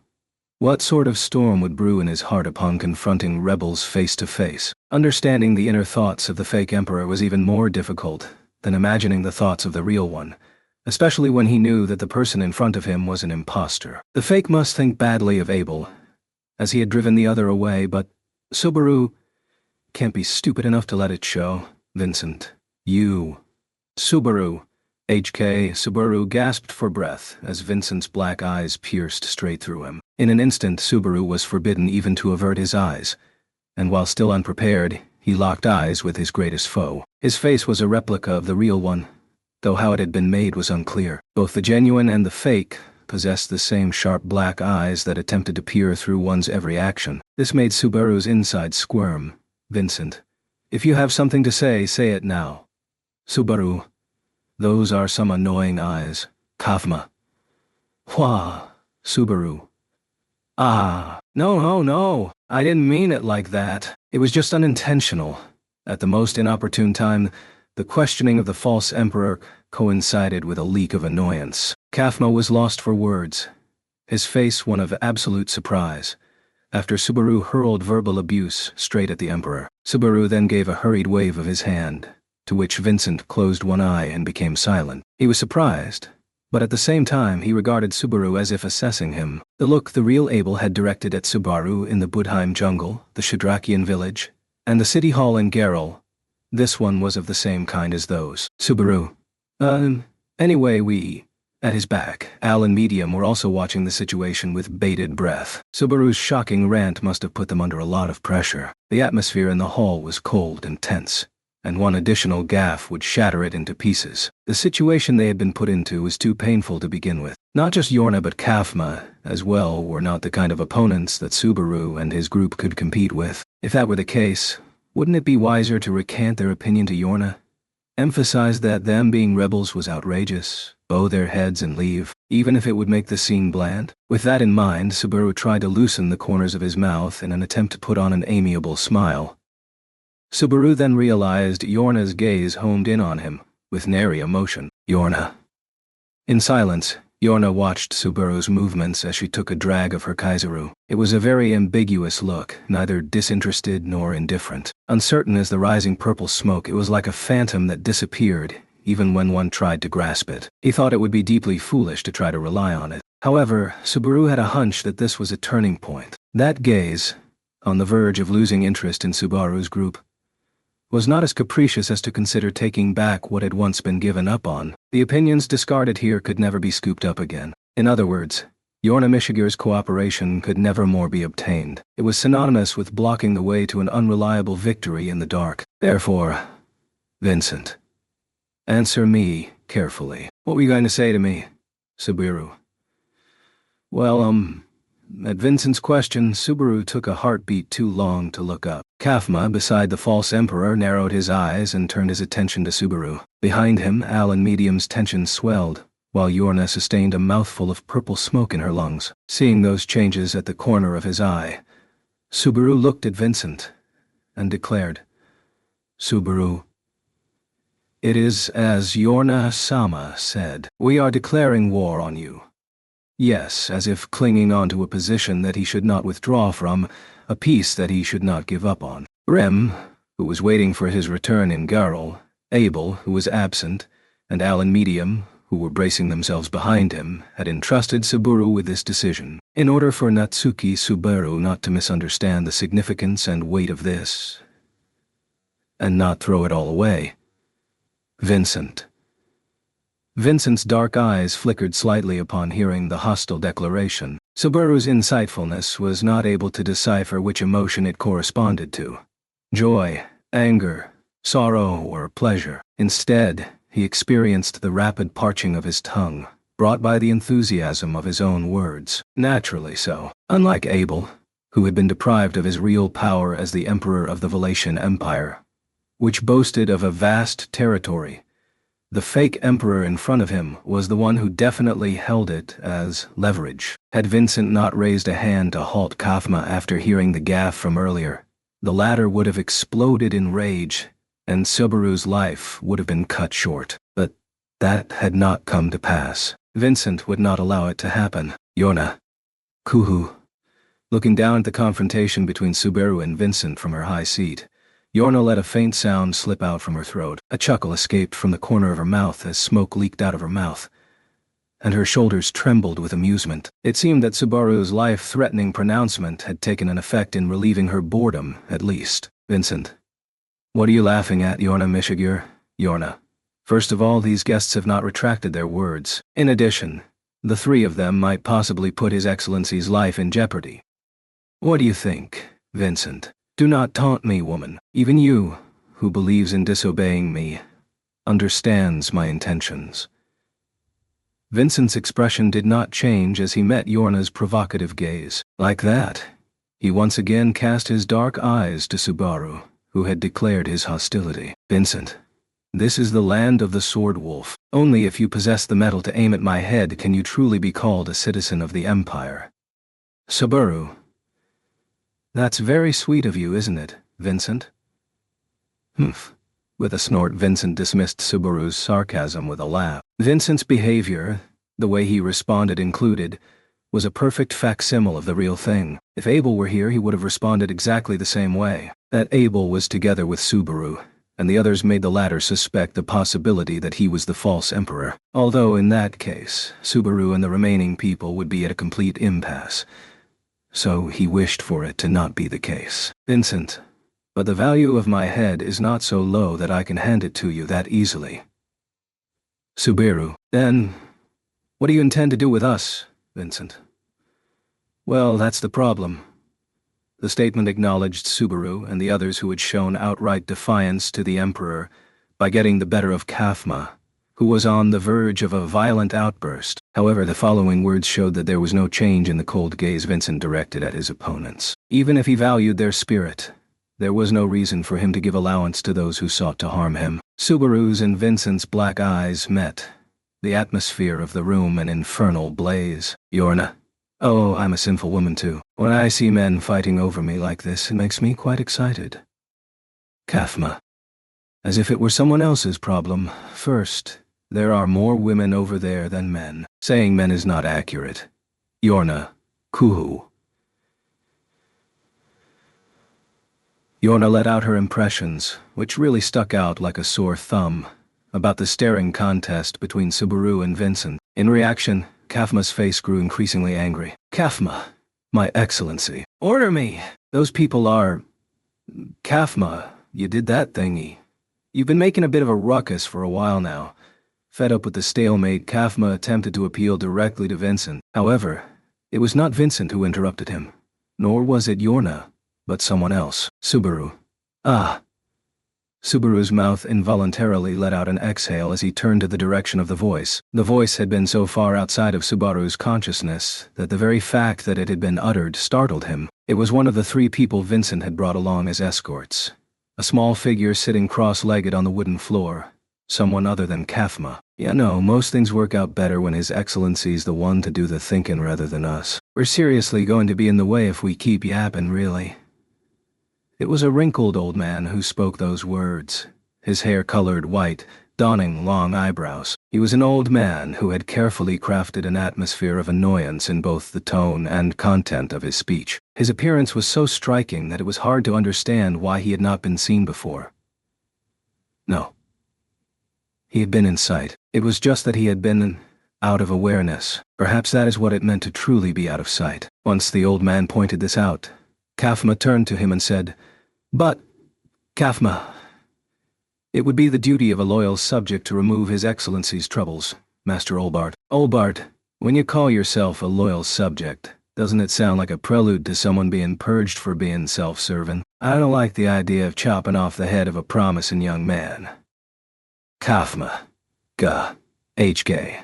Shaking his head lazily, the old man, the one called Olbart, picked at his ear. Kafma's cheeks tensed up, making one wonder what kind of pressure he had felt from that gesture. However, Kafma was not the only one who had caused their cheeks to stiffen. Upon hearing the name mentioned, Subaru's cheeks tensed up as well. Subaru? Master Olbart? Olbart? Oh, you know me? I'm kinda well known after all. Subaru. If you're aware that you're a celebrity, then yes, I'm sure of it. His lips trembled as he spun the name that Olbart reacted to. If he had that reaction upon witnessing Subaru's look of shock, then there was no doubt about it. In the city hall of Geralt, and then on their journey to the Demon City, he had heard of Olbart's name. From here on out, the 9 divine generals would be an inevitable part of Subaru's strategy to conquer the Empire. One of them was Yorna, and the other was Subaru. The vicious old man, Olbart Dunkelken. Olbart, I don't really like that name, you know. Vicious old man sounds awful. Do I look like such a vicious old man? Well, if someone asked me directly, I wouldn't be able to say that I do. I wouldn't be able to say it, Kakaka. The old man smiled as he opened his mouth wide and displayed his beautiful white teeth, which looked great for his age. However, Subaru was in no laughing mood. They had encountered Vincent, the false emperor, as they worked towards their goal of getting Yorna on their side. And in the end, he had brought Olbart with him. This meant that, at this point, Olbart too was a member of the other faction, Subaru. Arakia and Chisha, and also Olbart.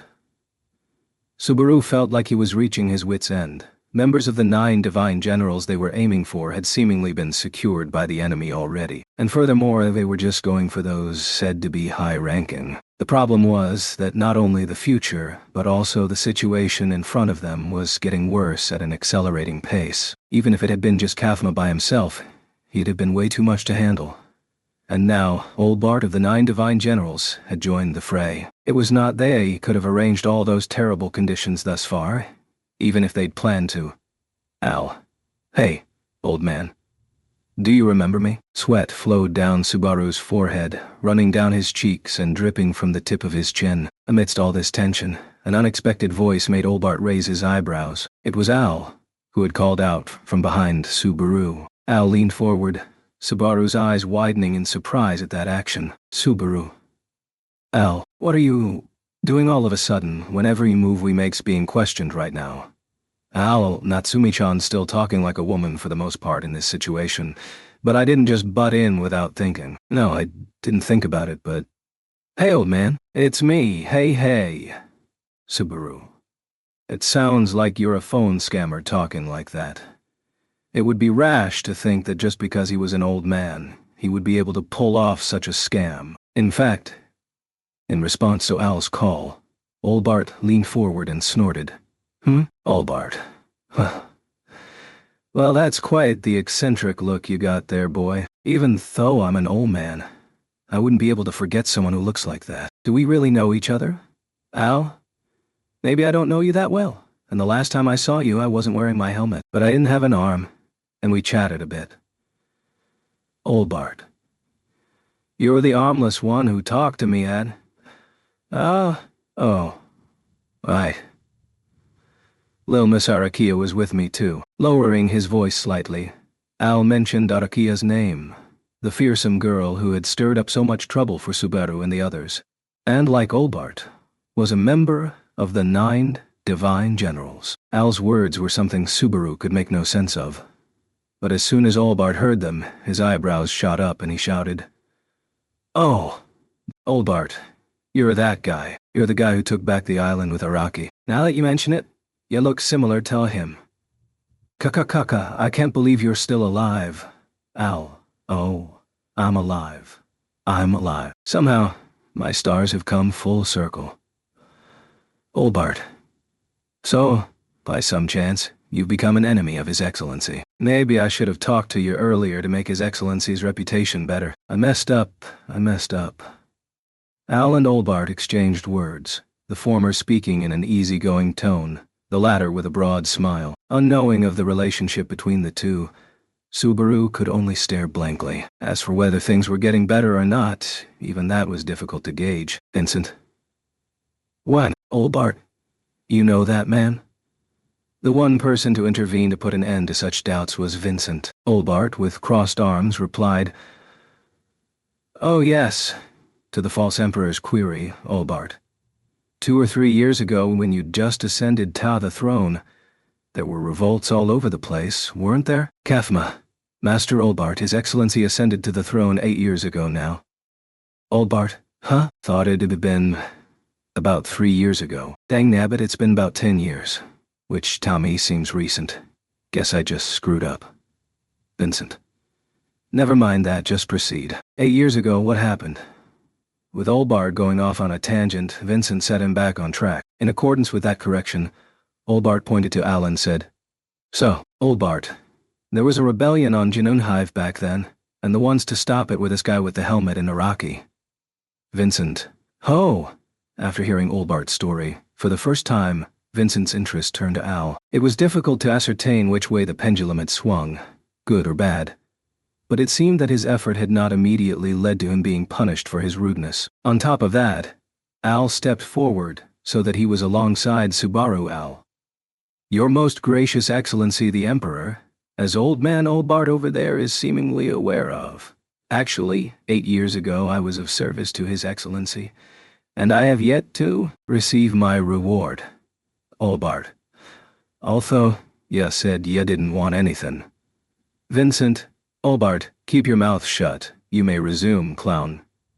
Al, I was hoping to get my reward today. Subaru imagined a sound that seemed to silently freeze the air in the hall. Al's fearlessness in demanding a reward for his own achievements over 8 years ago, coupled with the presence of someone who knew of Al's deeds, was certainly a gamble worth taking. The fake emperor who had not opted to execute them immediately after hearing Subaru's declaration of war, Vincent possessed both reasons and resolution to act as the Emperor of Wallachia, and, if Abel's words were true, then his beliefs would include definite punishment or reward. Then...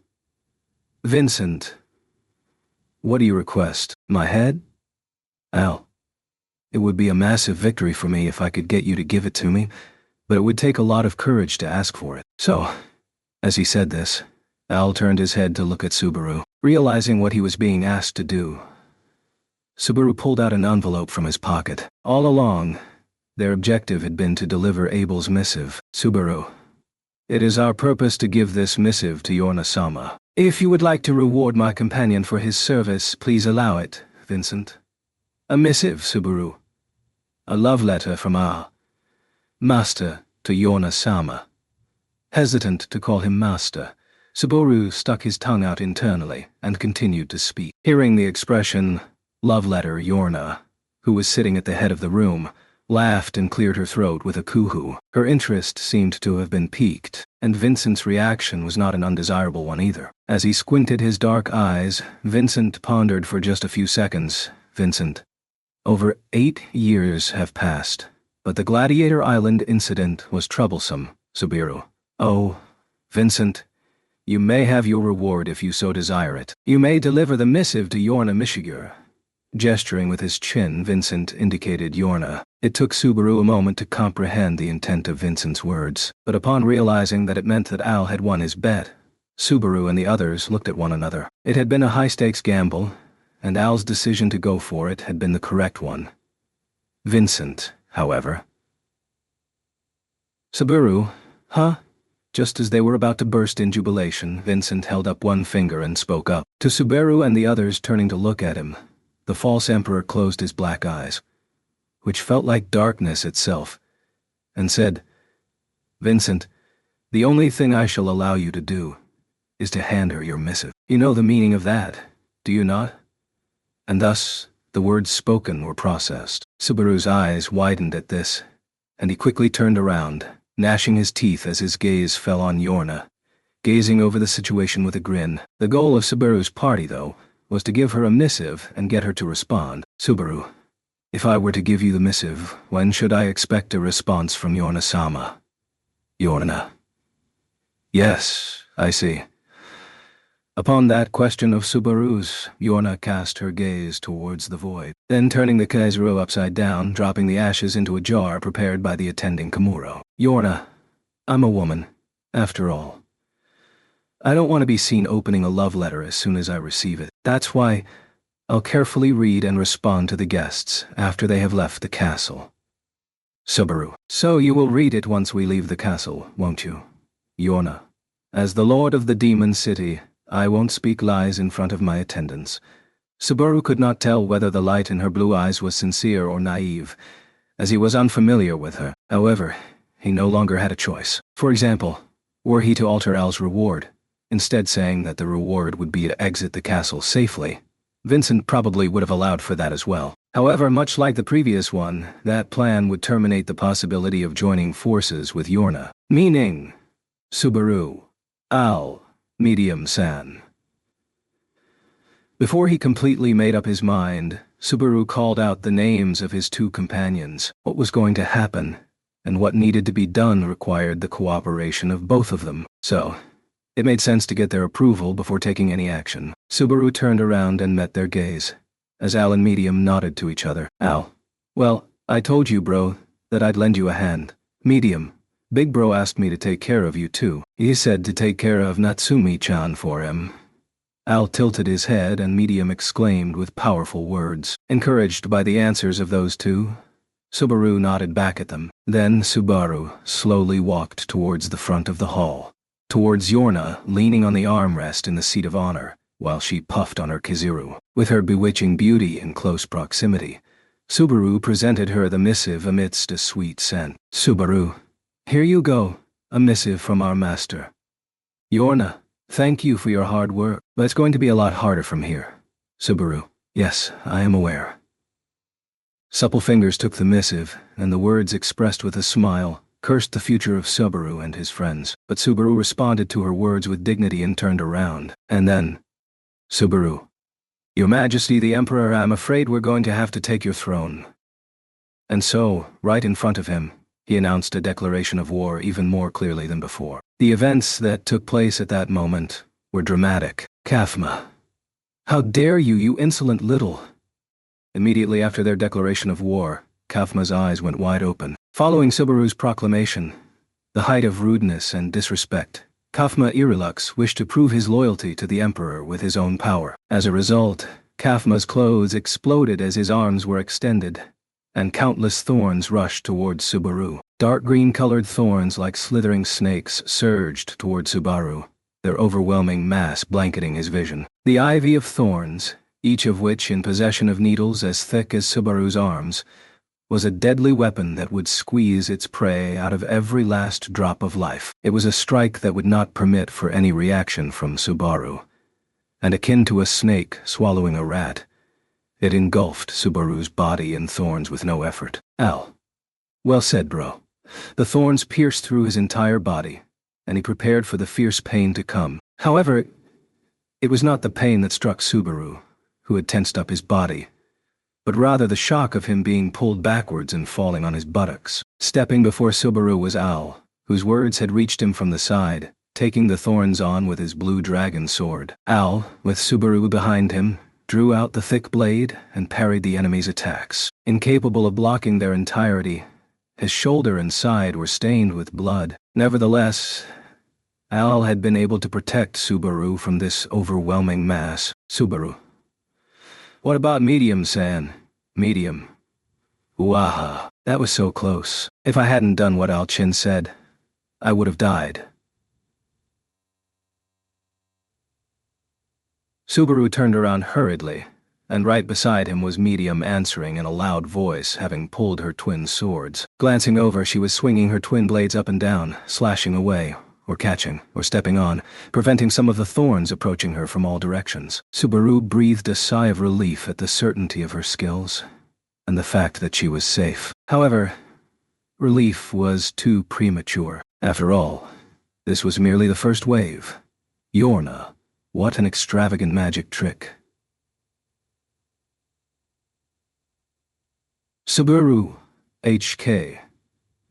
To the rear of Subaru's group, putting themselves on guard, was Yorna, who would have been within range of the thorns as well. She pulled her Kimuro into her arms and exhaled purple smoke, while remaining in the same posture as when she had accepted the missive. There were signs of thorns closing in on her from all sides as well, but they avoided her, as if by design, the thorns twisting unnaturally, as if there were a circle of space around only Yorna. It was impossible to speculate whether it was Kathma who had intentionally bent it, or Yorna who had done something about it, but... Subaru, I apologize for the disturbance. We will leave you to it. Yorna, have a safe return home. If the three of you fail to leave the castle, Subaru, you won't read the missive. I understand. When explained once again in simple terms, Yorna's intentions could be understood without doubt, no matter how hard to grasp they may be. Vincent, too, had made it clear that the game was on. Subaru. Game's on till we leave the castle. Al, medium-san. Al, yeah, medium. All right, Subaru, to the right. Immediately after the strong replies, Subaru barked loudly. Hearing this, his two companions comprehended Subaru's decision that very instant, and 3 blades were brandished, the blue dragon sword of the one-armed man, and a pair of supple swords furiously cut through the thorns, blowing away the mass that blocked their vision in their path, and the 3 figures flew out of the greenery. Just like that, they pressed down on the wooden floor to gain speed and momentum. Kathma, you think I'm going to let you escape? However, after one step forward, a needle as thick as a thumb snagged the tip of Subaru's nose. As it flashed across his vision, it appeared to be more akin to a piece of white bone to him rather than a thorn. It was not a shot intended to deter Subaru, but a blow that should have pierced his temple. He would have died had Al not swiftly placed his blade in the path of the launched needle. Subaru. Thorns and needles, along with a freak show. Al. It's the insect cage tribe. They attack with the insects they carry inside their bodies. Subaru. This isn't the Abiram clan. While having a dispute over something trivial, Subaru kept his stance low and moved forward with Al and Medium, providing support. It was not the exit of the hall that they were headed for. Even if they headed that way, they would have had to retrace their steps the long way back down the castle tower. There was no way they could continue to be exposed to Kathma's attacks for that long. In other words, Subaru and others would need to take a significant shortcut. Therefore, Subaru. Medium-san. Medium. Yeah, Subaru. Do your best, Medium. I'll do my best. The moment she received that encouragement without exaggeration, Medium's whole body bounced and her momentum increased. With her long hair billowing, she swung the twin swords in her hands, fiercely dispatching the thorns that rushed forth in complicated and bizarre trajectories. Of course, this was partly due to Medium's own skills, but in addition to that, right knee, nape of the neck, sexy hips. Medium. Take this. Al's blood-curdling shouts told Medium of the aim of the approaching dangers, and Medium responded instantly, successfully guarding against and handling the thorns just before they hit. Subaru wondered how far he could see, but Al's high level of survivability, which had also been demonstrated against Arakia, apparently applied not only to himself, but to others as well. Taking advantage of this, Medium reached the window of the hall. With a single swing, she destroyed the wooden railing, and her long leaping legs blew down the wall. Beneath their gaze, the hall of the castle tower, which was more than 30 meters above the ground, had opened up. The blue sky of Demon City spread out in full view, and a wild wind greeted Subaru and the others. It was not a matter of all or nothing, but, Subaru, if we get out of the castle. Yorna put her hand on the missive. Since they'd accepted these terms, Vincent's group would cease from doing anything further. Perhaps it wasn't like they had made such a promise explicitly, but with nothing else to believe in, it was the only way to see things through. Medium, Natsumi-chan.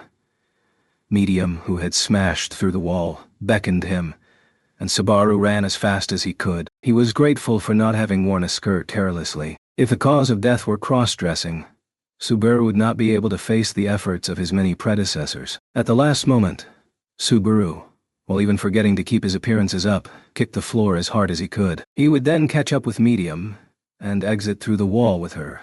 Olbart. Sorry, but I got a job to do too, you know. Subaru?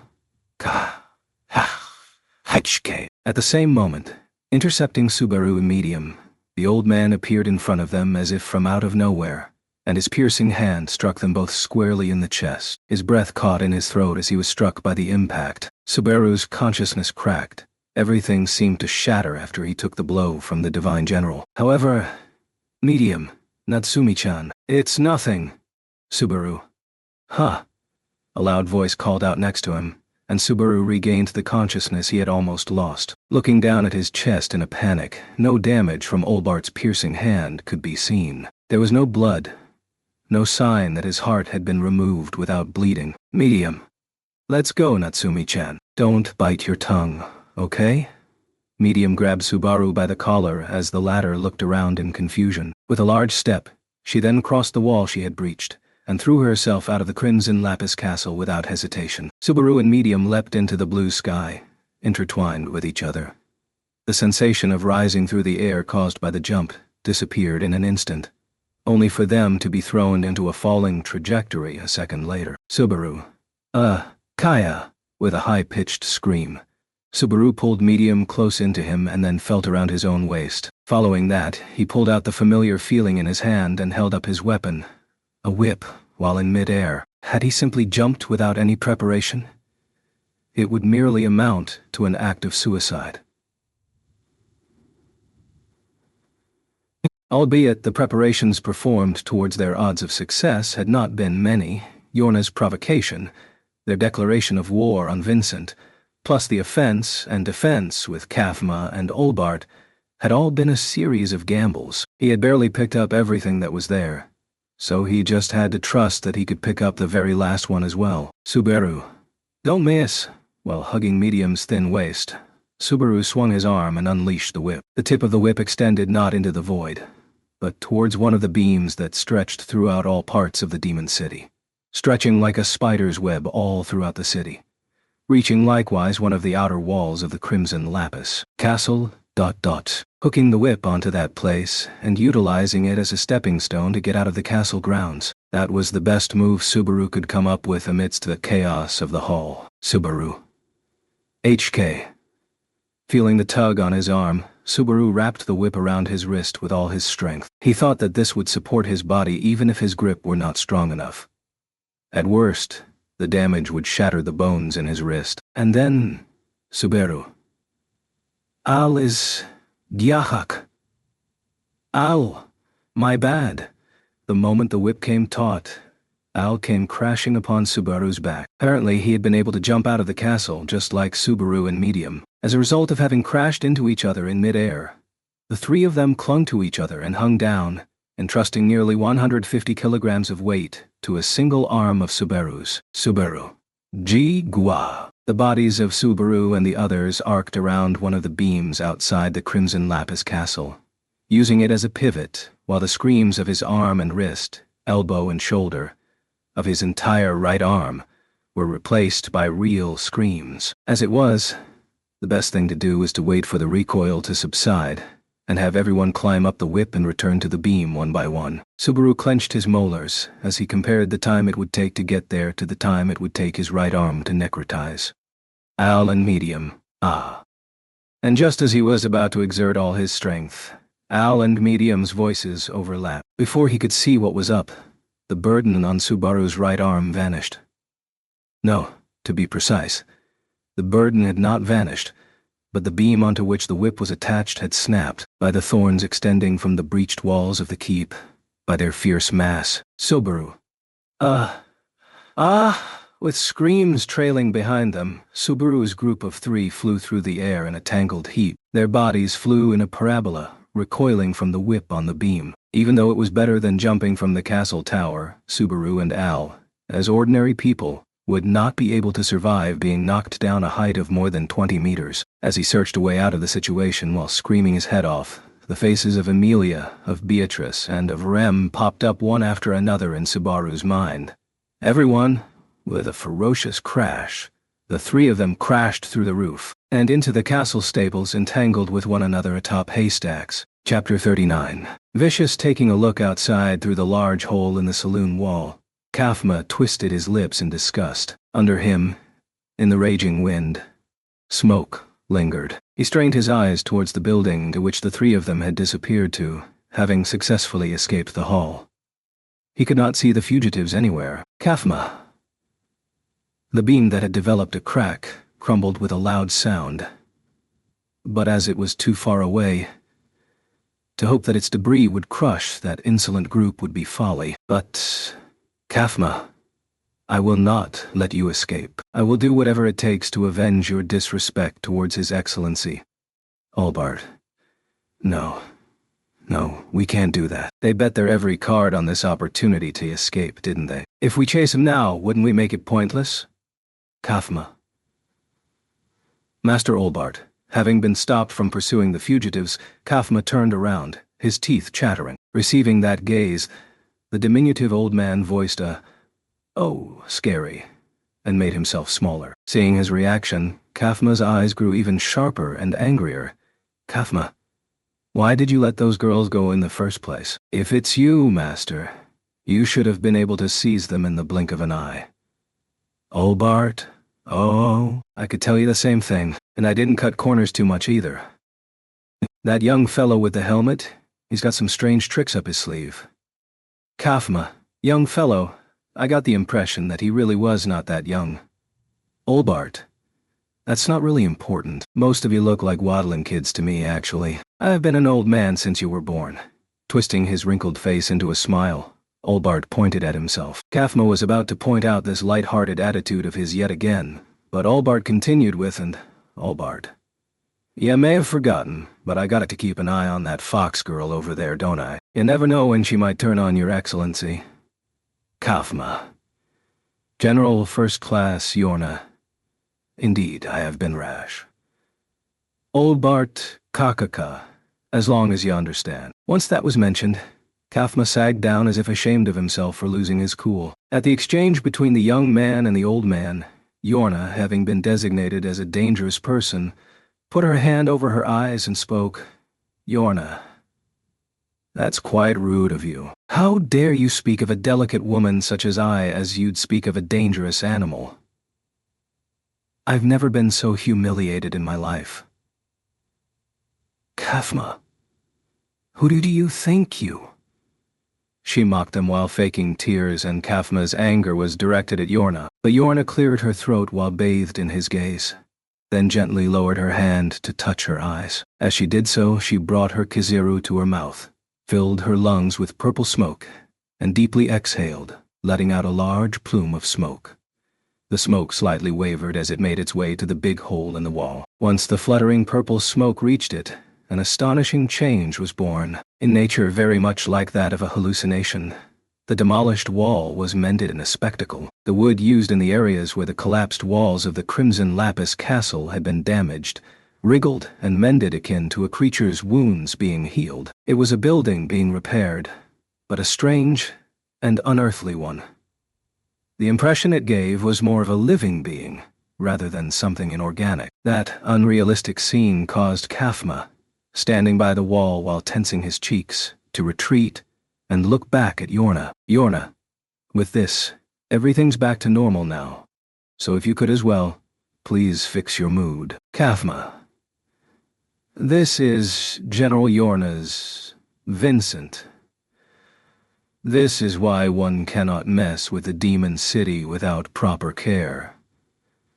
But that is not the sole danger posed by this woman. After she finished repairing the outer wall, Kathma gasped towards Yorna, who produced a supple smile. His shiver was complemented by Vincent, who had not even twitched during the earlier commotion. The man at the top of the empire glanced at the wall, then focused on Yorna. Vincent. They have exited the castle. The conditions set forth by you and I have been met. Yorna. So if that's the case, it'd be somewhat unseemly for us to deny their efforts. I hope you understand that, Your Excellency. Vincent. Yorna. Of course you've got your own ideas, Your Excellency. I respect that. But don't forget. The Lord of the Demon City, Yorna Mishigur, who had not made an effort to correct her posture against the Emperor from beginning to end, smiled as she looked at the silent Vincent. Yorna. This is the Demon City, my city. Even that blue youngster's sword cannot reach me. Albeit that declaration was appropriate for the Lord of the Demon City, it was inappropriate to announce it to the Emperor. For the Emperor of Alachia, who carried out his rule across the entire empire, for Yorna to act as if her control over even a single city was superior was more than just disrespectful. However, the words of Yorna Mishigur could not be denied, because everyone knew it veracious, regardless of whether she was right or wrong to speak them. In this demon city of Chaos Flame, Yorna Mishigur possessed absolute power. Therefore, Vincent, I shall give you one night. To consider it a defeat, for the Valatian Emperor would disregard that very Emperor's foresight and deep thinking. However, it was not easy for even those close to the Emperor to discern the intrigues the Emperor held within the depths of his dark eyes. They must only believe that Vincent's words were not unreasonable, nor erroneous. Yorna, thank you. Then I'll take my time to examine the reply to the letter. And so answered Yorna to Vincent's permission, and while her words were spirited on the surface, her attitude and face did not display any gentleness at all. Both of Vincent's guards, Kathma and Olbart, had their own opinions regarding Yorna's attitude, but the reason as to why they allowed that from Yorna was their own guilt for letting those three escape. With Vincent's admission, there was nothing to be gained from backtracking. Kathma, but your attitude is inexcusable. I will continue to repeat this. Yorna, Kuhu. If you look at me with such scary eyes, I won't stop shivering. Master Olbart, could you do something about it for me? Olbart, you're going to spring this on me. I'm an old man with a short life ahead of me.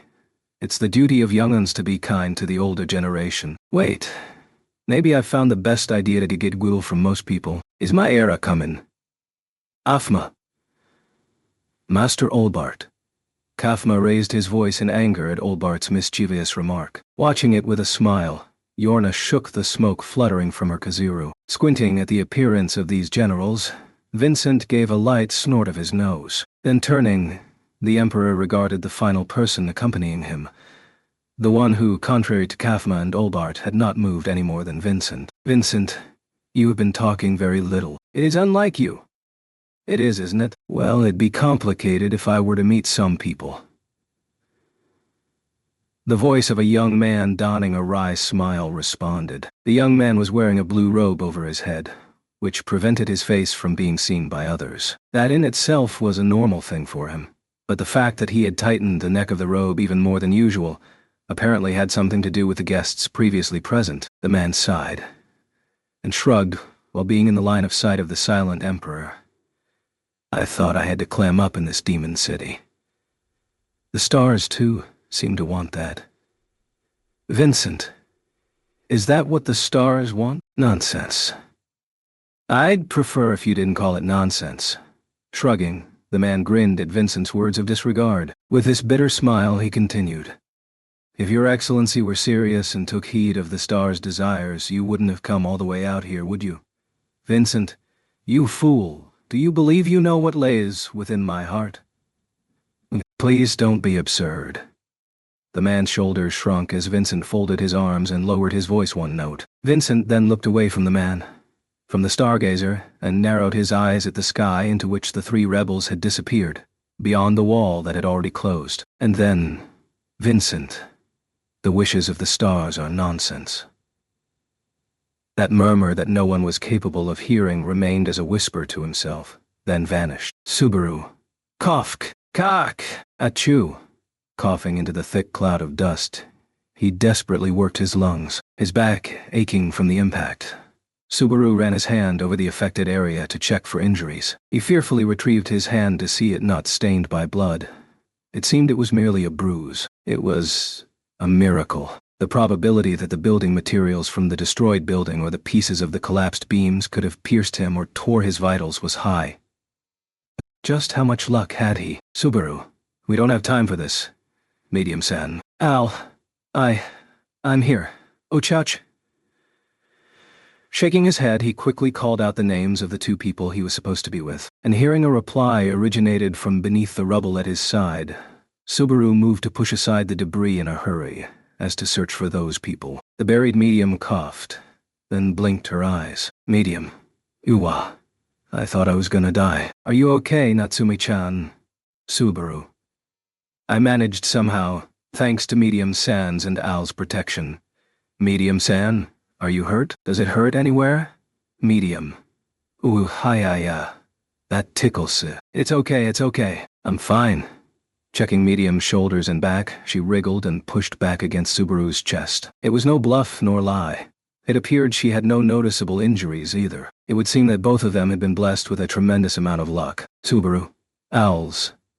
Looking for Al, who did not respond, Subaru scanned his surroundings. As the clouds of dust finally settled, Subaru noticed that he and the others had jumped into an empty stable. The building beside the Crimson Lapis Castle was apparently a warehouse where hay for Galewind horses was stored. The reason as to why Subaru's party had been saved from their helpless fall off a great height was said hay, which had acted as a cushion. Had it not been for the hay, at a minimum Subaru would have died a horrible death, being crushed like a tomato. In Wallachia, where healing magic was rare, Ram not included, there was a high possibility that those with serious injuries would not be saved. In that sense, the environment of the Empire was much more conducive to death than Lugunica. Of course, it could be said that the Empire's notion of survival of the fittest was what had caused all this danger in the first place. Medium. There he is. Al-Chin! And then, as Subaru looked around the dimly lit room, Medium next to him moved as if to jump out. She bent down beside a cart that had been overturned by the impact of the fall. Under the heavy pile of hay the three had fallen upon and tangled with one another. Something had begun to stir. Subaru hurriedly rushed over, and the two of them, him and Medium, shoveled through the hay. Eventually, a listless, thick arm appeared from under the hay, and they pulled it up. And then... Ow. Yuck. My right arm's gonna come off as well. Subaru. That's not funny. Medium. But Al-Chin's alive too. That's amazing. Subaru scolded Al for his unfunny joke, but was relieved by Medium's words. Al was pulled out of the haystack. His body was in a terrible state. Unlike Subaru and Medium, who had miraculously escaped with only a few bruises and scratches, Al's body had numerous lacerations and bruises all over. He had fended off Kaphma's thorns and, if only temporarily, all barred as well. As of his jump onto Subaru and Medium at the very end, he was in a position in which he could easily be pursued by the enemy. Each of the wounds he had received were wounds that were supposedly Subaru and Medium's to receive, originally. Subaru. Al. What's the matter, bro? You got a depressing look on your face. Subaru. Well, Al, it's a miracle that we all survived the no-rope bungee. Looking at me like that won't make me feel better about the scars on my back, though. It's a shame for a swordsman, you know. Turning his shoulders in a languid manner, Al ran his mouth, as to encourage Subaru. That attitude caused Subaru to choke up. But he then nodded quickly. I guess so. Al tried to act aloof, and as if everything were someone else's problem, but his efforts in the offense and defense so far were all due to his sincerity to Subaru. He sympathized with Subaru's goals, and promised to assist him. To that end, the man who was even willing to fight for Subaru's life was Al. Subaru, I was wrong about you. Al, huh? Subaru, I thought you were always aloof and irresponsible, unreliable and unerious about everything. Al, why? Subaru, but you risked your life for me. I won't forget that. Putting his hand on his fake chest, he spoke of his genuine resolution to Al Kald. Without him, Natsuki Subaru would not be alive at this moment. Therefore, from now on, Natsuki Subaru would fight without forgetting the favor he received from Al, even if his life could come to an end the next moment. Medium. Natsumi-chan Al-Shin, if you two mess around too much. Subaru, yes, I know. Let's get out of here as soon as possible, otherwise Al's sacrifice will have been in vain. Al, it ain't a sacrifice. At Medium's urging, Subaru wiped his face with his sleeve and gave a strong reply. It was fortuitous that all three of them had survived. However, it was still too early to be relieved. The conditions proposed by Yorna and Vincent had been met, at least, but whether Kafma and Olbart would back off was uncertain. Until he knew that for sure, they would have to survive. Subaru, we need to leave now. Hide ourselves and get the answers over there at... No need to worry about that. Subaru. HK. He was about to walk out while lending his shoulder to Al, when a voice called out to him. Surprised by this, he abruptly moved his hands away, and Al, who was leaning on his shoulder, tipped over and screamed. But he did not have the leisure to worry about him. A confrontation had begun between Subaru's group and this new figure at the entrance of the stable. Subaru. My apologies for the delay in greeting you. A servant of Yorna Mimishigyo-sama I am, called Tanza. The person to speak these words with a respectful bow of her head was a person with a distinctive kimono and deer antlers. The deer girl who had been beside Yorna. The girl who called herself Tanza slowly looked up and faced Medium, who stood in front of her as if protecting Subaru and Al, and shook her head. Tanza, do not be alarmed. All is fine. I mean, you all no harm. Medium. Really? But we broke the walls of both this place and your master's castle, didn't we? Tanza, the castle and the stables will be fixed by Yorna-sama. Yorna-sama has accepted you as messengers. No one will interfere with you again. Medium's anxiety was dispelled by the words Tanza had added at the end. That line caused Medium's eyebrows to lower in relief. But Subaru's impression was the complete opposite. Aside from Yorna going to fix the walls and stables, the question was more, what would happen afterward? Subaru. To say that no one will interfere with us is a big deal. We know His Majesty the Emperor was there, you know? Subaru stood behind Medium, protected by her, not worrying about looking good. Tanza's gray eyes stared at Subaru as he stepped forward. In spite of her pretty face, she was a girl whose emotions did not show. Amiability was supposed to be a crucial part of a Kamuro, but her behavior reminded him of a doll. Subaru, at the very least we are those who'd hurt His Majesty the Emperor. And you'll all overlook that. Is that what Lady Yorna said? Tanza? Yes. No one can stand against Yorna-sama here in the Demon City. I believe Vincent-sama too is aware of that. Subaru? Oh. Tanza's answer was matter-of-fact, but with absolute certainty. Hearing this, Subaru was taken aback, swallowing down the words he was about to continue with. Following that, Subaru and the others looked up at the ceiling of the stables they had just broken through, and confirmed that there was no movement in the Crimson Lapis Castle. Based on his short impression, Kafma would have followed them right away. Subaru, not even that's happening. Apparently, you're to be believed. Tanza, Vincent-sama will return as well. Your letter will be answered tomorrow. Subaru. I understand. Tanza. Then have a safe trip back. Tanza bowed in response to Subaru's sigh and turned her back on the three of them. She had performed the minimal amount of work precisely, and was now seemingly returning to Yorna's company. Suddenly, as her back departed, Subaru called her out to stop her with, "Tanza-san." Tanza stopped and turned around, as he stared back at that motionless, doll-like expression on her face. "Subaru? What kind of person is Yorna-sama to you?" The pretext for that inquiry was because Subaru had too many inner impressions of Yorna. As long as she remained unknowing that Vincent was a fake, the way she treated him should be the same as the way she treated Abel, the Emperor. He did not believe it fair to overlook her disrespectful and rude behavior only because of the pretense that she was a powerful woman, but it was unclear to him as to why she was acting in such a manner. What was it that Yorna had for Abel?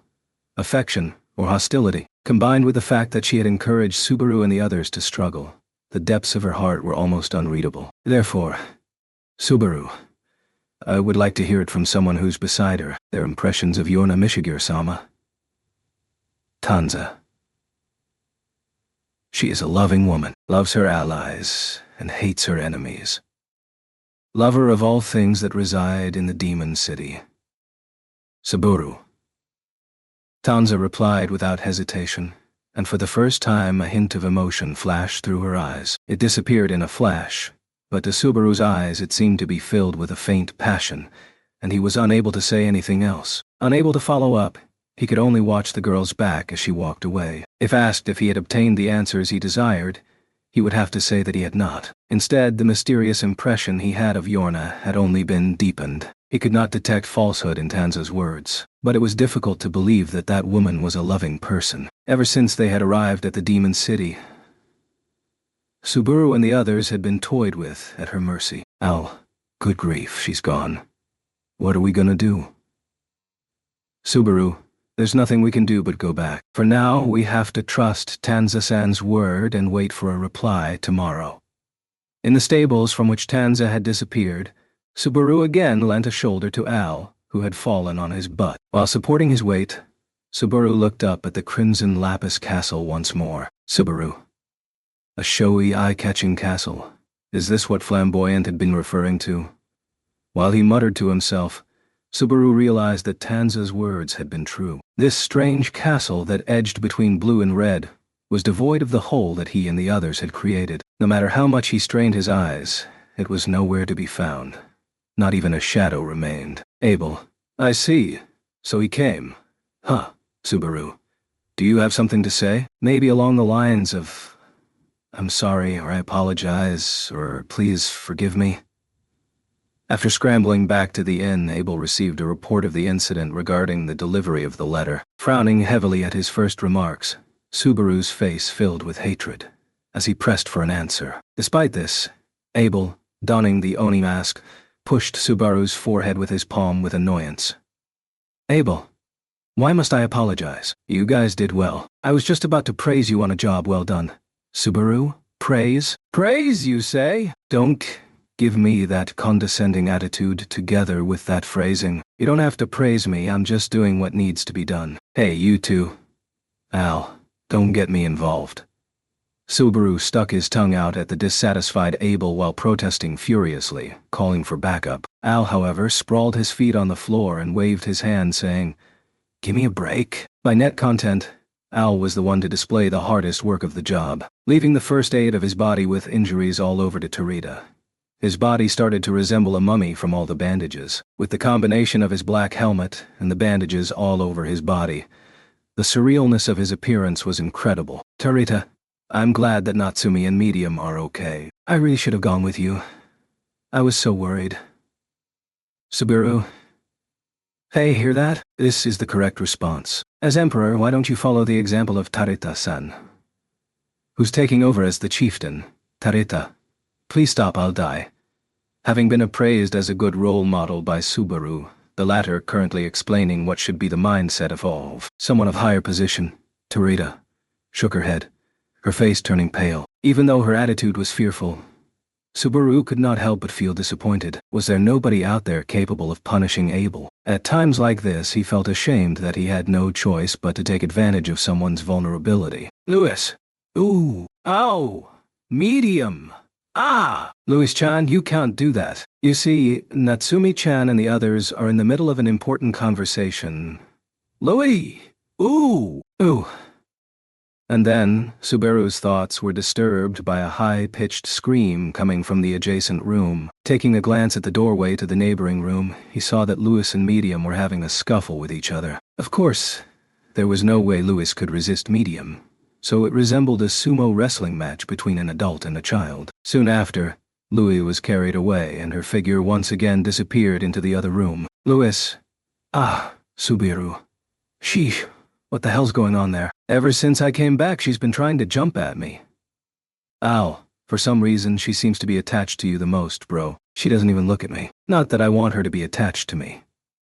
Hearing Subaru's sighs, Al let out a grumble in his final form, which looked like a cheap Halloween costume. Next to him, Terita wiped her forehead with satisfaction, her aesthetic sense not too bad. Subaru had found someone who would compete with Emilia and Beatrice, making him miss them all over again. No, it was not just the two of them that he missed, but everyone on the other side of the border. Soon it would be 20 days since Subaru was sent to Wallachia. As long as Beatrice and Ram were around, they should be aware of Subaru and Rem's safety. But that was all. That they would not be able to convey any information beyond that made it even more frustrating. He wished to find a way to meet up with Emilia and the others as soon as possible. Subaru. And yet, this masked man keeps leaving all the important bits out. Abel. You can point at me and say I am the masked one. If I am masked, what are you? A fool and a clown, perhaps? Al. I'd say we're all wearing cheap, ain't we? Halloween costumes. Al's words had guessed Subaru's innermost thoughts from just a moment before, and that expression, coupled with Abel's point, caused Subaru to gnash his back teeth with a grrr. In fact, Subaru, dressed as a woman, Abel, donning his Oni mask, and Al, as a man wrapped in bandages and wearing a helmet, all looked like participants in a costume party. It somewhat mirrored Chaos Flame. In this place where many different races were mingled, it seemed as if they were all trying to keep their individuality from being buried. Of course, Subaru's cross-dressing was for practical purposes, that it was something that could not be avoided. Subaru. Anyway, I was able to meet Yorna-san at the castle, but I also ran into the Emperor's entourage. That was your body double, correct? Clapping his hands, Subaru corrected the flow of conversation by force. He was careful to keep his voice low to avoid being overheard, but he wanted those in front of him to hear exactly what needed to be heard. In response, Abel nodded his head, sporting the Oni mask with a, "Yeah, Abel. Even if there are many who may resemble my appearance, there is merely a single person in a position able to perform an impersonation of me. Chisha Gold." Subaru. Chisha Gold. One of the 9 divine generals. If I remember correctly, the White Spider, right? Abel. That is correct. Quite wise, and excellent at commanding a large army. And Al? The first person who betrayed Abel-chan. Following Al's last comment, Abel, his arms crossed while sitting on the bed, silently affirmed it. He had been the first one among the treacherous 9 divine generals. A person who Abel must have trusted very much. That was Abel's substitute. No, rather than a substitute, he was now in the seat of the Emperor. Subaru. Chisha. Why do you think the fake Emperor came to the Demon City? Abel. He understands the conditions of victory in a battle against me. Subaru. The one with more 9 divine generals on their side wins. Securing the 9 divine generals, the symbol of strength in the Wallachian Empire, was the decisive key to victory. To obtain this key, Subaru and the others had taken the trouble to go to Chaos Flame. However, based on Abel's current answer, there was only one possible purpose. Subaru. So, are they also trying to get Yorna Mishiger on their side? Abel. That is difficult to imagine. Yorna Mishiger. He is not reckless enough to believe that she would listen to persuasion or negotiation.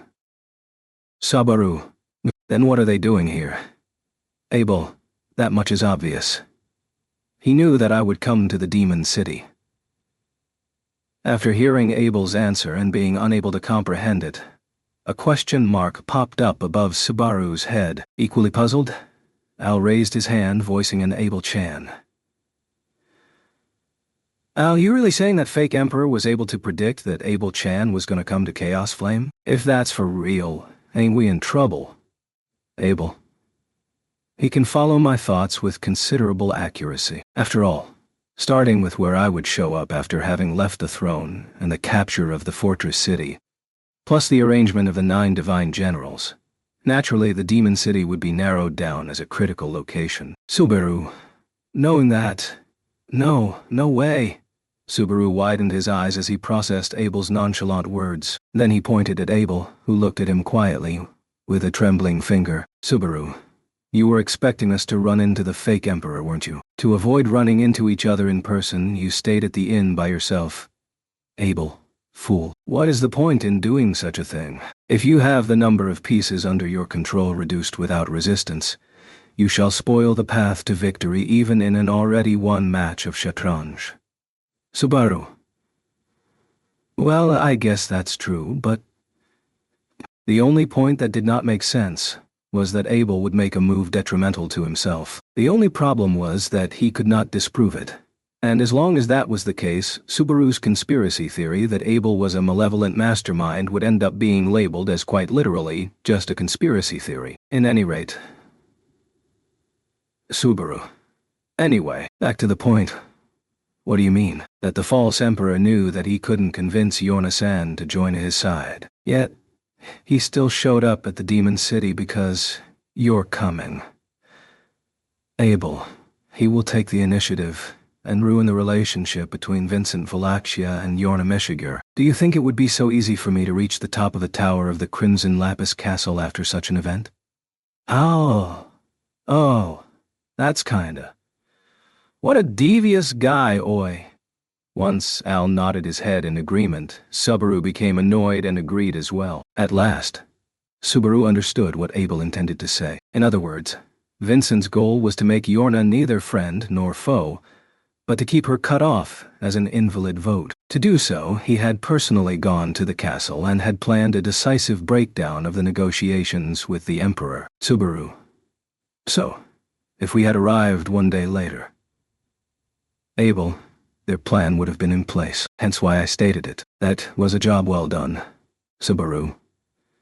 Motionless, with surveying eyes, Subaru stared at Abel without blinking. In other words, the previous exchange had been his way of displaying appreciation. If that was the case, a boss could only be so bad at praising his subordinates. Even patting himself on the back would be more effective than the compliment from Abel. Subaru. Well done, me. Al and Medium-san, too. Al? Oh? Oh. Yeah. Well done. Us. Medium. Yeah. Natsumi-chan's cutting remarks were awesome. The three of them, who had overcome death together and become more united, praised each other. Unlike Abel, Subaru felt pity for Terita, the latter feeling lonely for having been left out of the group. Subaru.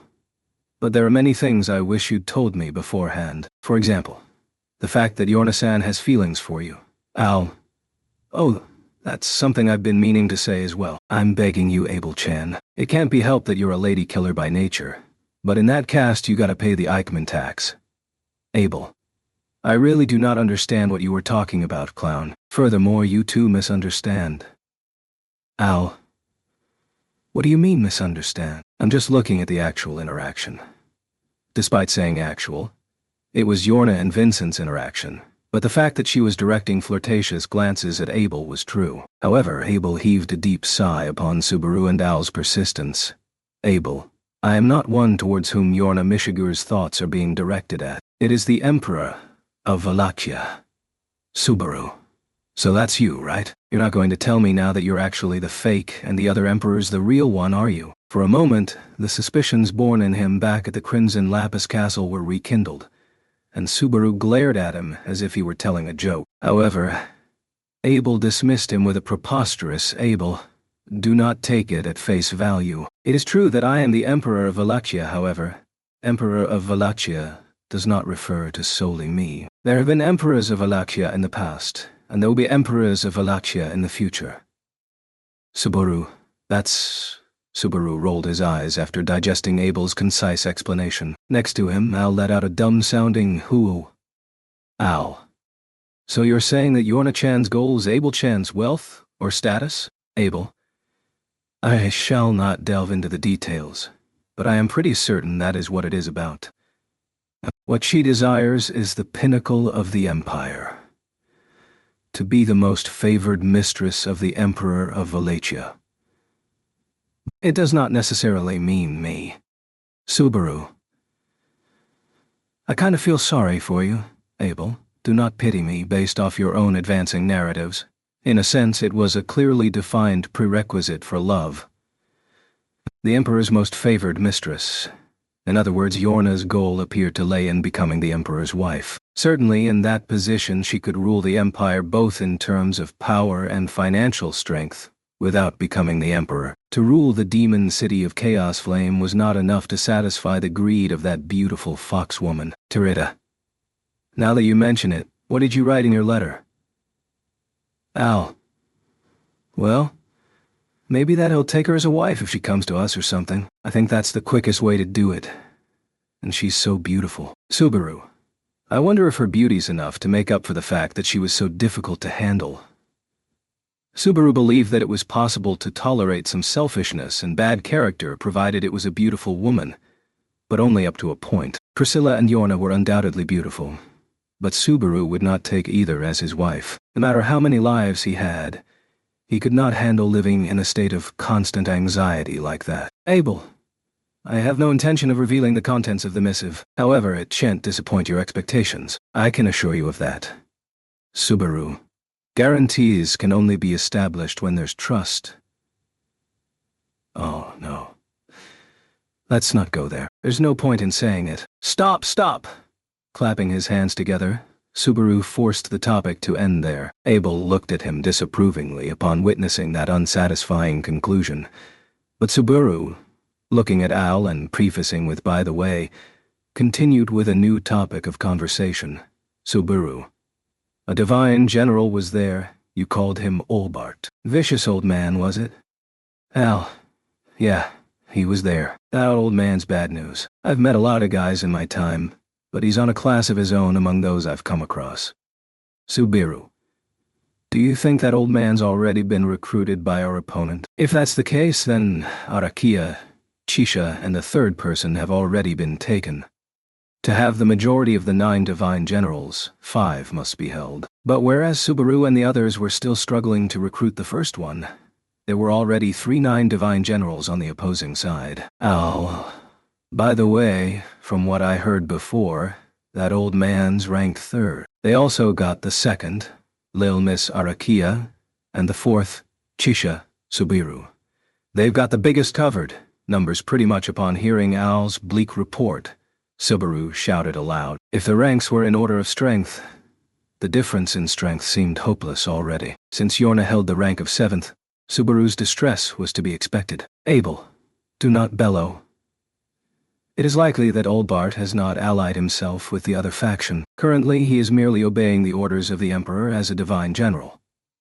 Subaru, and your basis for that is? Abel, Olbart Dunkleken is too. A man whose following plays cannot be read. If one wishes to shift the current situation, the path to victory must be rectified. Influencing Arakia might be trivial, but Olbart is not as easy to ensnare.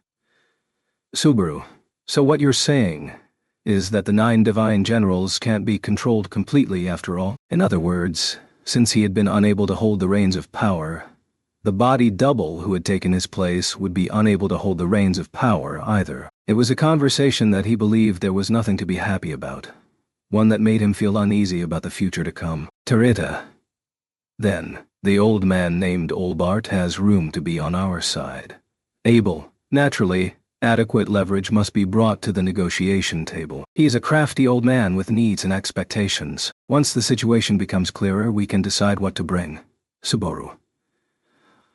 Oh, by the way, you knew him, Al, didn't you? What's your relationship with him? If they wished to negotiate with Olbart, Subaru believed Al to be the best choice. The conversation between Al and Olbart at the castle tower had revealed this possibility. Subaru. Gladiator Island, was it? So you played a role in resolving a case that happened there? Al. Oh, yeah. There ain't much to add, though. 8 years ago, when I was still a gladiator in Wallachia, I got caught up in a rebellion on the island. Gladiators from the island took a high countess hostage during a death match and gave demands for his release. Subaru. That sounds like a major incident to me. And you solved it, Al. To be exact, it was me and Lil Miss Arakia when she was still a lowly. And then there's the high countess who was supposedly being held hostage. We can talk about those details later. Clouding the second half of the story, Al scratched his neck awkwardly. It seemed to be something difficult to speak of, but even without the hidden details, the gist of it could be understood. Al had resolved an incident in the Empire and 8 years later sought a reward for his achievement. That had permitted Subaru and the others to fulfill their purpose and return with their lives. Subaru, did you really want to use it that way? Al, I don't think I'd ever have a chance to use it anywhere but there. So why not? To be honest, I didn't think it'd be such amazing foreshadowing. I want to thank the lethargic me of the time. Al gave a cheerful chuckle, apparently wishing to avoid making Subaru feel any more self-conscious. At the same time, Subaru felt grateful for his concern. Abel, voicing an "Is that so?" nodded his head in assent. Plucking the chin of his Oni mask and gently flipping it upward, Abel exposed his bare face to Al. And, Abel, I had gotten word that a gladiator of the Gladiator Island had labored in the turmoil immediately after my accession. I too had heard that he had requested no reward. Would that be you, clown? Al. Seems like it was. I'm more surprised that it reached the Emperor's ears and that he was able to remember it. Feels like he's also gonna remember later all the frivolous talks we had during our travels. Abel, it was a great deed. I shall reward you for your service, no matter what happens. Al. Oh. Abel's words were grave and adorned with an unmovable sincerity as he showed his true face. Abel's creed of definite punishment or reward once again gave him the appearance of an emperor. Abel's upbringing as an emperor would not overlook those who did not seek rewards for their achievements. Al, too, would not be able to escape this time without receiving a reward. Abel. Whatever the case, now that the missive is in her hands, we cannot avoid waiting for tomorrow's response. Subaru, that's right, isn't it? There's nothing more we can do. In the meantime, Yorna-san's attendant girl said that the fake Emperor's group would not lay a finger on us. Abel, if that is what Yorna Mishiger said, there is no reason to cast doubt onto it. Abel accepted Tanz's assurance of safety without hesitation. It seemed that there was something hidden there that Abel had yet to tell. Something that had not been conveyed to Subaru and the others. However, Subaru, even if I told you to tell me about it, Abel, I am the one who shall choose what information to relay to you. The information you shall get is what you are capable of handling, at least for the time being. Subaru, at least for the time being.